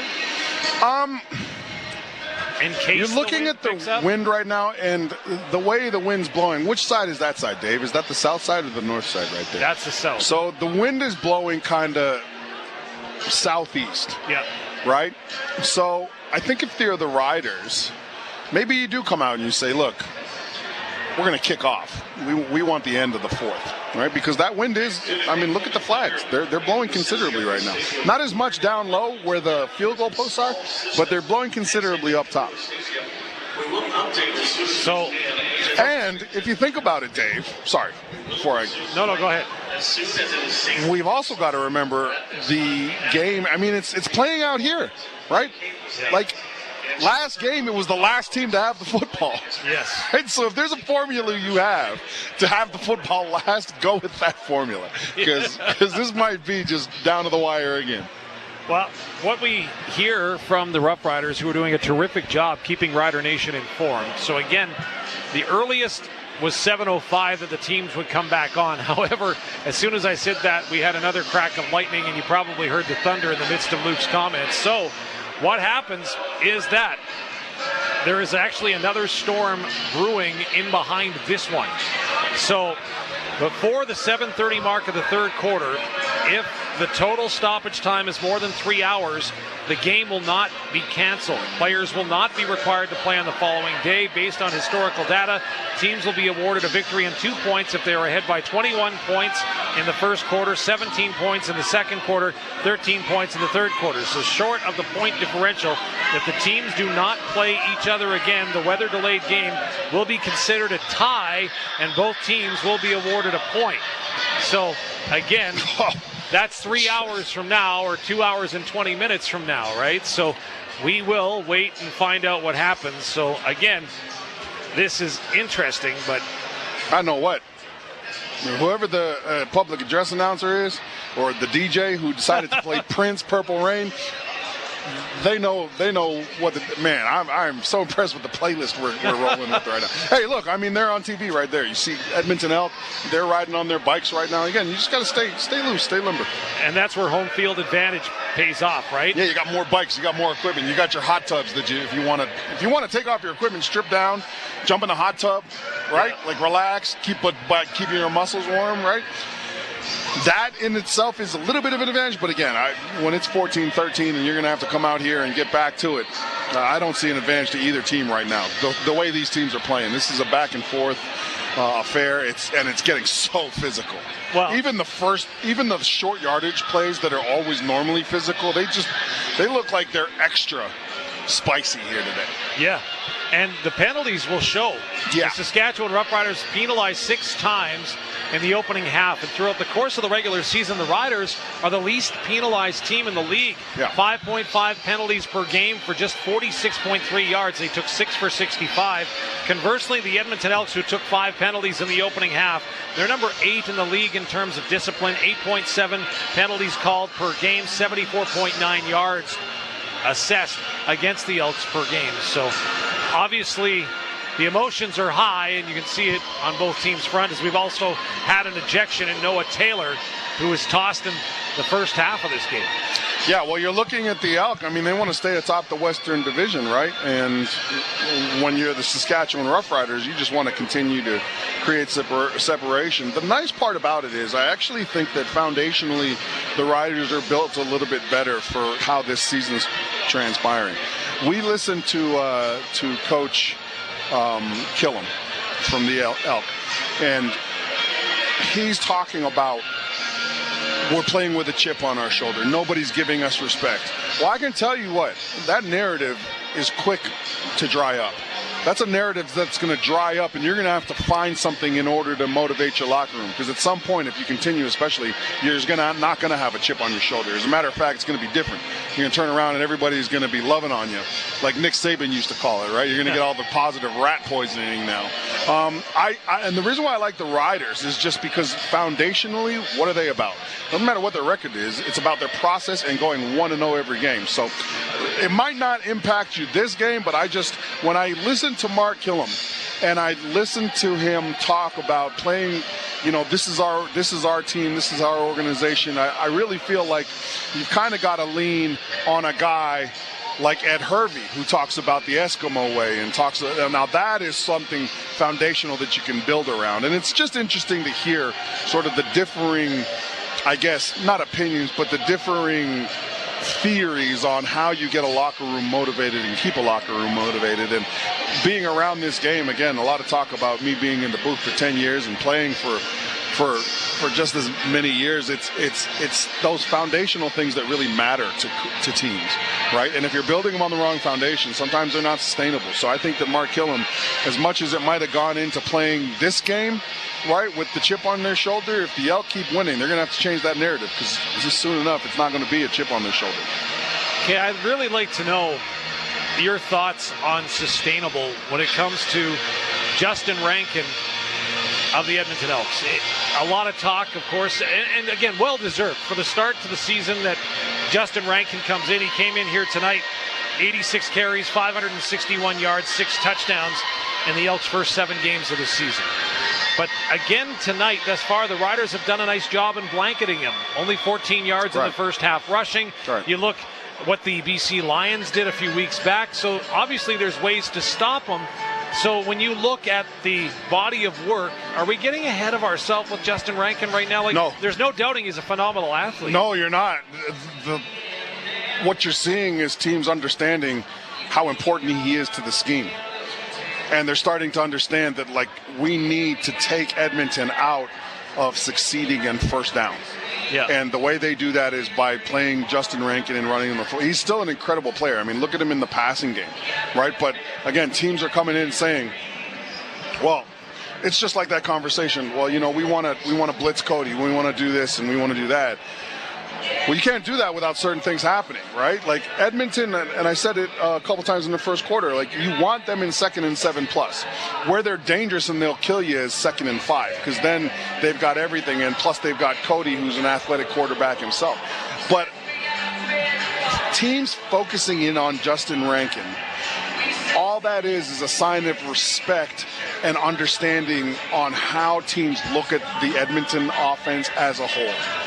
They think that Edmonton, if we shut down, take out Rankin and Leak, will live in 2nd and 10. And today, 2nd and 10, I mean, there's been a couple plays from Cody, but at the same time, too, it's not like we're seeing those big take-the-top-off plays, which is one of our keys. No big explosive deals, right? And again, the way you get that is by going into those downs 2nd and 7+. The Edmonton Elks this season are number 5 in 2nd down conversions at 50.6%. Conversely, to put that into context, the Riders are number 1. They almost convert 60% of the time on 2nd down. Now, obviously, the distance you need to accomplish that 2nd down changes. And for the Edmonton Elks, it looks like that sweet spot is about 6.8 yards. So you get to that point, and your opportunity and your likelihood of converting that 2nd down obviously goes up. This is Captain Obvious speaking here. No, but you make a good point. What it is, and you'll always hear me say it on the broadcast, when you're at 2nd and 5, 2nd and 6, you have your entire playbook to use. When you're at 2nd and 7 plus, you have 25% of your playbook to use, let's say statistically, right? Because those are now you got to focus on protection. Now you've got to keep the back in potentially because of blitzes. Now receivers have to understand hot routes, right? Like when you're looking at 2nd and 5, everything's on the table. Yeah. Everything. Run game, because we always go for it on 3rd and 1, 3rd and 1.5, right? Short pass, long pass.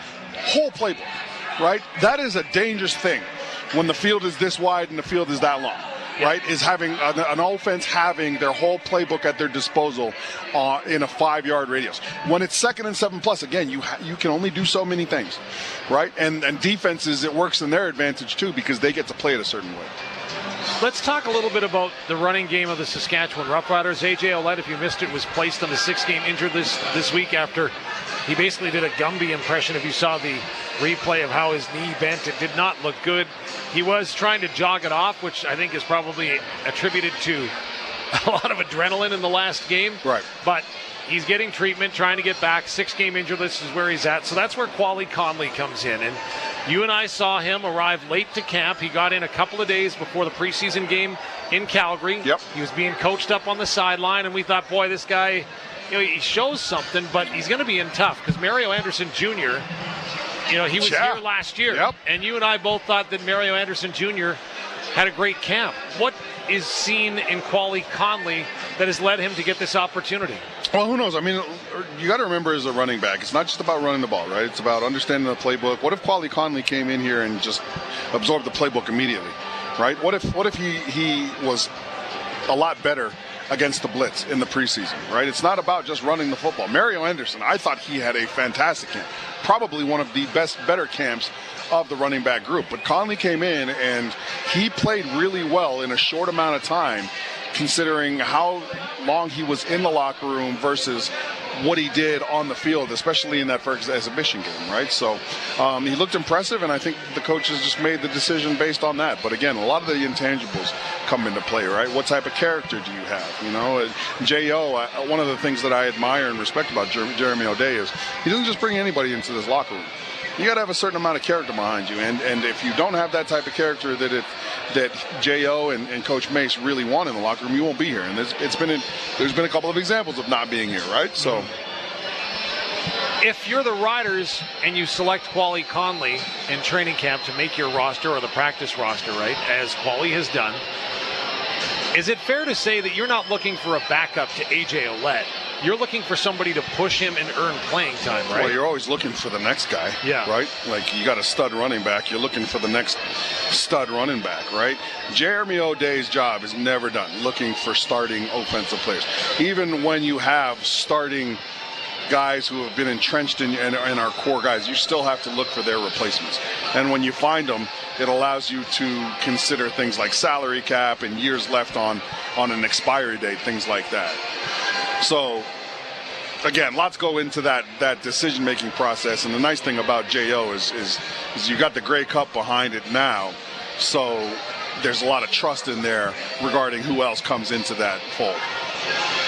Well, I had an opportunity this week to catch up with Quali Conley, talk about the opportunity that presented himself, and even how he has changed in the time that he's been with the Saskatchewan Roughriders. Again, not a full training camp to get under his belt, but he talked about it, and he told us what he was thinking heading into this game where he was going to get an opportunity once again to start. So what have you taken from that last game experience that you've had until now? I'm just being more patient. I feel like my reads is everywhere. I wasn't locked in, so just be more locked in, more focused, more patient. So when you say more patient, does that mean you have to wait for more holes to develop? Yes, you're waiting for the hole to develop and not just, we call it eye candy, because something might be open, but if you get to it, you're going to be closed up, so it's not taking the eye candy. How tough is it then to be patient? It's tough, very tough, because you see something open and you want to hit it because it's it's open, but just knowing you have to press one or two more cycles, then it might be even more open. So given the time that you've been working with A.J. Ouellette, what have you learned from him? AJ, he's a great back. I feel like I learned a lot from AJ. He just the teacher back. Basically, he do everything right, and he's very patient, I feel like, and just him coaching me on the sidelines is very helpful. Get the Edmonton Elks back-to-back. Does that assist you in preparing for this week when you can look just back at last week's game film? Just as more film, I feel like, and like our scout team is like the same, and like we get more looks, even though we got last week, this week again, and just learning from our mistakes during the game. I feel like we had a lot of mental mistakes, and I feel like since we're playing them again, it's just our revenge, our get-back story, basically. So there you go, Quali Conley having a conversation this week after practice when it became abundantly clear that he was going to get the opportunity to carry the ball and make the most of those opportunities. Hey, on the BNA Petroleum text line at 306-936-6262. First of all, Luc is going to get a chance to see all the folks that are congratulating him on his 10th anniversary as those text messages continue to pour in from Rider Nation. But if there's something that you want to know, now's your opportunity, as Wes Cates, Teagan Witko are also standing by. So if you've got a question, something you've always wondered about the team, a comment on what you think is happening or with the team, let us know. 306-936-6262. Offensive line, you mentioned in that first half, Luc, we probably glanced over the fact that Zach Fry, who's having a terrific season at the left guard spot, is out right now. On the one-game list, he was nicked up last week. And having said that, as the sun is starting to peek through the clouds here at Commonwealth Stadium, having said that, Daniel Johnson, he's been the 6th offensive lineman thus far this season, beginning his spot and shot at left guard. What have you seen from him there? And you mentioned how he was kind of going back and forth. Yeah, well, one of the things we talked about when it came to the injury scenario for the Saskatchewan Roughriders is I asked the question, how was Daniel Johnson starting at left guard going to, in fact, affect their tight end sets, right? The double tight end, the single tight end sets, the big, heavy groups. And one of the things I liked about the Riders is what they've done is when they've had to put Eric Anderson in the game, especially in those tight end sets, they've just split Daniel Johnson out to the tight end side, left or right. They've told Eric Anderson, hey, this is probably the easiest thing for you to do, focus on your guard play, right, while Daniel Johnson goes out. And it's a really solid approach. And I think that, obviously, we haven't seen a ton of rushing yards, right, on either side of the ball. But I think that the one thing that you might not be getting the rushing yards. One of the things you don't want, though, are the penalties, right? The procedure penalties, the holding penalties, right? The delay of game penalties. And I think by rotating in Eric Anderson and giving him something very easy to focus on in his first action, it allows them to stay multiple when it comes to their offensive run game. So the sun is fully out now here at Commonwealth Stadium. The lights are on. The Elks had about a dozen players come out of the locker room, but they were just sent back in. So, again, we heard that the earliest that play would resume would be at 7:05, which is 8 minutes from now. I don't think that there's a high likelihood of that happening, as, again, we haven't seen any sign of the team. So if they get to 30... and the sun's out, but they're like, does it have to be another 30 then? Like, do they happen in 30-minute increments, or is the next like a 5-minute increment? It's always a 30 from the last lightning strike. Oh, so really, we have 8 minutes, or however many minutes. How many minutes? 8. We have 8 minutes to determine if the game's going to start or it's going to be another 30 regardless of the sun. Yes. Oh, well, that sucks. Yeah, that's the worst. Tell us how it is, Luc. Yeah. Tell us how it is. That's the worst. Why can't you just say, okay, 30 have gone by, let's cut it down. Let's play an overtime period of 10 minutes, right? And let's go from there. 10, 10, 5, right? Well, it's interesting as there is about to be an announcement made as more people are starting to trickle back. Yeah, because now people have seen the sun, Dave. Now they're like, oh, we're all over this. Yeah. Well, I'm no meteorologist. I like to play one on the radio. How about we join Teagan and Wes downtown? And I'll ask you, Wes, first and foremost, your thoughts on the delay, what you do, how you make sure that you're ready to go when this delay ends. Yeah, I think basically you just try to stay focused. Maybe the coaches will sometimes try to bring groups together, have a few chats here and there, just to see what type of adjustments you can make, kind of take advantage of the time. And then other than that, you're really just trying to stay focused, stay relaxed, stay stretched out, and yeah, if you got any type of issues with your uniform or your body, maybe have a trainer look at it. Just kind of take advantage of the downtime to do some things that maybe you're rushing around and don't really have the opportunity to focus on for that little brief period of time. But it is a little annoying. It can be a distraction, and you can definitely kind of lose focus a bit. So anything you can do to kind of make it feel as normal as possible by doing something that, basically helps you get back out on the field and attack the next opportunity, that's what you do. How did you approach any game delays like this? Were you hopping on the bike and just keeping yourself loose in that way? I didn't really, that wasn't really a bike. I was always like, running too many sprints, hopping on the bike, I used to be like, I'm going to wear myself out. So I just used to try to, relax and stretch and stay, just chill. Just make sure that I wasn't tightening it up, right? So if I was cold, maybe I'd move around a bit, but, you're usually not. So you're just trying to keep the hammies loose, keep the legs loose. And try to do any type of communicating, or if there was a play that you weren't sure about or something weird to happen, make sure you get with the right teammates or get with the whole group and try to get it sorted so you can try to run that play again, or try, if you see that blitz or that lineup, I'm coming from an offensive player, see that defensive set again, you know how to react to it. So are you bumping beats in the locker room there, trying to keep everyone hyped? Probably. I mean, unless your coach is a little stuck up or something. Maybe you're trying to keep it quiet. Corey Mace doesn't really strike me as that kind of guy. Don't because sometimes you want to keep it quiet so guys can focus and prepare how they want to and put their headphones on. But I feel like our rider team is always bumping some music or something like that. It wasn't. Yeah, what music was on? I feel like it was mostly always hip hop or something. I don't think we argued over the music much, but depending on where you're at, though, depending on the locker room. Well, you're not blasting Blind Melon, No Rain. Rain. Some battles over. No. I remember George Hopkins, the equipment manager for the Stampeders. He used to, when he was annoyed, you knew it because Black Betty would be on, and that's it. Like all practice. Little Ram Jam. It's like. One thing I still have nightmares about. Like, dang, who pissed off Gio? Who pissed off George, man? Oh, Black Betty, laugh. Oh, like, please, no more. Stop it. So we know which song is not on Wes Cates' playlist. Okay, that's good to know. Yeah. How are you guys staying loose up there in the broadcast booth? Well, you know what? I'm trying to observe what's going on. Again, there's a lot more activity happening by the locker rooms, but nothing that would show me any concrete sign that we're anywhere near to returning to play. Having said that, how about if we get to some of the questions that are coming in on that BNA Petroleum text line at 306-936-6262. The first question, and I'll throw it to you, Luke, and then Wes, maybe you can let us know what you've seen on the monitors back in Regina. But I got this question all week long.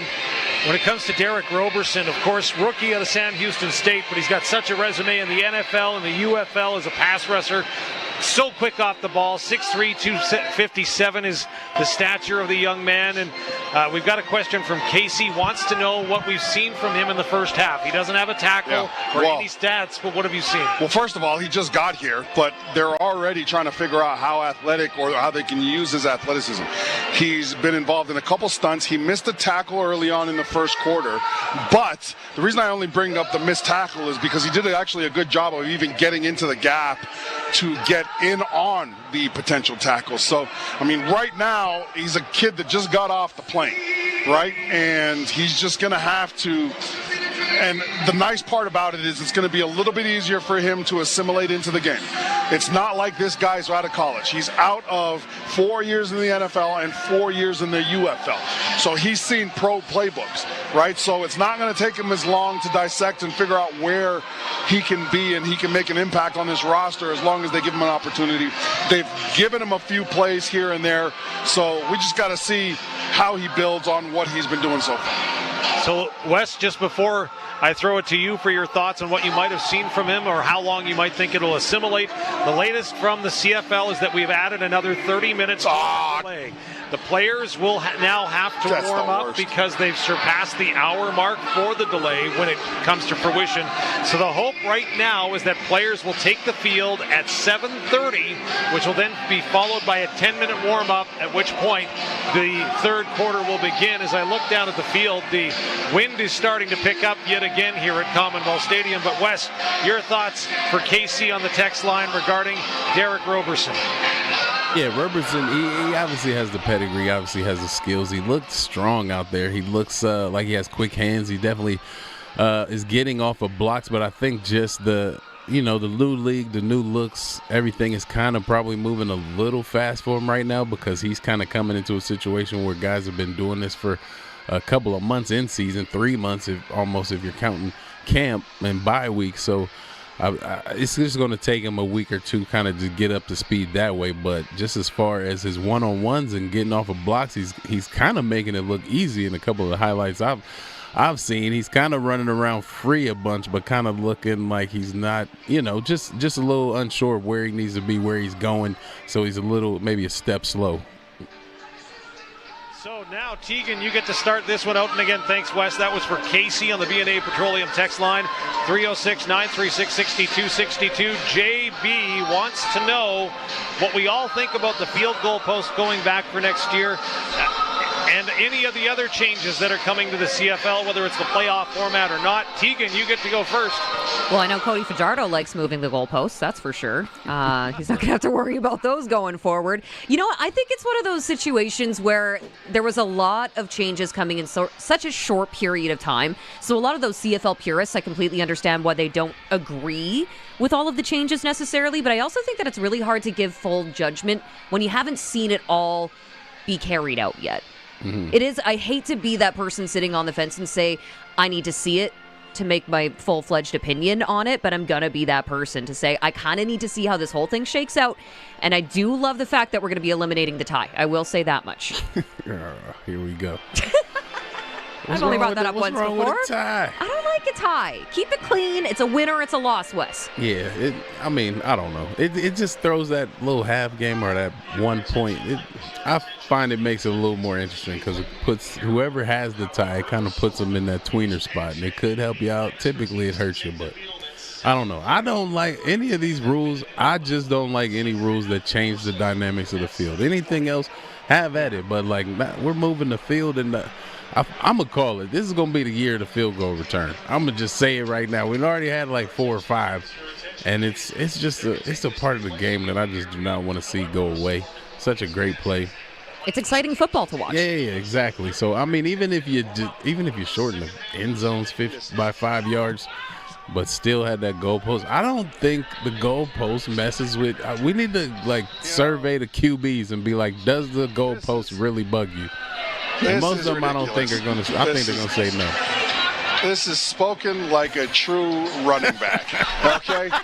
Listen, people are getting tired of the missed field goal returns and watching returners beat offensive linemen who are running down the field. I'm glad we're moving the field goal post back. And here's why. Schematically, and this works against the defensive player, schematically, you're able to scheme now the middle of the field on short yardage. You always see these teams, right, going for the widths of the field in the end zone because they're so afraid of that stupid goalpost sitting right in the middle. So I'm glad of that. And you know what? I don't mind. And this is someone said it. I can't remember where I read it, but yeah, they're right. You know what? Yeah, we're all like, oh, this is such an exciting return game, right? If you miss the return, it's essentially a returner going against primarily offensive linemen out there running around. Everybody knows offensive linemen A, can't run, and B, can't tackle. So listen, the fact that we're going to have a little bit less of those returns, I'm fine with. That's spoken like a defensive lineman who is stuck chasing a returner a time or two. Hey, Wes, I was wondering if you were going to call me out because you're damn right. I was tired of running down the field on those 60-yard kicks. Oh, man, I got to stand on the hash mark the whole time. We got to sprint down here, and we got to, and to make matters worse, I got an offensive lineman who probably doesn't know his tackle lanes. Pretending running like he next has to me. a chance to tackle him. Yeah. Well, that's a long run, man. Wes never had to make those runs. He did. Wes got to return. Oh, you didn't have to. Rookie year. Yeah, right. And when I first got to the Riders, remember? Our piggy bank was attached to Wes's hips. There was no way we were letting Wes run down on field goal tackle. There was no way we were letting our franchise guy go down and chase long field goals. I got the film. Well, maybe not with the Riders, but definitely with the Stamps. yeah. Maybe with the Stamps when you were breaking in, but not with us when you had already proved yourself. Well, I'm just going to point to the impact that it could have had in this game so far. So, for example, if you think about it, Vincent Blanchard has kicked a 24-yard field goal, which next year would be 39. He also kicked a 44, which next year would be 69. Exactly. So if you're Mark Killam from the 44 of the opposition, are you going to go for a 69-yard field goal, or are you going to go for it on third down? Well, here's the thing, and I talked about this when the initial change happened. And again, as a defensive player, it sucked when the offense only had to get to like the 50 to kick a game winner or a game tying field goal. Now they're going to have to go to like the 35, right?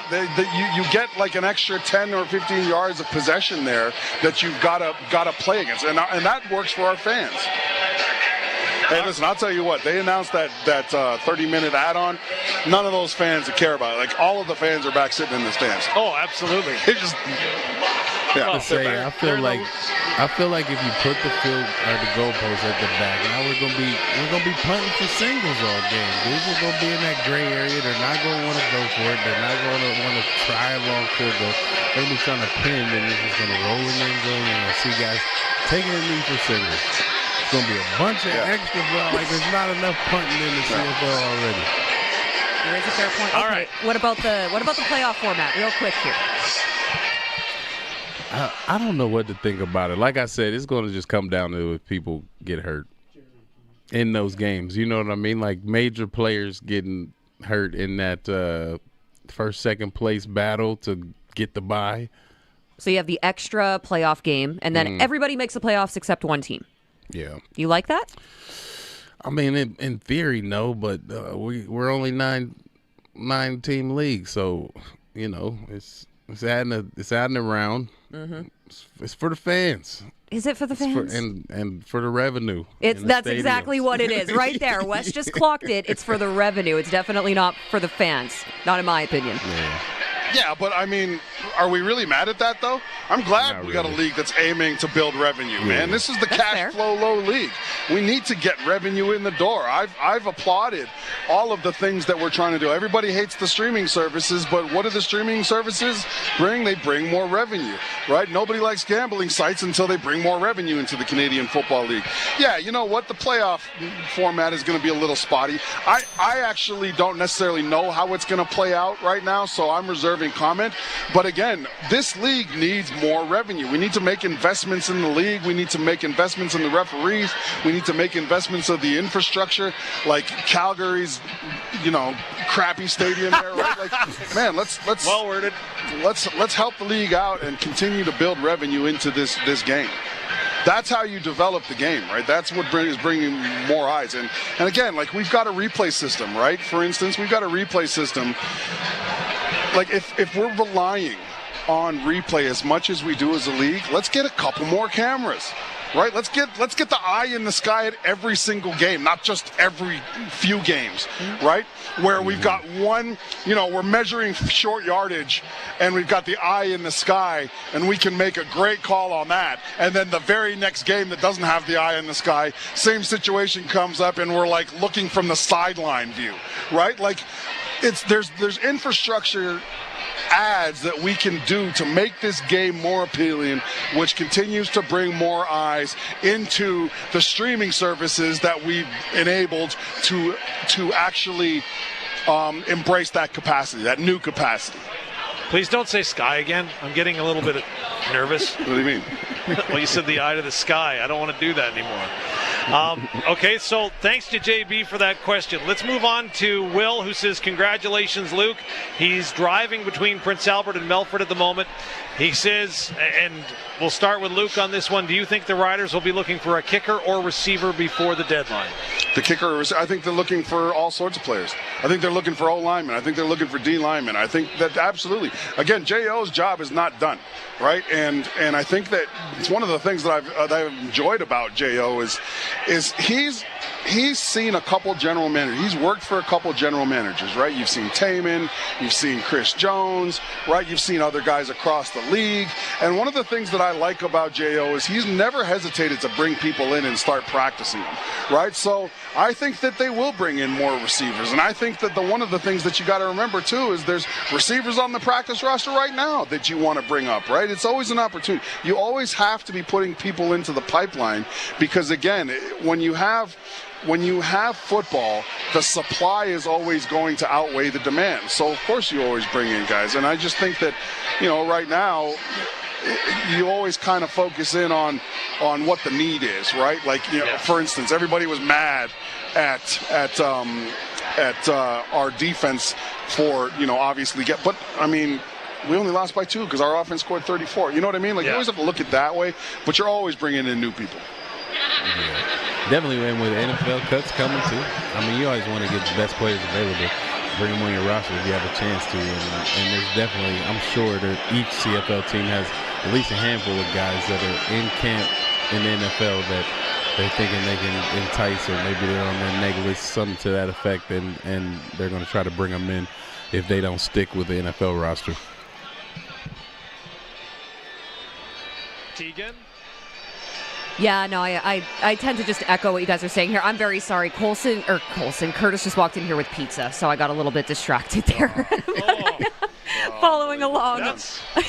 C2 just bringing in the snacks. I know, I'm so sorry. You guys are probably hungry there, as they did just extend the delay to this game here, Dave, by another 30 minutes. So we are 38 minutes and a half into the game delay here. Didn't Luke say something about mini donuts, or was that just we were talking about the Queen City X? No, I was out there on the concourse at halftime trying to buy some mini donuts, and there was just so many people. There were so many people out there that the line was long. But then I realized when I came back in, it's probably because everybody was just kind of congregating in the shelter-in-place sort of setup that they've got going on. How come I can't say crap? I got a couple people saying I'm not allowed to say that Calgary has a crappy stadium, and one of them's from Calgary. They do have a crappy stadium. It sucks. The booth that we call games in sucks in Calgary. It's the worst stadium in the league right now. Why am I not allowed to say that? Is it not? Other than Toronto. Toronto sucks too. That booth is like a cubbyhole.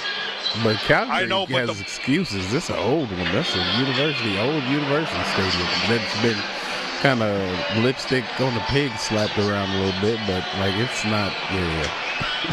Well, I'm just I get to say Calgary sucks. But you two join us from Edmonton right now. What is the weather looking like at Commonwealth Stadium at this point? Well, the wind has picked up. It's actually shifted. It's coming from the north a little bit right now. And the sun that was here moments ago is now starting to cloud over a little bit. So the goalpost flags are starting to move a little bit more too now. So we'll have to wait and see that. And again, the Riders do have the advantage to select whether they're going to take the ball or the wind. On the B&A, I'm going to go back to the B&A Petroleum text line again. Tons of love for Luke tonight, and that was what tonight was all about. Celebrating 10 years in the booth with Luc Mullinder. Is now the sun is coming out again. 306-936-6262 is that B&A Petroleum text line.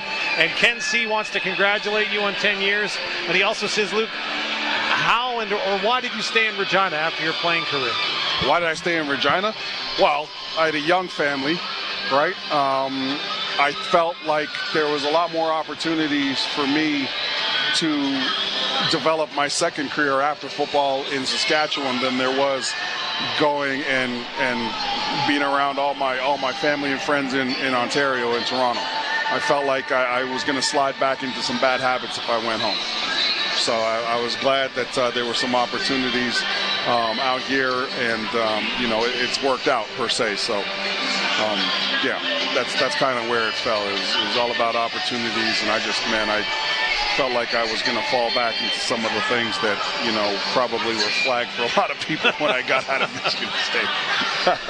So, thanks to Ken for that question.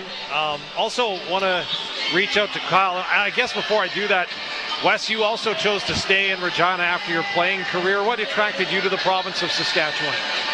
You know what, I think it was kind of a lot of what Luc said. It was just opportunities here after, we had a lot of success in the years we played and made a name for ourselves as a unit and individually. And I think just that era of riders, we did a lot of community work. I mean, I've been to so many places in Saskatchewan, been more places than most Saskatchewanians, and just, the school visits and the dinners and that type of stuff that me and Luc and I have always been involved in.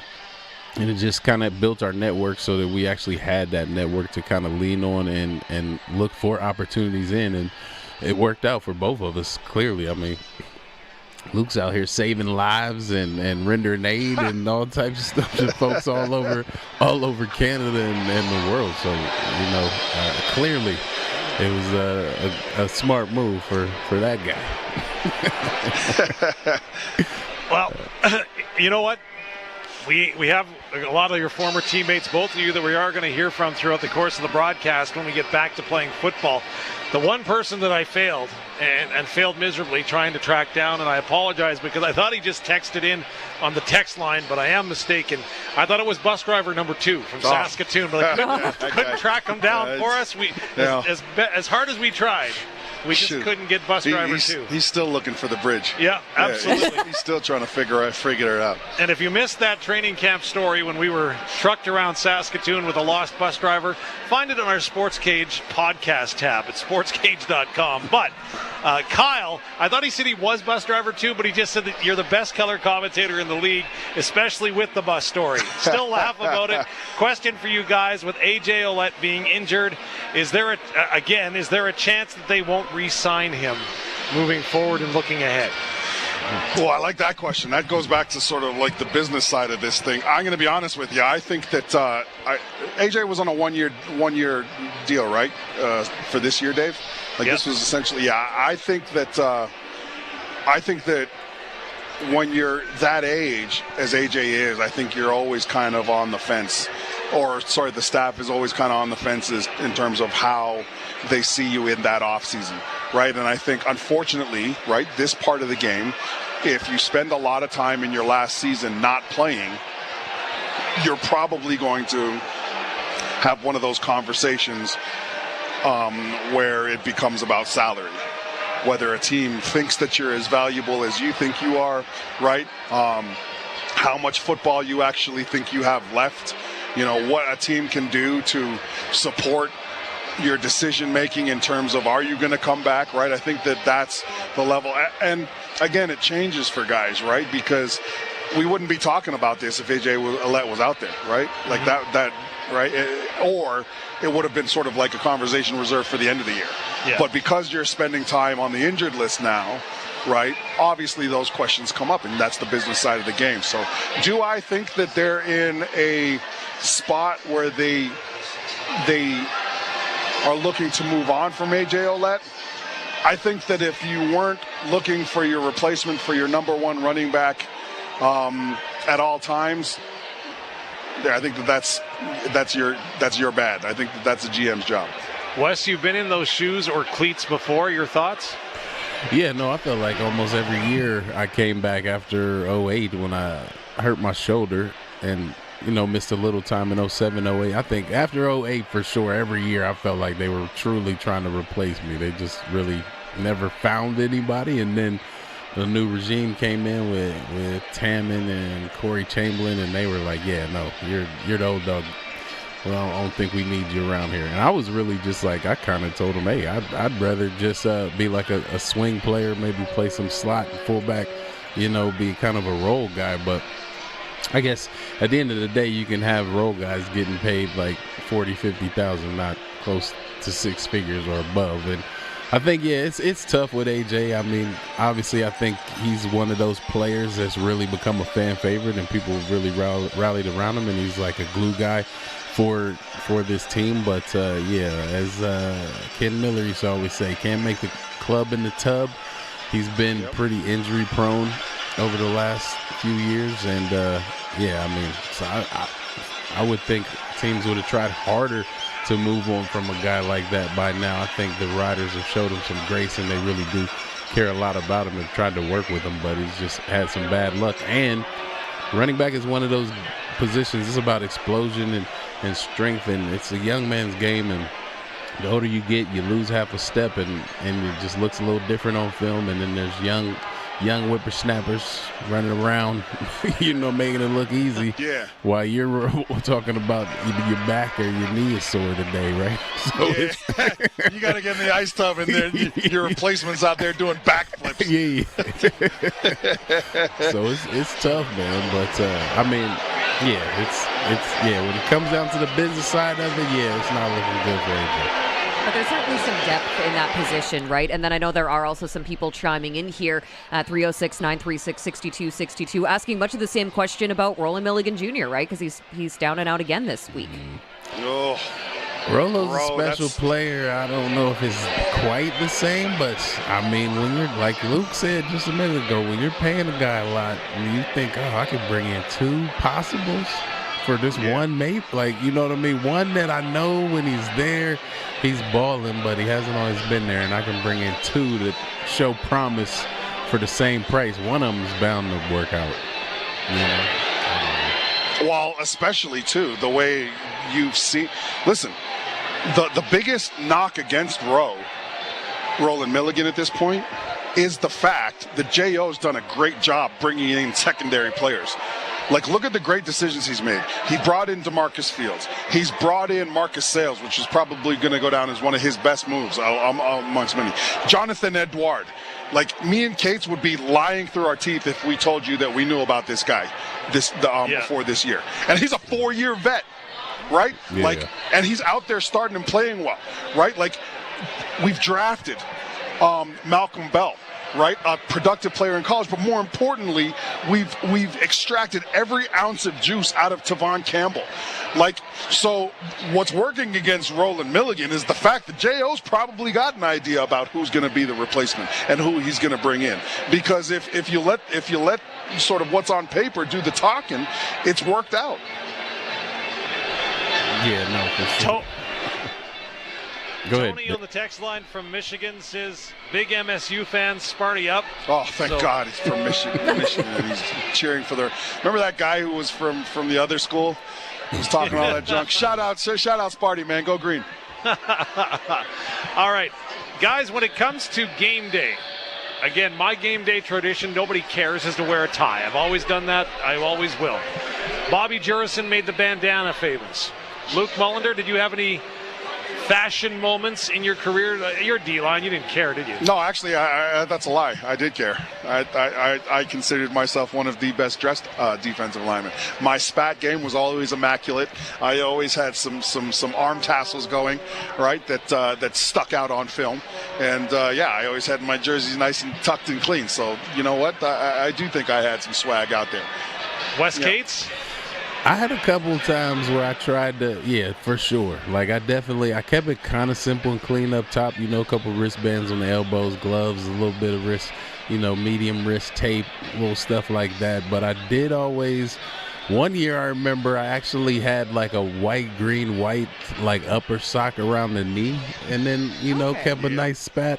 But it was kind of always hard. I was always getting tackled, and they would mess it up. So I was like, I'm fixing my uni too much, trying to look clean out here. But one year, I did have my SPAC game so clean that the BC Lions DBs, their secondary, they copied me, but they broke the rules copying me. And then the league sent all of us basically a cease and desist order because you're supposed to have 4 inches of white at the bottom of your team color, and I had it to where I had black spat. You're not supposed to spat in black, but I was spatting in black and then putting a little ½ inch of white tape at my ankle, just so you know what I mean, just to give them a little white. And then The With the BC solid Lions sock, secondary too, it's went. cold. Yeah, they went all black, spat, and then they got me caught up in the fray. Then I had to stop doing it. I was out there looking clean too, Dave. I'm looking clean, boy. I tell you what. But Wes always had his chapstick in his waistband. He was always prepared. That too. For the uninitiated, the spat, what me and Wes are talking about, is the tape job around your cleats up to your ankle. Right? That's what spatting is. That's what we talk about. Yeah, you talk. And here's the other thing too. I mean, if as a defensive lineman, you had to look clean because even when you made a play as a defensive lineman, the chances are they were going to go to one of the offensive guys like Wes or Andy on the sideline cheering us on. Like they wouldn't even put us on camera. They'd just be like, "Oh, great play made by the defense. Look at Wes Cates celebrating on the sideline." You know what I mean? So we always had to do a little bit more because we never knew when we were going to get on camera, Dave. Well, to answer Jeremy, before I get to your fashion, Teagan, just to answer Jeremy's question, the specialists for the Elks have just come on the field, as have the officials here at Commonwealth Stadium. So the 7:30 warm-up looks like it very much is going to happen, or I guess the 7:35, which would be 5 minutes from now. Okay, as we continue with the fashion commentary, Teagan. Oh, geez. I will never be as sharply dressed as Wes Cates. He's got me beat there, that's for sure. No pregame stuff to worry about. I got to make sure I eat a good meal, though, and I am eyeing up that pizza. I can smell it from in here.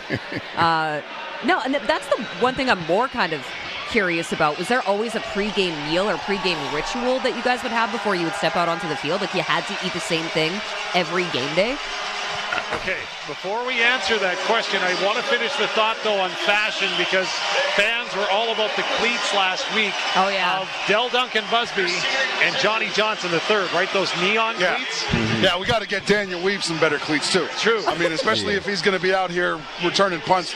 I mean, Wes, I know you're with me on this, Wes. Yeah. Those New Balance cleats he's wearing right now as a returner, they don't work. Well, I did ask Johnny Johnson III, though, this week about his cleats. Really? Johnny Johnson III. We're going to start with fashion. How about? Tell me about the neon green cleats that I get so often asked about that you like to wear during game. So it was just, I didn't even know they were coming out with these, and then Dale walked in with them, I think the week before last week. I saw them.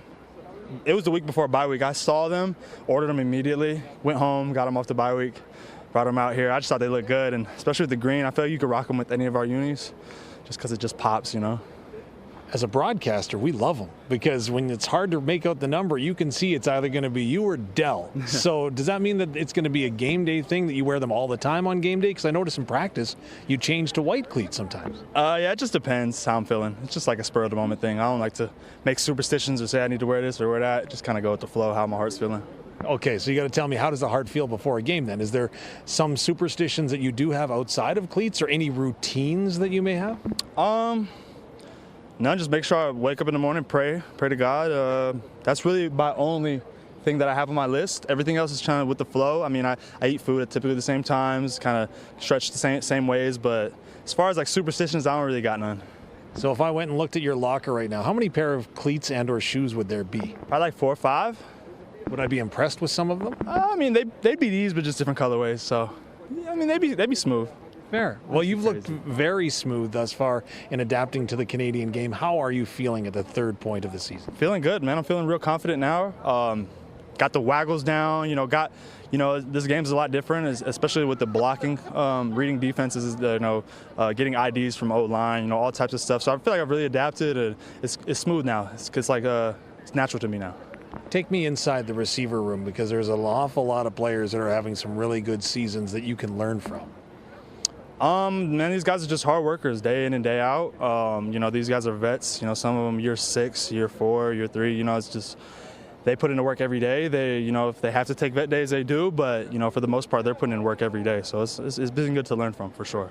The kick return game has been a bit of a rotation, but you were on kickoff return. How many kickoffs have you returned in your career prior to this? Man, not a lot. I mean, at Oregon, my last year, I probably had a few early in the season. A couple injuries that year at my college, though, so they kind of took me out of that. But I'm feeling it here. I like it.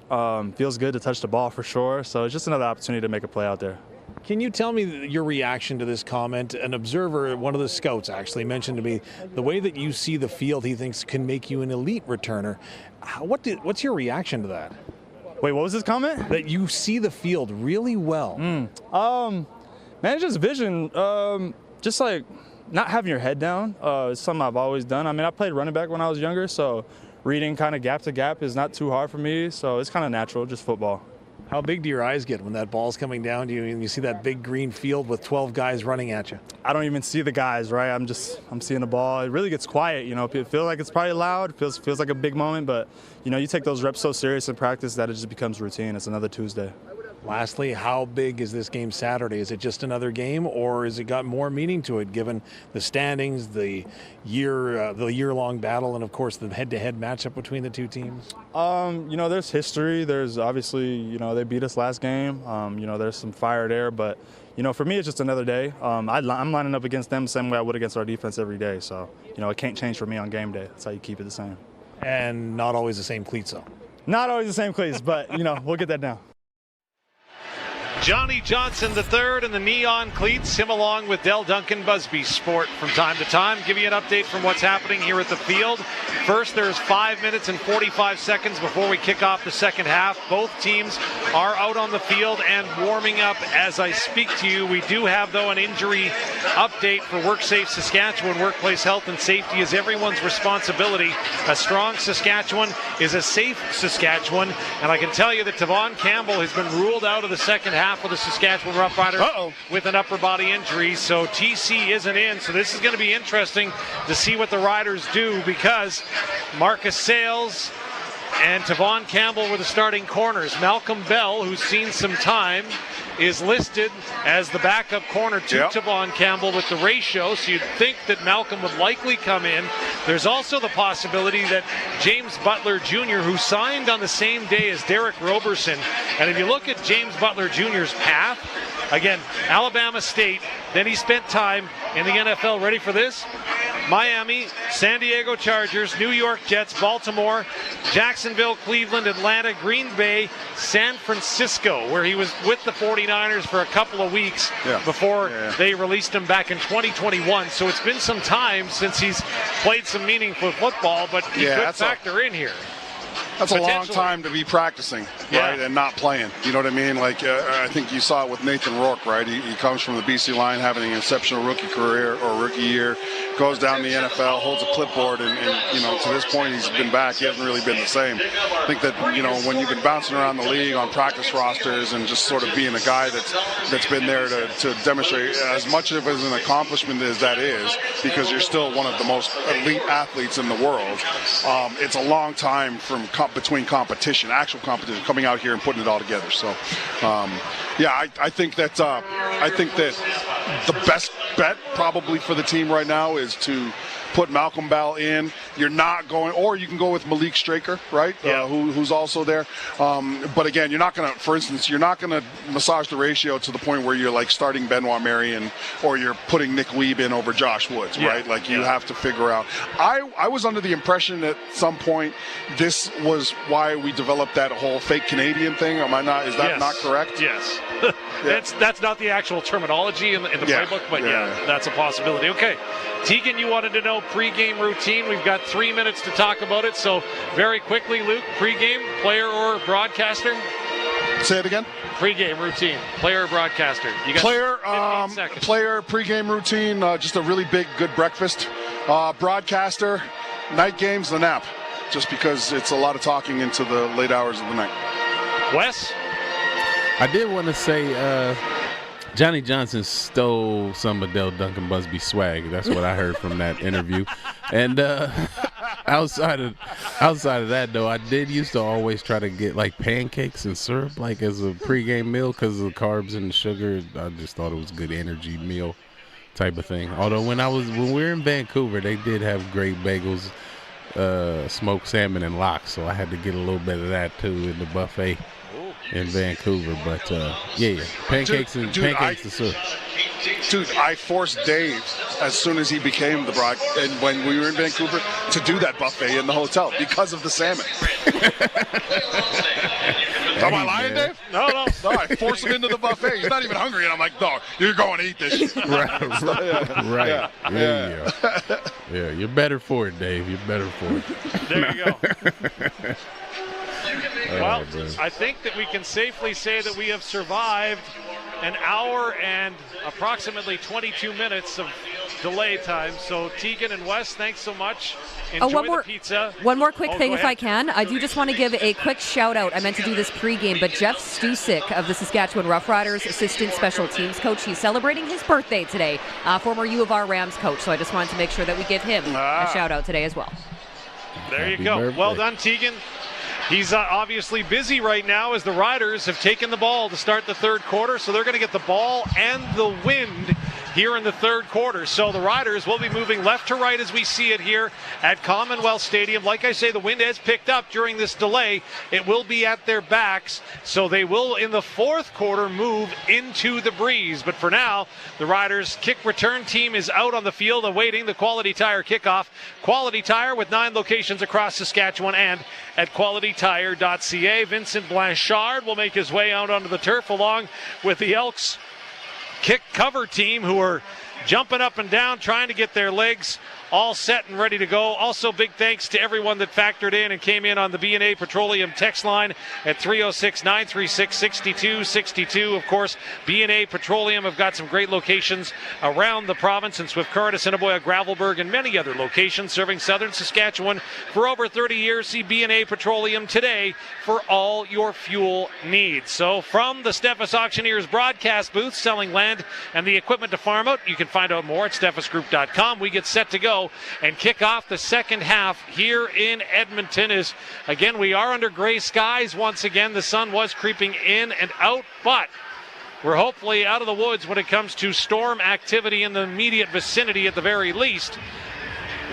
So Vincent Blanchard will put the ball in the tee, and we will get set to go with the second half. Johnny Johnson III, wearing black cleats today, is with Thomas Bertrand-Houdin. The two of them will sprint out and spread out across the 10 and 15-yard line, respectively. So fans come to their feet. Play is whistled in, and we're underway in the third quarter. Blanchard's kick will be fielded by Thomas Bertrand-Houdin low at the 20. He's up to the 30, 35. That's where he'll end up, around the 36-yard line. Trevor Harris will jog back up onto the field. If you forgot about it, Trevor Harris in the opening half was 8 of 10 for 84 yards. No touchdowns, no interceptions, and he'll jog out onto the field with the Saskatchewan Roughrider offense to take on the Edmonton Elks with 5 seconds gone here in the third quarter. Hour 20 plus offside. Weather delay. Edmonton number 99, penalties declined. First down, Saskatchewan. We don't see that every day. An offside on the kickoff declined. Hubert Silas was the flagged Elks player. So the Riders start 1st and 10 at their own 39 following their turn from Thomas Bertrand-Houdin. Crowd comes to life as the Riders break huddle. Harris is in the gun. Quali Conley, the lone back in the backfield. Extra tight end in along the offensive line. That's Albert Awachi. Now the handoff goes to Conley. Nothing doing. He's going to lose a couple of yards as the Edmonton Elks pinned their ears back and got on him quickly for the stop. Edmonton's not loading the box or anything. They're just playing really well and getting past blocks on the line of scrimmage. A little bit of a miscommunication between Logan Ferland, Jacob Brammer, as well as new left guard Eric Anderson. As we know, Daniel Johnson bumps out to the tight end situation, and that's what he was doing in that play. But one too many guys past the line of scrimmage. Loss of 2 for Quali Conley. 2nd and 12 for the Riders. Now at their own 37th. Left hash. 2 receivers that side for Harris, who's back to pass. Gets some protection help. Now he's got a man open. Looking for Keyshawn Johnson. It's up, and it's intercepted. Tyrell Ford able to haul it in as Johnson had him beat from the line. But Ford went up and made the play for the first Olympic RTM's turnover of the day. Unfortunately, Keyshawn Johnson had gotten behind Tyrell Ford, but Trevor Harris just couldn't get enough on it.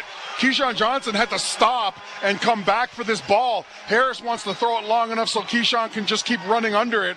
But because Keyshawn Johnson has to come back and jump ball it, he loses because Ford's got position on him when the ball was in the air, and it allowed him to regain coverage. Elks take the ball over at their 38-yard line following the interception by Ford, his 3rd of the year.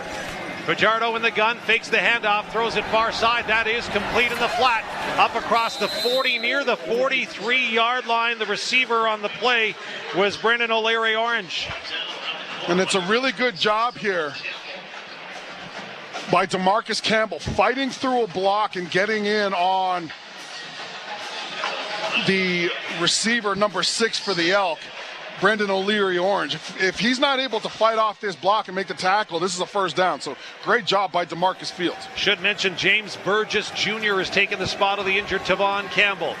It's second down for the Elks. Fajardo to pass, throws near side screen. That's going to be well shy of the first down. Is stepping out of bounds after making the catch was Julian Grant, but he actually had to come back to the ball and looks short of the first down. Well, this is 2 underthrown balls from both quarterbacks that essentially equal turnovers, right?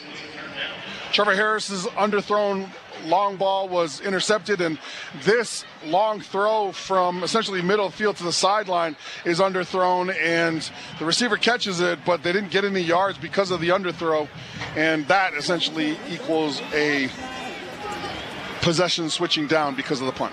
2 and out for the Elks offense. Jake Julian back to punt it away. Daniel Weeb takes it at his 10-yard line up to the 15, 20. Going to be collared from behind, and it's going to be a horse collar penalty. And the Riders will have great field position when we come back following the EB Power Sports and Assiniboia punt return. 12:34 to go in the third quarter. 14-13 the Riders lead. This is the 620 CKRM Cooperators Rider Broadcast Network.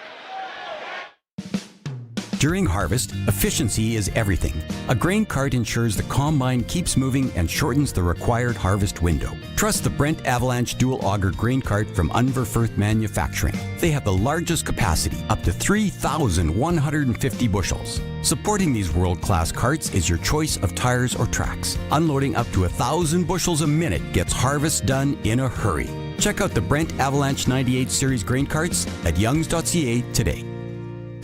You know what they say about Saskatchewan? It's the easiest province to draw. A land where watermelons belong on your head and bunnies hug you. It's also where you'll find UFA, the better choice for fueling up.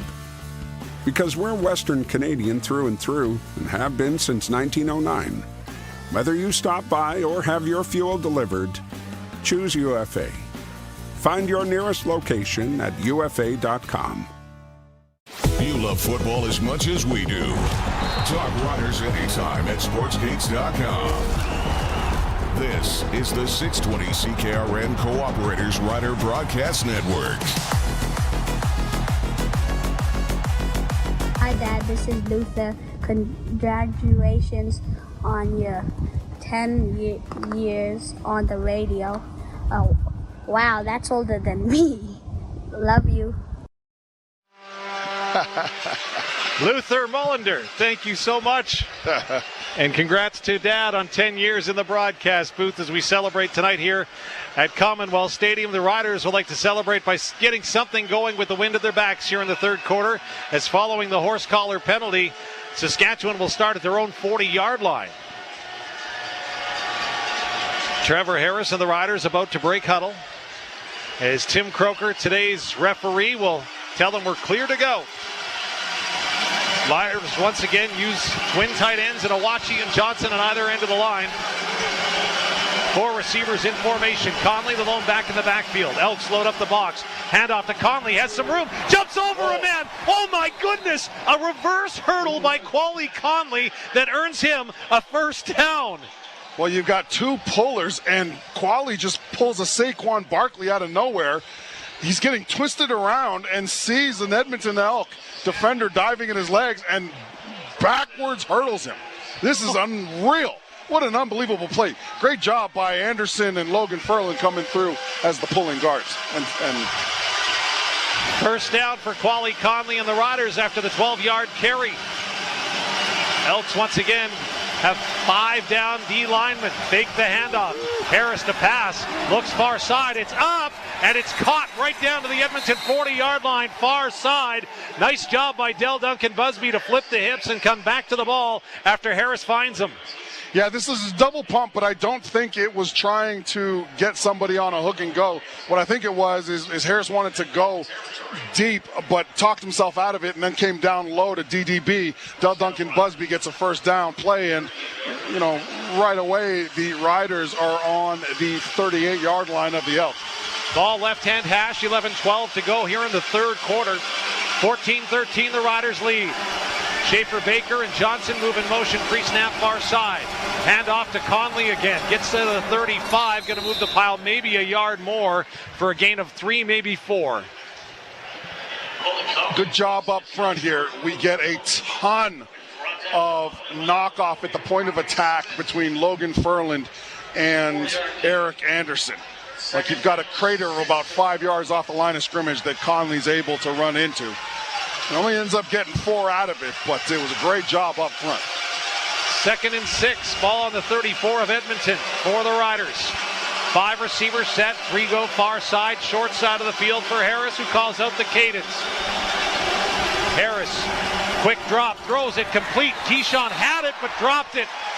Keyshawn Johnson had it for a moment, but then saw Joel DeBlanco coming right at him, and he drops the football on what would have been a second down conversion. That's the second such for Keyshawn Johnson tonight, who looks frustrated, headed off the field. Yeah, this is actually uncharacteristic of Keyshawn Johnson. Normally, he's one of the more sure-handed receivers out here, and I think that Joel DeBlanco's presence as a linebacker coming down the pipe as this ball came to him, I think it did play into how he went about this catch, but that's a catch Keyshawn makes, again, 9 times out of 10. Sorry, Luke, 42-yard attempt by Alex Hale is going to go wide left, out the back of the end zone, so no points, and Edmonton will get the ball on their 40 as Alex Hale is 0 for 1 tonight. 9:53 to go. The Riders lead by 1. This is Saskatchewan Roughrider football on the 620 CKRM Cooperators Rider Broadcast Network. Elevate your baling experience with the Heston by Massey Ferguson 1 Series Round Baler. With a dependable, long-lasting design for challenging conditions and high-speed baling, this machine features swing-away net loading and an optional hydraulic drop floor for easy obstruction clearing. Quality hay production starts today with Heston by Massey Ferguson.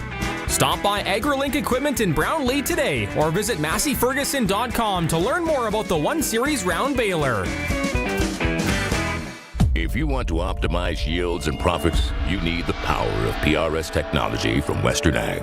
An accurate measure of the soil's power to release nutrients, a customized crop plan, a complete understanding of the best crop options for your fields, and a network of professional agronomy consultants.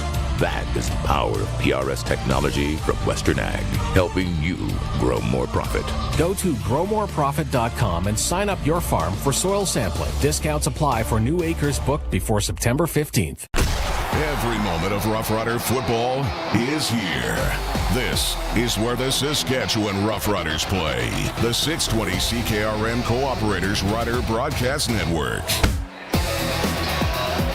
Alex Hale is 0 for 1 in the Reliance Heath Water Heater Rental Field Goal Attempt Department. Rent a water heater and water softener starting around $1.20 a day and get $200 when you switch to Reliance Heath. Alex Hale now on the season, 12 of 17, and that 42-yarder went wide left. Well, you know, key number 2, Dave, finish drives, right? The Saskatchewan Roughriders, you need them crossing the end zone with the football, and one of the reasons right now is you've got a kicker in Alex Hale who's struggling a little bit to convert those field goals, especially in the close range situations. So that probably puts more emphasis on the need to finish those drives, right? Because you got to get points. I mean, we're still only up 1. We could have been up 4, and as you know, that would have made all the difference last game too. So 9:53 to go. The Riders, instead of getting the 3, will cling to the 1-point lead as Cody Fajardo and the Edmonton Elks break their huddle. 3 receivers set. They bring in a pair of tight ends. Do the Elks on first down. Rankin, the lone back in the backfield, is counting down as the clock, and the handoff goes to Rankin. Makes the first wave miss, gets across the 40, up near the 43-yard line. Nice job by the linebackers to fill. It looked like Josh Woods in on the tackle after a gain of a couple.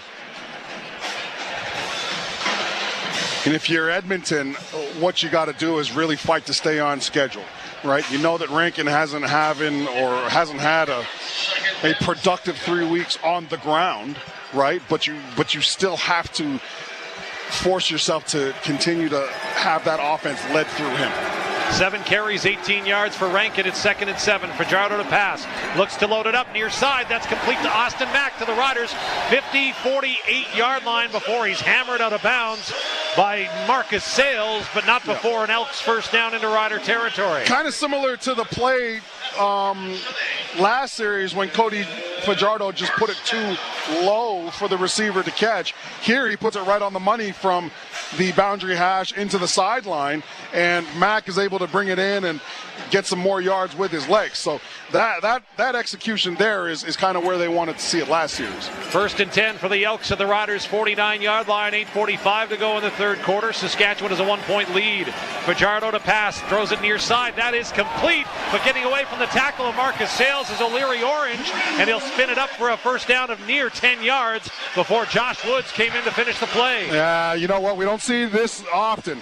Marcus Sales missing a wide open tackle, more importantly, a big hit opportunity. O'Leary Orange catches it into the flat. Marcus Sales has a jump on him and just lowers his shoulder, doesn't really try to tackle him, and O'Leary Orange just kind of brushes it off and continues on his way to getting the Elk to the 38-yard line of the Riders. First down. Derek Roberson checks into the game for the Riders at defensive end in place of Desmond Evans. 1st and 10 for Edmonton at the 38 of Saskatchewan. Ball on the left-hand hash for Fajardo, and the Elks working into the wind here in the third quarter. Rankin going to take the pitch, tries to get outside around the corner, makes a man miss to the 35, still on its feet down to the 30, eventually brought down near the 27-yard line for an Edmonton first down. Well, you mentioned Roberson checking into the game, and here he does a good job initially against the point of attack block, but then he gets held up by a couple of Riders that have fallen at his feet. He makes a good effort to try to get back into this play, but unfortunately Rankin just with too much speed to the edge, and a first down again for the Edmonton Elk. Ball right-hand hash. They spot it at the 28-yard line. Backed it up a little bit from where I thought the carrier and Rankin went down. 5 receivers set. Fajardo looks quick, can't get away now. He'll spin it out near side. That's complete for Rankin, but he's going to be tackled immediately by James Burgess Jr., who comes up to make the play for a loss of 3. This is what we talked about pregame.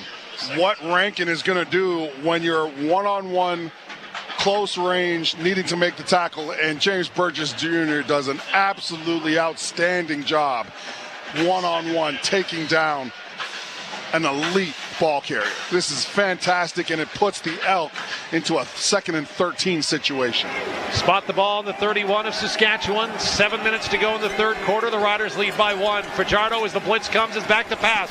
Spots it, throws it, completes it down to the 9 of Saskatchewan. Hauling it in right there was Cephas, and Joshua Cephas will move the sticks. Well, this is Rankin again, but it's in a different capacity. This time, there's a 5th blocker, as you met, or 5th defender coming up to the line of scrimmage. Rankin steps up into the hole and puts a hat on him, stops the blitz look, and it enables Fajardo to put a dime right onto the hash marks to his left.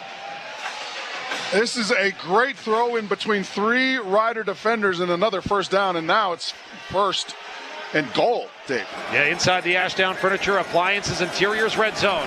First down play, Cody Fajardo fakes the handoff, now looks to pass, can't see anyone, and he's going to be wrapped up, and it's another quarterback sack in the first of his CFL career for Derek Roberson. Yeah, Roberson plays this well, especially for a guy who just got into this league. The action goes away from him, and then he gets 2 Edmonton Elk offensive players going in front of him into the flats, and he just stays patient. He allows Cody Fajardo to etch to the outside, and then he goes and attacks his upfield shoulder.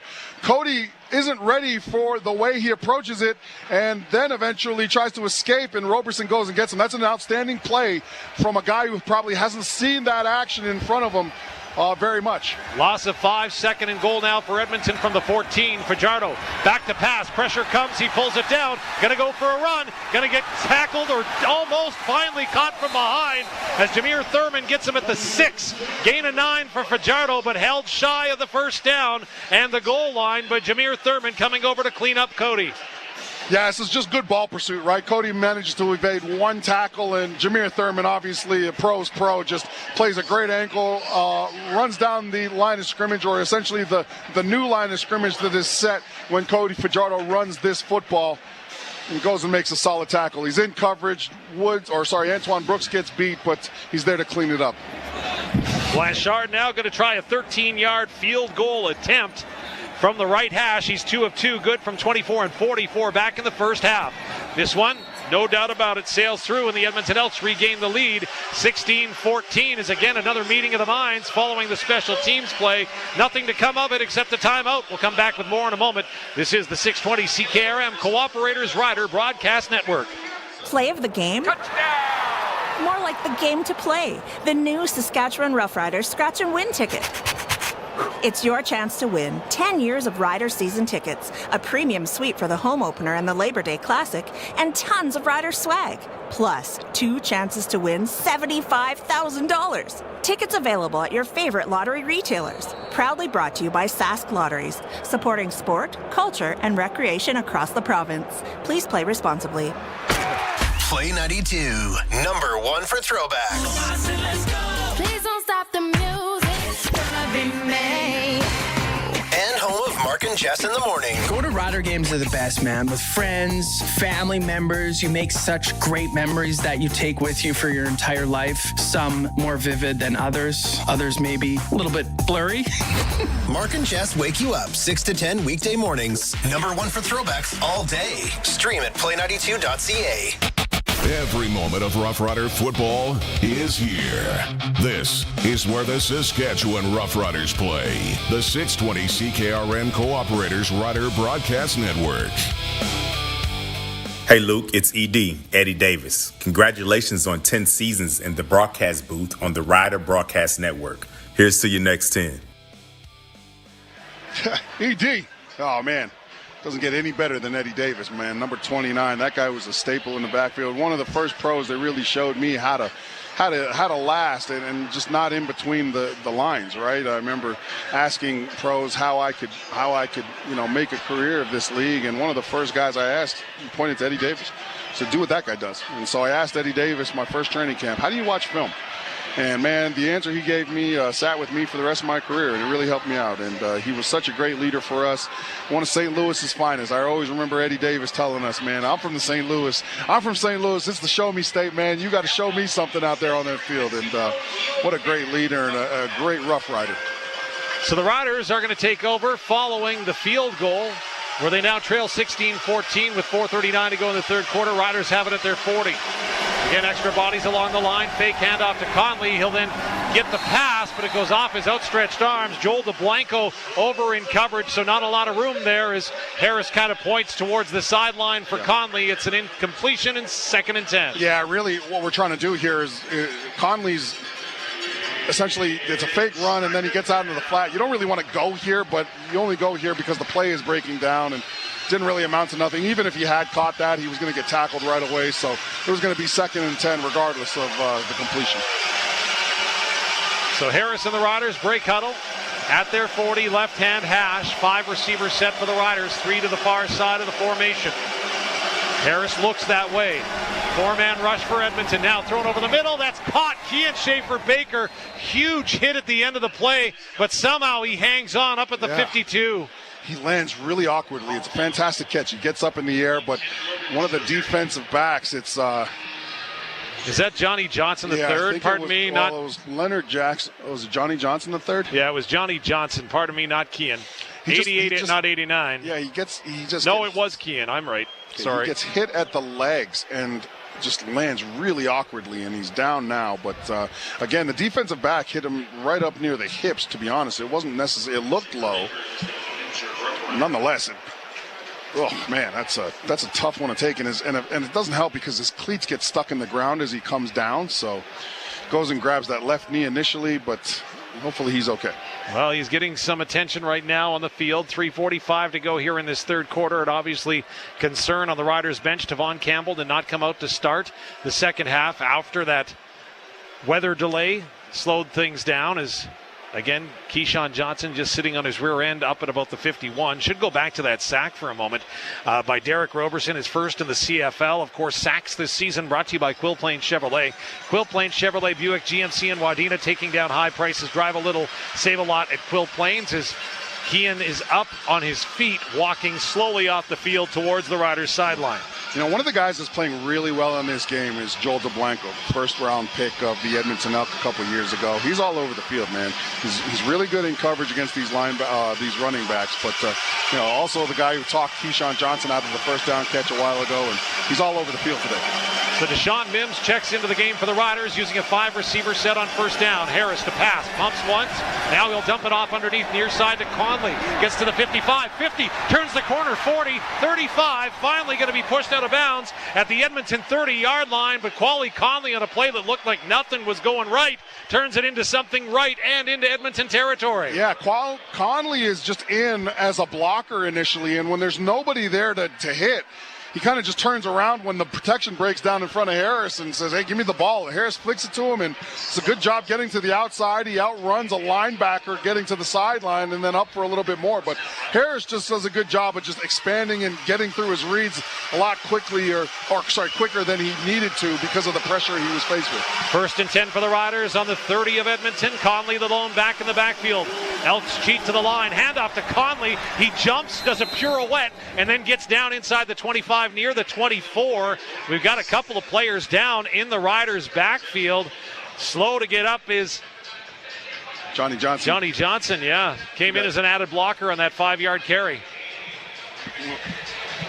Conley's getting really comfortable. I mean, you don't pirouette and spin like this unless you're completely comfortable in your skin and with your role on the football team. It's a good job cutting outside of an incoming secondary player. Kenneth Logan, he's the middle, the weak side linebacker. 5-receiver set, Saskatchewan. 2nd and 5 on the 25. Harris to pass. Looking. Can't find anybody, and now he does, and it's caught down inside the 10-yard line. Deshaun Mims, welcome to the game. Edmonton goes with a 3-man front. They've got all the time in the world, and Mims just creeps right in front of the coverage behind the linebackers. Tyrell Ford brings him down, but not before Mims makes a catch. Immediate impact. This is a good job by the young player going up and getting it. We've got an injured Elk at the end of the play. Is slow to get up. I thought it was Tyrell Ford initially. I think it's Kenneth Logan Jr., number 20. So Kenneth Logan Jr. is going to go down, and we'll take a timeout. Edmonton leads the Riders 16-14. The Riders are threatening, though, at the Elks 7. They'll have the ball when we come back. This is the 620 CKRM Cooperators Rider Broadcast Network. At Redhead Equipment, come check out their lineup of Platinum Super B grain trailers and triaxle hopper trailers. These Platinum grain trailers are the most durable, most configurable, and the highest revenue trailers on the market, with excellent standard features and fully customizable options. Got some grain to haul? We're here to do whatever it takes. Check out our lineup of Platinum grain trailers today at your local Redhead Equipment. Redhead Equipment, making tracks since 1948. Hi, I'm Trevor Harris, quarterback for your Saskatchewan Roughriders. At Capital Auto Group, you're part of a winning team, just like Rider Nation. With 5 dealerships and collision centers in Regina, Capital GMC Buick Cadillac, Capital Ford Lincoln, Crestview Chrysler Dodge Jeep Ram, Mercedes-Benz Regina, Titan Automotive, and Universal Collision Center, we've got you covered across the board. We're proud to stand with Rider Nation. We drive Rider Nation. Time to get back to the action. Stay up to date on everything Riders at sportsgates.com. This is the 620 CKRM Cooperators Rider Broadcast Network. Kenneth Logan Jr. makes his way off the field. The injury timeout for WorkSafe Saskatchewan. The Riders inside the Ashdown Furniture, Appliances, and Interiors Red Zone. All your indoor and outdoor home furnishing needs and a full line of appliances. Ashdown's Furniture and Interiors in Moose Jaw.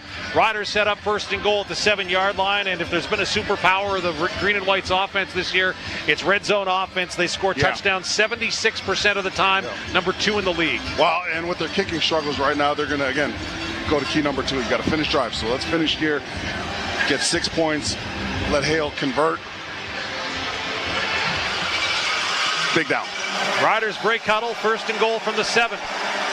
Twin tight ends on either side. Bertrand Houdon, the lone back in the backfield. It's Tommy Stevens, takes the ball, goes straight ahead inside the 5, going to get down to the 4, so half the distance to the goal line. It'll be 2nd and goal from about the 4. Yeah, and I think the Riders wanted a little bit more than that. I think that you needed probably 7, get Tommy Stevens in and around the 3-yard line there. They're going to keep the package in. But again, one of these days, Tommy Stevens is going to have to throw out of this package. And it might happen here for a touchdown, but eventually he's going to have to. And the reason why is it's making it easy to scout. As effective as the Tommy package should be, if he's going to be the runner every single time, teams are just going to start keying on that. And Edmonton keyed on it here. So 2nd and goal from the 4. Stevens under center this time. It's a long 4. Stevens goes to his right, head down to the goal line. There's flags down in the end zone. The Elks are saying they've recovered the football as it might have come out at the end. Wait and see what the flags are in the vicinity of too many men on the field. He did lose it. And you're right, the flag is in the backfield, which means the count's off. But Edmonton thinks they caused the fumble. Well, Kobe Williams is celebrating with the ball, holding it up. We'll get Tim Croker's message. Too many players. Edmonton. It's half the distance to the goal. Wow, that's massive. Down. First time that penalty's even worked for us, it feels like. Don't bring it up. Don't bring it up. 56 seconds to go here in the 3rd quarter. Another Elks player is shaken up right down at the goal line. So that's going to cause a bit of a delay as slow to get up at the end of that was Noah Curtis, one of the defensive tackles for the Elks. Well, here's the thing. You already lost Noah Taylor to penalty, and Noah Curtis is a guy that they were going to lean on because of the loss of Noah Taylor. So hopefully this is just a nick and he can get up and finish this game because they're getting a little bit thin on that depth there for the Edmonton Elks. So the ball will be advanced to the 2-yard line as Tommy Stevens remains on the field with the short yardage offense. The Riders will get 3 cracks at the end zone from the 2 now as Stevens is talking in the huddle with Thomas Bertrand-Houdin, amongst others, including Nick Weeb, who's checked in here in the short yardage team. Yeah, and with the presence of Nick Weeb, obviously you're adding to the blocking surface there for the formation and the set. Checking out the ankle area, if you will, of Curtis, who now comes off the field, so he's under his own steam, which is good news, but a heavy limp to that left leg. Well, it also forces Edmonton to go into their depth on their short yardage team, right? And Noah Curtis is a big part of that middle. So it's not just a loss there, it's a loss situation. So 2nd and goal, first and goal for the Riders from the 2. Stevens under center, slips as he tried to make his way to the end zone. He'll get to the 1. 2nd and goal upcoming from the 1-yard line as Stevens just lost his footing as it looked like he had a path to the end zone. Yeah, he just, you're right. He took a second step there and just sort of blew a tire.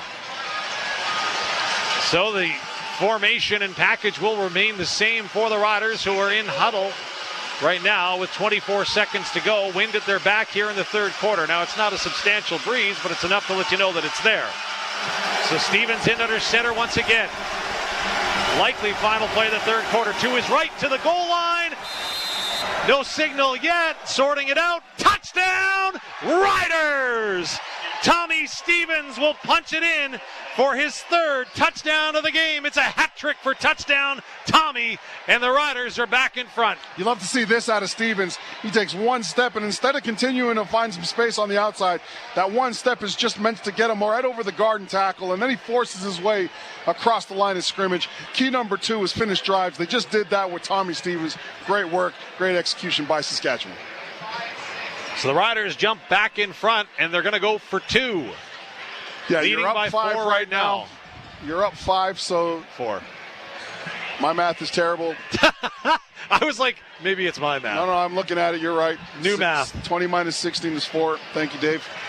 All right. 10 years in the booth, I still haven't learned how to subtract. Harris is in the gun as the Riders are going for 2 after the Tommy Stevens touchdown. Lots of motion in behind Harris. Hands it off. Conley can't get there. Stopped on the 1-yard line. Riders will take a 4-point lead into the 3rd quarter. On the Quality Tire scoreboard, it's Saskatchewan 20 and Edmonton 16. This is Quality Tire scoreboard for Quality Tire with 9 locations across Saskatchewan at qualitytire.ca. 4th quarter is next. This is Saskatchewan Roughrider football on the 620 CKRM Cooperators Rider Broadcast Network. Finish strong this summer with Ritchie Brothers. When timing matters most, trust our team to deliver speed, consistency, and results. Buy or sell equipment with confidence through their global marketplace and simple, straightforward process designed to save you time and keep things moving. With decades of experience in a network that reaches across industries and around the world, Ritchie Brothers helps you get more value from every transaction. Visit Ritchie Brothers at rbauction.com and keep your operation moving forward all season long. If you've got a Steelcraft garage door, you've got a door with parts manufactured and assembled right here in Canada. A door with better insulation and seal, plus a warranty you're probably never going to use. And if you don't have a Steelcraft garage door, you should get one. Don't just hang a door, install a Steelcraft. Turn curb appeal into curb envy. Steelcraft door, Steelcraft door, Steelcraft door. We offer more. Steel-craft.ca. He's a Saskatchewan Roughrider legend, a Grey Cup champion, and part of the Sports Cage. Catch Double Talk with Darian Durant every Monday on the Sports Cage. Doubles is talking all things CFL and Riders like only he can. Double Talk is brought to you by Dutch Agriculture, quality for generations. Catch it live Mondays, just after 5, or check out the podcast at sportscage.com.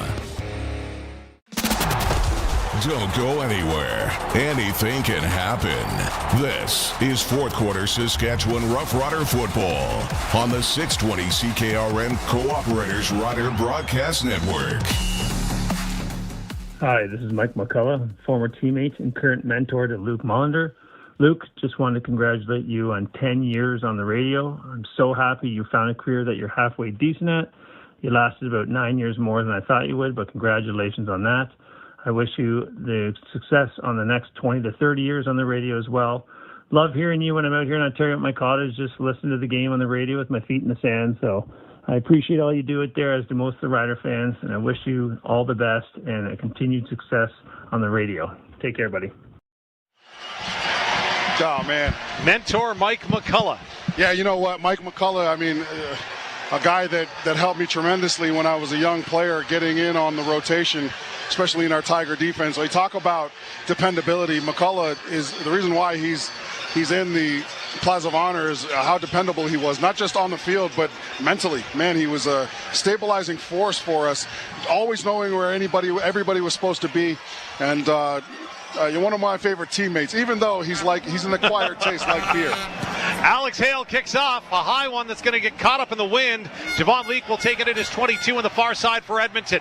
Tries to make a left turn and get outside. He's going to be wrapped up at the 35-yard line. Nice downfield coverage by the Riders cover team. It looked like it was Derek Roberson indeed that made the tackle, and here comes Cody Fajardo looking for an answer, starting this drive at his 36-yard line. Again, Cody Fajardo thus far in the football game, sitting at 17 of 21 for 169 yards. Your stat look brought to you by Ritchie Brothers Auctioneers. At 4 points, when you're down like this, you still get to be yourself, right?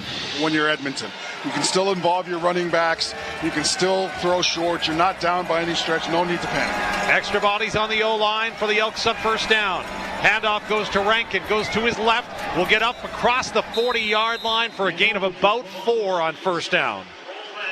Josh Woods in on the tackle for the Riders. So again, Dave, we talked at halftime when we were just sort of creating content for the break, the situational football and how valuable 2nd and 5, 2nd and 6 is to a team like Edmonton, right? And keeping your entire playbook handy versus only having, the 2nd and 7 plus version of the playbook. So 2nd and 6 for the Elks.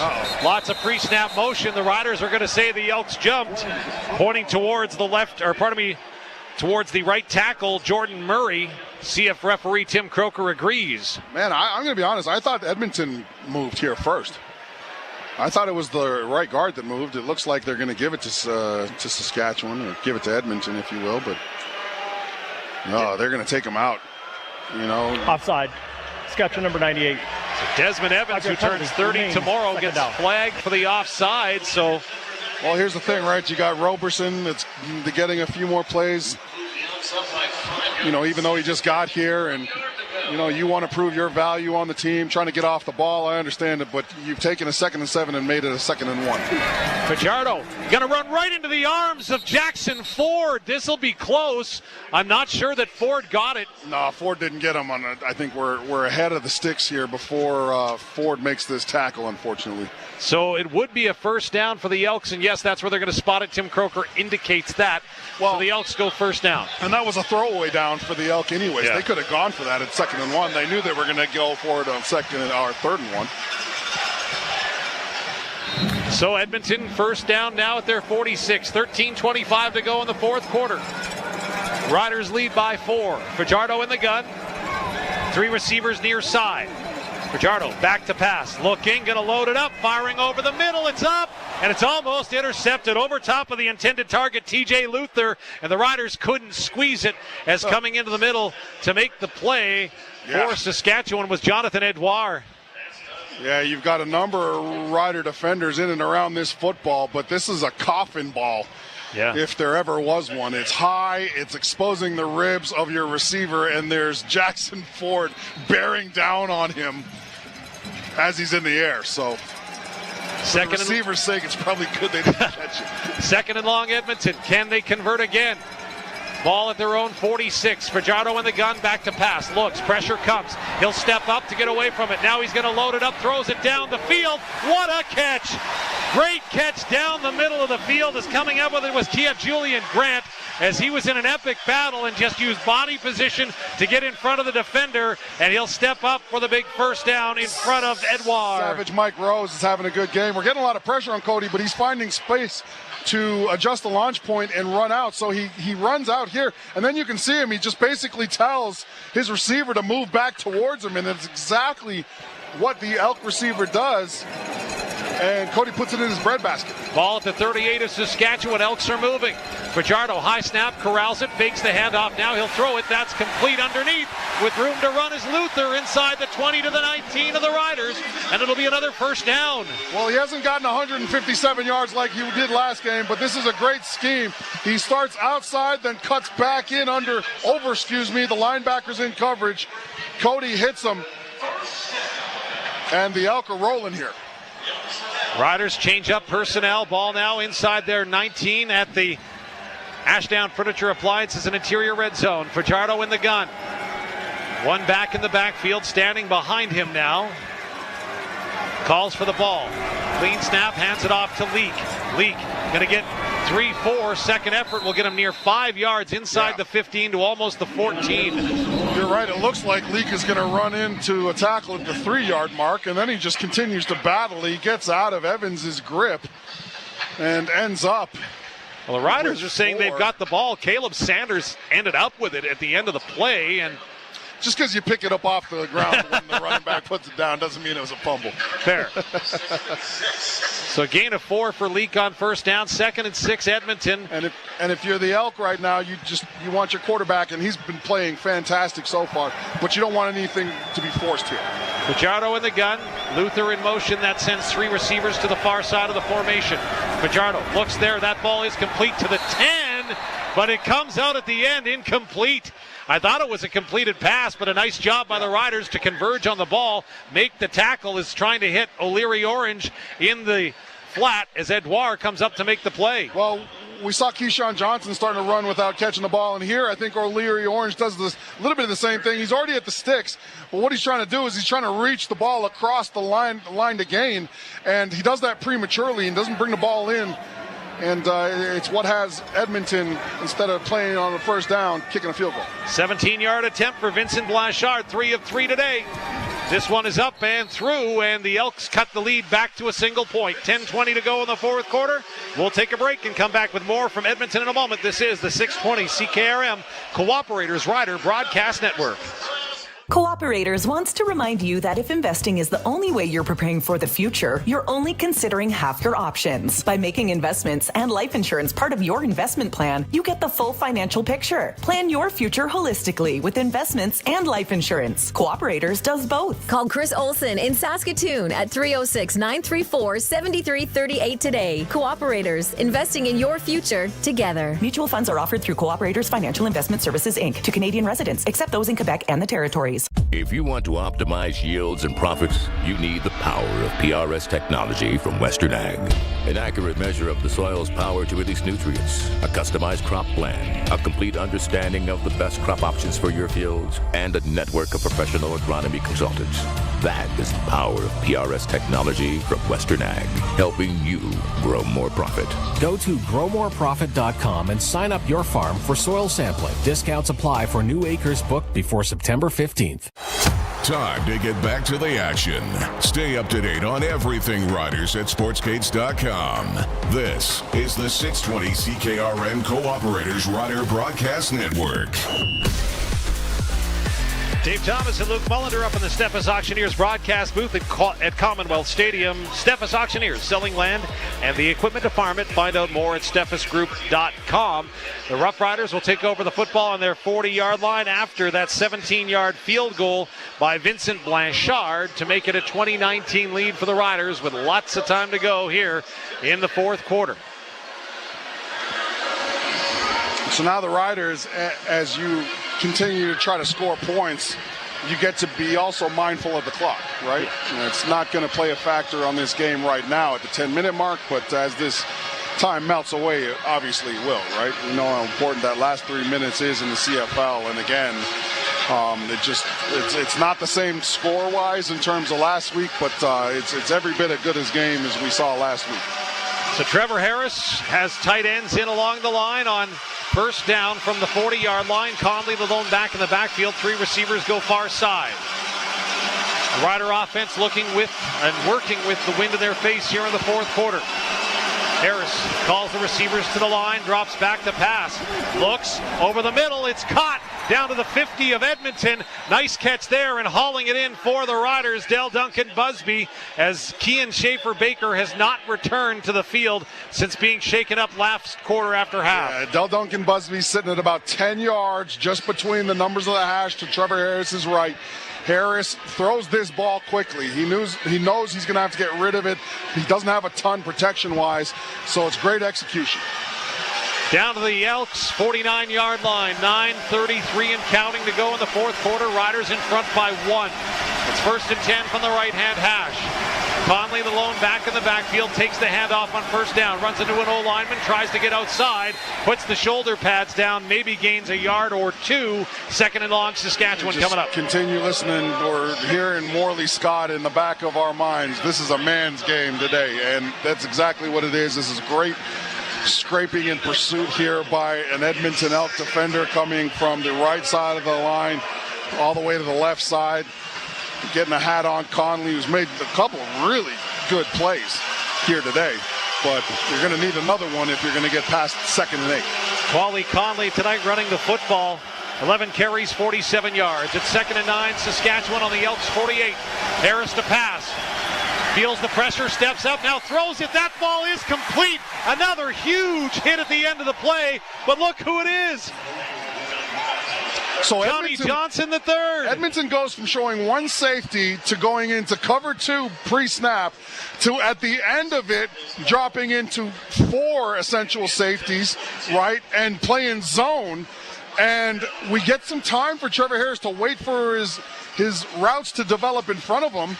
And he makes a fantastic throw over to Johnny Johnson, who's coming up across the hash.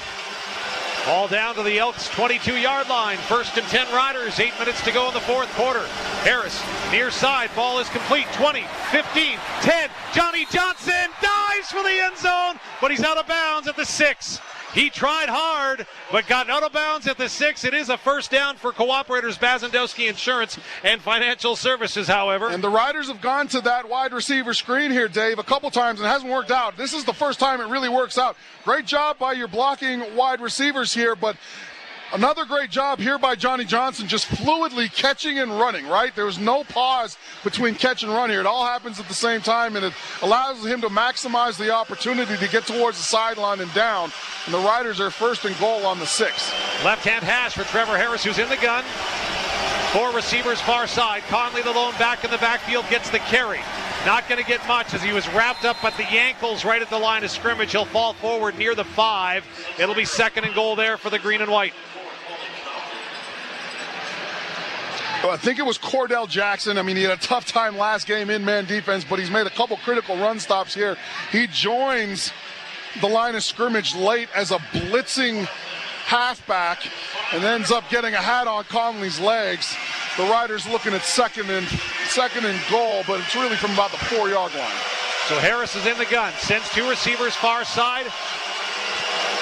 2 to the near now. Johnny Johnson, the third, moves in motion far side. He'll stay in the block. Harris to pass, near side, corner, touchdown! Keyshawn Johnson into the sideline, made the play, kept his feet in, and what a masterful timing route by the Riders to get another major score. Yeah, football's about resilience, right? And Keyshawn Johnson has had a couple disappointing drops here, but it's about what you do for me next. And he gets matched up on Leonard Johnson, the halfback, to Trevor Harris's left, and straight up beats him off the waggle. He runs an out route about 5 yards into the end zone and turns into about 8 yards, and Trevor Harris hits him. Again, it's a resilience type of game where you got to be able to flush your negative plays and turn them into a positive one next time the opportunity comes up, and it's exactly what Keyshawn Johnson does here, and the Riders are going to go for 2. 5th touchdown reception of the season for Keyshawn Johnson. The Riders break huddle, going for 2.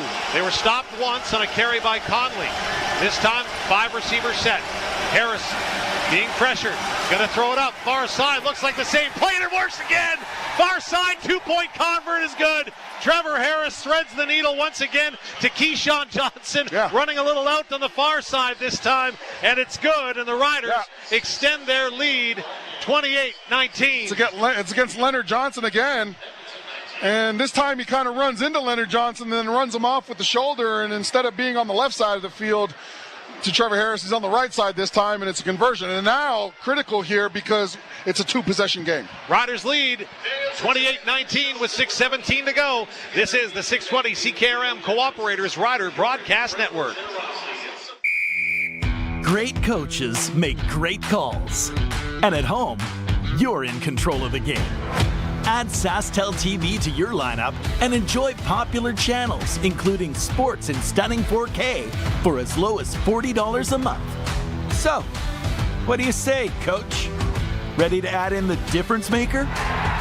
Visit SaskTel.com/make-the-call to learn more. Conditions apply. Premier Scott Moe. This year's provincial budget is protecting Saskatchewan.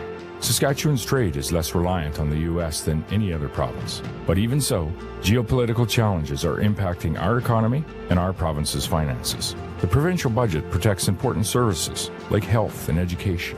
It protects families by keeping your community safe and your taxes low. And it protects our future. The 2026 budget, protecting Saskatchewan. A message from your Saskatchewan Party Caucus. Every tackle, every play, every touchdown, every win. This is Saskatchewan Roughrider football on the 620 CKRM Cooperators Rider Broadcast Network. 6 plays, 70-yard drive for the Riders. It ended with a Keyshawn Johnson 4-yard touchdown reception. Your touchdown drive for Nelson GM in Assiniboia and Avonlea. Alex Hale getting set to kick off the ball with 6:17 to go in the fourth quarter. And like you say, Luke, now a 2-possession game as Saskatchewan leads 28-19. Yeah, and with what we know about this game, I mean, having a 2-possession, 2-score game in a competition that yards have been hard to come by, I mean, that's a pretty high mountain for the Elk to climb offensively. And more importantly, what it does is it takes them from being a running back centered offense to being a pass first offense, and I don't think the Elk want to be a pass first offense. Alex Hale, just as he was about to kick the ball blew off the tee. So he had to kick it off the carpet, and it was a terrible kick. Fortunately for him, Tim Croker saw that and blew the play down, so he'll tee it up again. That's all he needed was a wide left kickoff.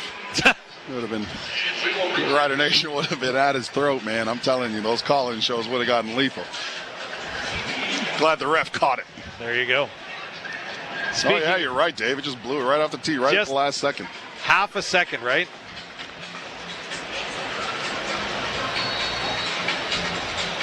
So here we go. Got to try this again. as Hale will mark off his approach. Leak back to return along with Carter Kettle, the former U of A Golden Bear.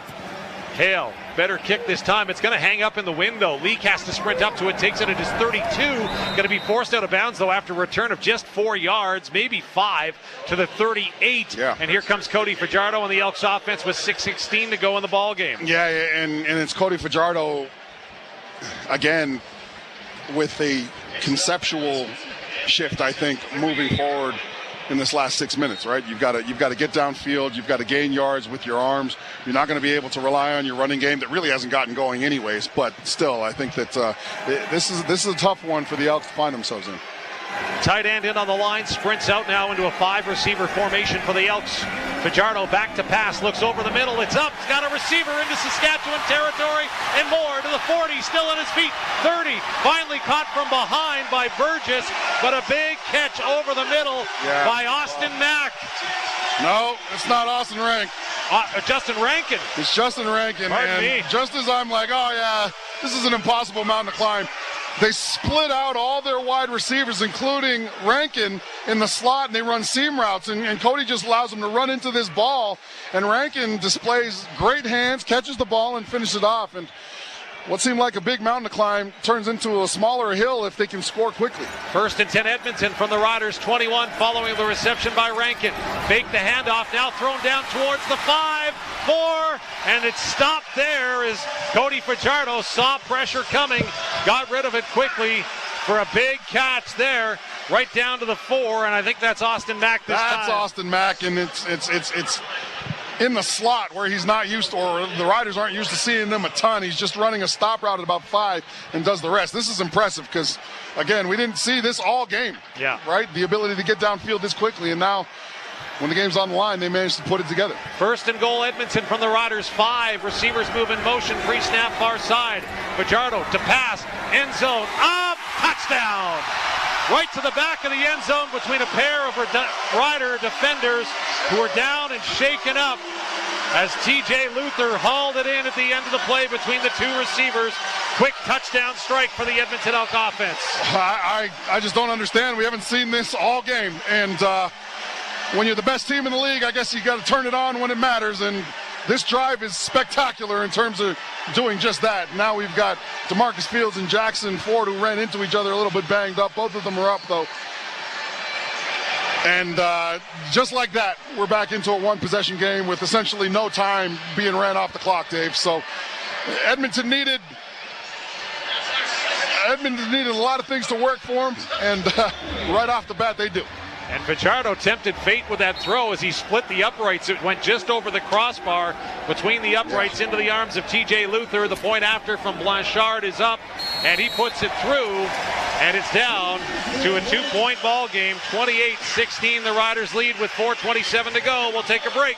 This is Rough Rider football on the 620 CKRM Cooperators Rider Broadcast Network.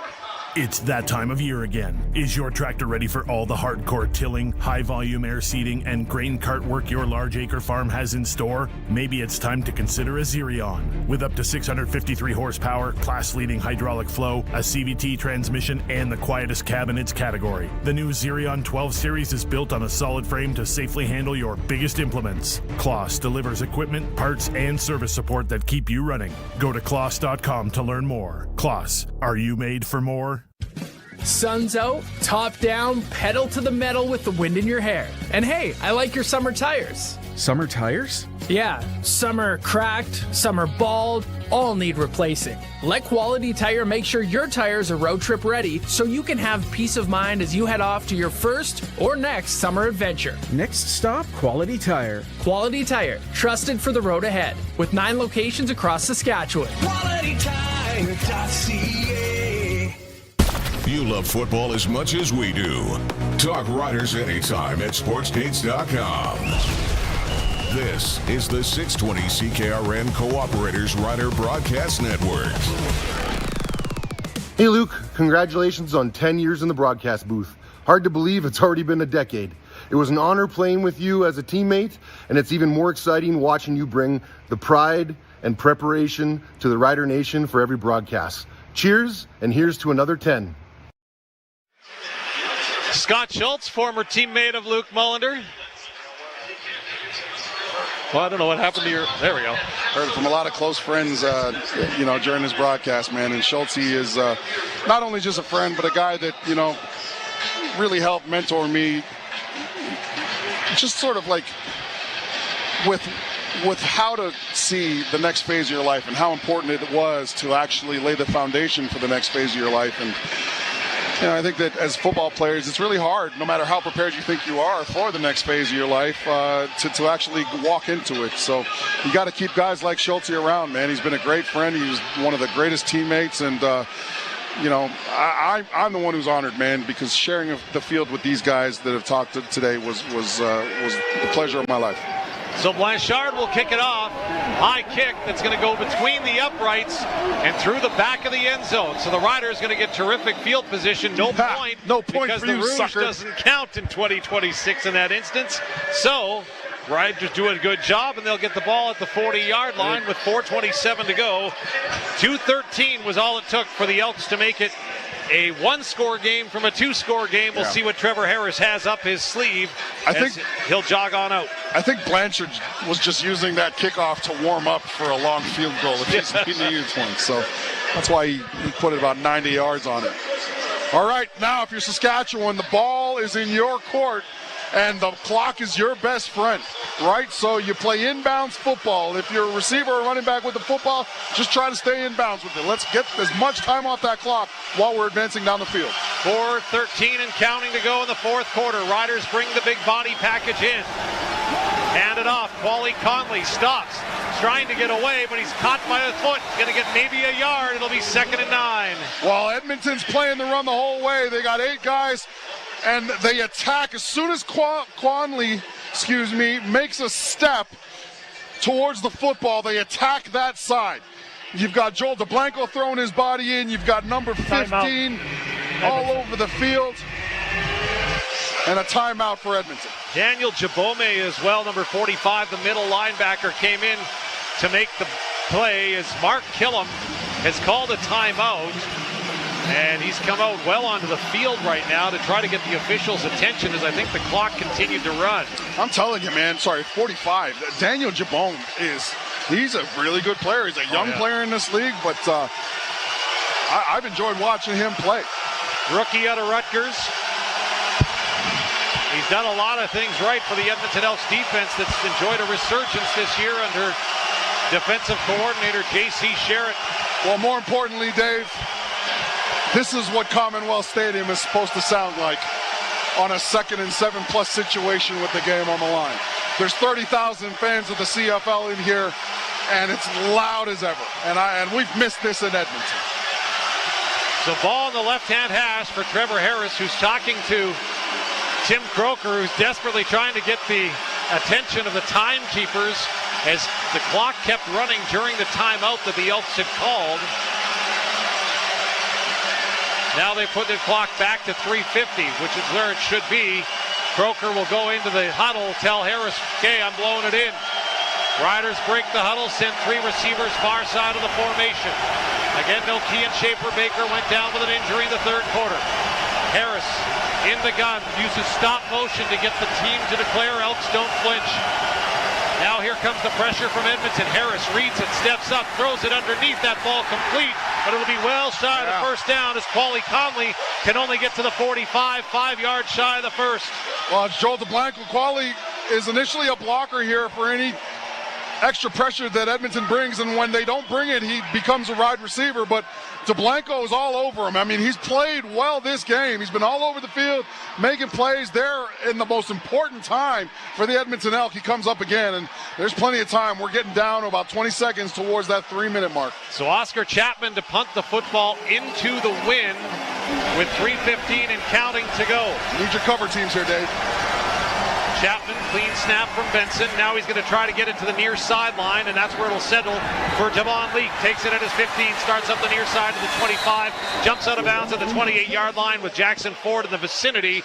And with 3:02 to go, the Elks will get the football back at their own 27-yard line. And we do have a shaken up Saskatchewan Roughrider right down in front of us as, again, bodies are flying, and that's Aubrey Miller Jr., who pops up and goes for a jog back towards the sideline under his own steam. Well, Aubrey Miller Jr. is one of the better players for the Riders in special teams, and one of the things early on we noticed is they were putting a defensive lineman right over top of him and just asking that defensive lineman to I think, just beat him up. And he was doing a good job until then. That's really the first time we've seen Aubrey Miller Jr. around a football on the special teams cover units. 3:02 to go. Play about to be whistled in by referee Tim Croker, and we'll get to the 3-minute warning. 28-26, the Riders lead. The conclusion of this one coming up in a moment. This is the 620 CKRM Cooperators Rider Broadcast Network. Remember Y2K panic? Rewinding VHS tapes? And burning the perfect mix CD? Play 92 brings it all back with throwbacks like this. You spin my head right around, right around. Here's my number, so call me maybe. This is what it feels like. Backstreet's back, alright. Play 92, #1 for throwbacks. Streaming at play92.ca.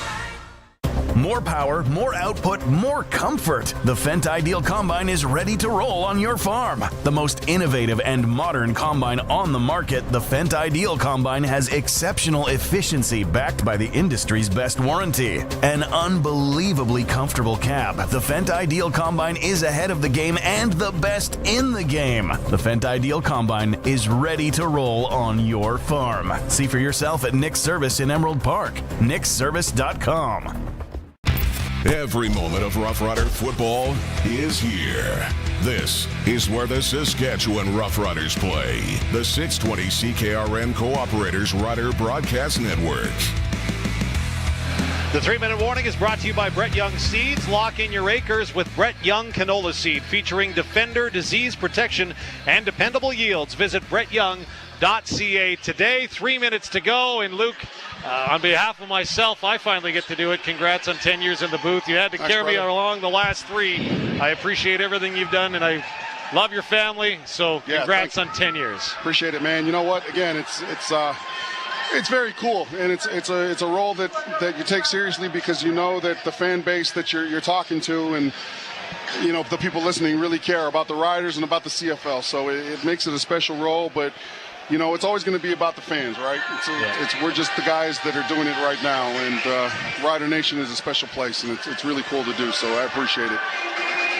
Well, Rider Nation is cheering on their defense loud and proud right now, wherever they are, in whichever corner of the province they are. Let's go ahead, Rider Nation. The D needs you. Riders clinging to a 2-point lead with exactly 3 minutes to go. 5 receivers set for Cody Fajardo and the Elks, who start, as I mentioned, at their own 27 on the right-hand hash. Riders have 3 down defensive linemen on first down. That's all they'll send. Fajardo to pass, gets scrambled to the far side, and now he'll throw it down the far sideline, incomplete, as there are flags down in the backfield. We'll wait to see what this is. Oh, no. And it is going to be holding against Edmonton. Oh, yeah, thank goodness. I thought it was going to be a rough in the passer because I saw the flag where that normally is, so. Desmond Evans was the most nervous guy on the field. Desmond Evans was about to lose it. Wasn't even around the quarterback that time. Edmonton number 53, 10-yard penalty, remains first down. So the left tackle, Brendan Bordner, will take the penalty. The Riders are going to back up the Elks to their 17-yard line, 1st and 20. That only took 7 seconds off the clock. 2:53 to go. Riders lead by 2. 3 receivers go far side of the formation for Fajardo, who's in the gun. Now a 4th moves in motion to the far side in Cephas. Fajardo back to pass. Looking, pressure comes. He's going to try to escape near side. He'll get up to the 10, 15, fakes the throw, and then steps out of bounds right near the line of scrimmage in front of Jameer Thurman, who did a nice job of stopping right in front of Fajardo. So maybe a yard from Fajardo, 2nd and 19.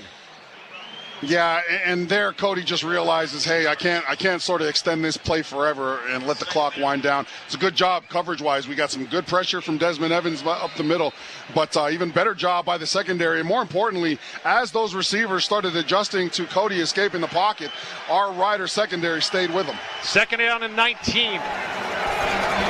For the Elks at their own 18-yard line, right hash, Fajardo in the gun.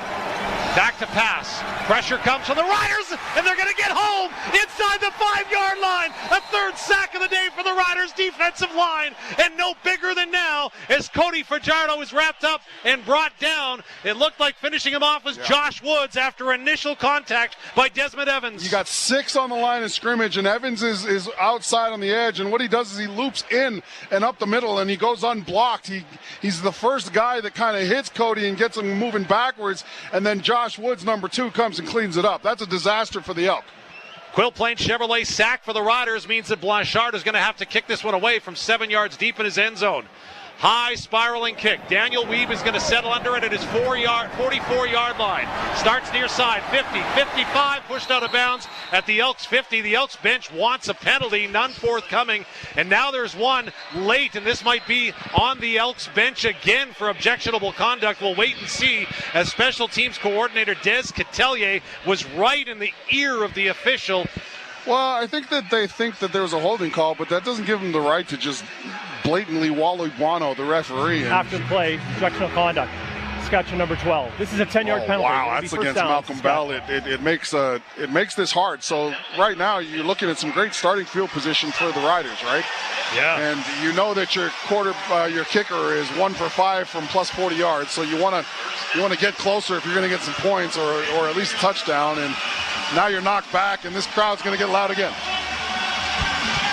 So it's a penalty for something that Malcolm Bell said. It backs the Riders back up onto their side of center. 1st and 10 from their 50. 2:29 to go in the fourth quarter. Elks anticipate run. They've got 8 in the box as Stevens is into the game. Takes the ball. Gets a big carry across midfield up near the Elks 51-yard line. And here's some blessing in disguise as Tommy Stevens is slow to get up, but he only gets 9 yards and not a first down. And he's limping too, but they've also got Brinkman down, do the Elk, and he's in a considerable amount of pain too. He can't even move. So yeah, he's been shaken up and was hurt earlier in the ball game and has tried to tough it out. But what I was saying is Tommy Stevens definitely limping on his way back to the huddle. But by Stevens getting 9, that means the Riders can run another play before getting a first down. So 2:24 to go. The clock will run when we get in. It's another injury timeout for WorkSafe Saskatchewan. And believe it or not, as many times last week as the CFL Replay Center was involved, not once this game. It's a man's game out there, Morley Scott, right? Yeah, that's right. This has been a game that has gone back and forth. We've seen some explosive action. It's really sort of captured everything that we love about the Canadian Football League, right? Like unique possessions. Now we got the 3-minute clock coming into play. You've got Tommy Stevens, who's just a truck driver. Edmonton needs a stop, and they need to hold the Riders to a field goal attempt, if anything. 31,757 in attendance at Commonwealth Stadium tonight, most wearing green and gold. 2nd down and 1 for the Riders on the Edmonton 49, 2:15 and counting to go in the fourth quarter. Stevens takes his time, allows the clock to drain before going under center, Logan Ferland. Riders extra bodies on the line, Elks do too. Stevens goes to his right, tries to plunge across the 50. Looks like he has for a Cooperators Bazandowski Insurance and Financial Services first down. Yeah, he's got it. So the possession will continue. Remember, folks, you've got the 20-second clock now, not the 35-second clock. Okay, you got the 20-second clock. It's going to roll as soon as the ref blows his whistle. And Trevor Harris comes back into the game with Tommy Stevens also on the field. Yeah, and again, I think what the Elk are going to do is just load up that sort of 8-man, 9-man front and just attack the line of scrimmage. Might be a perfect opportunity to maybe get a dump pass right over the top, but do you want to play games at this point? Probably not. 1:48 and counting. 1st and 10 for the Riders at the Elks 49. Handoff fake. Stevens goes to his right, cuts back to the left. Only going to get a yard, maybe 2. It'll be 2nd and long, Saskatchewan. Again, clock still counting down. Elks don't have a timeout. It says they do on the... Oh, they do have a timeout. Pardon me, you are correct, Luke. Now they're going to take it, so... Yeah. So they use the timeout, 2nd and 9. The Riders, I'd be shocked if they passed the ball, unless it was just sort of a dump off to a flare or right over the top. I think that you run the ball here, you let more time go off, and you tell your championship defense to go out and get a stop. 2-point lead for the Riders, 28-26, $1:42 to go. You're right, I missed that timeout. Was called prior to the 3-minute warning by the Elks and Mark Killam. Riders are going to break huddle. It's a slow break as they're methodically looking at what they're going to do. 5 receivers set for Trevor Harris. Conley, the lone back in the backfield. It's 2nd down and 9. Elks show blitz. They only rush 4. Harris to pass. Throws it. Complete far side. Paulie Conley's got it as a flag comes down late. Harris is on his backside as he was hit late. Is this going to be a hold or is this going to be roughing the passer? Well, Yoshi's not too excited about it. Harris points that it's against the Elks. And if it is, that might be game, just the way this is going to play out. The passer. Yep. Edmonton number 95. Lad 15 yards, automatic first down. And the Elks cannot challenge as they don't have a timeout. So Mark Killam looks in disbelief at the scoreboard here at Commonwealth Stadium as the Riders get bailed out by penalty as the ball advances to the 30-yard line of Edmonton with 1:34 to go. Yeah, well, you know what? Normally there's always a kind of a, well, was that actually roughing the passer? That is an unequivocal yes on Timon Fox, number 95 there from Edmonton. Far too late to bring the quarterback down. Riders now in complete control. Burn the clock. Tommy Stevens back in. Thomas Bertrand-Houdon alone back in the backfield. Fake the handoff. Stevens looks for room. Gets across the 30, which was the line of scrimmage, down to about the 28 for a gain of 2. It'll be 2nd and 8 with 1:28 to go. Now, obviously, if you're Edmonton, you just want to keep this to a field goal, right? Yeah. And if they get it, you were going to need to score anyways. It just goes from scoring a field goal to win versus now you need to get across the line of scrimmage. But either way, you still get the football back. Edmonton just wants the football back and would be okay with rolling the dice in the situation they get given when they get the football back. Obviously, this is the most important down of the game. 2nd and 8. Trevor Harris checks back in. Riders with 4 receivers. 3 go to the far side of the formation, including the rookie Dylan Jete. Harris in the gun. Elks rush 4, handoff, Paulie Conley, first down, hurdles a man across the 20 to the 17. Biggest play of the day, and the Riders offense respond with 1:06 to go. Yeah, this is a really surprising defensive look from the Elk. They come out, they've got 5 guys, 1 middle linebacker, but nobody plays the obvious draw. I mean, I'm not sure what they were thinking. Maybe they got spooked because Harris threw it on 2nd and 9 prior to this play, but there's no reason for the Elk to be in this much of a pass defense set. This is 4 down linemen and 1 middle linebacker for, wow, I'm really surprised at that, and if you're Rider Nation, you're probably really glad because looks like that's game time. Riders with 55 seconds on the clock are letting it drain as Tommy Stevens back into the game with Thomas Bertrand-Houdon in the backfield. Stevens slips in the backfield to the 19. He's going to lose 2 on the play as it's the second time that we've seen Tommy slip in the backfield, and now flags fly at the end of the play once again as the Riders put their arms up, and Jacob Bramer says it's against Edmonton. We'll wait and see with 44 seconds left. Well, when you're Edmonton and you go in and you talk about this amongst yourselves, you're not going to have anybody but to blame but yourself because they've taken some crazy penalties today. Riders have had their share of stupid calls too, but Edmonton just hasn't managed to get their discipline under control. It's hurt them a couple times, including the roughing the passer unnecessary roughness. Edmonton number 2, including this. Like that's ridiculous. 15-yard penalty, automatic first down. So that should just about do it as the Riders can go into victory formation with 44 seconds. Now, point differential does not matter. These teams will meet again at the end of the regular season for the rubber match, if you will, back at Mosaic Stadium. Rubber match in Mosaic, and it'll be the end of the year, so there's going to be playoff implications. There's going to be seeding implications. Well, that's playoff implications, so. But, yeah, it's going to be incredible. So Trevor Harris and the Riders line up in victory formation from the Edmonton 5-yard line. Harris under center. Going to allow the clock to drain as much as he can. Now he'll take a knee. As they didn't start the clock. Yeah, no, they didn't stop the clock at all. There's still 42 seconds to go. They didn't start it. And Harris and the Riders sideline are saying, hey, come on here. And Tim Croker indeed will talk to someone right now as Coach Mace is way out onto the field at the 28-yard line. And now it's Mace's turn to do a Wally Buono. This is where the CFL Replay Center has to step in. As Tim Croker now, he's talking with the Riders huddle. And again, Trevor Harris also saying, hey, you didn't start the clock. And now they will with 41 seconds to go. Again, Coach Mace is way out on the field when the clock did not start. So Harris is going to let it drain with 8 seconds on the play clock.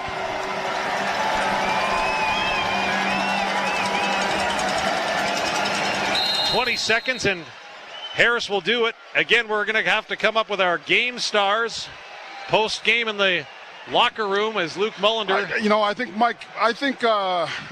Mike Rose played a heck of a game. I would look at him just because the defensive front really showed up when it mattered. Offensive player of the game. Whew. Lots to choose from. Yeah, Conley was phenomenal in points. As Harris will take a final knee, and that's going to do it from Commonwealth Stadium. The Saskatchewan Roughriders improve to 5-2. Edmonton drops to 6-2 on the Quality Tire scoreboard. Make the final score: Saskatchewan 28, Edmonton 26. Quality Tire with 9 locations across Saskatchewan and at qualitytire.ca. Hang tight, Rider Nation. The 5th quarter post-game show live from the locker room is coming up.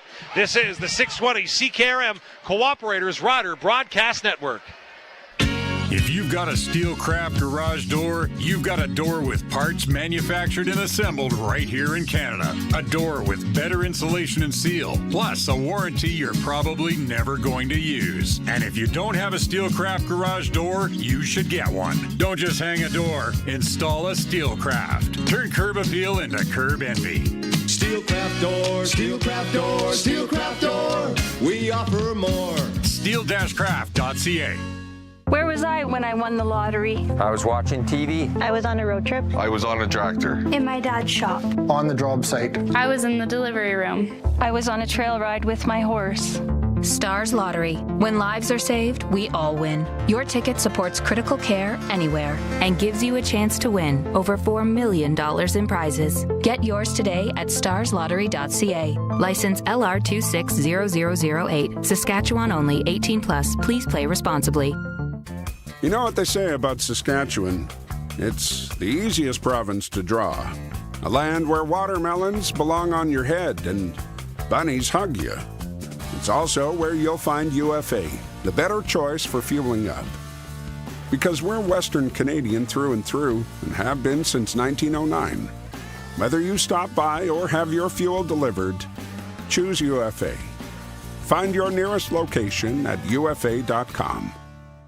We've been hearing it from a lot of farmers. DeKalb DK401TL is the best canola hybrid they've ever grown. Clean fields, ease of harvest, and yields that have them locking it in for next season. But here's the real headline. DK401TL beat in Vigor L340 PC by 3.4% on average since 2023. That's real data. Learn more at DeKalbYieldResults.ca. Results based on average yield differences from 77 Bayer market development trials, 2023 to 2025. Moisture adjusted before dockage, non-replicated large-scale trials. Invigor is a registered trademark of BASF. Used under license by BASF Canada. Is your to-do list getting longer and longer, and you're starting to feel like you could use a hand? Download the Lend a Hand app. Lend a Hand connects people who need help with helpers in your area. From everyday tasks like repairs to mowing lawns and even moving furniture, Lend a Hand makes it easy to find help. Or maybe you have skills to offer your community and want to earn a few extra dollars. Download Lend a Hand, chat directly, stay local, and connect safely with people in your area. Finish strong this summer with Ritchie Brothers. When timing matters most, trust our team to deliver speed, consistency, and results. Buy or sell equipment with confidence through their global marketplace and simple, straightforward process designed to save you time and keep things moving. With decades of experience in a network that reaches across industries and around the world, Ritchie Brothers helps you get more value from every transaction. Visit Ritchie Brothers at rbauction.com and keep your operation moving forward all season long. 104.9 The Wolf is proud to be Regina's rock station for 30 years.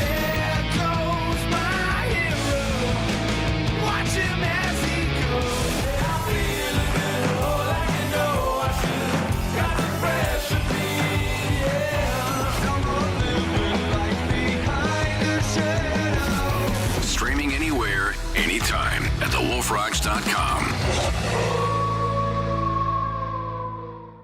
The final gun is sounded. The outcome is in the books. Now it's time to break it down with analysts who have been in the trenches. See our game stars live from the Roughriders locker room, and head coach Corey Mace will join us with his thoughts. This is the fifth quarter postgame show on the 620 CKRM Cooperators Rider Broadcast Network. Have something to say? Text 306-936-6262 to share your analysis with our team. Now, back to Dave Thomas, Luc Mullinder, Teagan Witko, and Wes Cates. The Riders score a 28-26 win on the road here in Edmonton at Commonwealth Stadium. How did it happen? Well, let's get right into our post-game rewind. Brought to you by Prairie Gun Traders in Avonlea. For all your hunting and shooting needs, with all the top brands and knowledgeable staff, visit prairieguntraders.ca or stop by today.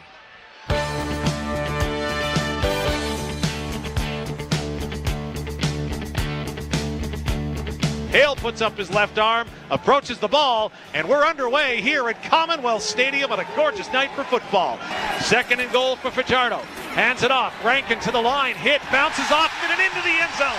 Touchdown Edmonton. Blanchard approaches to kick the ball to the Saskatchewan Roughriders. It'll be taken by Johnny Johnson, the third at his 14. Up to the 25, 30, 35, 40. Still going. 50. Midfield. Johnny Johnson to the 30. 25. One man to beat. 15. 10. Johnny Johnson the third. What a kick return for the Riders, who are set up in the red zone. Elks 3-yard line, left-hand hash. Stevens going to take the ball himself to the goal line. Touchdown Riders! Tommy Stevens. They signaled touchdown, and then when they marked it, they took it back. So Stevens in under the gun. The short yardage team is in to his right. Puts it ahead, puts it in. Touchdown again for Tommy Stevens. Harris sending his receivers, and Schaefer, Baker, and Johnson to the far side of the formation. Takes a handoff. Back to pass. Runs out of time. The Elks get home, and they're going to get the quarterback sack. A 24-yard field goal. Clean snap, good hold. Blanchard's kick is up and sails through. Harris pumps, throws, caught. Deflected into the arms of Schaefer Baker, and he gets away. Makes a man miss to the 35, 30. Going to dance out of bounds at the 29-yard line. Lady Luck in the arms of Kean Schaefer Baker as the pass was almost picked off. Yeah. Bounces into the arms of KSP. Left-hand hash for Stevens. He's in under center. Going to go to the right this time. Extends, no signal. Touchdown! Cody Fajardo as the Elks move right to left as we see it. Takes the shotgun snap, loads up. Here comes the pressure. Riders get home. Looks like Mike Rose was able to get there first. Also joining in on the fun, looks like Caleb Sanders. Clean snap. Blanchard puts his foot into it. It's up, and it's through, and the lead is down to a single point after the 44-yarder by Vincent Blanchard. Two receivers that side for Harris, who's back to pass.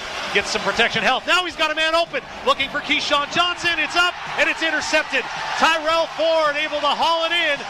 Four receivers in formation. Conley, the lone back in the backfield. Elks load up the box. Handoff to Conley. Has some room. Jumps over a man. Oh, my goodness. A reverse hurdle by Quali Conley that earns him a first down.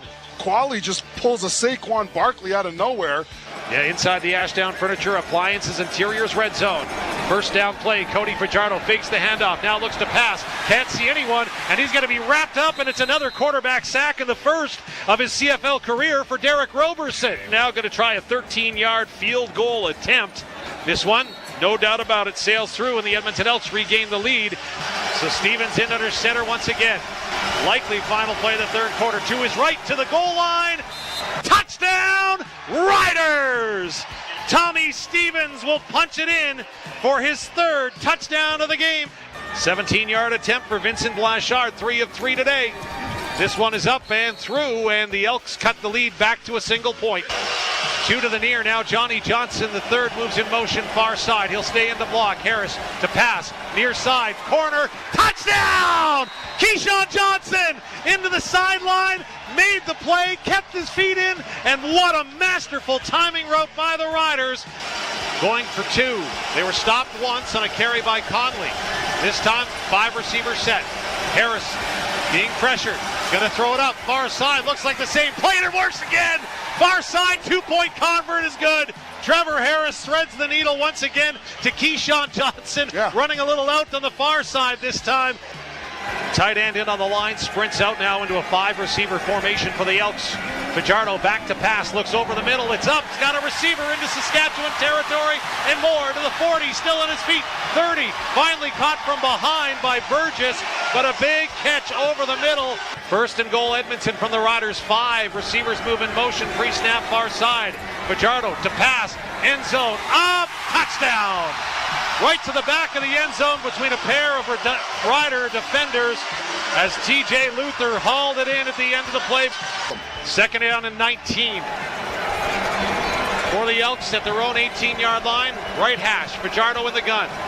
Back to pass. Pressure comes from the Riders, and they're going to get home inside the 5-yard line. A third sack of the day for the Riders defensive line, and no bigger than now as Cody Fajardo is wrapped up and brought down. It looked like finishing him off was Josh Woods after initial contact by Desmond Evans. Harris in the gun. Elks rush 4, handoff, Conley, first down, hurdles a man across the 20 to the 17. Biggest play of the day, and the Riders offense respond with 1:06 to go. As Harris will take a final knee, and that's going to do it from Commonwealth Stadium. The Saskatchewan Roughriders improve to 5-2. Edmonton drops to 6-2. Make the final score, Saskatchewan 28, Edmonton 26. Post Game Rewind for Prairie Gun Traders in Avonlea. For all your hunting and shooting needs with all the top brands and knowledgeable staff, visit prairieguntraders.ca or stop by today. We'll take a break. Luc Mullinder is getting set up in the locker room like he always does and has done for 10 years. We'll join him momentarily, all here on the home of Rider Nation, the 620 CKRM Cooperators Rider Broadcast Network. Hi everyone, Sean here with Young's Equipment, your MacDon header headquarters in southern Saskatchewan. New or used, red, green, or yellow, whatever drives your farm, Young's Equipment has the MacDon header to lead the way. With MacDon's industry-leading Flex Draper technology, an FD Series header ensures your smoothest and most productive harvest yet. No matter your color, Young's has your header. Young's Equipment, leading the way in a thriving agricultural community. Why juggle multiple providers when you can have one seamless experience? On the farm, acreage, or cottage, Access Communications has you covered with internet, TV, and security. One provider, one bill. One reliable rural home solution, backed by our great customer service. Get internet and Wi-Fi that hold up in tough weather, plus TV anywhere with Access Next TV. And security you can monitor from your phone. You can have it all with Access. Sign up today and save $20 per month when you combine services. Visit myaccess.ca. Before streaming, before smartphones, back when your biggest worry was scratching your favorite CD, Play 92 is your throwback time machine. All the small things, everything we're up all night to get lucky. We're up all night to get lucky. Play 92, #1 for throwbacks. Streaming at play92.ca.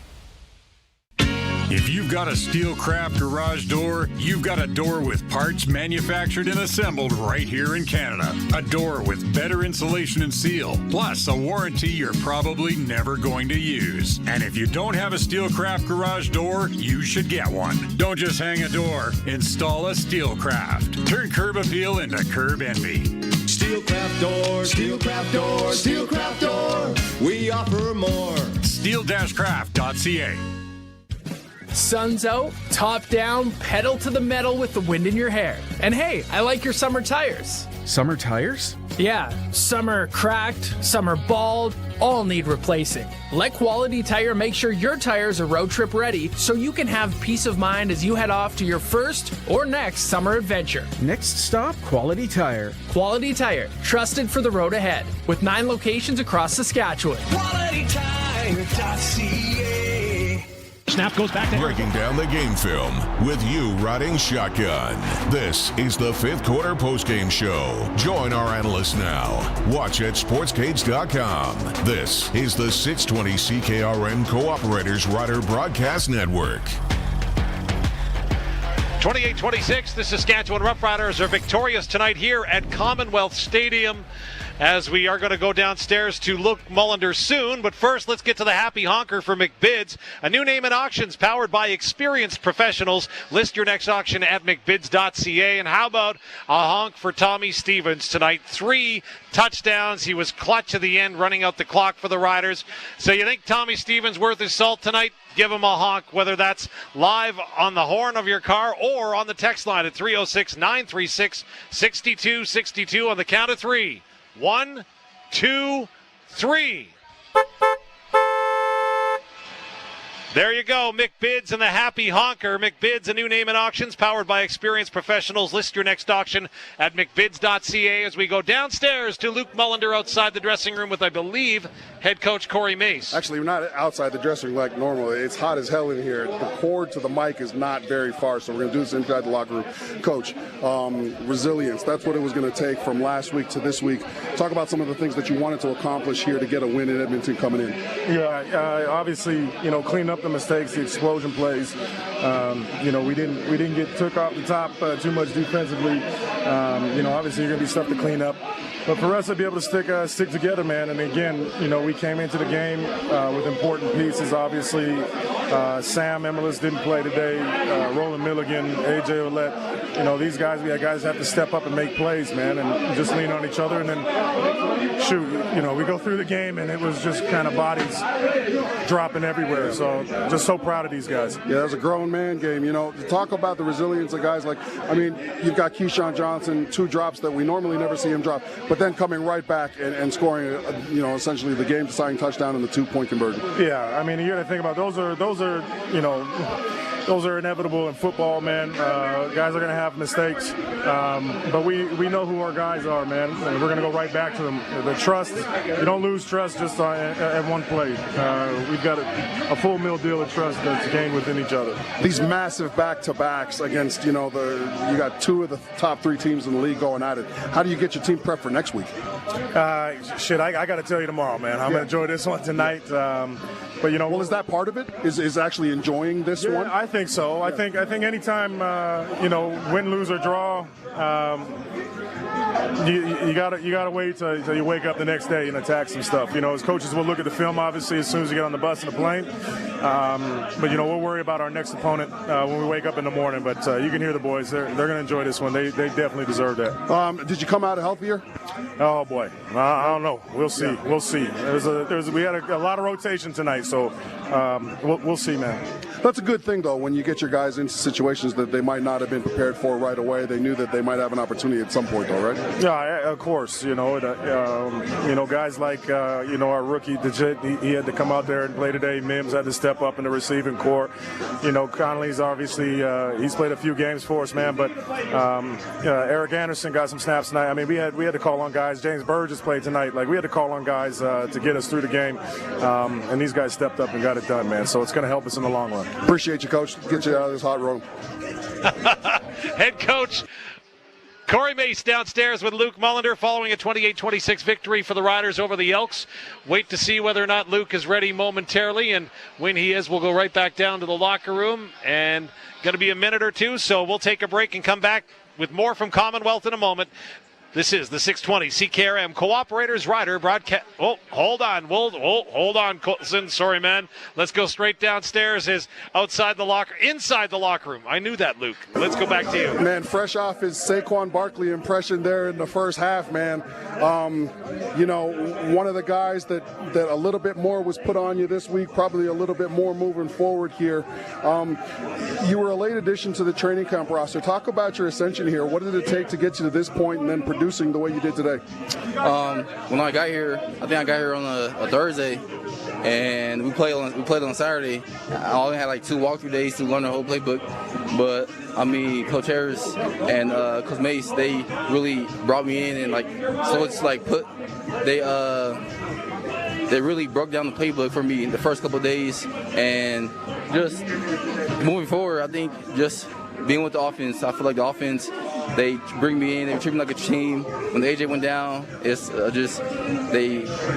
we never skipped a beat. So I just feel like the offense trusts me, I trust myself, I trust the coaches, and yeah. Talk about, the outstanding move here when you pirouetted and then essentially jump someone backwards. Your running ability's there, but talk to me about some of the qualities that you really, that folks don't see that you think make you a great pro. I think my vision. I feel like coming to the CFL, I had to slow down my vision and actually see the whole develop. And I feel like that's not showcased enough. And also my O-line blocked their ass off, so I feel like the O-line have a big part of it too. When you knew that you were going to get the start today, when you came in here, what are some things that you wanted to check off your to-do list in order to get a W and play like you did? Just be as close as perfect as I can. Nobody can be perfect during the game, but if you try to be perfect, then you will have a good game. So I just try every play, give 110%, and no lows, no MAs. There was a couple 5-man stunts and a 6-man stunt where they brought someone right in the middle. You had to step up as a blocker. Was there any sort of pre-snap communication with Trevor there, or did you just know that, hey, this is going to be your assignment if it came to you? Yeah, throughout the week we really dialed in on the pressures, and I just knew when the O-line told me who they got, I knew who I got, and it's part of the game. I get dirty in the trenches. How do you approach sort of, coming off a win, a performance, how do you approach preparing for the next week? Celebrate tonight, but tomorrow is on to the next game. Just flush it because we did win, but it was an ugly win, and we can't get hung up on this one win. We still have the rest of the season to play. So just some fun now. We are going to be talking about that Saquon Barkley backwards hurdle, probably for the foreseeable future here in Rider Nation, but also in the CFL. Like, is that just a knee-jerk reaction? How did you see that coming? You talked about your vision earlier. Yeah. We game prep, and we knew sometimes the corners go low, and we ran a little zone run, and the whole open. And I saw the man right there in the middle, so I'm like, oh, I'm for the hurdle. Then somebody came off and grabbed me. I'm like, damn, I'm still for the hurdle. Yeah. I don't know how, but I'm just going to jump. I ended up jumping backwards and just it was all in. Well, listen here, man. You're going to have to get used to talking about that for the rest of the week, man. But congratulations on the dub. Welcome to Rider Nation. Thank you. There's our offensive game star along with Luc Mullinder. Quali Conley carried the ball 14 times for 61 yards, added 3 receptions for 36 in the Riders' 28-26 win over the Edmonton Elks here tonight at Commonwealth Stadium. Now we'll take that break and come back with more in a moment. This is the 620 CKRM Cooperators Rider Broadcast Network. Introducing Gleaner T-Series Combines. These powerful machines leave a lighter footprint, which cuts down your fuel costs and minimizes soil compaction. They're gentler on crops too, allowing you to sell at premium prices. All this spells better yields and better overall harvest performance. That's Gleaner to a T. Get more information about Gleaner T-Series Combines at gleanercombines.com or visit us at Parkland Farm Equipment in North Battleford. Hey, it's Dig Safe Doug. Well, it's that time of year again. Let's get to work tackling that backyard project or breaking ground on your construction site. But listen, before you start, there's a few things you gotta know. Get those utility lines located.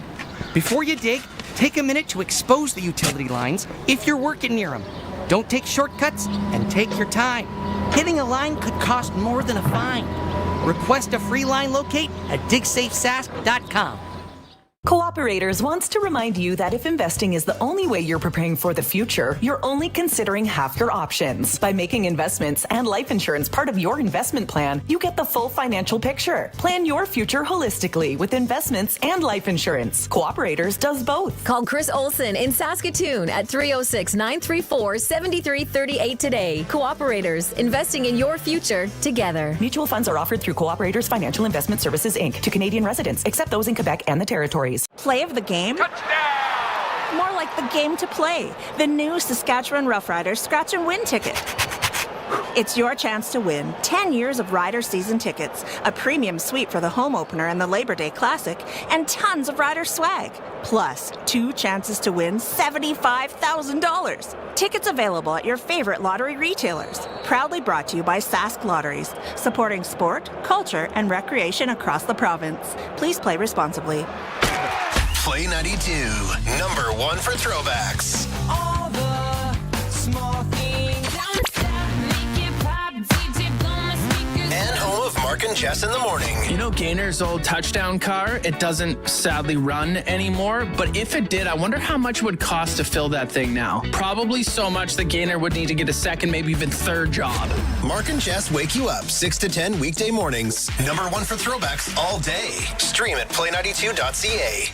This is the fifth quarter postgame show. Watch the live stream and get the latest on your Saskatchewan Roughriders at sportscage.com. This is the 620 CKRM Cooperators Rider Broadcast Network. 28-26, the Saskatchewan Roughriders score a win here at Commonwealth Stadium. Back to the locker room, and our defensive game star standing by with Luc Mullinder. Luc? Yeah, I mean, we talk about pressure. We talk about, not necessarily having to blitz Cody, but just getting more pressure. And today, in the biggest moments, guys like Mike Rose really stood up, man.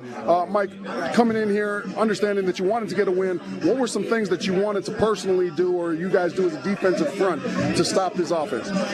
Man, 98 showed out today, man. He had a good day. Man, he just came through and started rushing. 50, Derek Robertson was a big boost for us. And, Vodders and Caleb showed up, Devin showed up. I think it was just more of us all working together. When you talk about working together, for the folks that kind of just sort of see defensive line from far, what do you mean by that? We got a lot of freelance rushers here, which is good. But sometimes we got to play a little team basketball. Yeah. Sometimes we got to get out of playing man, got to play a little zone and work together.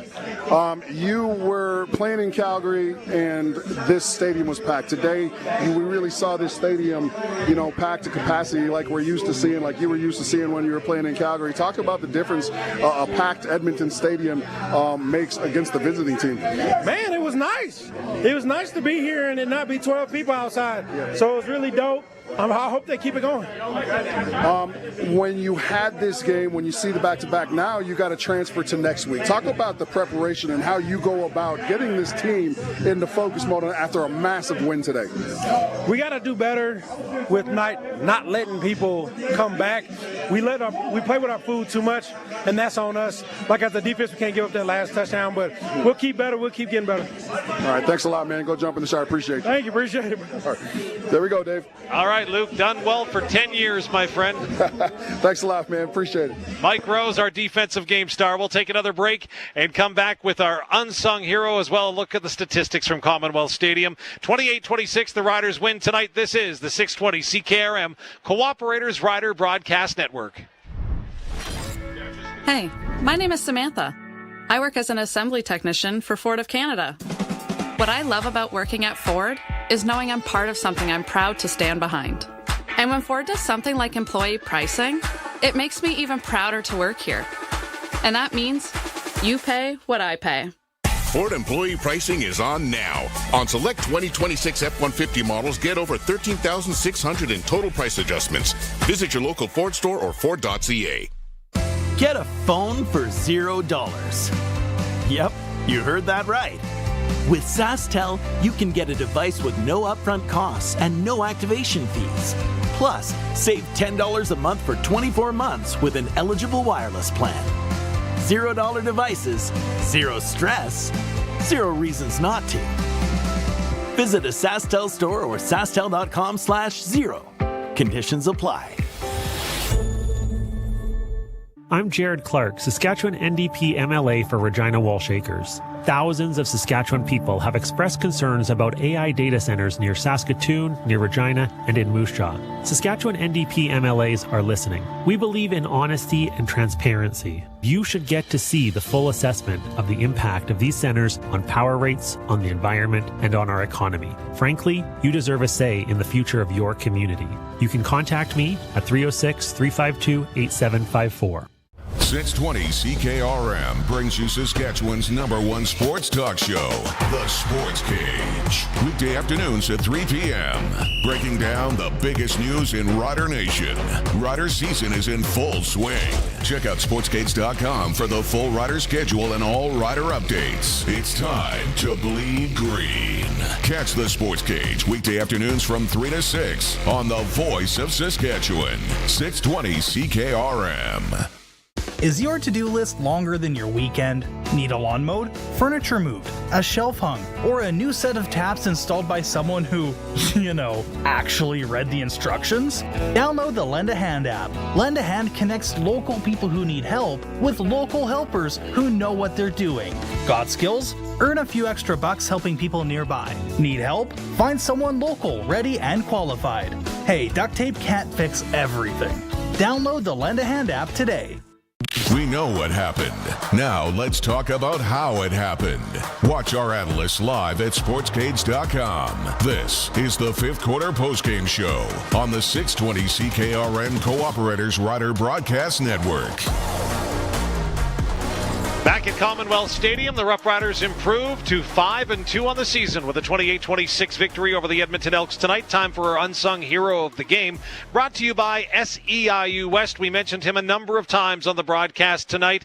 I don't think that he got full value for his effort on the stat sheet right now, but officially credited tonight with 4 defensive tackles and a special teams tackle, but he was a menace starting at safety. Jackson Ford all over the field tonight, so Jackson Ford, our unsung hero tonight for SEIU West. We're going to take a look at the statistics when we come back one final time in Edmonton, but Rider Nation, load them up on the phone lines as we'll be coming to you momentarily with the Radio Roundtable. What are you thinking after this victory for the Riders tonight? We'll get to you in just a little bit, but one more break to come. This is Saskatchewan Roughrider football on the 620 CKRM Cooperators Rider Broadcast Network. Cooperators wants to remind you that if investing is the only way you're preparing for the future, you're only considering half your options. By making investments and life insurance part of your investment plan, you get the full financial picture. Plan your future holistically with investments and life insurance. Cooperators does both. Call Dylan Homeson in Regina at 306-359-2660 today. Cooperators, investing in your future together. Mutual funds are offered through Cooperators Financial Investment Services, Inc. to Canadian residents, except those in Quebec and the Territories. Premier Scott Moe. In Saskatchewan, the roads connect us to family, to work, and to opportunity in the places we love. That's why we're investing in safer, stronger highways across the province.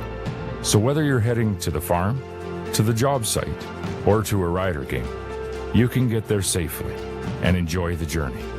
Safer roads and highways, another way that we're protecting Saskatchewan. A message from your Saskatchewan Party Caucus. Huddle up, farmers of Rider Nation. This is your season to lead the league in yield, and DeKalb's here to back you up. Delivering high yield potential, powerful weed control options, and the complete agronomic package, including Straight Cut Plus and Club Root Resistance. DeKalb's geared up to be your #1 canola seed.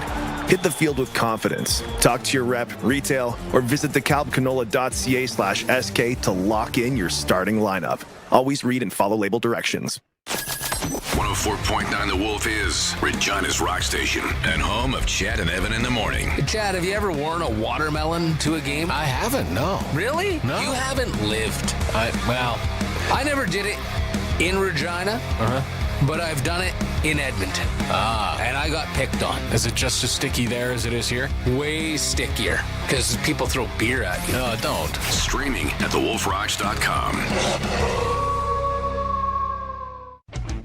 Big savings are rolling into Red Hat equipment. Right now, you'll find major markdowns on select in-stock used ag equipment. Whether you're looking to upgrade your fleet or replace a hard-working machine, there's never been a better time to buy. Inventory is moving fast, so don't miss your chance to save. Stop by one of Red Hat Equipment's 14 locations or visit redhatequipment.ca today. Red Hat Equipment, making tracks since 1948. Snap goes back to breaking down the game film with you riding shotgun. This is the fifth quarter postgame show. Join our analysts now. Watch at sportscades.com. This is the 620 CKRM Cooperators Rider Broadcast Network. Back one final time here at Commonwealth Stadium following the Saskatchewan Roughriders 28-26 victory over the Edmonton Elks tonight. Let's take a look at the statistics. We'll begin in the first down department. Saskatchewan at 20 to Edmonton's 18. Yards rushing, the Roughriders put 94 yards on the ground to Edmonton's 55. Passing yards tonight, the Saskatchewan Roughriders 239 passing yards to Edmonton's 286. Overall net offense, the Saskatchewan Roughriders 319 yards, to Edmonton's 300. 118. Taking a look at the individual statistics, Trevor Harris tonight, 19 of 24 for 239 yards, a touchdown and an interception. Cody Fajardo, 22 of 28 for 286 yards, a touchdown and an interception. Rushing the ball, Quali Conley, had 14 carries for 61 yards. Tommy Stevens, incidentally, 13 carries for 29 yards and 3 touchdowns. On Edmonton's side of the ball, Justin Rankin, just 8 touches in this game as far as rushing goes for 28 yards and a touchdown. Receiving, the leading receiver for the Riders tonight, Del Duncan Busby, 4 catches for 66 yards. Johnny Johnson III had 4 for 48. Kean Schaefer-Baker, before leaving the game injured, 3 of 48. Quali Conley, 3 catches for 36. Keyshawn Johnson had 3 catches for 14 and a touchdown. Brandon O'Leary Orange was the favorite target for Cody Fajardo tonight, 5 receptions for 32 yards. Defensively, Jameer Thurman led the way, along with Antoine Brooks Jr. for the Riders. Both had 6 defensive tackles. As mentioned, Jackson Ford, Marcus Sales, and James Burgess, who came into the game after Tavon Campbell left at halftime with an upper body injury, they all record 4 tackles. Jackson Ford also has a special teams tackle, while Jonathan Edouard, Mike Rose, and Josh Woods all came up with 3 defensive tackles here tonight. Quarterback sack for Josh Woods, as well as Caleb Sanders, and Derek Roberson gets his first sack tonight on behalf of the Saskatchewan Roughriders. So that's a look at the statistics in this 28-26 victory by the Riders over the Edmonton Elks tonight. The Riders are back on the field 6 days from now when they'll host the winless Ottawa Red Blacks at Mosaic Stadium. It is going to be a fun time in the field, if you will, as the Riders are going to bring out some stops on a Friday night to bring you all in to Mosaic Stadium after 31,757 took in this ball game here tonight at Commonwealth Stadium. So until Friday, on behalf of our team, first of all, Teagan, Wes back at the station, yeoman work going ahead and getting us through that hour 20-plus rain delay, as well as color analyst Luc Mullinder, our technical producer Jerry here in Edmonton, and Colson Schultz back in Regina. Thanks so much for your work here tonight. I'm Dave Thomas saying so long from Commonwealth Stadium in Edmonton. Don't go anywhere. Coming up next, it's the Radio Roundtable with Teagan, Justin, and Wes, all here on the 620 CKRM Cooperators Rider Broadcast Network. Before the season starts, you've got a checklist. Inspecting equipment, testing the soil, and planning your field routes. Don't forget to add one more. Order your free Sask Power Farm Safety Decals at saskpower.com/comehomesafe tonight. Put one in every cab, so you always know what to do if you contact a power line. Because every good season starts with safety. And always remember to come home safe tonight. You know what they say about Saskatchewan? It's the easiest province to draw. A land where watermelons belong on your head and bunnies hug you. It's also where you'll find UFA, the better choice for fueling up. Because we're Western Canadian through and through and have been since 1909. Whether you stop by or have your fuel delivered, choose UFA. Find your nearest location at ufa.com. He's a Saskatchewan Roughrider legend, a Grey Cup champion, and part of the Sports Cage. Catch Double Talk with Darian Durand every Monday on the Sports Cage. Doubles is talking all things CFL and riders like only he can. Double Talk is brought to you by Dutch Agriculture, quality for generations. Catch it live Mondays, just after 5, or check out the podcast at sportscage.com. Hi, I'm Trevor Harris, quarterback for your Saskatchewan Roughriders. Great news, Capital Auto Group's Pick 6 contest is back, where one lucky winner will drive away in a brand new vehicle at the final Rider home game. It's easy to enter for your shot at the ultimate prize. Visit any Capital Auto Group location in Regina or enter online at pick6.ca. Don't miss your chance to get in the game with Pick 6. This is Rider Nation. In football, every player has to be productive. On your farm, every acre does too. That's why growers trust Selford, from I-Series and Halo tillage tools that manage soil and residue to spinner spreaders and the 90-foot AB 640 air boom applicator, built to cover more acres in less time. Whatever this fall throws your way, Selford has the equipment to increase your productivity. Visit your local Selford dealer today. Selford, field your best. See them at your local Pattison Ag dealer with 18 locations. Get a phone for $0. Yep, you heard that right. With SaskTel, you can get a device with no upfront costs and no activation fees.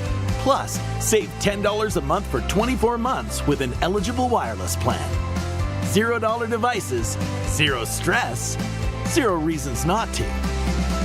Visit a SaskTel store or sastel.com/0. Conditions apply.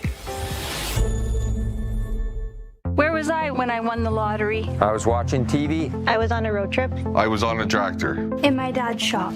On the job site. I was on a trail ride with my horse. Stars Lottery. When lives are saved, we all win. Your ticket supports critical care anywhere, and you could win millions with Lucky Stars 50/50 and Stars Daily Cash. Get yours today at starslottery.ca. License LR 260008. Saskatchewan only. 18+. Please play responsibly. 104.9 The Wolf is proud to be Regina's rock station for 30 years.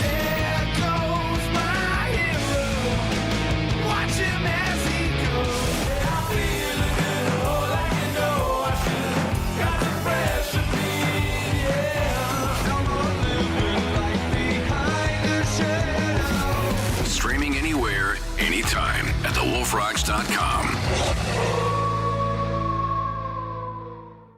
The only thing more iconic than Saskatchewan Roughrider football is your calls. Rider Nation, it's time to have your say. Be part of the Rider Nation Radio Roundtable. Text 306-936-6262 or call the Echo Sound hotline at 1-866-767-0620 to join our team of analysts. The Echo Sound Radio Roundtable starts now on the 620 CKRM Cooperators Rider Broadcast Network.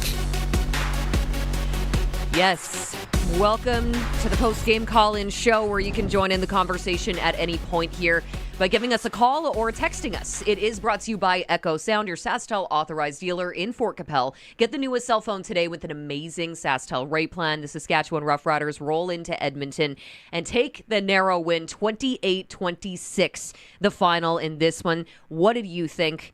Give us a call, 1-866-767-0620. If you'd like to get into the queue, jump on the phone line here and let us know what you thought of this game. You can also text us as well. I know many have been shooting us messages here, congratulating Luc on 10 years in the broadcast booth with the Rider Broadcast Network and, among many other things, but we'll get to that here in a moment. First, I am going to throw things over to you, Mr. Wes Cates. 28-26 win for the Riders. What's the first thing that jumps off the page at you? I thought it was a hard-fought win. I thought both teams showed up. I thought, it got off to a good start as we talked about at the half, but then the team settled in. Defenses played strong. I thought one thing that was impressive was the Riders got a stop late in the game when they needed it after Edmonton got down the field and pretty much scored almost at will to cut it to 2, but then the Riders handled their business, got a stop on defense, and then I think maybe Tommy Stevens got a little more than he was expecting. It got up to 13, 14 carries and was part of the closeout scheme to get that win, but did a great job. Riders, that was a great bounce back to go on the road in Edmonton, get the big win. Quali Conley with some big plays, 60 yards on the ground, another 30-something in the air, almost had 100 all-purpose. So that was nice to see. Robertson, he got him a sack, got in on some stuff, got a special teams tackle as well. And I just thought it was a team effort. Nobody's stats really jumped off the page, but everybody kind of contributed. So it was a good all-around win. Let's just hope everybody comes out of it healthy, right? You never like to see guys go down, and there were a couple instances of that in this game. Justin Dunk of 3 Down Nation is joining us, and I want to toss it over to you, my friend. What stood out? There were a number of things, but we got to talk about Quali Conley reverse hurdle. Are you kidding me? That thing's going to be played for years to come alongside Saquon Barkley. Something about green and white teams and reverse hurdles. But outside that, you guys know what's going to come on the postgame show. The fans are going to want to talk about Alex Hale. But Quali Conley, I thought, was up and down. He missed a pass protection early on in the game, but then came back and chopped down Joel DeBlanco. We saw his athleticism with that unbelievable reverse hurdle. Then we saw his speed on that 29-yard catch and run check down catch from Trevor Harris. And then I think, as Wes said, this was a team win the defense really played great football. In that second quarter, there were 3 2-and-outs, and the only reason that the Elks got a field goal was because of roughing the passer penalty against Desmond Evans. So I thought the defense really came to play. Derek Robertson looked legit, and the fact that he was in on the defensive end rotation that much shows me that Corey Mace trusts what he can do already, and he was only signed on July 20th. So those were just a few of the plays and players that stood out to me. Oh, yeah, we're going to be coming back to that reverse hurdle from Conley, that's for sure. But you know what? We don't want to keep our callers waiting here, gentlemen. 1-866-767-0620. And I'm seeing a trend here on the text line already. Darcy from Melville, Nolan from Saskatoon. Let me see here. Matt doesn't say where Matt is from. But yes, kickers are a big topic of conversation. And that is what Robin from Surrey is on the line and wants to talk about. Well, hey, Robin, you have some concerns about the kicking game still. Yes. I watch Hale a lot, and he's a hit-and-miss type field goal kicker. And what I'm also seeing is the Riders get down into the field goal range, and they actually kick up on space, and try their best not to use them in the field goal position. And it's almost like they have about a no confidence to the guy. And, the fan. Oh, I think we might have lost Robin there. Did we drop Robin? Cutting out. Okay. Well, unfortunately, I think we lost you on the line there, Robin. I guess some bad reception there in Surrey, where Robin calls us from, but I'll throw it over to you first. Yeah, he definitely, obviously the coaches, I think, don't have a whole lot of confidence in him. I think they believe in him for sure. They got him out there, and they're pouring into him week by week and trying to get his confidence up. But, I would imagine it's a lot for a young guy coming to a new country, kind of playing a game that maybe he's not as familiar with, and trying to get it all figured out. That's no excuse. He's still got a job to do. He won the job, and he's got to go out there and get it done. But he just hasn't looked that comfortable. And, I wouldn't, if I was the coaching staff, even if I was Hale, I'd be a little nervous about them sending me out there for anything over 40 plus. But you're going to need him down the stretch. So I think it's a situation now where you're really looking at it getting close to halfway through the season. Are we bringing somebody else in?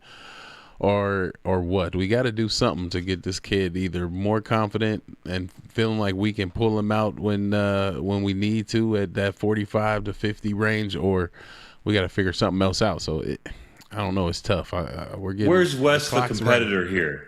Wes, come on. If you were in the locker room after taking the beating that Quali Conley did tonight, and you look over at the kicker, you're like, man, this kicker can't even put it through the uprights. He ain't taking no shots. Wes, give us the real take. If you were in the locker room, how would you feel?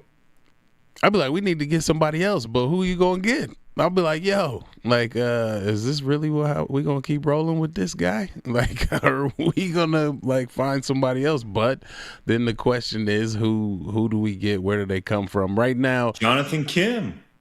Yeah, but is he going? I don't see why they let him go in the first place. You've had enough injuries now that I would think that maybe you can find a spot to bring Kim on, maybe sit somebody else down. I don't know. It's tough when special teams guys are out there. You want most of your starters to not have to worry about special teams.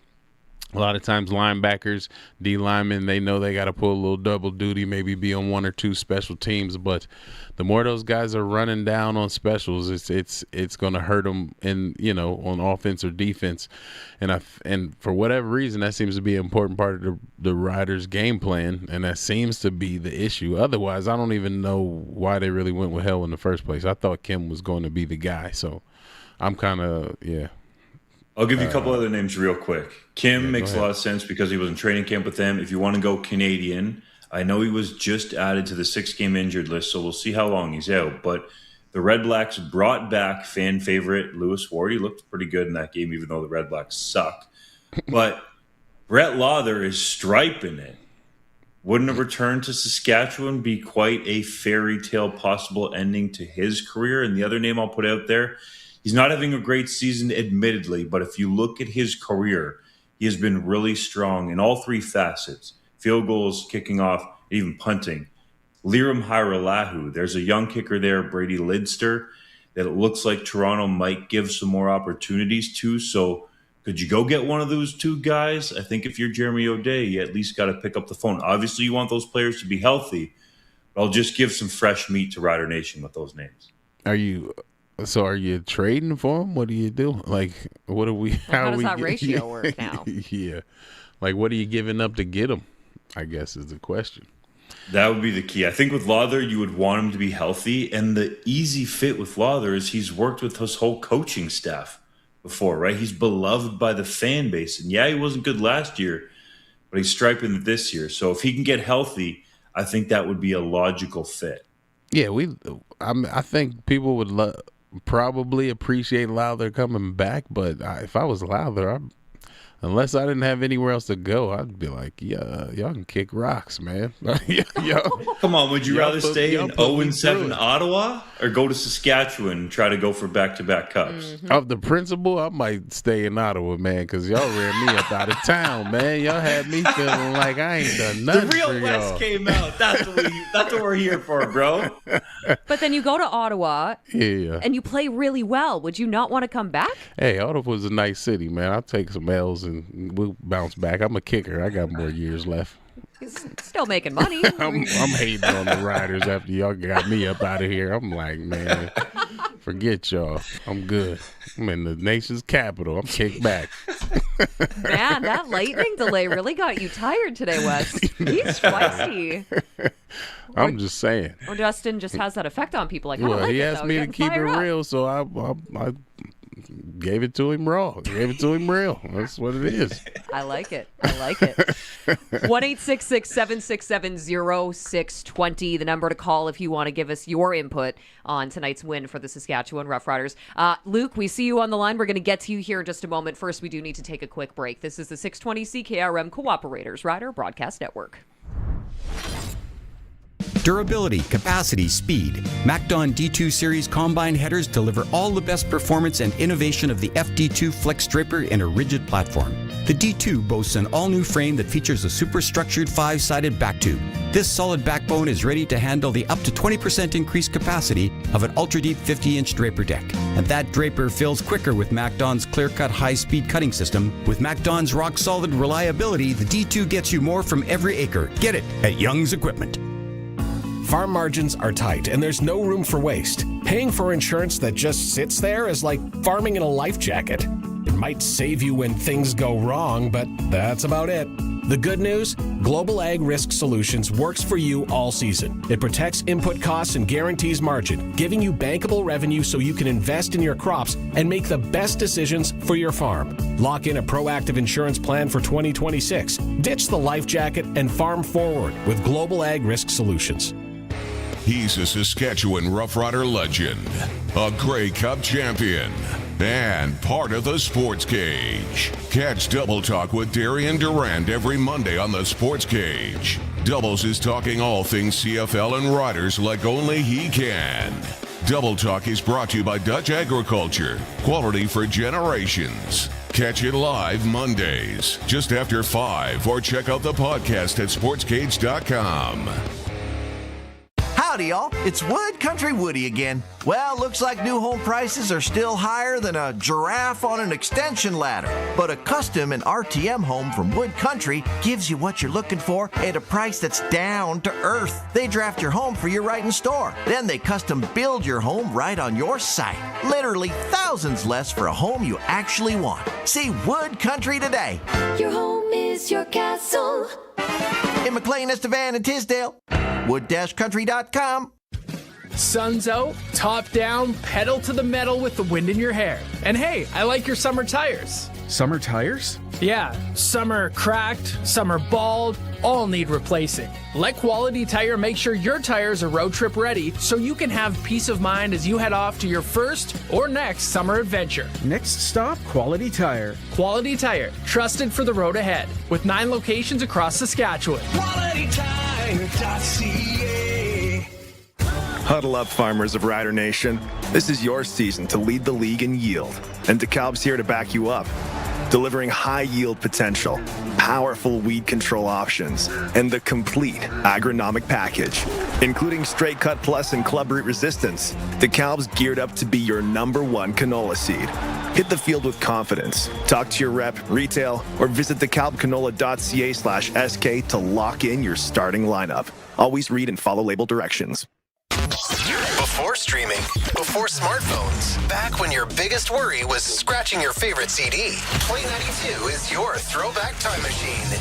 All the small things, everything down the step, make it pop, DJ blow my speakers up. We're up all night to get lucky. We're up all night to get lucky. Play 92, number one for throwbacks. Streaming at play92.ca.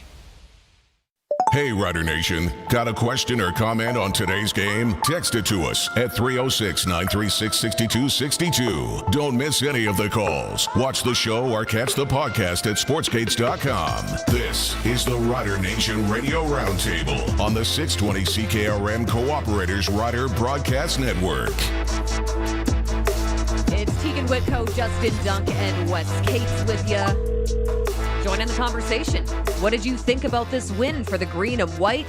They roll into Commonwealth Stadium and come out with a victory after, falling to the Elk last week at home. So 28-26, the final. What do you think? 1-866-767-0620. You can text us as well at 306-936-6262. Let's jump out on the Echo Sound hotline right now and chat with Luc from Calgary. Well, hey, Luc, what did you think about the Rider win tonight? Well, Teagan, first of all, how do you do, my favorite Rider broadcast crew? Oh, we are fantastic. I mean, Wes is a little fiery, but we'll see. Here we go. Well, I'm glad to hear it. I'm glad to hear everybody is on the positive vibes, on the up and up. See, listen, I don't want to talk about special teams. Well, the kicking game, because we all know the answer. We already know. But when it comes to our coverage on punt, I actually thought we did a pretty decent job transitioning from the first half to the second half. But in the internet sort of stratosphere of the Rider fandom, we have a bit of skepticism when it comes to our defensive coordinator, Mr. Josh Bell. And I've been a fan, okay? If Corey Mace is going to trust Josh Bell, I trust Corey Mace, and therefore I trust Josh Bell.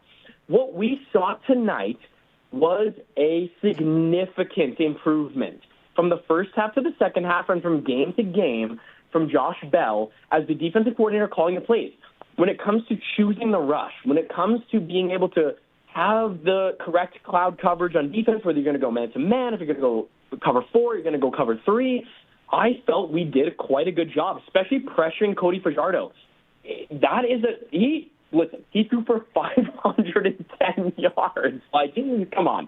That is insanely ridiculous. He is that good. But if you're the defensive coordinator, you're looking at it and being like, this is not acceptable. And we limited him. We pressured him. We made him feel the anxiety. I see the clip we're playing. We're making him pass the line of scrimmage so he can't play. He's not a running quarterback. Come on. The guy's almost 40 years old. It's not going to happen. We found the right balance tonight. And what did we expect? Rider fans always want to blow out every single game. But this game was the most competitive. And the last thing I have to say is I am so excited that this is the team we play 3 times this year. Normally it's Winnipeg. This year it's Edmonton. Is the CFL, do they have crystals? Do they have a seeing eye 8-ball? I don't know what they have, but they have it right. And I'm so curious to hear what everyone has to say about the defense, but about just the game vibe in general. What did everyone have to see? I loved it. It was great vibes. Are you suggesting that there's a script just like the NFL, Luc? Not a script, but I'm suggesting that there may be some supernatural, maybe sort of inclinations going on here. We don't know. We'll have to dive deeper into this. I was actually thinking that at the start of the game. I'm like, the way the season is shaped out, like this is a cool little matchup. Like the fact that they play a back-to-back, Riders in Edmonton, and then they play the last game of the season. I'm like, man, that's almost a perfect setup for. And I mean, let's not also forget here, gentlemen. The way things are going. Yeah. Montreal as well, back-to-back games in October, and if both teams are going to continue playing the way that they are, that could be some very entertaining football as well. Mm-hmm. Yeah. yeah, there's 3 teams kind of running away with it right now. We'll see how things go. These injuries are piling up this season, though, for everybody. It seems like the Riders have been catching a bug, though. Hopefully, Kean Schaefer-Baker's okay, but I don't think we saw him enter back into it. Tavon Campbell was in a sling. Yeah. I mean, a few guys on 6 game that are major pieces, so I think the Riders, after this big win, they got to focus on getting healthy as part of this run right now. Schedule and the defense. What do you think, Justin? Let me start with the defense because I don't think the big change came at halftime, as Luc referred to. To me, the key was that second quarter. 3 3-and-outs in the second quarter, and the only reason the Elks got a field goal, I mentioned it earlier, was due to a roughing the passer penalty that pushed them into field goal range. So I felt like that was a better game overall for the defense, but I think Josh Bell has been fairly consistent as the coordinator. The issue for me game to game against Edmonton was Jackson Ford giving up those big plays. It seemed like he was the culprit a week ago. And I hate to say it, but there was another one given up tonight in the fourth quarter at a clutch time. Justin Rankin, Wes, I'm sure you saw this, going down the seam, and Ford took a poor angle, over-pursued, what have you, however you want to break that down or whatever verbiage you want to use. And then all of a sudden Rankin has a 51-yard catch and Edmonton scores to make it a 2-point game. Now, the defense was able to hold. Touchdown Tommy came out and became chew the clock Tommy Stevens late in the game. Edmonton didn't get the ball back. But you cannot have this. You cannot have your safety 2 weeks in a row giving up big plays down the middle of the field. That absolutely has to stop. Last year, you guys know, it was like the fan base was out to get Nelson Lacombo. Well, I think the Riders fan base would like to see him come back because he wasn't giving up big plays, especially down the middle of the field or coverage busts like Jackson Ford has. And I know he's a homegrown boy from Regina, played at the University of Regina for the Rams as well. But he has to play better in the middle of the field. And yes, your mistakes get magnified if you're the safety, but it's simple rules. Yeah. Deep as the deepest, Wes. This goes back to playing flag football or peewee when you just get started and tackle. Deep as the deepest, Jackson Ford. Come on. Yeah, Justin. Yeah, you're absolutely right. But I think the Riderville's going to give Jackson some grace just based off of what you just said. He is a homegrown kid. I think they're going to, give him a little more leeway. Definitely more than Hale is going to get. We'll say that much for sure. But defensively, yes, they did. I think what we saw today is what we would have seen last week as well had they been better on the back end. Very similar, Cody around 300 yards, maybe even turned him over once or one time, but they still miss. I feel like the Riders missed some tackles today too. I mean, it wasn't as noticeable because it seemed like they were rallying and running to the ball, but I mean, they just missed way too many tackles for me. They just were rallying enough that it wasn't turning into touchdowns. They were solid enough to force Edmonton to basically kick. The difference in the game was touchdowns and field goals, truly. Well, Luc from Calgary, always appreciate you giving us a call. Echo Sound Hotline, 1-866-767-0620. You can join in the conversation at any point here. Of course, you can text us, too, 306-936-6262. Season series all evened up between the Saskatchewan Roughriders and Edmonton Elk. So, of course, one more game to go between those two teams, and that'll come later this season. We are going to take a quick break here, though, and we'll be back on the other side with more of your questions, comments, and join in the conversation before then, okay? 1-866-767-0620. This is the 620 CKRM Cooperators Rider Broadcast Network. Great coaches make great calls. And at home, you're in control of the game. Add SaskTel TV to your lineup and enjoy popular channels, including sports in stunning 4K for as low as $40 a month. So, what do you say, Coach? Ready to add in the difference maker? Visit SaskTel.com/make-the-call to learn more. Conditions apply. 104.9 The Wolf is proud to be Regina's rock station for 30 years. There goes my hero.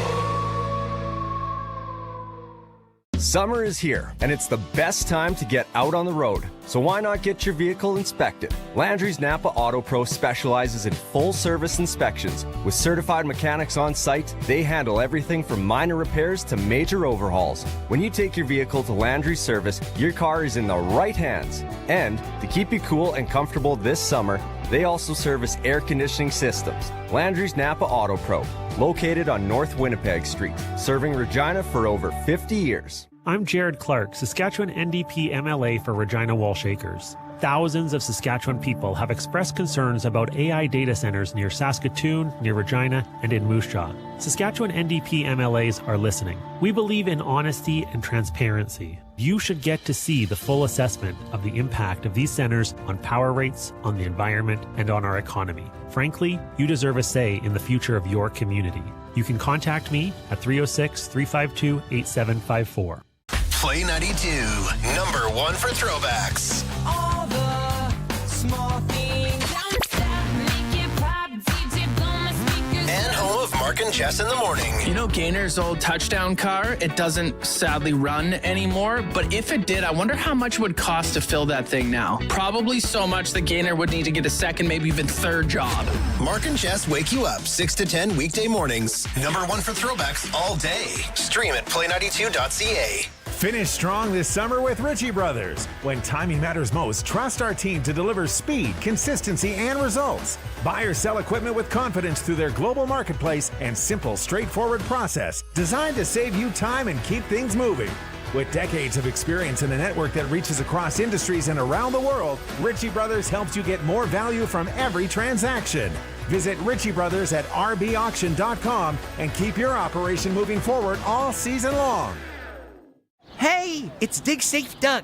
Well, it's that time of year again. Let's get to work tackling that backyard project or breaking ground on your construction site.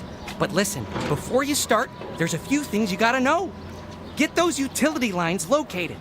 Before you dig, take a minute to expose the utility lines if you're working near them. Don't take shortcuts and take your time. Hitting a line could cost more than a fine. Request a free line locate at digsafesask.com. Hey, Rider Nation. Got a question or comment on today's game? Text it to us at 306-936-6262. Watch the show or catch the podcast at sportscage.com. This is the Echo Sound Radio Roundtable on the 620 CKRM Cooperators Rider Broadcast Network. Oh, Teagan Witko, Justin Duncan, Wes Cates with you. The Riders take this one 28-26 in Edmonton. You have a comment? Call us.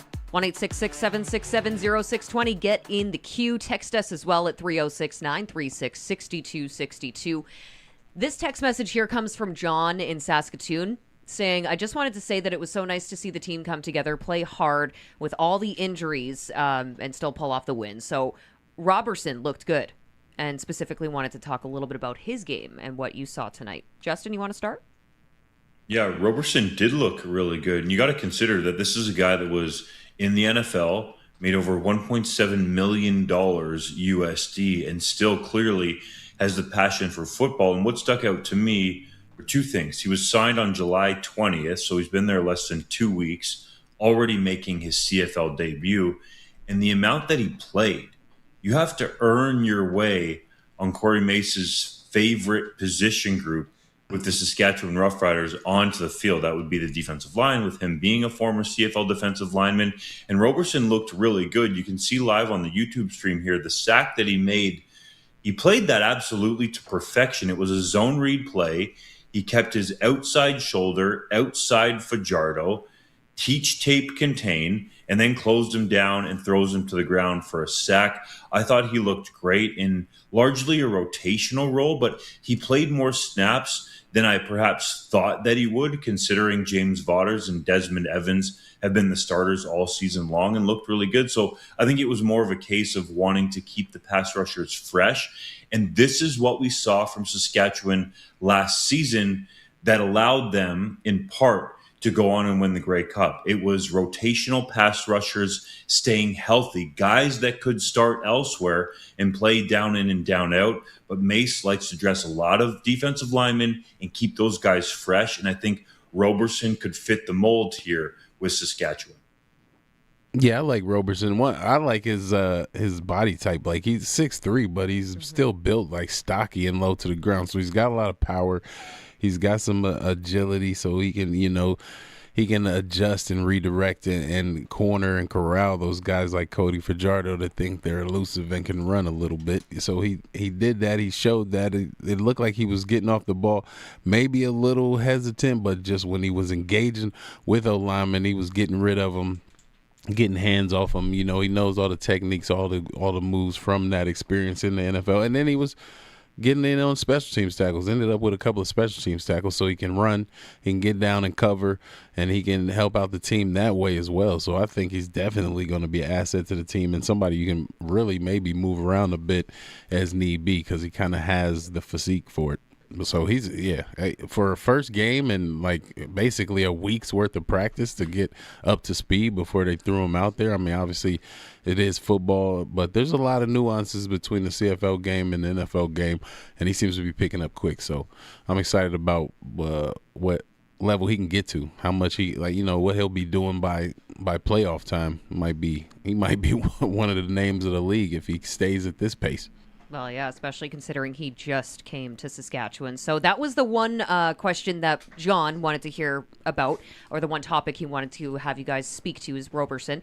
The other thing he wanted to bring up is, wow, what a great pickup in Tommy Stevens. What a beast. And yes, I think we do need to give him a little bit of credit here, right? I mean, 3 touchdowns tonight? Come on. Yeah. That's not even a career single game high for him. He had 4 in Calgary in his rookie year in 2022, and he's had 3 before already. And I think, arguably what's just as important are the late game situations where Mark Mueller is trusting him. Yes, as you can see on our YouTube live stream, he gets it done on the goal line. I think we know that by now. He can convert those situations, but this package that they put in at the end of the game, we got to come up with a nickname for it. I know some people are calling it Tommy time. It's like Tommy chew the clock time. It's unbelievable. The guy comes on the field in 1st and 10, breaks for a 10-yard rush up the middle, and just is tick, tick, tick, tick, bleeding that clock all the way down. Like, the Riders got the ball with under 2 minutes and 30 seconds left in the game, and Edmonton didn't touch it again. Part of that is smart clock management, but I think a larger part of that is due to Tommy Stevens and his 6'4", 245-pound frame. Now, he looked like he got banged up a little bit, had a slip in there, perhaps wasn't as effective because of the shots that he took. So hopefully for Rider Nation's sake, he came out of that game as close to 100%, if not at 100% as possible. Tommy Stevens, man, getting it done, being physical. Yeah, I was kind of laughing a little bit because he looked a little worse for wear. Riders got their money's worth out of him this week. Yeah. He was what was it, 13 carries, 29 yards, so a 2.2 average. I mean, obviously he was doing some short yardage on the goal line stuff that shortened up that average a bit, but he worked for his. He also had the fumble that luckily got called back because of the penalty. Too many men on the field for Edmonton, or that might have been a big play. So he was in the battle today, but I think he was up for the challenge. And like you said, Dunk, when it came down to it at the end of the game, he did what he needed to do to keep the ball in the Riders' hands. So he's definitely been a great asset, and he's just one of those guys. He's like a specialty guy. He's one of a kind. There's no other short yardage quarterback that has his size and athleticism. So he's definitely an asset, somebody you want to keep around. And I believe he's smart enough that they can elaborate on that Tommy Stevens package even more. I'm surprised because we've been calling for it. We want to see more of him. And then all of a sudden it's like now they almost overdid it. He's like, yo, I wanted the ball, but I don't know if I wanted it this much. Like, give me a break. He's hitting the ice tub after this one. And it's interesting that you mentioned that because as you were just talking here, Wes, a texter from Creston, BC, glad we won, thought Trevor Harris looked shaky at times. We have a rubber match with Double E. Why wouldn't we go for 7 with Stevens? It could have likely been the difference. But to your guys' point, I think he did enough tonight. Yeah, no. I think they definitely, because they even had the package where they had both of them in there. And, Trevor was just hanging out over by the sideline on 1 or 2 plays when they were both in there. But definitely, I mean, you always want to have your packages. And then when you're in that 2-point conversion or that, sometimes that 2-3 yards, this is one thing that'd be 1 yard out, and kind of Stevens is going to get that. But once you start getting to 2 yards, 3 yards away, it's a little more of a gamble to just think you're going to bully a team for you know what I mean, that 6 to 10 feet. So I think, you get your Trevor in there to, make plays and make it a little easier. Get the ball to the receivers. I think that's part of what the game plan was. But, when in doubt, you need a couple of tough yards, just give it to Tommy. But Trevor's still our guy. Absolutely fair. Okay, 1-866-767-0620 if you want to give us a call and jump in on the conversation. We have another text here. It doesn't have a name on this one either. Edmonton's Noah Taylor, when he was booted out of the game, was looking for some thoughts on that. Oh, here, there is a name on this one. Joshua wanted to know why that call was made. They thought it was a bad decision by the refs. Yeah, embellishment. Yeah, that was the call. Jacob Brammer looked like pushed him, and he dove like a soccer player in the World Cup. Yep. So you're saying they penalized opinion. him? They penalized him for flopping, is what you're saying? Exactly. All right. Yeah, because anything I saw, there was a little hand fighting, and he was like, I don't understand how on 2 extra points, like, come on, bro. Like, you're not going to block it. Like, the play is basically over, and you're pushing and shoving and getting flags off of that nonsense. He needed to get thrown out just for the stupidity of being that extra on extra points. I thought that showed that I don't think Edmonton's quite ready for prime time, because the Riders went down, scored a touchdown. We're kicking the extra point. Alex Hale, I believe, did make that extra point for the record. And then we got Noah Taylor flopping. And then I think what went under the radar, Mark Killam went off on the officials, and there was a 10-yard bench misconduct called on him. You can't be doing that kind of stuff, right? Yeah, like, if you want to be a championship team, you got to keep your cool on the sideline. So I think Corey Mace, throughout his career as the head coach with the Roughriders, for the most part, has done that. There was a penalty issue early on in his career. He's clearly ironed that out of his group for the most part. You're going to have some penalties here and there.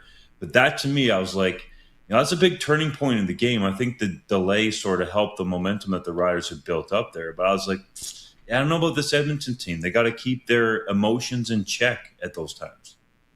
Would it be a Saskatchewan Roughrider season without a delay at some point in the year? We're just used to it now, boys. Okay, time for one more text here before we got to take a break. But a reminder, you can call us at 1-866-767-0620. You guys are not talking about Johnny Johnson III enough, especially that punt return. 87-yarder? Kickoff. That was kickoff. Or kickoff return. Yeah.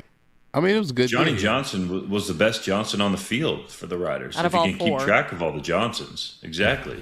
87-yard kick return that was key after Edmonton had just went down on their first drive and scored a touchdown. Now, shout out Ryder Varga and Josh Woods for a couple of key blocks here on this boundary return, because Johnny Johnson did break one tackle there and turn the burners on down the sideline. Man, you got to finish that. Wes, come on. Like, you got to score. But that was tough, though. The fourth quarter, a bit of an angle. I don't know. Run it, cut back, open field cuts. You got to finish that, man. When you're out in the open field like that. I know my guy Wes Cates is finishing that, okay? But then Johnny Johnson comes back in the fourth quarter, 2 successive catches for 27 yards and 15, puts him in the red zone, and then it's Keyshawn Johnson that capped that almost all Johnson drive. But Johnny Johnson III, great shout by the texter there. Well, let's take a quick break here, gentlemen. We will be back with more. 1-866-767-0620 if you would like to give us a call, or text 306-936-6262. This is the Radio Roundtable call-in show, so feel free to join us. Brought to you by Echo Sound. This is the 620 CKRM Cooperators Rider Broadcast Network. Premier Scott Moe. The Patients First healthcare plan was built by listening to Saskatchewan families and frontline healthcare workers. Our goal is clear. Connect every Saskatchewan resident to a primary healthcare provider and a timely surgery. We're delivering through 50 focused initiatives so you can get the right care in the right place at the right time. The Patients First healthcare plan. Saskatchewan is putting patients first. A message from your Saskatchewan Party Caucus. Blow the dust off your VHS player and fire up your flip phone. Play 92 is taking you back with the biggest throwbacks of the 90s and 2000s.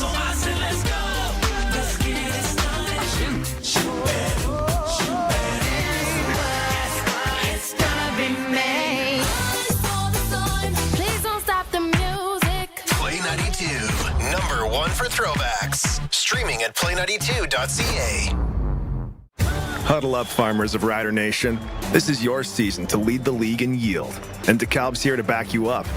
Delivering high yield potential, powerful weed control options, and the complete agronomic package, including Straight Cut Plus and Club Root Resistance. DeKalb's geared up to be your number one canola seed. Hit the field with confidence. Talk to your rep, retail, or visit DeKalbCanola.ca/SK to lock in your starting lineup. Always read and follow label directions. Hey, my name is Samantha. I work as an assembly technician for Ford of Canada. What I love about working at Ford is knowing I'm part of something I'm proud to stand behind. And when Ford does something like employee pricing, it makes me even prouder to work here. And that means you pay what I pay. Ford employee pricing is on now. On select 2026 F-150 models, get over $13,600 in total price adjustments. Visit your local Ford store or Ford.ca.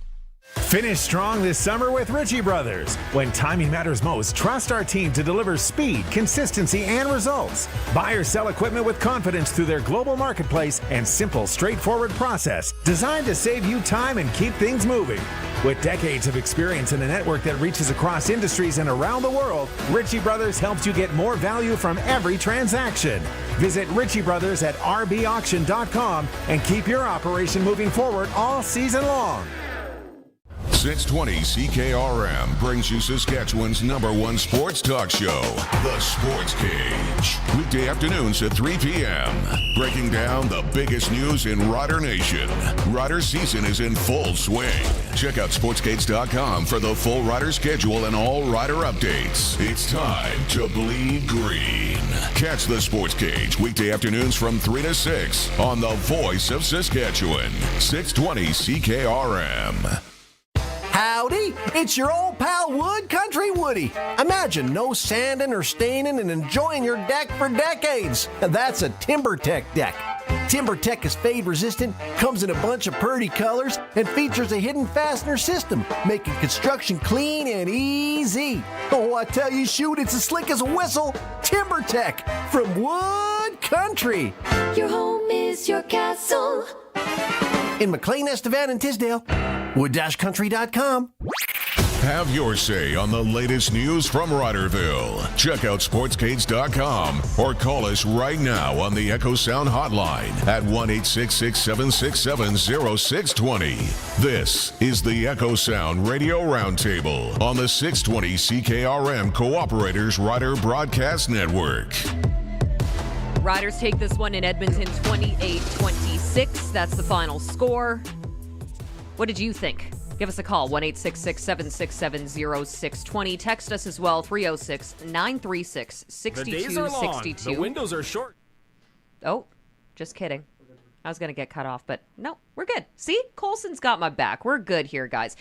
We are going to be jumping out on the phone lines here right away. But again, if you want to get in the queue, the phone line is brought to you by Echo Sound, your SaskTel authorized dealer in Fort Capel. Get the newest cell phone today with an amazing SaskTel rate plan. So that's all you got to do. Give us a quick shout, 306-936-6262 locally or 1-866-767-0620. So let's head out on the line right now and chat with Randy in Regina.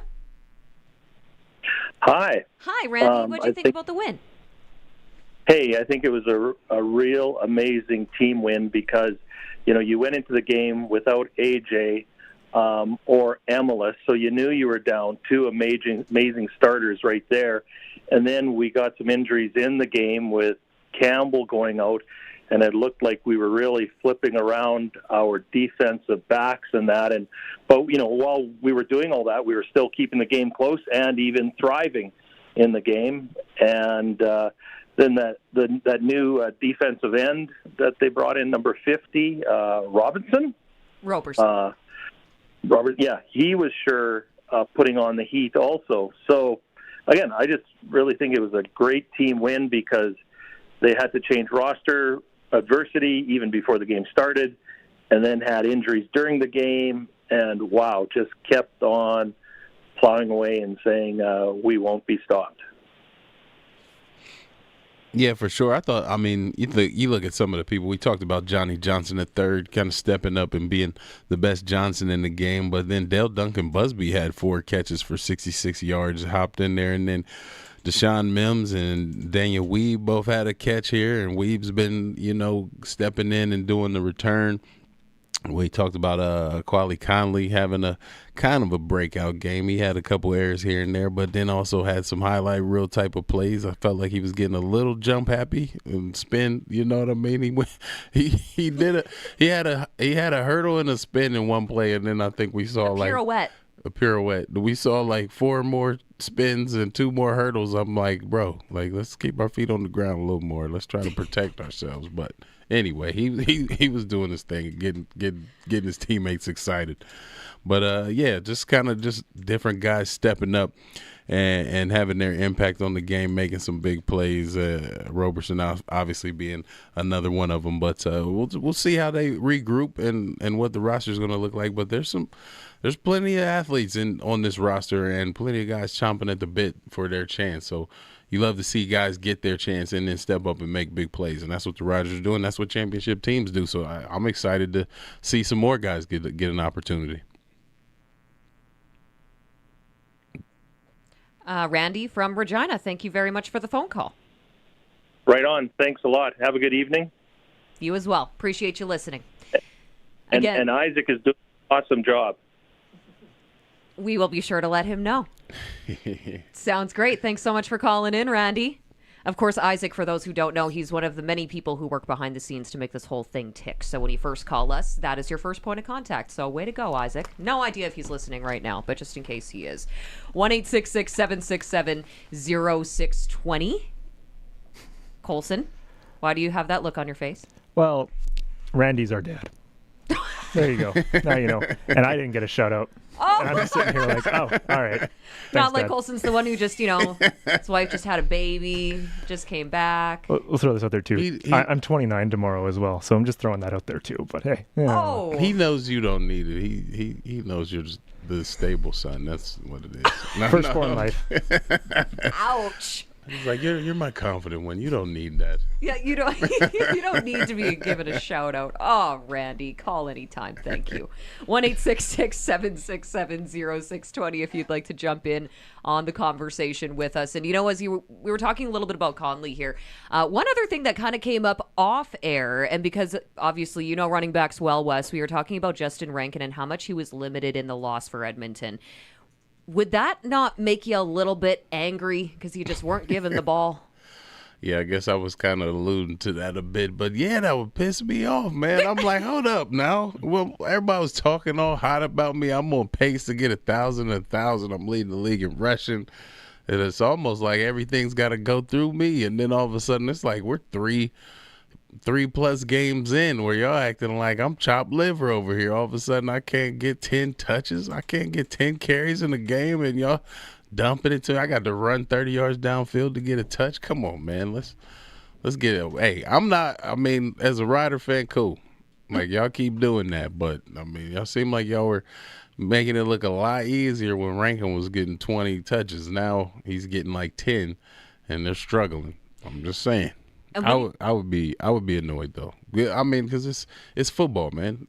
I understand this is a passing league, but if you got a star running back, if you have a number one running back, he should be getting around 15 carries. Like, if you're getting below 10 carries, that's not enough. Like, you got to get warmed up. The first 5 is like just filling out the defense. So you got to give me like another 10 on top of that. Then I'm gonna break you a couple. But yeah. It's a shame for an athlete that was basically kind of getting talked about like maybe MOP type of talk, right? Am I wrong for saying that? Now he's like an afterthought in the offense almost. It's weird.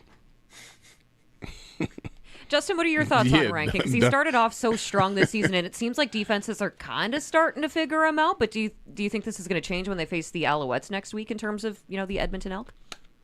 It's possible. BC shut him down pretty good 2 games in a row, and I think it's a balance if you're the offensive coordinator for Edmonton, Jordan Maximic, and how much do you use him as a decoy? How much do you give him the ball?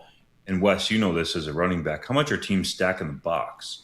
Yeah. So if teams are stacking the box and the numbers are in your favor to throw the football, I think you got to do it. And Cody Fajardo, still had a pretty good game, 22 of 28, 286, and 1 touchdown. But, I'm kind of with you on Rankin. Like, I get 8 carries for 28 yards, 3.5 per carry isn't great.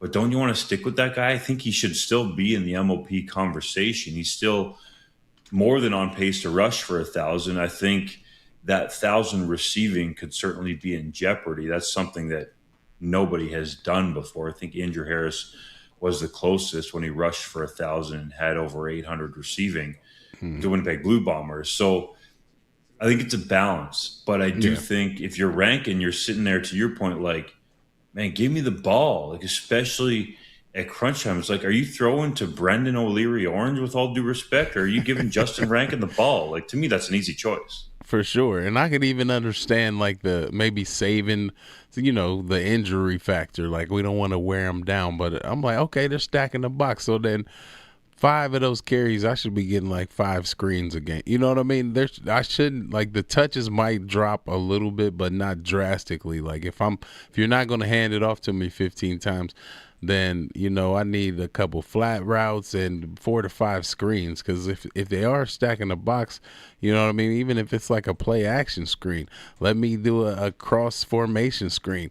Act like you're giving it to me. Let me sneak out on the opposite side of the formation and dump it like that. Like, there's so many ways you can get a guy like this the ball. And I mean, we're talking about a month ago, it was looking like he was unstoppable. Guys couldn't even tackle him in the open field. Now, all of a sudden, Edmonton's scared to give him the rock. It's just weird. And they've had closer games and dropped now, like some close ones, when they haven't been feeding them.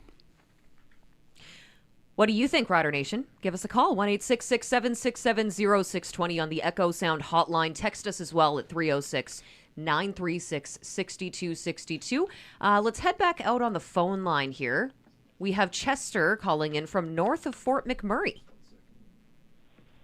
Hi. Hi, Chester. What do you think about the game?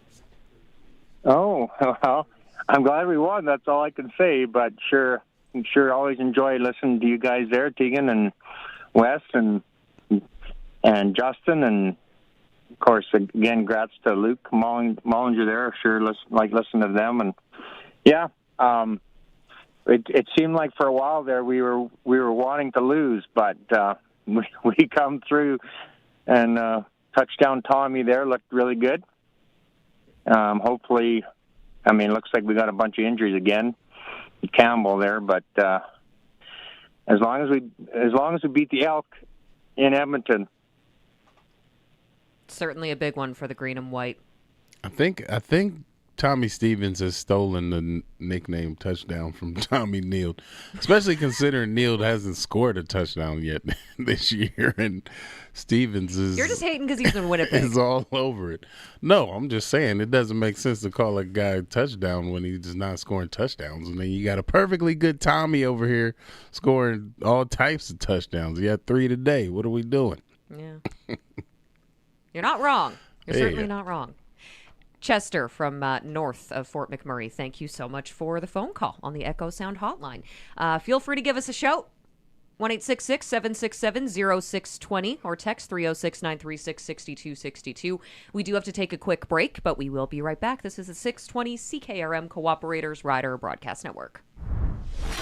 The days are long, the windows are short, your equipment has to deliver. That's why every new Fendt comes backed by Fendt Gold Star Customer Care, including 3 years or 3,000 hours of coverage designed to help keep your equipment field ready all season long. With scheduled maintenance, inspections, and support when it matters most, Fendt Gold Star Customer Care helps operators stay focused on the work ahead. Fendt, built for the way modern farming moves. See them at Full Line Ag in Saskatoon, Swift Current, and Purdue. Hey, my name is Samantha. I work as an assembly technician for Ford of Canada. What I love about working at Ford is knowing I'm part of something I'm proud to stand behind.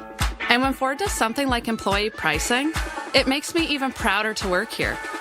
And that means you pay what I pay. Ford employee pricing is on now. On select 2026 F-150 models, get over $13,600 in total price adjustments. Visit your local Ford store or Ford.ca. 104.9 The Wolf is Regina's rock station and home of Chad and Evan in the morning. Chad, have you ever worn a watermelon to a game? I haven't, no. Really? No. You haven't lived. I never did it in Regina, but I've done it in Edmonton. And I got picked on. Is it just as sticky there as it is here? Way stickier, because people throw beer at you. No, don't. Streaming at thewolfrocks.com. Cooperators wants to remind you that if investing is the only way you're preparing for the future, you're only considering half your options. By making investments and life insurance part of your investment plan, you get the full financial picture. Plan your future holistically with investments and life insurance. Cooperators does both. Call Dylan Homeson in Regina at 306-359-2660 today. Cooperators, investing in your future together. Mutual funds are offered through Cooperators Financial Investment Services, Inc. to Canadian residents, except those in Quebec and the Territories. Big savings are rolling into Redhead Equipment. Right now, you'll find major markdowns on select in-stock used ag equipment. Whether you're looking to upgrade your fleet or replace a hard-working machine, there's never been a better time to buy. Inventory is moving fast, so don't miss your chance to save. Stop by one of Redhead Equipment's 14 locations or visit redheadequipment.ca today. Redhead Equipment, making tracks since 1948. Huddle up, farmers of Rider Nation. This is your season to lead the league in yield, and DeKalb's here to back you up.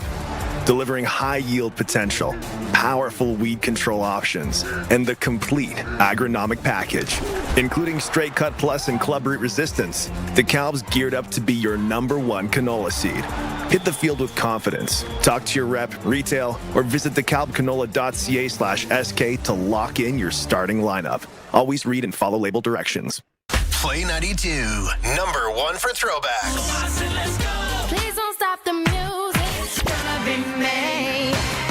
And home of Mark and Jess in the morning. Go to Rider games are the best, man. With friends, family members, you make such great memories that you take with you for your entire life. Some more vivid than others. Others maybe a little bit blurry.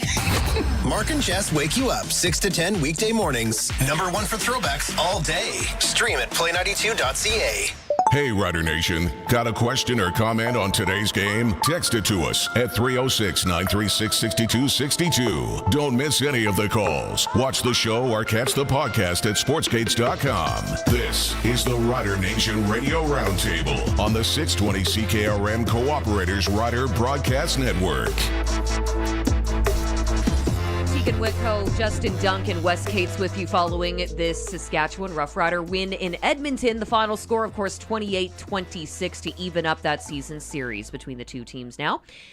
And we are wanting to hear from you. What did you think about the game? 1-866-767-0620. Get in the queue, get on the line here, or you can always text us at 306-936-6262. Okay, so a text here from Garnet in Saskatoon wondering how you would grade the Riders' offensive line thus far this season. Let's just start there because there's a couple questions in here from Garnet. So, offensive line, Justin, what you think? It's hard to say without watching the tight coaches film, like literally all the clips. I have watched a decent amount of it, but not all of it. But I would say B+, A-. I think the Riders' offensive line has been really good. The sack numbers are low, but part of that is due to Trevor Harris and his CFL fast, literally the fastest release in the Canadian Football League. At last check, it was 2.13 seconds. And him getting rid of the football. I think in the run game, they've opened up some decent holes. So I'll say B+, A- could go either way on it. Wes? Yeah, I was thinking that's a pretty good question because I'm not too sure. It is tough when you're not able to sit there and kind of almost watch each play 5 times so you can kind of, critique each O-lineman. But I would give them a solid B, maybe a B+, because they really have been, at the beginning of the season, maybe starting off a little slow as far as offensively. But then as the game went on, it seemed like, they got a little more dominant. And then lately, it seems like they've been getting off to great starts. A.J. Ouellette's been getting like 60, 70 yards, at least over 50 in the first half. But then they've been quieting down in the second and struggling to maybe keep Trevor upright a little more. But like Dunk said, Trevor saves them by getting rid of it quick. So it's kind of hard to say. You'd have to really see kind of how many times Trevor's really just getting rid of the ball when maybe a stunt should have got home, but he's just letting it go before, the defense can get to him. But, I mean, the record, the way they've kind of racked up yardage and everything, I'd say you got to at least give them a B+. Well, I know, Wes, you were talking to me a little bit about this during the game. Cody Fajardo was sure stressing out his offensive line tonight. Yeah, I was joking about Cody trying to get hurt because he was out there holding on to the ball, running around a little too much. And then it was especially when Jameer Thurman kind of eyed him up. He had gotten out of a potential sack, was running towards the sideline, and Jameer Thurman kind of got his arm up around his neck and then kind of bent him back funny. And I noticed Jameer's knee came down on his calf as he was twisting him and wringing his neck. That is not the position you want to be in as an athlete ever. So he's definitely doing a bit too much on that. And that's the type of stuff I don't like to see out of my quarterback. Like, you are not invincible, dude. What are you doing? Slide, get out, like run straight for the sidelines, throw it away. But do not take this hit. He's lucky he got back up after this. Just not. That ain't cool. That ain't what you want. That's not where you want to be. So Cody's tough, and I'll give him this. Cody Fajardo, it's been a slow burn, but his maturation has been nice over the last few years. I'm gonna give it to him. He seems to be dissecting defenses, getting rid of the ball a little better, but he still likes to do a little too much with it. Pull it down and run. He takes sacks so he doesn't have to mess up his great completion percentage. You know what I mean? There's a couple little things like that happening. I'm just saying. But he has matured and is putting the ball on the money and getting rid of the ball on time better than I've seen out of him in any years before this, even like his Grey Cup year. I think that year was more about the Montreal defense. But he's become a great team leader. I think he always kind of has been, but now his play is kind of following his leadership. What's your read on Cody Fajardo there, Justin, following tonight's game? I feel like at times in the game he did hold the ball a little bit too long, and I felt like last week part of the reason he threw for 510 were coverage busts, certainly, but he got rid of the ball in rhythm much better last week. So I think the defense overall did a much better job of keeping Edmonton. I know it sounds simple, but the Elks stayed largely in front of Roughriders defenders, and they played downhill. So I felt like that helped. And Cody Fajardo talked to the media after the game and was talking about some young guys on his team being in a big game like this, in professional football at least, some of them possibly for the first time, right? It's one thing to go on the road at Mosaic Stadium when you're not really expected to win. Mostly everybody was picking Saskatchewan in that game. Come out with a victory. But then when it's expected and you're coming back home to your first crowd, this needs to be said, by the way, that had 30,000 people this season. Since when was the last time that Edmonton had 30,000 people? Unless they're faking the number. When was it? I think it was 2019, if I'm not mistaken. I thought it was last year when the Riders were there. Like when the Riders go to Edmonton, there's a big crowd there, okay? So I don't know if they're faking these numbers that they put out there, because Chris Morris even talked about it, the president saying, distributed and actual butts in the seats are two completely different things, which I agree. So if the CFL could just give us some transparency, we would know the actual amount of fans in the stands. I can hear Teagan typing away there to double check. Yes, I am. My guy, John Hodge, at 3 Down Nation was saying this. He's like, I don't know why everybody's so hyped about 30,000 fans. There was 30,000 fans there last year when Saskatchewan was there. And the majority of the fans that I saw, at least on TSN, were Rider fans. Go ahead, Teagan. It looks like 2023 is the last time that they would have had that many fans in attendance at Commonwealth Stadium. Sorry, I was thinking When the Riders were 2019. That there? was the last time. Yeah, that 2019 was the last time that they made the playoffs, wasn't it? Got you. Yeah, that makes sense. That's what I was thinking. I was So getting 2023 when the Riders were there. So Yeah. I'll have to get at my guy John Hodge there for where he's getting these fake numbers that are out there. But either way, they're hyping this up so much. I'm like, when the Riders are in your stadium, there's more fans there. It's the Rider bump. Okay. But for this game, I think there is something to what Fajardo said post game about some of these young players playing in this game. Like Teagan just referenced it. The last time Edmonton has even sniffed the playoffs and actually been in them was 2019. And there's a lot of young players on this roster, like TJ Luther on offense jumps out to me, and Jalen Garnes on defense. These guys are up-and-coming playmakers. But, Wes, you know this. When you're going to play at that next level and you're not just making the team now and you're competing for the West Division and you got 30,000 fans in the building for at least we know the first time in 2026, those expectations are different. When you're the hunter, it's much easier and I think more relaxed. You can be a little more free and play that way. But when you're the hunted, the Riders know this well now. Every team's going to give them their best shot. And I think that's something some of the younger Edmonton players have to learn, and perhaps Cody Fajardo can teach them. So I don't think Cody Fajardo, it's a long-winded way of saying, played bad football. I thought he was pretty good in the game, just not good enough to win.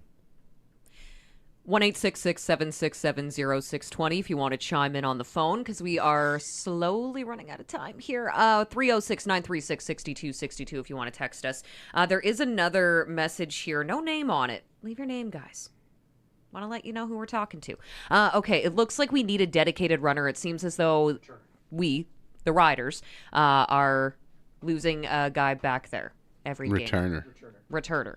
What did I say? Runner. Oh, man. Can you tell it's been a long It's kind day? of the same thing. Yeah. Okay, they need a dedicated returner. But they've tried to have a dedicated returner there. Yeah. They tried to have James Letcher Jr., and then they tried to have And he went Matthew down. Sexton, and then he had that gruesome injury, and then now it's Daniel Weeb back there. I mean, Johnny Johnson III looks good. I think Weeb and Johnson III finished the game, did they not?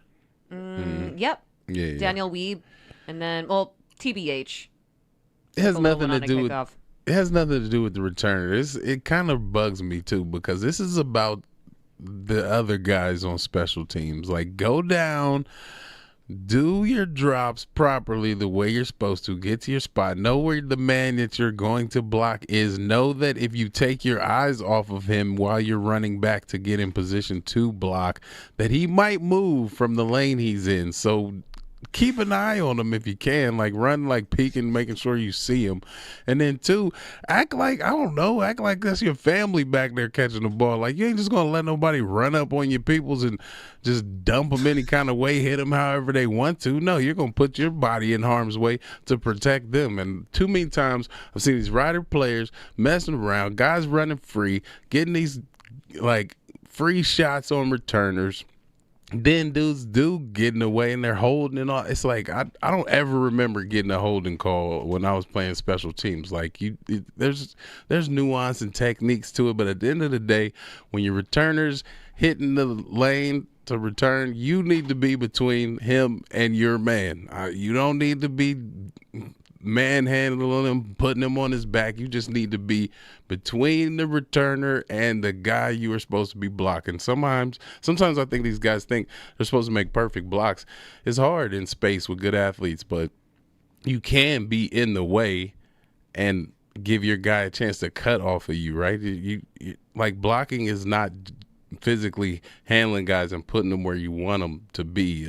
That's not going to happen. You have to get yourself in a position to be in between the ball carrier and the defender at the right time. And they're not good at it, Teagan. They're not. I'm just saying, they need to work on it. I don't know, Missouri, like, switch your drills up or something. They need to get better. He's Just getting saying. fired up. Nah, man, because that type of stuff, because the returners are back there, like, literally, like, you're putting yourself in harm's way. There's some big dudes running down there teeing off on you, and if you got guys that aren't blocking or taking it serious or understanding how you're putting yourself in harm's way. And you're trying to track a ball at the same time. Yeah. Like, this stuff is serious. Like they need to take it more serious. is real out there. Just saying. This is the best Wes. Sometimes you got to pull it out of him, but this is the best Wes. That's funny. Anyway, it's break time, isn't it? No. He just needs to take a breather after that. We are going to head out on the hotline here first really quickly, okay? We have Lauren calling from Yorkton. Hi, Lauren. What'd you think about the game tonight? Well, the thing is, it was a good game. It was a great game. I loved the game, all that. But in the third quarter, I just didn't understand what Coach Mays was trying to do there. Because he went for 2 points kicking for a field goal. He doesn't trust his kicker anymore, or what? Because it would have been 21-16. I think he was trying to make it a 6-point game. But okay, what's a 6-point game? Like 2 field goals for Edmonton, that means nothing. Like in the third quarter, I know what you're trying to say, but no. Like you need a touchdown. If it would make you 7 or 8, that's a different story. With 5 or 6, what's the difference? I know. Well, I think there's a difference with 6. I don't think that had anything to do with Alex Hill. I'm with you. Like, it's questionable. We can go back and forth on it. But from my opinion, I actually like that call because 4, you're kind of in no man's land, right? Like, if they score a touchdown at least and they get the extra point, you're only a rouge away. So I think that's some of the thought process behind Mace's decision there. Thought process at all, doesn't make sense to me. But I know what you're saying. Okay, 2 field goals, okay, it ties it up, big deal. But they're not going to get 2 field goals anyways. But you're going to get a touchdown, and like if that's what they're counting on, that they're trying to hold them Edmonton just for 2 field goals, and we're tied up now. Okay, good for them. Hope they're happy. I don't think he thinks his offense is going to try to stop scoring points either. Yeah, I think I mean? There's a lot of ways the points could have worked out, but at the end of the day, 4 is kind of, no man's land, like 4 or 5. Like you're more than a field goal up, so let me just go for 2 to try to see if they score a couple touchdowns, then I'm only 8 points down or whatever the case may be, right? You know that not getting that 1 point isn't really going to hurt you, so you go for 2 to try to get closer to the next score if all of a sudden they get 2 big scores out of nowhere or something. But I understand your point too, caller. Like, just kick it and keep things in rhythm. But maybe it did have a little something to do with, hey, like there's a chance he might miss this kick, so let's just go for 2, see if we can get an extra point out of it. I don't know. You got to see if somebody can get that out of him. But he probably won't even remember why he went for it then if you ask him tomorrow. But anyway. Lauren from Yorkton, really appreciate the phone call on the Echo Sound hotline. We do still have your moment of the game to come. And boys, Chili Willy is standing by, so we're going to do both of those things after we Chili. We love Chili Willy. So he's standing by, and your moment of the game, your keg size moment of the game. So we'll do that after we take this break. 620 CKRM Cooperators Rider Broadcast Network. If you want to optimize yields and profits, you need the power of PRS technology from Western Ag. An accurate measure of the soil's power to release nutrients, a customized crop plan, a complete understanding of the best crop options for your fields, and a network of professional agronomy consultants. That is the power of PRS technology from Western Ag, helping you grow more profit. Go to growmoreprofit.com and sign up your farm for soil sampling. Discounts apply for new acres booked before September 15th. Before the season starts, you've got a checklist. Inspecting equipment, testing the soil, and planning your field routes. Don't forget to add one more. Order your free Sask Power Farm Safety Decals at saskpower.com/comehomesafe tonight. Put one in every cab, so you always know what to do if you contact a power line. Because every good season starts with safety. And always remember to come home safe tonight. You know what they say about Saskatchewan? It's the easiest province to draw. A land where watermelons belong on your head and bunnies hug you. It's also where you'll find UFA, the better choice for fueling up. Because we're Western Canadian through and through and have been since 1909. Whether you stop by or have your fuel delivered, choose UFA. Find your nearest location at ufa.com. He's a Saskatchewan Roughrider legend, a Grey Cup champion, and part of the Sports Cage. Catch Double Talk with Darian Durand every Monday on the Sports Cage. Doubles is talking all things CFL and riders like only he can. Double Talk is brought to you by Dutch Agriculture. Quality for generations. Catch it live Mondays, just after 5, or check out the podcast at sportscage.com. Premier Scott Moe. In Saskatchewan, the roads connect us to family, to work, and to opportunity in the places we love. That's why we're investing in safer, stronger highways across the province. So whether you're heading to the farm, to the job site, or to a rider game, you can get there safely and enjoy the journey. Safer roads and highways, another way that we're protecting Saskatchewan. A message from your Saskatchewan Party Caucus. Finish strong this summer with Ritchie Brothers. When timing matters most, trust our team to deliver speed, consistency, and results. Buy or sell equipment with confidence through their global marketplace and simple, straightforward process designed to save you time and keep things moving. With decades of experience in a network that reaches across industries and around the world, Ritchie Brothers helps you get more value from every transaction. Visit Ritchie Brothers at rbauction.com and keep your operation moving forward all season long. Get a phone for $0. Yep, you heard that right. With SaskTel, you can get a device with no upfront costs and no activation fees. Plus, save $10 a month for 24 months with an eligible wireless plan. $0 devices, zero stress, zero reasons not to. Visit a SaskTel store or sastel.com/0. Conditions apply. Hey, Rider Nation. Got a question or comment on today's game? Text it to us at 306-936-6262. Watch the show or catch the podcast at sportscage.com. This is the Echo Sound Radio Roundtable on the 620 CKRM Cooperators Rider Broadcast Network. The season series all evened up now between Saskatchewan and Edmonton. The score 28-26 from Commonwealth Stadium this evening. I'm Teagan Witko. I'm here with Justin Duncan, Wes Cates, and now we do need to get to our keg size moment of the game, which is brought to you by The Keg in Regina and Saskatoon. Book your reservation today at thekeg.com. Four receivers in formation. Conley, the lone back in the backfield. Elks load up the box. Hand off to Conley. Has some room. Jumps over a man. Oh, my goodness. A reverse hurdle by Quali Conley that earns him a first down. Quali just pulls a Saquon Barkley out of nowhere. He's getting twisted around and sees an Edmonton Elk defender diving in his legs and backwards hurdles him. This is unreal. What an unbelievable play. Dang, how do you not go with that one? That was unreal, but I feel like he was trying to top it for the rest of the game. No. Just Wes over here hating. It was pretty clean, though. I ain't going to lie. But do you know Conley's vertical? Well, he didn't even get up that high. What was more impressive to me was the fact that he was getting spun, and he kind of just lifted his body just enough, and then he kind of put one foot behind the other over the dude, like he knew exactly where he was. But I wonder, one question I do have is, would he have kept his balance and kept running had that next defender not been barreling down on him? Guess we'll never know, but it look pretty clean for sure. Justin, we made the right call here, didn't we?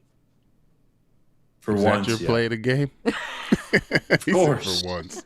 I don't always agree with it, though. You guys know. I let you hear about it. Yeah. No, we appreciate that. We're going to see if Chili Willy also agrees with us, because I know he's hanging out on the line here. Final caller of the show this evening. Chili Willy, what'd you think of the game? What's up? You want to talk about Conley? Yeah. I think the kid was outstanding. He showed us some great flashes. I don't know. It sure is entertaining when he does them pirouettes and what is that, like a reverse hurdle a la Saquon Barkley.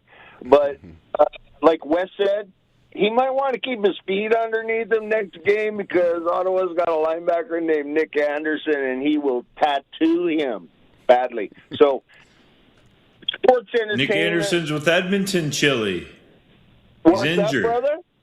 What's that? Nick Anderson's with Edmonton. He's hurt right now. Who are you talking about? Niles Morgan? He's out of the lineup too. So Niles Morgan. Conley doesn't have to worry about Niles Morgan. He's injured. Oh, Praise the Lord. There are blessings. There are blessings. I'm just saying, the Conley kid looks outstanding. He makes us all feel comfortable, which slides back on the other side of the conversation about our current star running back, AJ. We love him. Saskatchewan loves him. He's been fantastic. But like Wes said in the pregame, one of his old coaches said you can't make the club in the tub. And Luc always says that same thing, that his coaches, past rider coaches said it. And as much as we love AJ, when you're trying to negotiate next year's contract, he's going to have a tough time. And we all know it's not just sports entertainment, it's the business end of it. And Wes spoke about that earlier, too. He said once he was 2008 season, 2009 season, whatever, he kept looking over his shoulder like there was a replacement. But, I mean, look, Wes is one of the most outstanding running backs next to Mr. George Reed, statistically and as a human being. He stayed, he lived in our community, and we love him. And I think we'd like to wrap our arms around A.J. Ouellette and his family and keep that man-child here with us, and he should be part of football operations. But next year will be a tough go, and if we can get the job done in Calgary this year, in November, it'll be the first time in Riders history for a Rider team to do a back-to-back. And then we get the Grey Cup at home next year. So next year, this year is special, but next year will even be more special. And we are very blessed. Putting a lot of pressure on us, Chili Willie. Yeah, I like it. I like how you're talking. I like it. But, man, I'm feeling, whoo, this got heavy in here. Is it hot? Like, what the hell? Like, dang.